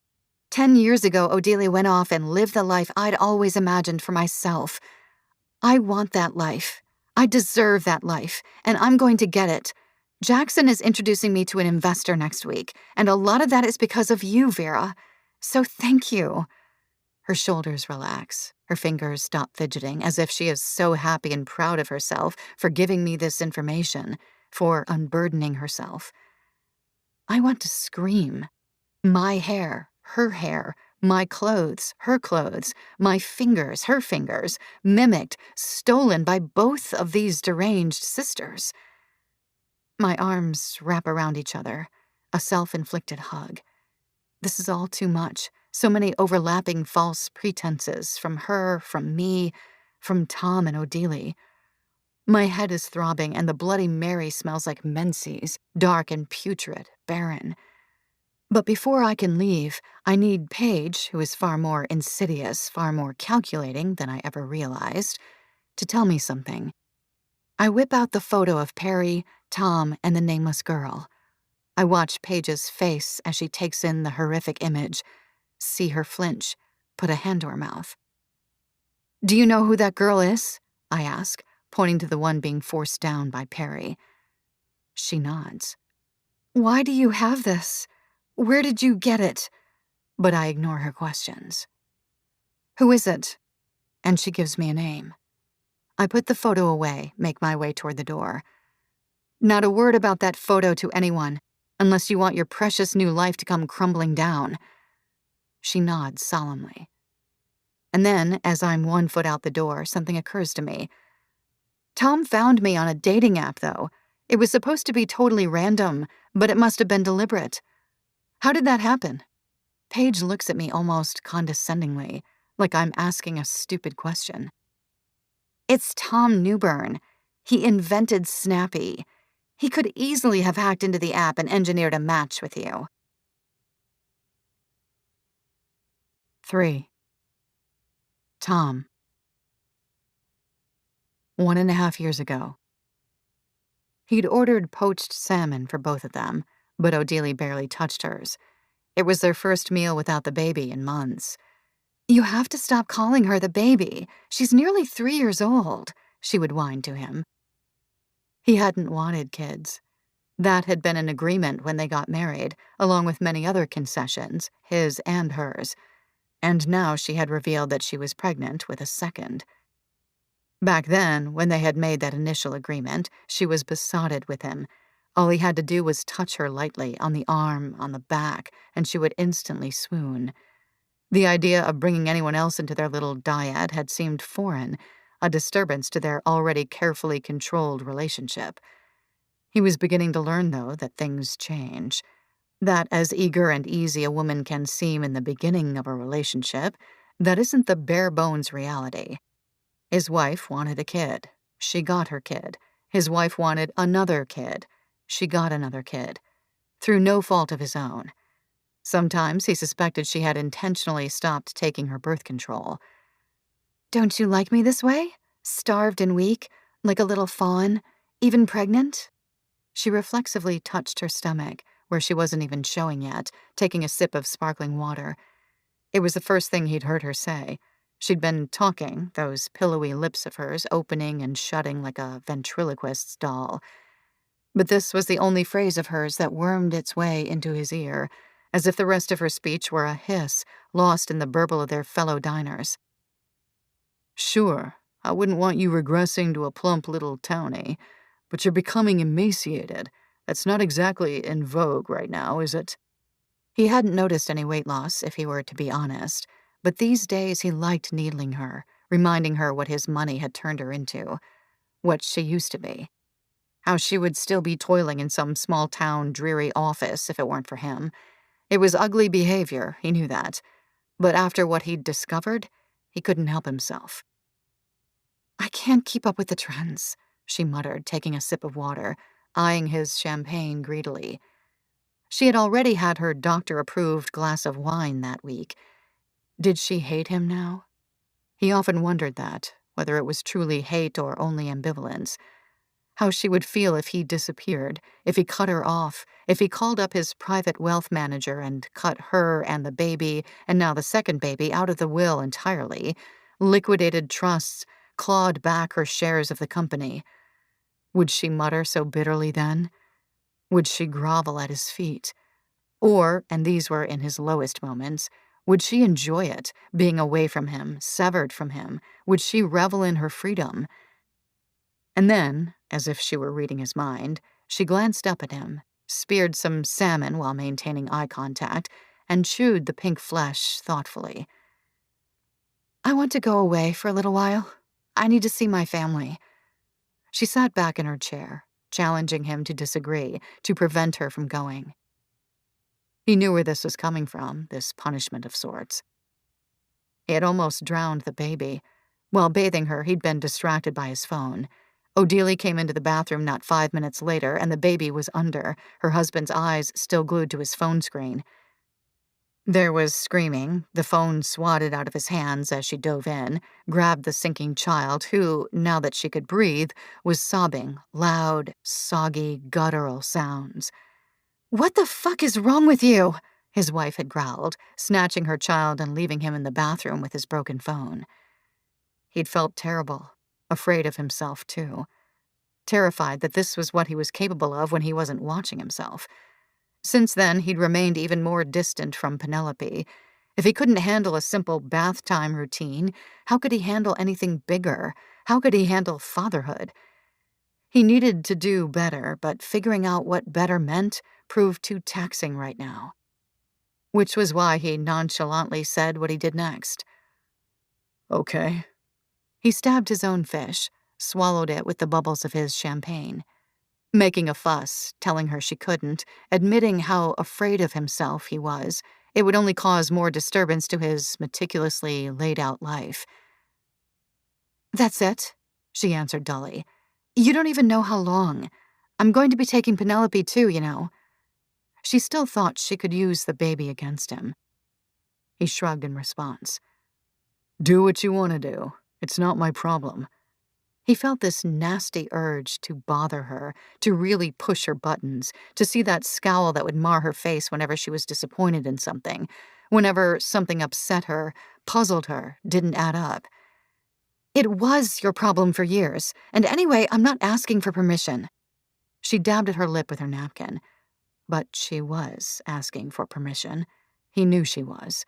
It was one of the things they'd agreed upon when they got together, that their life would be private, that because of his past, they would both have to carefully consider whom they allowed into their fold. Of course, back then, she didn't know the extent of his peccadillos. She was too enamored with him to think over what she was giving up. They sat in silence, her eyes narrowing on the food she was pushing around her plate. "I know you don't care," she spat out the last part, "but I already bought the tickets. We're leaving in March. I haven't booked a return yet. I'm just going to be staying at my parents'. It shouldn't be too hard to find me if you want to track me down." She glared at him again, brown eyes reproachful, then turned away, eyed the rest of the diners. Her profile was pinched, vacant. She looked tired, like the air had been pumped out of her. How long had she been like that? They'd gotten a good table, tucked in a corner away from the maddening crowd toward the front. He could tell she felt isolated. And he had isolated her, in the general sense, away from her family, her hometown. He knew this. But she had also wanted estrangement. She wanted to purge herself of her old life, her old face. Nothing he had done to her had been by force. He paid the check, walked her out of the restaurant, called an Uber. He had a driver for the mornings, but he enjoyed the anonymity of his evenings, not having anyone, not even someone on his payroll, know his whereabouts. His wife complained about that, of course. Said that it made her feel unsafe to wait around for a cab or car service. She'd never really gotten used to the city, even after years here. Still used Google Maps to navigate some streets. Still gave homeless people change. Still refused to take the subway. He would smirk at all of that, his little small-town girl. He could pinpoint the moment that the light sort of dimmed from her eyes, when she realized that this life she had lusted after wasn't exactly to her liking, that his obsession with work had excluded her. It was when she was pregnant the first time, when she expected him to dote on her, before she knew better. They'd been sitting in the house, watching TV, her stomach sweaty, veined and swollen, unclean and grotesque to him, like an uninvited, unkempt guest, which he supposed the baby was. She had her feet up on the table. Of course, those were swollen too, malodorous and sticky, unpolished. Her feet had always weirded him out, made him think of sinewy sides of ham, hanging at the butcher's, ready to be sliced. She was scratching a spot on her ankle, using the nubby nail of her left toe. Can you get your feet off the table? He had finally said, waves of disgust rippling through him. She was used to his commands, of course, had initially loved the way he loved her, molding her into the kind of woman he wanted her to be. But at that point, his commands hadn't been laced with such revulsion. She'd glanced at him, her eyes softening, turning into puddles of liquid before he could even rephrase the request, maybe explain to her in more precise, cautious words. She'd left the sofa, her and her belly, and gone upstairs. Didn't speak to him for days after that. And when she finally did, it was with halting trepidation, contrition, self-doubt. He had made her this way. He knew that. On the ride home in the Uber, she faced her window, silent. He slipped out his phone and checked on the research conducted by Cy, the 20-year-old hacker. The woman he was after now was only on 2 apps, one that was exclusive, for people with a so-called high profile. The other app was one on which the women made the first move. That one wouldn't work. So, as his wife sat beside him, he tapped out a profile, setting a trap, a frisson of excitement running through him. God, his wife would hate him for this. It would make her boil over. And that was exactly what he wanted. She deserved it for her betrayal. 4. Vera. Present day. It's too much. All of it is too much. I'm drowning again, but instead of hiding upstate, I'm cutting my image, slicing and dicing myself, little paper strips of my skin and hair and eyes cluttering my floor, getting trapped between the floorboards. Day in and day out, inserting myself into my collages where I hadn't thought I was needed. Valencia filter, Hudson, Jakarta, peeping out from grainy newsprint. My bed has become a mausoleum of tiny me's, earlier me's, saner me's. When I sleep on the couch. Is this what they wanted to do to me? I trill at Quinn, pointing at the photo I'd purloined from the Benningtons' nightstand. The camera is set at the end of a bed, almost giving a bird's-eye view. Perry, smiling so wide her gums are showing. I've looked at the photo 1,000 times at this point. The unmistakable glee in Perry's eyes, the terror on the face of Calypso Rogers, the girl Paige recognized from Wynack, and the absolute blankness on Tom's. All their bodies lissom. Perry's breasts like hardened cookie dough, so succulent. Tom's chest lean and depilated, sprawled on top of this girl on a bed, their prized sacrificial lamb. Perry almost laughing as she carves a little triangle in the flesh near the girl's mons pubis, a fang, a pair of small scissors glinting white light. Calypso's head over the edge of the bed, upside down in the photo, her teeth gritted, her eyes glazed over with panic so primal, it seems to climb out of the photo and grip me in its claws, her mouth in a silent O. Tom mounted over her, about to thrust inside her as she lies on her back. We thought for a moment that there was a fourth person in the room, capturing the photo. But if you look in a corner, you can see a tripod's legs reflected in a mirror. Is this what they wanted to do to me? Odelia and Tom, am I Calypso here? I repeat, and of course Quinn can't answer that. All he can do is try to explain the picture for us, get as much info as he can to create a narrative, a story that will exhume Tom from the grave, bring down anyone else who is in charge of keeping him safe. There was a moment, a short-lived one after I'd spoken to Paige, when we thought about going to the police. But Quinn, as he said, suspects something far more sinister is going on here, that the police could be implicated in some kind of a cover-up. He wants to get to the bottom of it alone. I've never seen him so single-minded, all the work, all the research.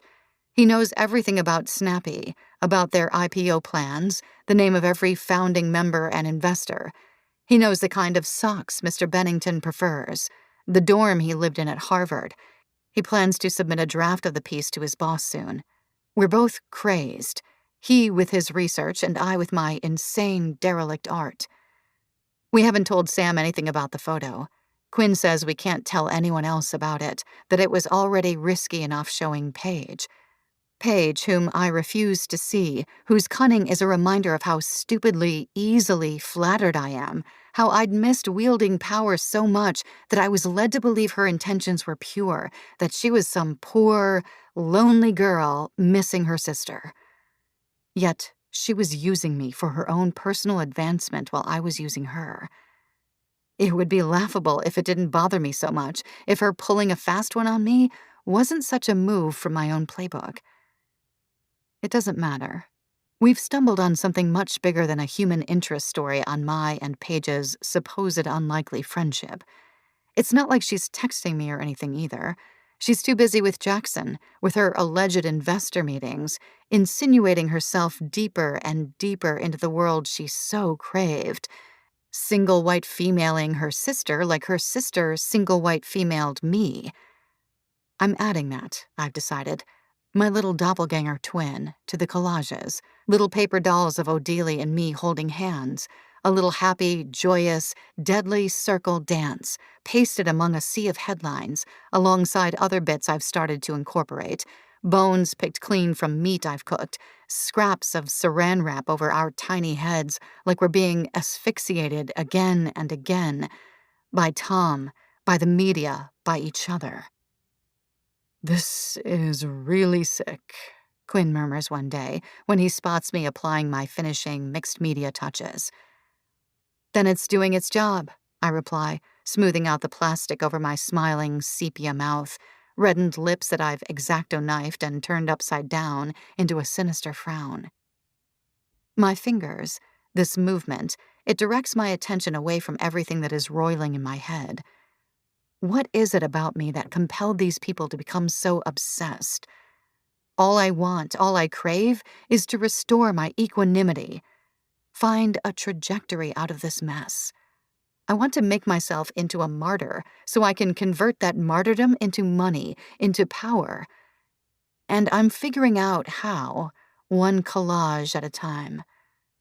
I think of my mother, her criticisms, her obscene self-involvement, the standards to which she held me, this endless need to be perfect. The fact that my major woman role model for the first years of my life was someone so focused on her own self, the universe so casually and unquestioningly revolving around her. Some girls, some daughters, they would have rebelled. They would have made themselves ugly, average creatures, would have forced themselves to fade into the background. But not I. I was instilled with a need to be special, to have all eyes on me, because my mother showed me that was the only way to live. But look where that got me, Mom.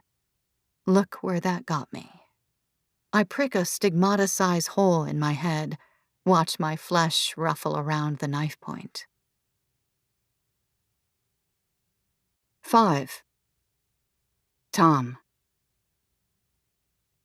1.5 years ago.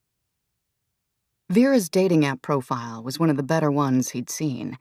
Her answers were witty, her pictures elegant and sexy, giving just enough information about her body, her sexual energy, while still leaving you wanting more. He suspected somehow that not too many of the men she met got her, aside from her obvious beauty, and that she had a long line of dating dolts who weren't on her intellectual level, who couldn't keep up with her references and quips. Good thing he was up to standard.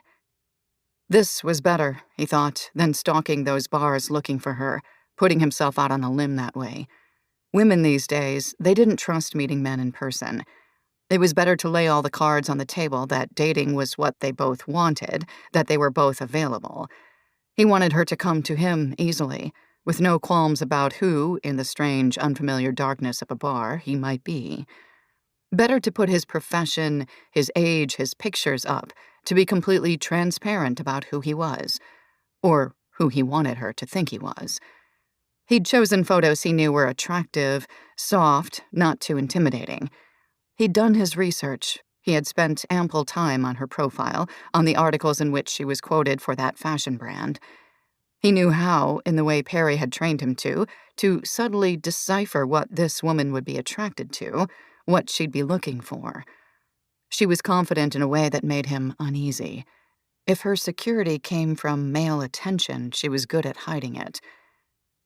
But there was also something lonely about her, a vague veil of protectiveness that emanated from her photos. In many of them, she was surrounded by people, but upon further investigation, he would find that they were mostly coworkers, not friends. People with whom she was thrust together because of her industry, her rising importance in the New York fashion world. Loneliness was perhaps not the right word. Yes, she seemed to hold her guard up, but she didn't seem lonely. Not really. There was nothing very try-hard about her online presence. Her photos were sumptuous, sure, but nothing seemed too deliberate, too studied. She seemed to be literally showing off snapshots of her life. It was nothing like his wife's social media presence, earnest and aching with plaintive falsities, pastel and planned. He could tell that a man in her life had to be a tad subservient to get her prolonged attention. That she was not one to depend on a partner for personal endorsement, that if she wasn't the alpha, she wouldn't be interested. She needed to feel in control, to feel like she could hurt him, wound him if she really wanted to. It was something about her posing, her nonchalance, the intrinsically chic way she lived her life, that gave this weakness away, this need for power in her romantic life. This was not someone who would easily be used. He would have to keep that in mind, tamp down his own urges for authority. How had he learned to be so discerning? He asked himself this question a lot. For someone who, admittedly, didn't much care for people or their habits, his emotional intelligence was quite high. It had to do, of course, with Perry, the one who taught him everything he needed to know. His wife was leaving for Michigan with the baby. Their house smelled like lotion for a bitter Midwestern March, even though she had stowed away all her toiletries so carefully in labeled Ziploc bags inside their suitcases. "You can have the maid do that, you know," he told her as she folded her clothes, put them in airtight bags to save room. It seemed like she was leaving for a while. How long did she expect to be gone? He hadn't bothered to ask. She rolled her eyes at him. "I want to do this myself. I want to do something for myself. My mom knows a good prenatal doctor over there, by the way. Not that you care." With a huff, she coiled her hairdryer's cord around its handle, took items from her vanity and placed them in a bag embroidered with her initials. "I don't feel like I exist, Tom. Don't you get it? I don't feel like I exist here. I don't feel like Penelope exists either. Maybe if I go away, this new baby will have a better chance at existing." She rose up from packing the suitcase, looked him straight in the eyes with that newly defiant gaze he'd somehow grown used to. "You don't help those feelings, you know. You don't help them at all." He heard her go into the baby's room, heard her cooing to her, probably about her big bad father who diminished her mommy. He had given her this life on a silver platter, and this iciness was how she was repaying him. It seemed obscene to him if he thought too hard about it, which, yes, he'd been doing as of late. That was what inspired his whole pursuit of the other woman, of course. A few months back, when his wife was asleep, he'd slipped her phone out from its charger and had gone downstairs to his home office. He knew her passcode. She thought he didn't. He knew she changed it every month to prevent him from snooping. But he was agile. He could tell from her fingers dancing on the keypad exactly which digits to type in. When you get used to someone's finger movements, how they navigate space, reveal thoughts and feelings, deciphering these types of gestures become far easier. This numerical code seemed like a birthday, though he didn't recognize whose. She cycled through birthdays a lot. Her mother's, her current best friend's, the baby's. At some long-ago point, his. Usually when he breached her phone, he would spend a while in her iMessages, see whom she was communicating with. Maybe a short foray into her emails, too, her web searches. Most of the time, he came up short. His wife, it turned out, was boring to an almost maddening degree. Once he'd found a link to pegging porn in her search history, but that was as spicy as she got. Even her texts to her friends were mind-numbingly dull. Logistics about wine nights, questions about childcare. But he still felt like he needed to keep tabs, even if all the information didn't amount to anything useful. He'd learned that, too, from his ex. She'd taught him that if you let someone in, you can never be too careful, that you always need to stay one step ahead of them, to always check over your shoulder. This one time, however, when he'd opened her phone, he found a new app downloaded. Upon first glance, it seemed like a meditation app. The little icon was a figure looking upward at a peaceful sky. But instinct told him to open it anyway. Not everything was as it seemed, of course, even an iPhone app with poor user experience. He'd been right. It was a meditation app, with different guided exercises for varied times of the day. But there was also a journal segment, a place for sad, diffident people to chronicle their supposed changed feelings after a week, a month of daily guided meditations. What a bunch of bullshit. He clicked on the journal icon, aware then that he was sitting in total darkness. It hadn't occurred to him to turn on a light. Every entry was filled, days out. He scrolled down to the first one, input, and settled into his wingback chair to read, expecting some cheesy, insipid bullshit about how much better she had slept the previous night after meditating for 30 minutes over a turmeric latte in the morning. But it wasn't that. It wasn't that at all. Ugh, I hope Tom doesn't find this. He checks my phone, but I'm crossing my fingers that he won't discover any of this, trapped in this app. He almost never speaks to me, but when he does, I feel like I'm talking to an automated machine. Like I don't exist, except when it suits him, when he wants something from me. I can't believe I ever saw something in him aside from his greed. You know, back in the day, I loved how decisive he was, the way he craved supremacy over me. It was sexy. But he also saw me, noticed me. That doesn't happen anymore. And the thing is, he knows what to say, the right words to woo just about anyone. That's what I hate most about him. This slickness. It feels like a disease, like I'm covered in oil.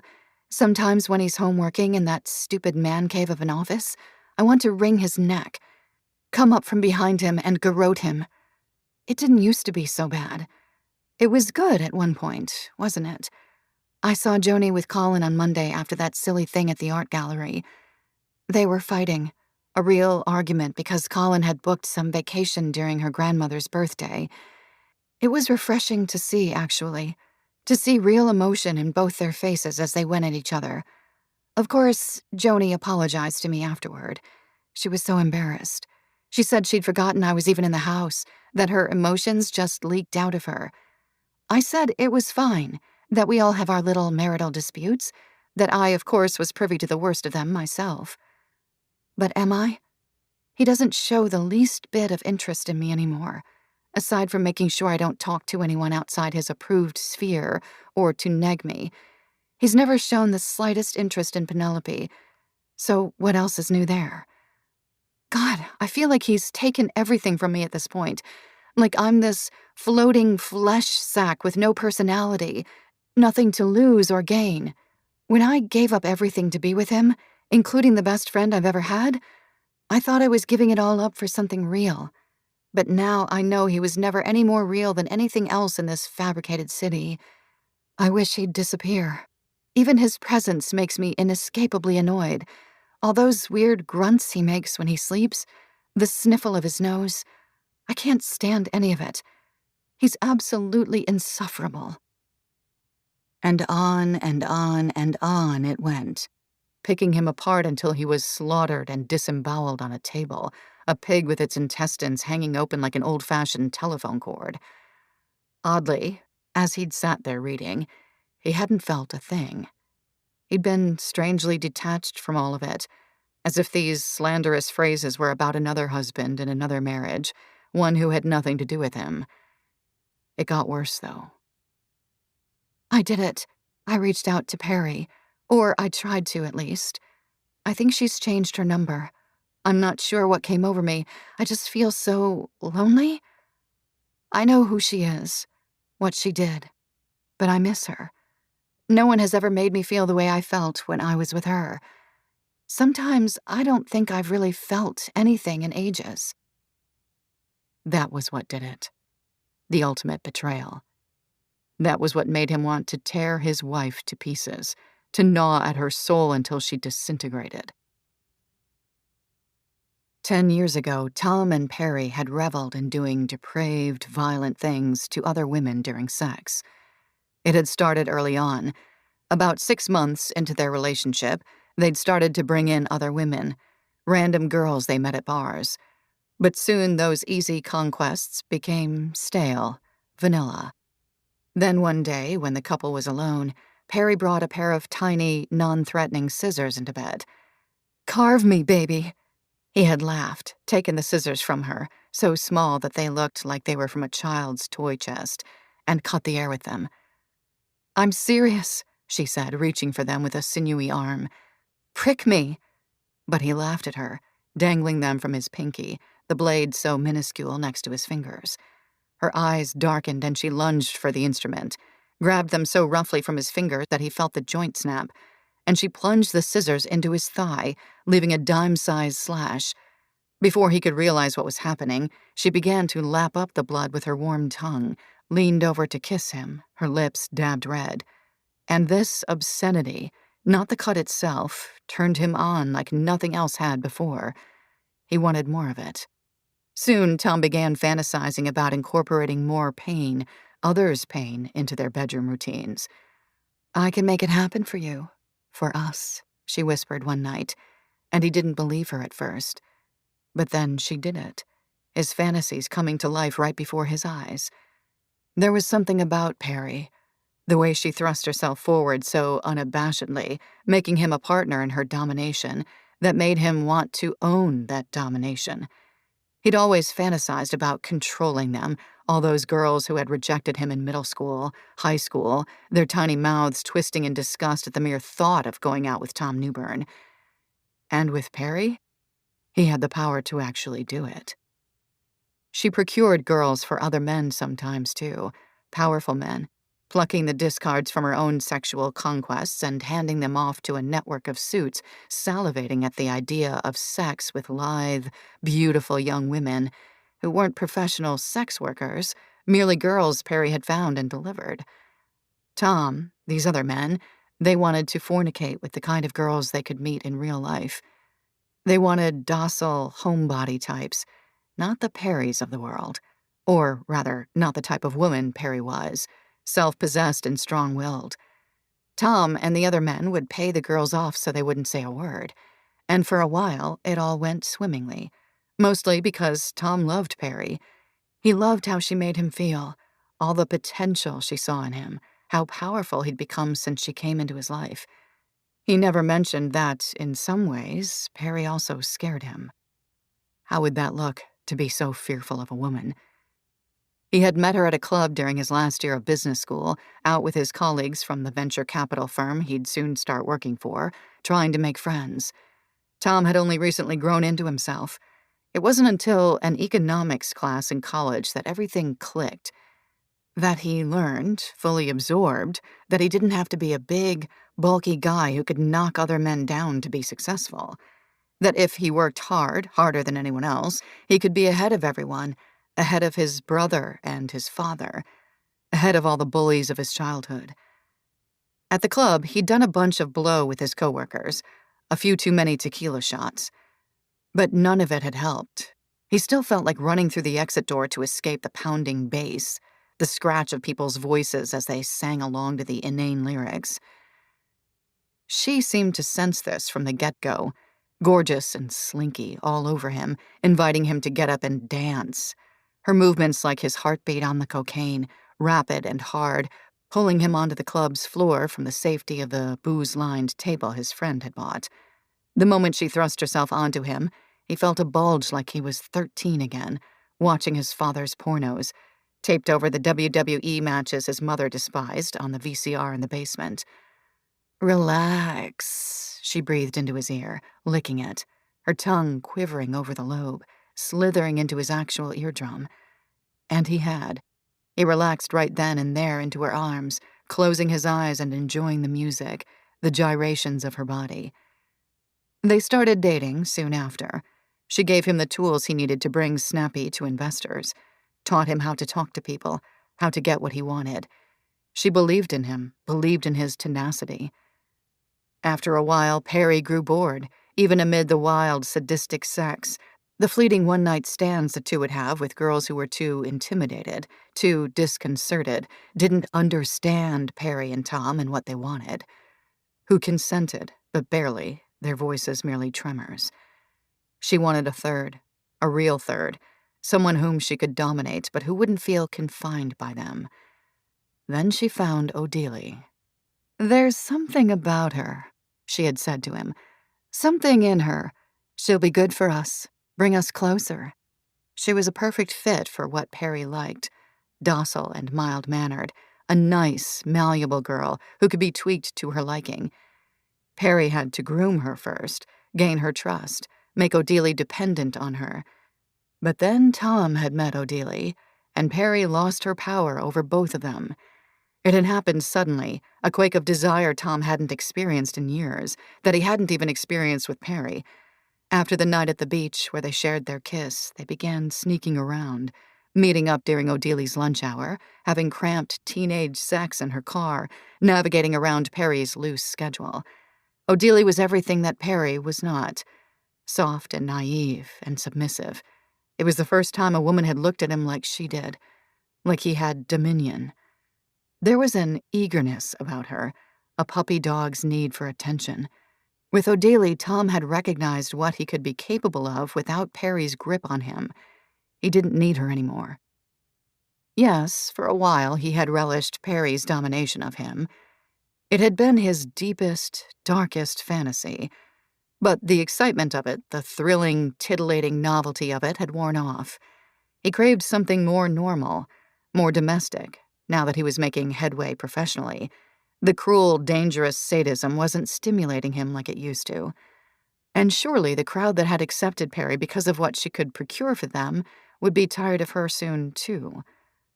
One afternoon, parked in a shady back lot where Odili knew they would be undetectable, Tom told her the whole sordid truth. She was sitting on top of him in the passenger seat, both their pants off, breathing heavily into each other's mouths, when he reclined the seat, tilting his head away from her. "She wants us to do this, you know.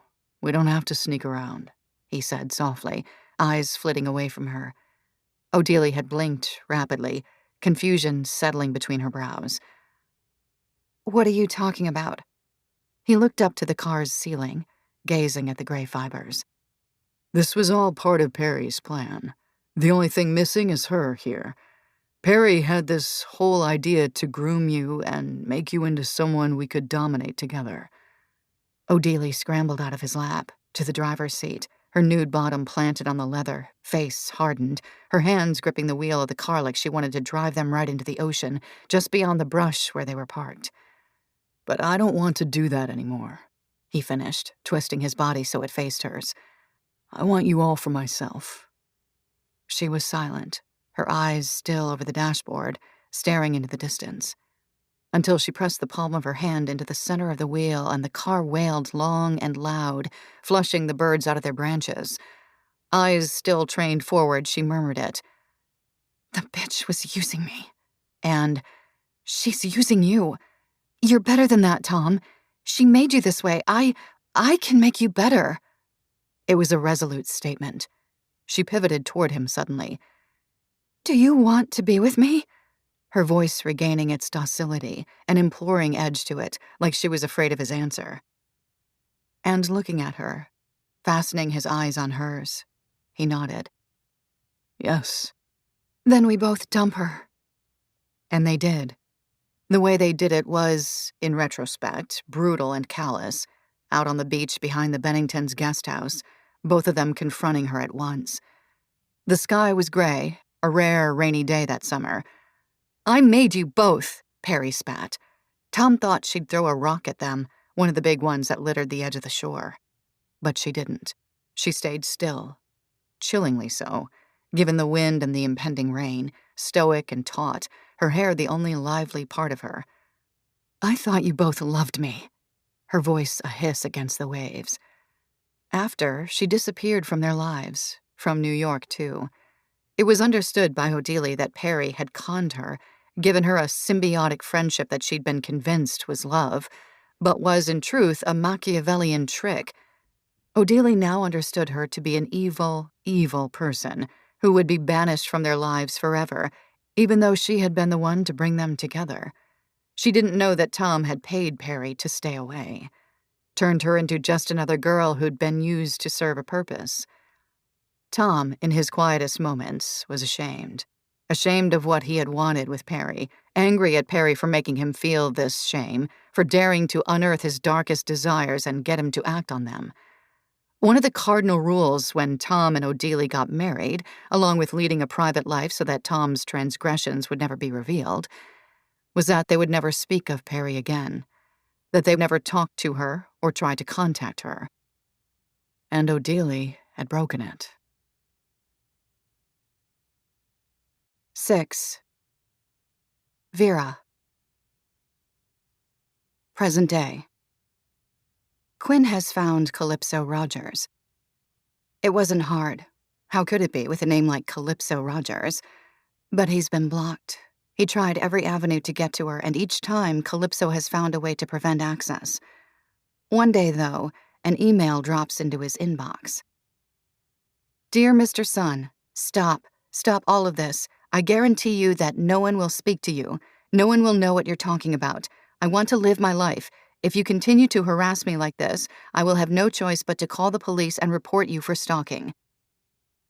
Why will no one speak to me if they don't know what I'm inquiring about? Quinn muses. I check out Calypso's socials. She's pretty and well off. She has a Maserati, a McMansion, twin girls, a husband with a mustache.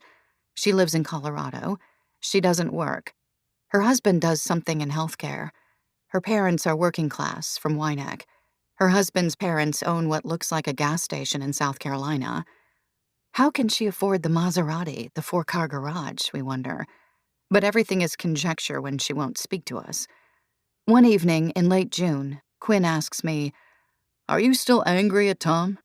Much to his chagrin, I've moved my collaging out of the bedroom and into the living room, our carpet speckled now with paper and glue, eyes and ears.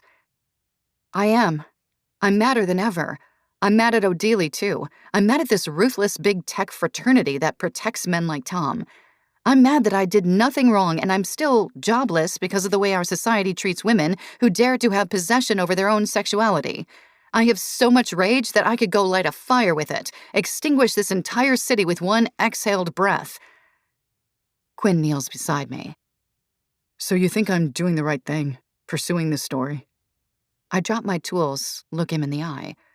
The only thing stopping me from creating a crater in this earth is this demented snipping. Of course I want you to continue.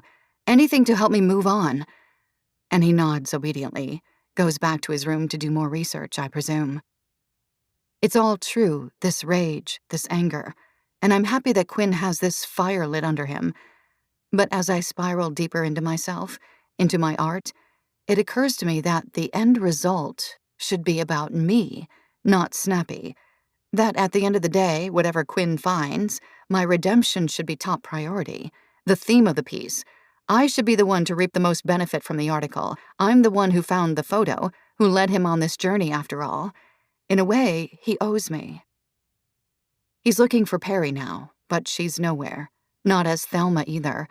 I remember Brandon Newburn saying she had a name like a Greek goddess, if that was even the same girlfriend he was talking about, but Quinn can't find anything on that lead either. It's like she dated Tom and disappeared, like he made her disappear. Out of desperation, I text Paige and ask her to ask Jackson what Perry's last name was.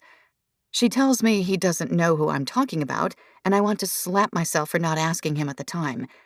If I were to ask him myself now, I'm sure I'd get the same answer. He's protecting her, and Quinn and I are following a map that's already been torn to bits. Quinn hasn't given up, though. He says he's going to track her down, and I believe him.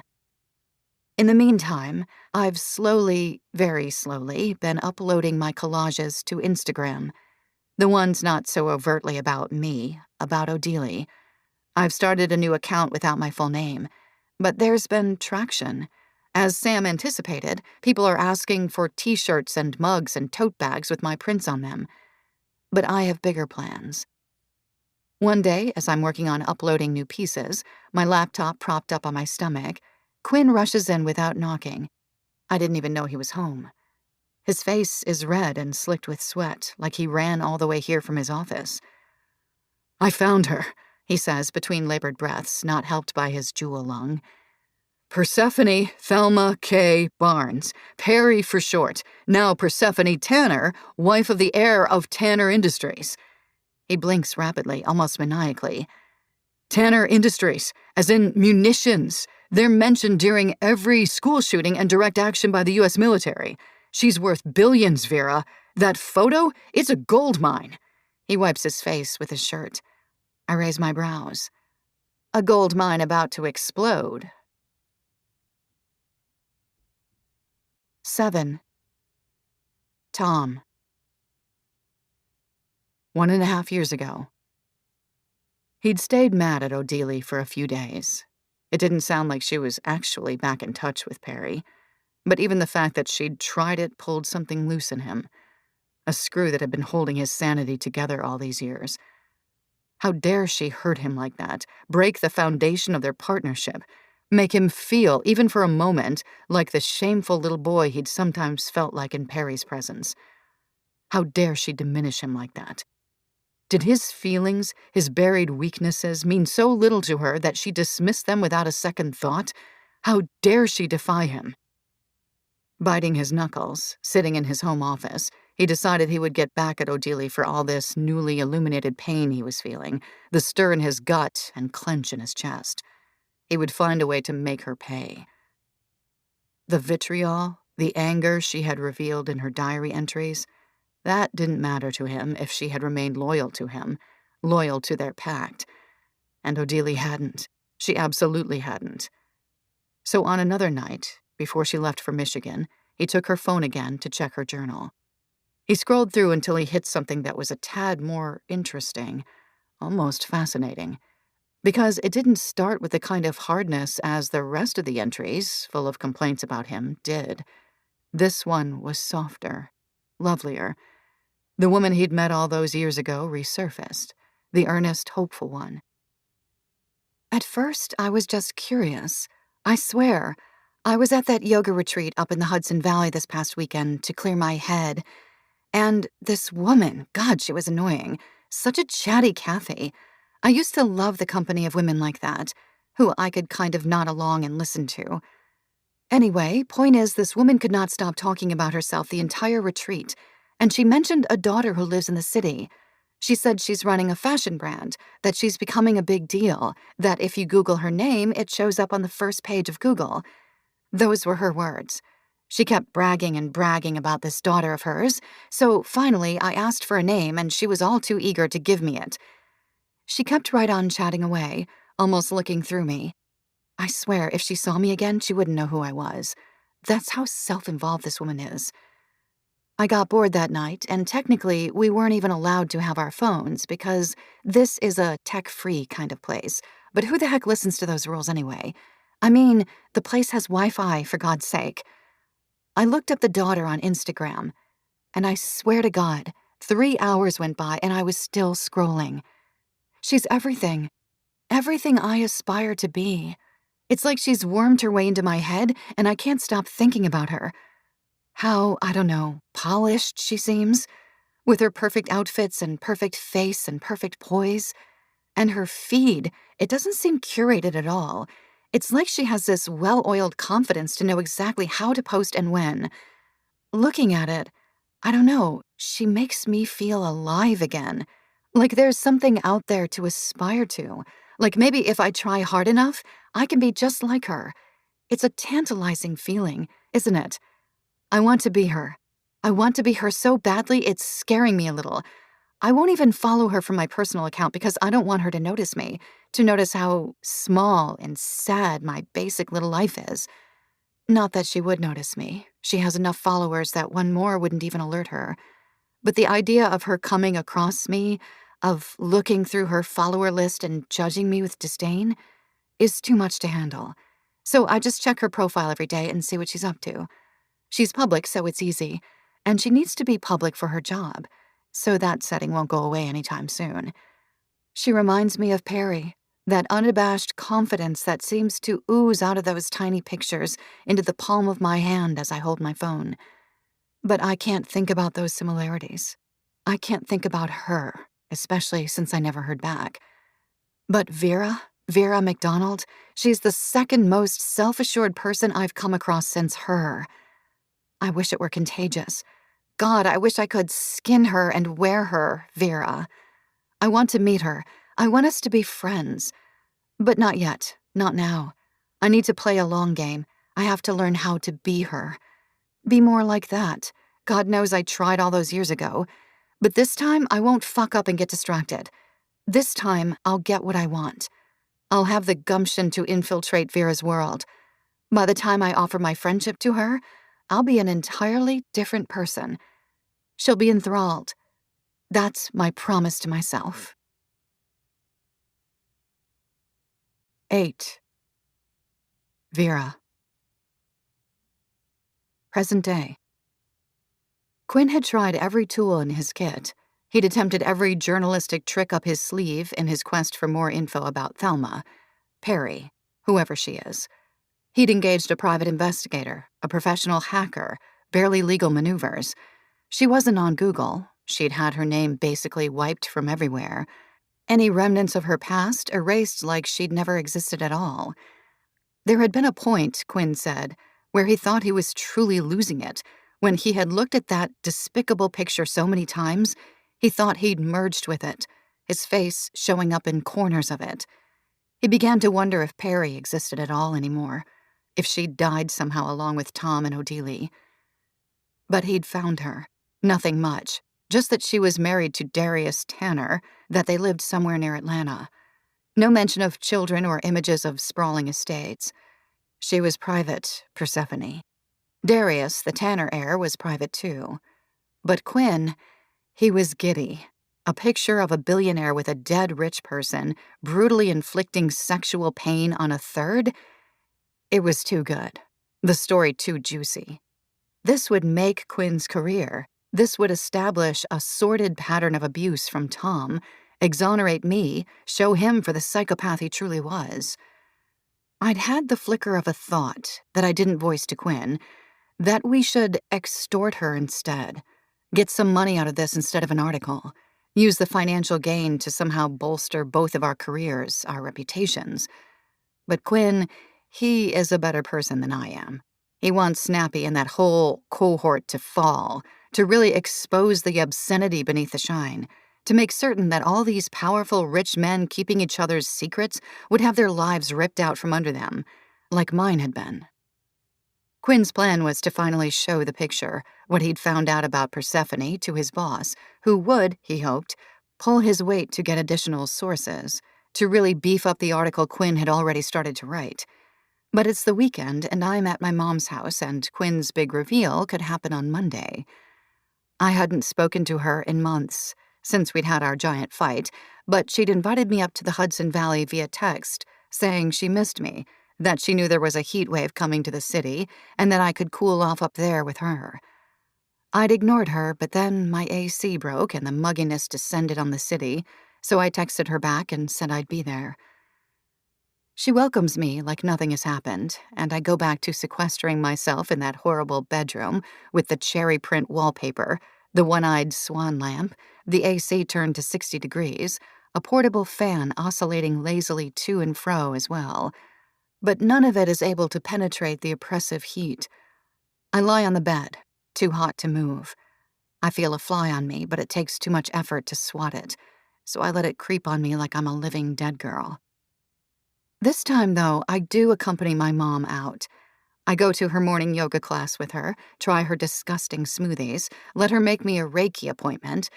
During lunch at one of her favorite vegan spots, cashew cheese that looks like bird shit smeared on a piece of bread, I ask her why she built me the way she did. "You were born that way, Vera," she says, taking a long sip of her black tea. "But sure, I wanted you to plant your feet on this earth so you would not be easily swayed. I wanted you to leave your mark, because try as I may have when I was your age, I never did. I never thought you would do it the way you did, though." How did you try? I ask, pushing away my plate of microgreens. "Oh, you know, I worked in PR until I got pregnant with your brother. I was good at it, too. But then, I'm not sure, Mother had kind of made me feel like I had to shy away from that kind of life, like I had no reason to take up that much space anymore. But I resented that feeling later, and I wanted differently for you. I wanted you to be the kind of woman who took the space, who dictated the space, not just existed in it. I wanted you to be cunning and strategic in every facet of your life, to get out on top. Kindness? It's overrated. Kind people don't get shit done because they're too worried what other people will think. And I wanted you to get shit done. And obviously, the more successful you were, the better I would look. So, it was a win-win in my eyes. She stirs her tea, looks out the window at the sun-baked sidewalk. "There's someone I want you to meet. I met her in yoga. She's a fixer." I roll my eyes. Mom, God, stop right there. But Mom is on a roll. "She fixes public scandals. Every celebrity or politician or businessman who's been canceled, she's the one behind getting their career back on track. She fidgets with her bracelets, moves them up her arms. I don't need anyone like that. I thought you said so yourself, that I can take care of myself. She flits her eyes down into her tea. I know. But do this for me, okay? She knows your whole story, and she's coming over this afternoon to chat with you. I resist rolling my eyes again. Fine. But if she's some new age freak who says she's going to spirit all my problems away, I swear I won't visit again. We go back to the house, and Mom leaves to run some errands, probably to see her new boyfriend. She tells me to wait around for the fixer to show up, so I go and lie in bed, waiting for the doorbell to ring. If only I could tell my mom that hopefully in a few short days my life will change again, for good. Finally, I hear a car pull up and park in the small driveway, and I get up, anticipating the doorbell. I go downstairs and open the door before it rings, peek out. And there, her hair cropped short, dressed blindingly in white, is Persephone Tanner, leaning against her car and smoking, one finger waving at me, nails magenta like tongues. Persephone Tanner sits at my mother's kitchen table, smoking inside, all windows open, and tells me a story. When I first saw her, I had backed away into the house, locked the door, had the wild urge to call the cops. But she wasn't fazed. She knocked softly. Vera, I'm not going to hurt you. I promise. Her voice so silky smooth, a ribbon of a sound, like an old-time movie actress beckoning a man forward. And wasn't that how they all spoke, before they knifed you, burglarized you, set your house on fire? I'd refused to open the door, palming my phone, ready to ask Quinn for help or dial 911. I just want to clarify a few things, she called out again, in that beguiling tone. I want to help you. I think you're quite brilliant, Vera. I've seen your art. I bought one of your tote bags. You have an indescribable eye. She waited a beat, waited for me to fall for her flattery. You're smart to be cautious, but I promise I'm coming in peace. And I opened the door a crack, asked her to lift her hands, empty her pockets, her purse, like I was some kind of TSA agent. But she wasn't armed, except with sunglasses and cigarettes, a lighter. She didn't even have her phone on her. Unsurprisingly, Persephone is not a fixer. Persephone got a call a few weeks back from Mr. Bennington, who said an illicit picture had been taken from his home, and he hadn't been sure by whom. She asked what picture, and he sheepishly answered, "The picture you told me to burn." Obviously, he was still looking at the thing nightly or something. He always was a pervert. She tells me that 10 years ago, she and Tom stayed in that house, just as Jackson had told me. She tells me that they were into some kinky group sex together, everything consensual, she swears, though she knows how it looks, that they would sometimes take photos, that she left the house in a hurry at the tail end of summer, that in her haste she forgot one picture. She called Mr. Bennington and told him to destroy it, that it would destroy the company he was helping to build if the public knew Tom was a weird sex fiend. He didn't hesitate, said he would in a minute. Obviously, he never did. She tells me, ashing her cigarette in the swooping stomach of one of my mother's new-age hand-thrown pottery tchotchkes, that she started to freak out. She had a real life now, a kid, a husband who was obsessed with privacy. The last thing she wanted was to have that picture leaked anywhere. She'd already done such a good job of distancing herself from Tom that she was never linked to him when the murders occurred. Someone is trying to extort you, Mr. Bennington had said grimly. And then her cybersecurity detail noticed that somebody called Quinn's son was poking around, trying to find information. After that, after learning Quinn was a journalist, after learning who I was, it wasn't too difficult to see what our plans were. You got the short end of the stick. I get it. I would be pissed too if I got blamed for some lame guy's crimes and he was dead, so you couldn't even kill him yourself. I would also want to dig up any skeletons I could find on him. She stabs the cigarette into the makeshift ashtray, wriggles her hands, deciding whether to light another. To be honest, I'm sure that was intentional. I am certain that there's a lot of dirty shit behind the scenes at Snappy that none of those board members want getting out. It would not surprise me if Bennington or one of the other buffoons paid off the NYPD not to dig too deep, had their PR team construct a narrative that put you front and center of the crime, and sold that to the media. Those guys have a finger in every pie, and I would know because I'm married to one of them. Her features, they're so symmetrical, like a sculpture carved from marble, that it's hard to look away. She's mesmerizing, incandescent, even the way her lips move is so precise. I can't help but pay attention to what she's saying, like she's hypnotizing me almost, like I'm cast under her incantations. But I don't have that much empathy for you. Initially, I wanted to blackmail you to get my picture back. She laughs. That's why I came here. I tracked down your mom, joined her yoga class, hoped that she would talk. And God, did she talk. About how powerful you are, how you'll do anything to get ahead, how proud she is of herself for raising you, even though she's not supposed to be, given your circumstances. She taps her nails on the table. Clack, clack, clack, like a machine gun. But then something else occurred to me. Something far better than my blackmailing you into handing off the photo, or giving away any of my husband's precious money in order to have it back. Because we're not that different, you and I. I see myself in you, in your gumption. She pauses, grabs my hand, interlaces my fingers with hers, and tells me what I'm going to do. What we're going to do. 9. Tom. 1.5 years ago. He watched Vera circle the gallery, her movements so delicate but purposeful. Like with every step, she knew exactly where she was going.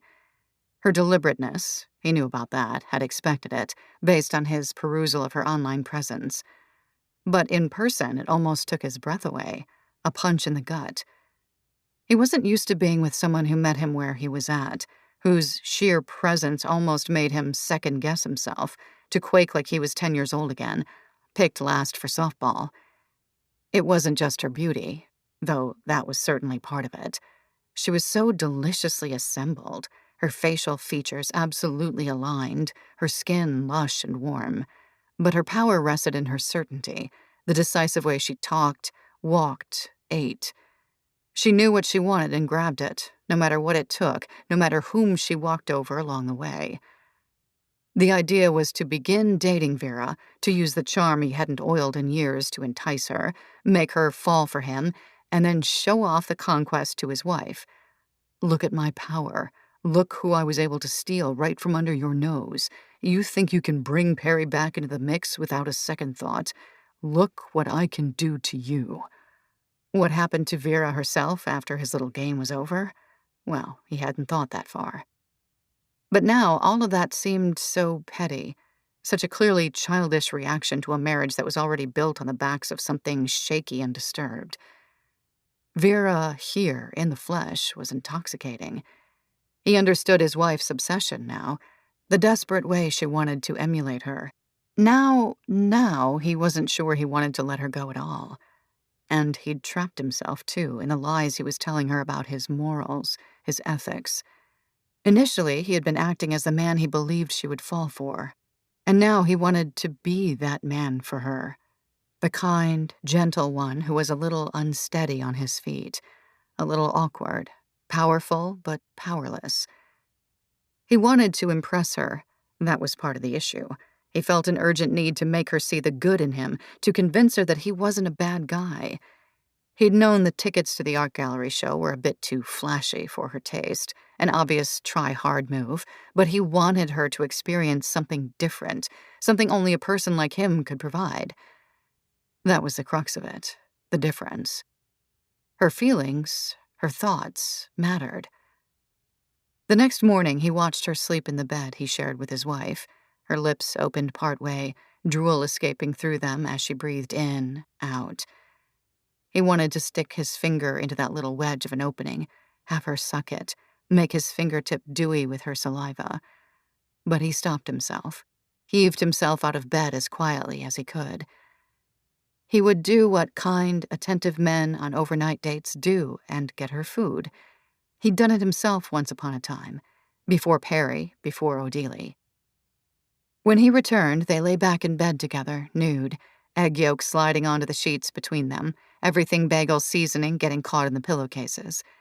He nibbled at her lip, licked the smear of avocado by the side of her nose, and she made a noise, a small tickle at the back of her throat, nestled herself closer to him, and he couldn't help but kiss her, on her eyelids, her nose, her lips. He felt himself swooning over her, getting buried under her presence, slowly but surely. It was like Perry all over again, intoxicated until he wasn't, until he found Odelie, and she seemed like exactly what he needed, sturdy, docile, predictable. "What scares you?" she asked suddenly, peering up at him, staring at him with unblinking eyes. He shifted his arm so it was wrapped around her torso, snaking its way to the small of her back. "Nothing. I'm scared of nothing." He let it roll out without thinking, and he knew by the way she tensed, so very slightly arched her back, that he had said the wrong thing, that the Tom he had only recently decided to conceal was rearing its ugly head. I mean, I'm scared of my loved ones getting hurt. My daughter. And he checked himself, that instinctive primal part of himself.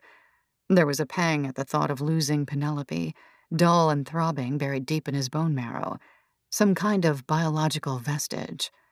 This child he hadn't wanted, this child whom he barely knew, whom he hadn't taken the time to get to know, made especially apparent by the unfortunate bathtub incident. But Vera, she pushed his chest a little, giving herself room to cock her head and look at him. "You're lying, aren't you? And that's okay. I asked for a reason." She settled back down, her cheek resting on a pillowcase, gazing up at him. "You know what I'm afraid of?" She entangled her fingers in his chest hair. "I'm afraid of losing my power, what I've built myself into. My career. Of being so powerless, so awfully debased, that I lose belief in myself. That I lose myself." If he put his face any closer to her, her features would blur, melting together. "That could never happen. As long as you're smart about everything, of course. Don't make any bad judgment calls." He gave her a sheepish grin, but she didn't reciprocate. "So what are you really afraid of?" she asked again, more forcefully this time, louder, like their heads weren't mere inches apart. He sat back, put his arms behind his head on the pillow, her face meeting his armpit. "I guess in some ways I'm the same as you. I need power. And if that's usurped, then I'm all gone. I'm not sure who I would be." And in a moment, he felt her lips on his. When he got the text from her, ending things, he couldn't process it at first. He felt his body weaken as he stood at the entranceway of the Core Club, ready to join a meeting about the new acquisition. He felt on the verge of collapse, his heart dropping to his knees and plummeting to his feet. It wasn't until he read it a second, a third time, that he understood it, that he could comprehend the words. He knew it was coming. He wasn't an idiot. She'd been avoiding him, dodging every message, every abject apology. The other evening he had taken his anger about the situation out on his home office door, twisting the knob so roughly that the handle's mechanism broke, requiring him to use its wobbly bar lock when shutting himself in there. But to actually receive the text, this rejection, it hurt. A sharp jab in the stomach, a foreign flutter of a feeling that he wasn't sure he'd felt since he was a boy, since he was thrown around by those other kids, his name scrawled in chalk on the playground, calling him the F word, the note penned in red ink by a girl in 7th grade telling him she would rather die than go to the school dance with him, would rather see her mother die too. Since his brother had taken up all the space at family dinners, talked over him, his parents' eyes glowing in Brandon's direction as Tom sat there, small and scrawny, hunched over his meatloaf, making lines in his mashed potatoes with the tines of his fork. When he walked into the meeting, Darren Bennington looked up. "You look like the devil visited," he chuckled, igniting a rise of laughter from the rest of the group. Tom mechanically smiled back, forcing his lips into a rigid smile. He was frustrated with Darren. The board wanted Tom back at HQ full-time. With the addition of the D2C marketplace, they needed him around the other employees. They would be moving his home office equipment, with all its software and data, to HQ as soon as possible. He sat in the meeting, his fist clenched on the table, stuttering out responses as it progressed, his mind elsewhere, reconciling, grasping, maneuvering in his head her text to him, replaying each word. This was not supposed to happen. He had been certain of it. Once he fell for her, things were supposed to develop exactly the way he fantasized they would, escalating under his watch into something truly meaningful and exquisite. He hadn't originally been planning for that, necessarily, but now that he was faced with this rejection, he realized that that was exactly what he'd wanted. As Darren was jabbering on, Tom immersed himself in the moment he believed her tune had changed. Maybe at dinner, his and his wife's old haunt. He hadn't meant to be so rash with that decision. It was only when they sat down that he realized that any number of her friends could spot them. He only brought it up as an effect of his anxiety about it. And now he wished more than anything that he'd kept his mouth shut. She had seemed cold to him, too, when he'd been on the phone with his wife about Penelope. But that was a domestic tiff. Vera had no idea what his wife was saying on the other end, and he couldn't imagine that a woman like Vera, whom he was sure was used to putting people in their place, would be turned off by a slight show of frustration on his part. After all, he had only raised his voice a little to turn her on. Show off that he, too, was steeped in authority, no matter if it were family or work. But she'd run away, hadn't she? She'd told him she hadn't liked it, that Odelia didn't deserve that. Tom? Someone had been asking him something, and they'd had to repeat themselves. He cracked his neck, turning his head from side to side, forcing the room to hear his bones squelch. Sorry, what did you say? Tom asked, and Darren looked like he wanted to walk out, maybe punch Tom in the nose. But he remained vigilant, disciplined enough to keep his composure. Everyone else in the meeting shifted in place, visibly uncomfortable. Did he care? No. Even as Darren spoke again, Tom's mind inadvertently wandered to her text. He itched to look at his phone, to stare at it again, to read it like it was scripture, a holy text, to parse out meaning from the gray and black bubble. When he arrived back home, hours later, after taking himself to a bland-looking bar, the kind of place he hadn't set foot in since college, he almost tripped over the suitcase flung open in the front hall, the contents spilling out like pus from an infected wound. His wife was home, and she was angry about something. He found her in the kitchen, her stomach bigger than it had been the previous month, an excrescence on her frail frame. The remodeling had been done last year, with louvered cabinets, the island corbelled, the fridge upgraded to the latest Sub-Zero model. The stove was always having issues. It had been a stupid, superfluous expense. They hardly used the kitchen unless they had a private chef cooking there. But there she was, whipping something in a bowl, the wire whisks thrust so aggressive it looked like she would pull a muscle. Penelope is asleep. You should go say hi to her. She should be reminded what her father looks like. She didn't look up from the bowl. He approached her, was suddenly assaulted by the odor of onions. She didn't look up, even as he came nearer, tried to draw her into him. She was whipping so hard she was creating peaks in the egg whites, tiny castles for the fluffiest frittata in the world. He took her chin, tilted her head up, and planted a soft kiss on her lips. She didn't reciprocate, keeping her mouth firmly shut. "Get the fuck away from me," she growled, shoving him with the rim of the bowl. And he did. He walked backward toward the edge of the kitchen as she stared at him from the island, her arm almost mechanical with its whirring movements, still beating away at the eggs. "I've been seeing someone," he said softly, the weight of the words dripping out of him without warning. He said it louder, more lasciviously. "I've been seeing someone." She finally stopped whisking, the bowl still clutched to her chest. "Of course you have been," she rolled her eyes. "I heard you the first time, by the way." She put the bowl down, turned on the stove, the blue flame dancing as she heated the nonstick pan, adding oil to it anyway. He clenched his fist. "Don't you want to know who it is?" She tossed in the onions. "Not particularly. You're so boring, Tom. God, it's probably your personal trainer or something. Some cliché. Sorry to say, but you're just not interesting enough to be having an affair with someone outside the immediate realm of possibility. The onion sizzled. He clenched his other fist. You don't know me at all. And she rolled her eyes again. I know how weak you are. You let Perry bring your weakest impulses to light. You're a petulant, powerless, selfish little man, Tom, and I feel bad for whoever you've charmed this time, and I'm grateful it's not me. I'm grateful that I finally had the balls to say that, too. She took out a large knife, a pepper, de-seeded it, began chopping. Anyway, aren't you going to ask me about my trip? He opened his mouth, closed it again, his jaw tightening with her every barb. It's Vera. I'm seeing Vera. Vera McDonald. You didn't have the wherewithal to actually meet her, to get to know her. So I did. The knife. It clattered down onto the island, nearly falling off the edge. When she looked up at him, he felt for a moment that he should reach for it, grab the weapon and make a run for it. Her eyes blazed, reflecting the dim light from the stove. She could kill me now, this moment. That was how angry she looked, her face on the verge of a scream, mouth puckered so venomously, a snake about to bite.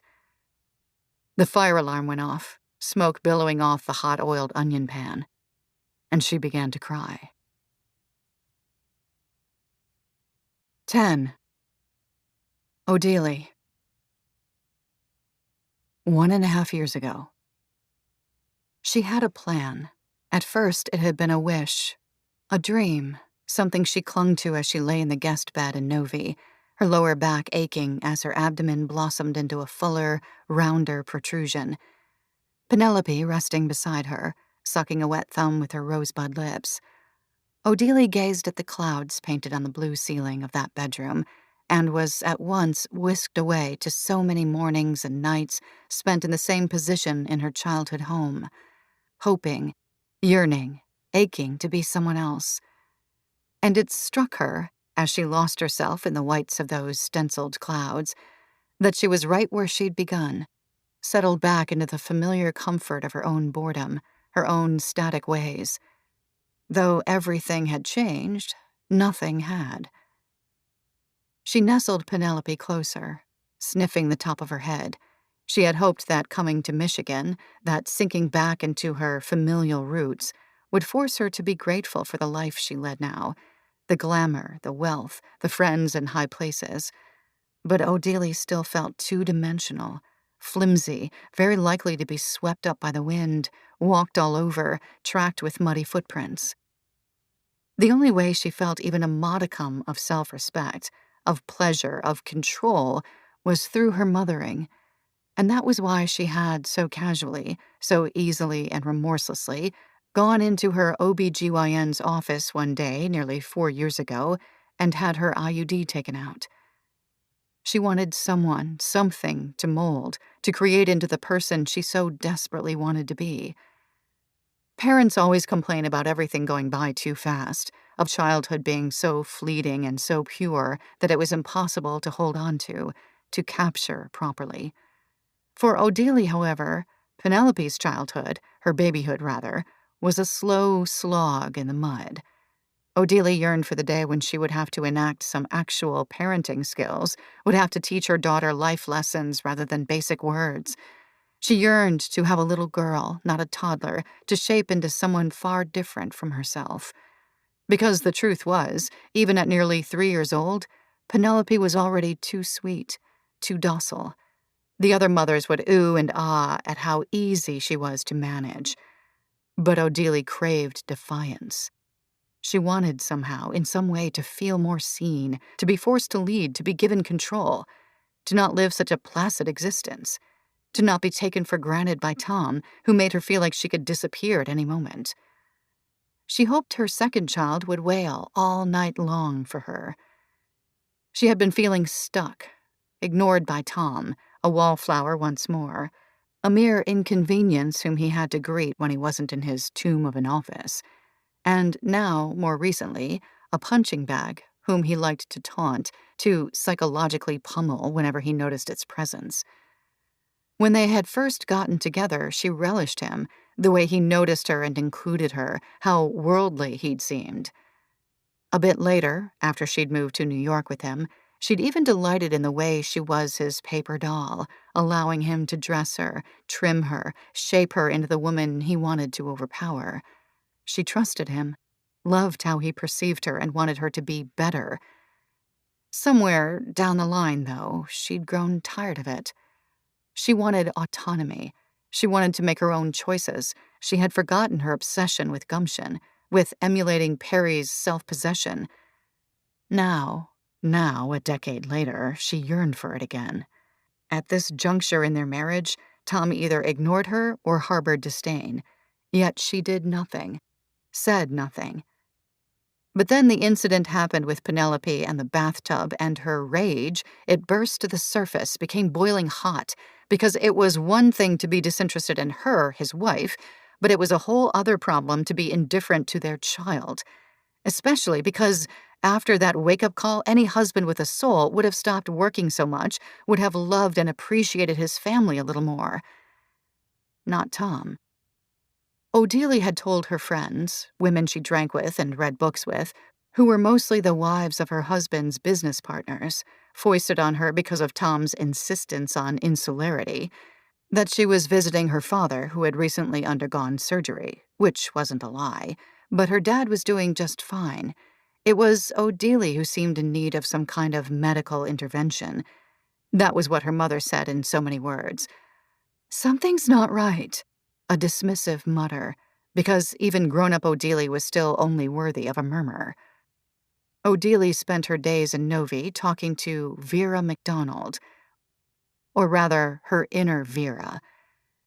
You really need to change your life, Odelia. Get rid of that husband. Be your own woman. Foster that independence. Tom is only holding you back. You have so much to live for, Odelia. So much you can do with yourself. Tom, he never wanted a wife who could be herself. You need to rise to your own occasion and be your own person. She would argue with Vera, tell her how that wasn't possible, how any which way she looked at it, she felt like she lost. Getting out from under Tom's thumb was an insurmountable task. She was too weak. She had no spine, no economic independence. Remember that meeting you had with the lawyers back when you were getting married? Odelia answered that yes, she did.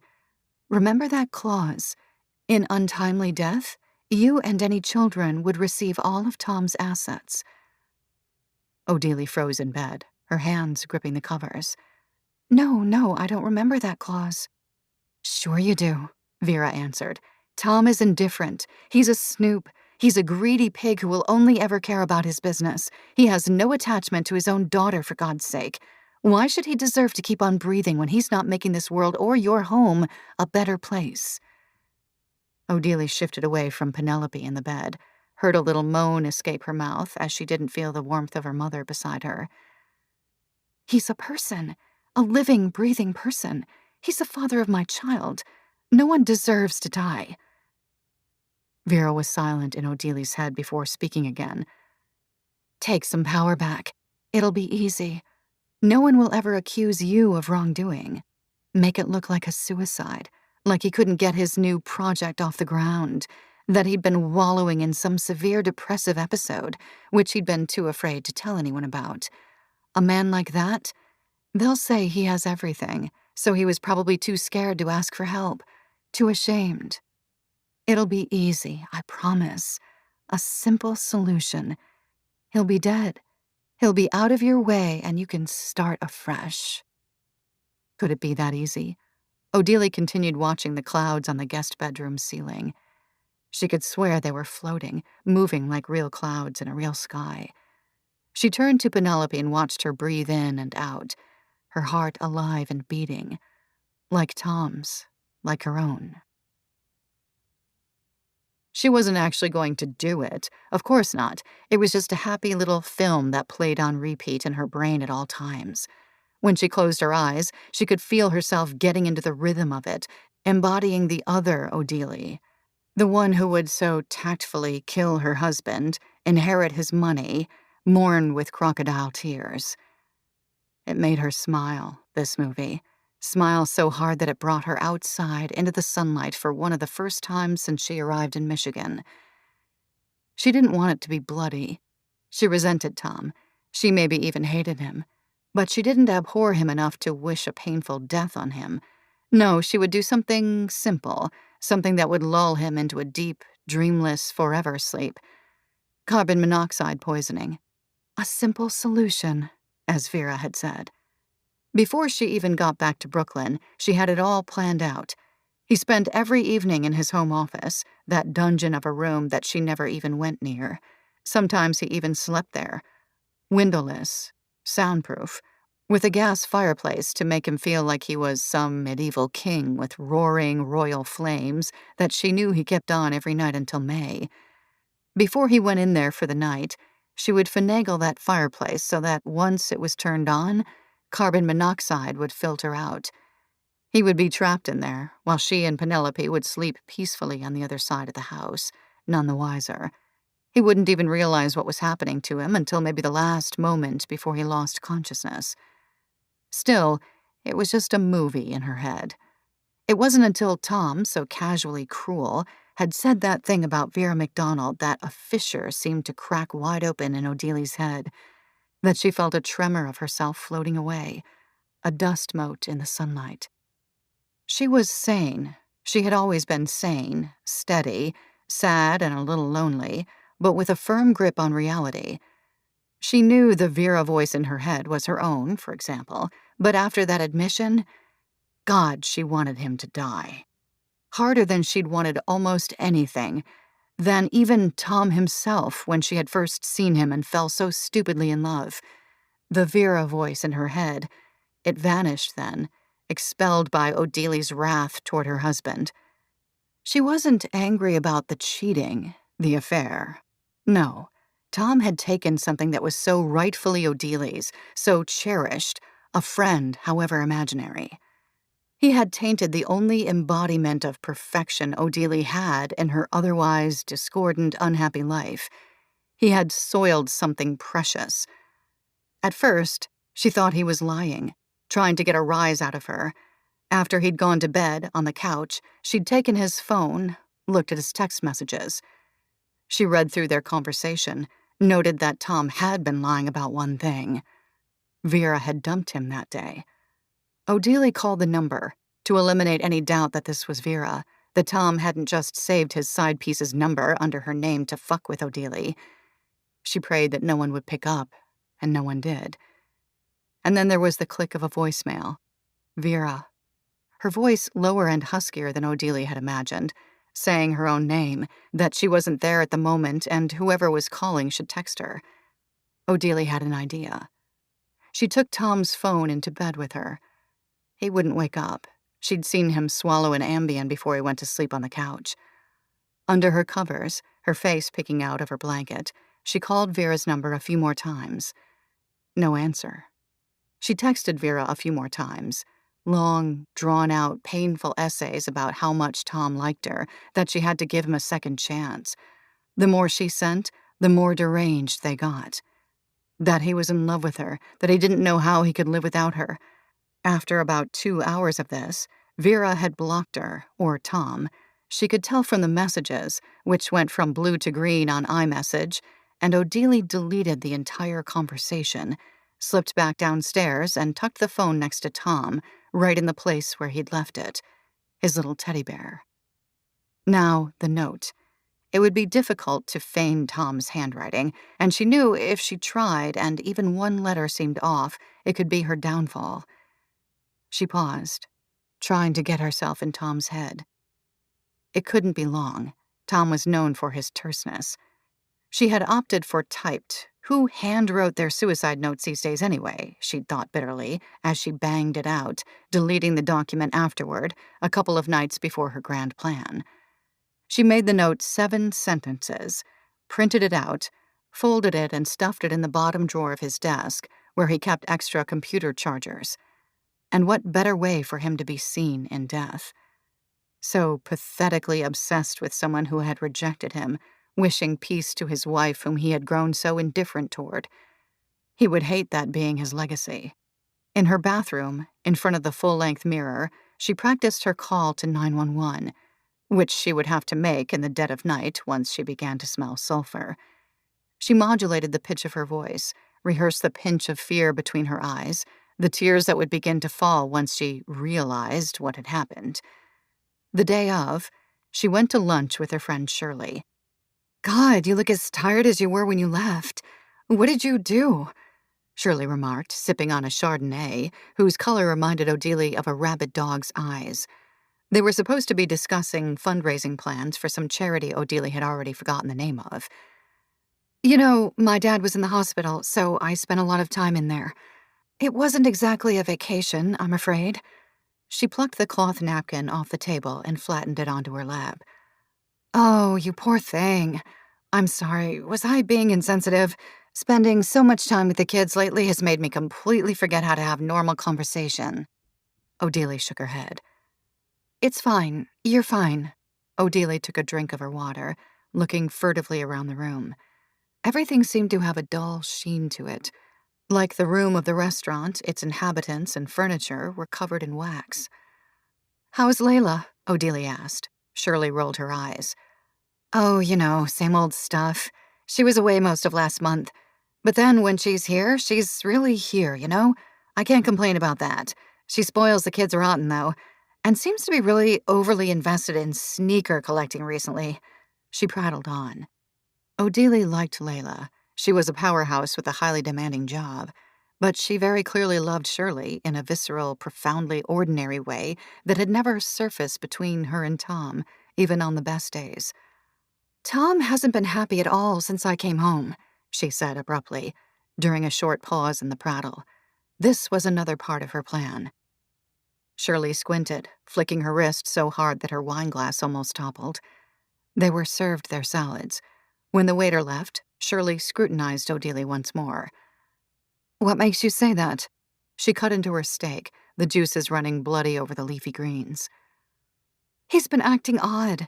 You know how Tom is, always very regular, doesn't really diverge from his habits." Shirley nodded. "He's been more erratic recently. Maybe something happened when I was in Michigan." She dived into her own salad. The sautéed shrimp tasted like wax, too. "Are you going to confront him about it?" The blue cheese in Shirley's salad was congealing in the juice from the steak. Odelie paused for effect. "I'm not sure. You know, I just got home a few days ago. I haven't wanted to spring anything on him." Shirley nodded in agreement, finished off her wine. "Well, I hope it's nothing.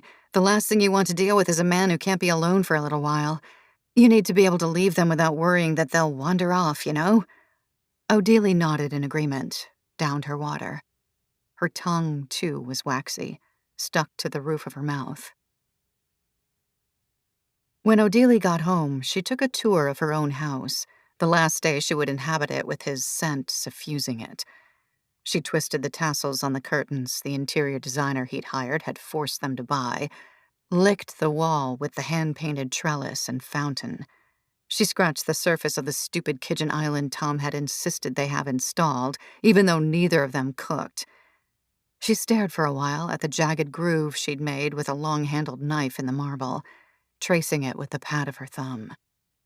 When she was finished surveying the house, she took a glass of water and sat outside, in their back garden. It was such a lovely spring day. She didn't even need a jacket. She could hear kids from the school down the street racing home, shouting at each other in friendly, carefree tones. Soon, Penelope would be back from swim class with the nanny. Soon, Odelie would be able to smell the chlorine coating her little girl that somehow lingered even after she was bathed. Then she entered his office, leaving the door wide open, allowing the room one last breath of air. She had done her research at a public library in Novi before she had even committed to the plan. Gas fireplaces, like the one Tom used, had a small, sliding cylinder of steel called a combustion shroud that could only be adjusted when the flame was off. All Odelie had to do was simply adjust this sliding cylinder, and once Tom turned on the fireplace, the appliance would begin emitting carbon monoxide. The only noticeable difference would be the color of the flames, yellow instead of blue. a change Odelia was certain Tom wouldn't be observant enough to discern.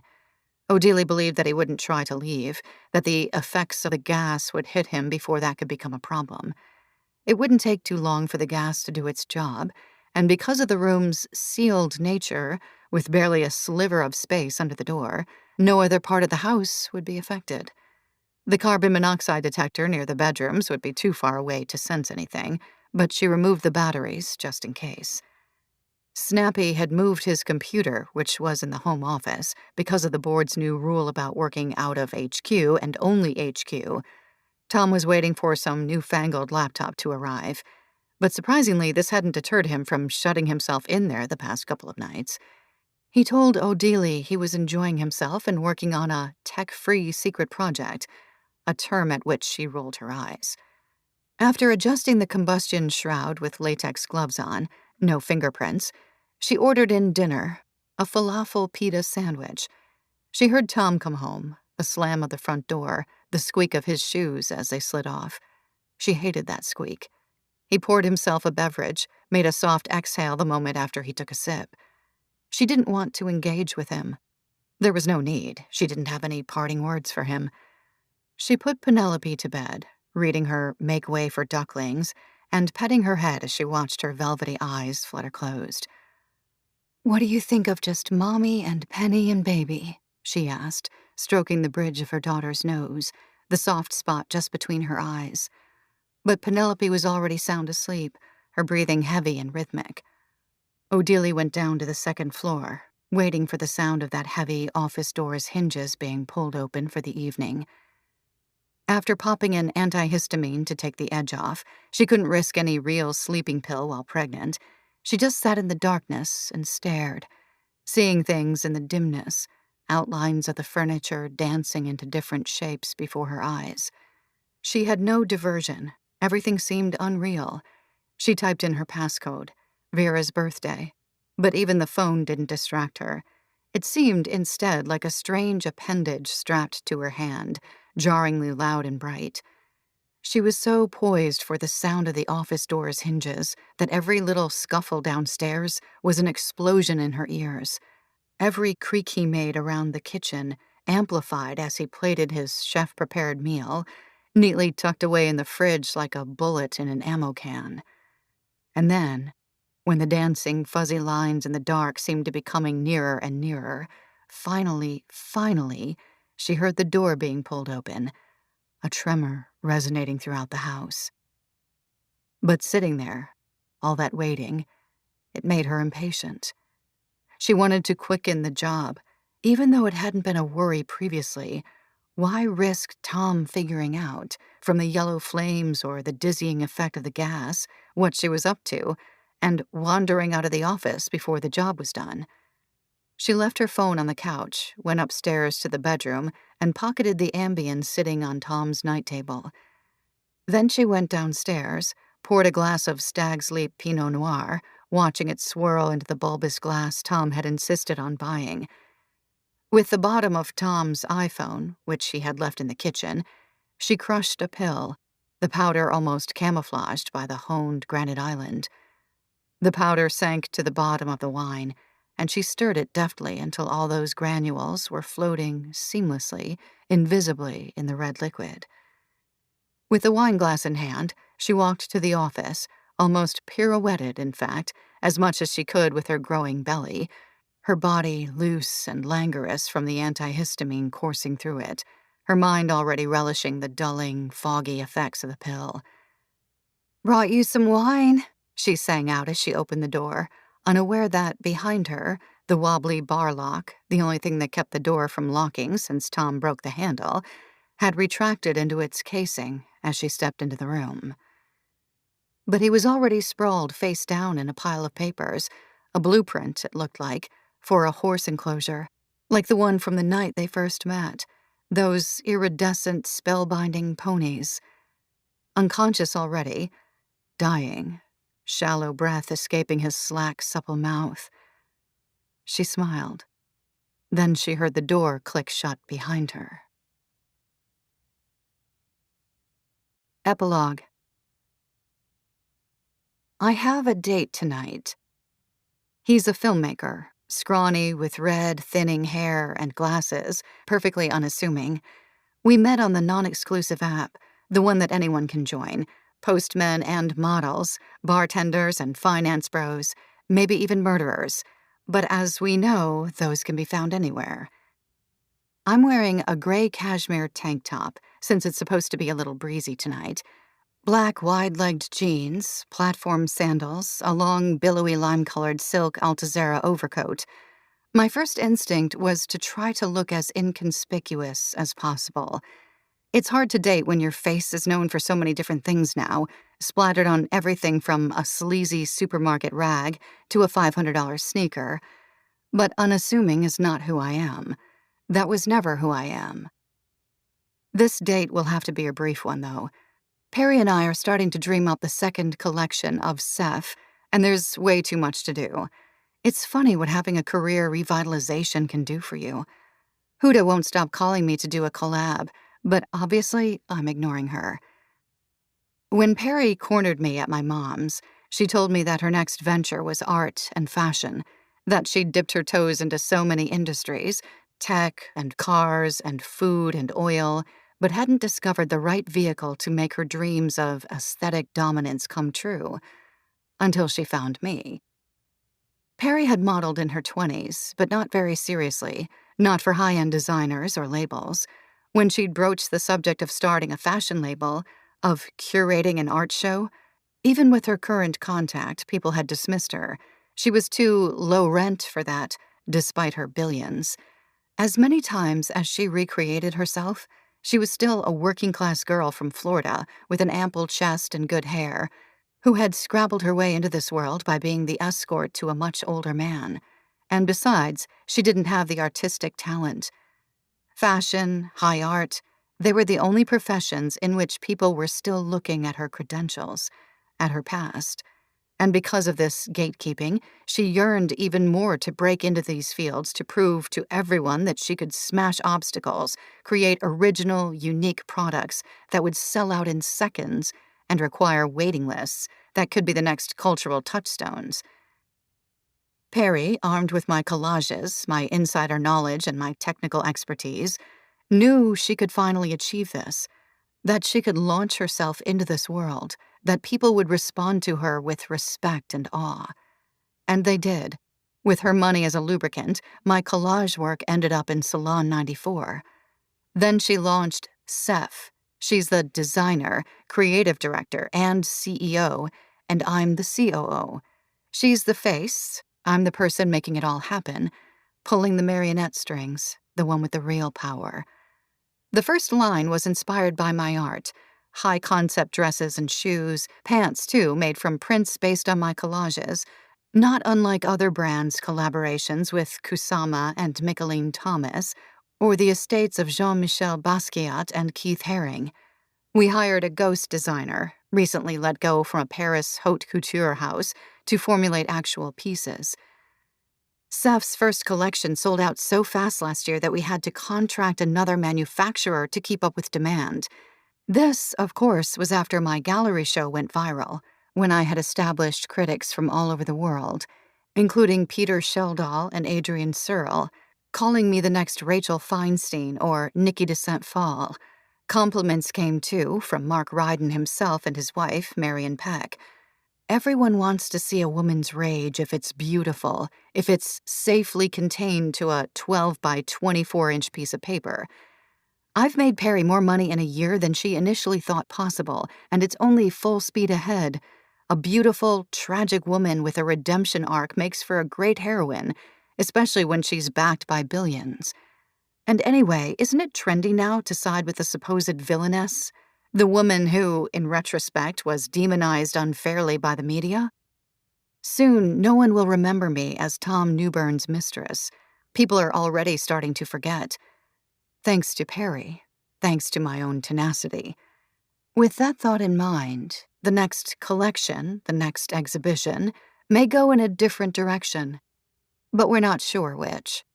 We're only now beginning to plot, to plan. When Perry offered all of this over my mother's kitchen table, I couldn't pass it up. Here was a woman with the world on a string, who wanted me to help her do something I already loved, I already knew I was brilliant at, who could catapult me to heights I hadn't even considered when I was working for Huda, and the only thing she was asking for was my silence. It would have been stupid, naive, self-righteous to say no. I had wanted, from the beginning, to sell my collage work somehow. Perry was expediting that process. In a way, Perry was a fixer. She told me that instead of giving me money, she was going to offer me a business opportunity. But first, I had to tell Quinn that I didn't want him to do the story about Tom, that something had shifted in me during my trip to see my mom. I knew he wouldn't complain due to his loyalty to me, due to the fact that it was my entanglement and rage that led to the article idea in the first place. I told him that instead he should write an article about Odili's Instagram, the doppelganger effect, how she'd been crazily, eerily obsessed with me, she and her husband both, and that obsession, inexplicably, led to their deaths through no fault of my own. Emphasis on the last part. It's an investigative piece about social media and emulation and how, in the darkest circumstances, all of it can be deadly. Photos by Sam, as promised. And just to get the Pattersons off our backs, part of the story was about Paige, how we became close friends, how we'd found support in each other through shared devastation. Bullshit. But who cares, as long as it looks good. Paige is fine anyway. Perry easily paid her off, helped her with that vacation home idea of hers, which is actually beginning to take off. She has partnerships now with Sotheby's Realty and a Hollywood location scout. She's still with Jackson, shacking up with him in some ridiculously priced Tribeca loft. Thankfully, her hair is honey blonde now, though occasionally I see glimpses of her on Instagram wearing a dress I was spotted in, her nails coffin-shaped and burgundy. It never ends, I guess. But at least now I'm sort of flattered by it. Of course, I wanted Quinn to have his day. Perry promised she would work behind the scenes to make his piece go viral, too. It did, and now Sam is getting more and more recognition for their photography. Last month, the Ford Foundation commissioned them to develop a portrait series of survivors of intimate partner violence. Quinn and I have a podcast series, a movie deal. Perry has shielded us from any efforts Snappy has made to squelch our ascent. And besides, no one is talking about Snappy, only about Odili, social media, the dangers of making oneself public online. Quinn seems content enough, but I suspect that part of him, a little molecule of himself that he doesn't like to share, is a little resentful, is upset that we didn't take down the man. He wanted to eviscerate Snappy, become a real investigative journalist, not remain a pop reporter. In some ways, I ripped some of his future from his hands with one click of a lighter. The moment I got back to Brooklyn from my mom's house, I snuck into his room, stole the photo, burned it, and deleted all the digital copies. He's smart enough, of course, to infer that I made a deal with the devil. He's never said it, but I'm sure he recognizes that my insipid protestations, my explanation for foregoing the Snappy exposé, are categorically untrue and highly unlikely. He knows I'm working with Perry. He does not know that Perry was behind my gallery representation and the virality of his piece, though I'm certain that he has his suspicions. I told him that my first time meeting her was when she contacted me about collaborating on a new project, that our convergence wasn't shocking, since she is a contemporary art collector with a personal stake in my story. Sometimes, though, in the quiet of the dark, when I'm thrashing around trying to sleep, I see Calypso's eyes in that photo, the terror in them. And for a moment, a very, very brief moment, I question what I'm doing. If entrusting myself to this woman will lead to inner peace, a lifetime of happiness. If at some later point I'll have to confront the true price of my zealous ambition. But those seconds, they go up in smoke like the picture itself, charred into oblivion. As I step onto the street, on the way to my date, I wonder what iteration of me this guy knows. if he's Googled me. But does it matter, really, if he does? Odelie, Tom, they're part of my story. A story that's beginning to give me the omnipotence, the influence, of which I'd always dreamed. I head into the night to meet him.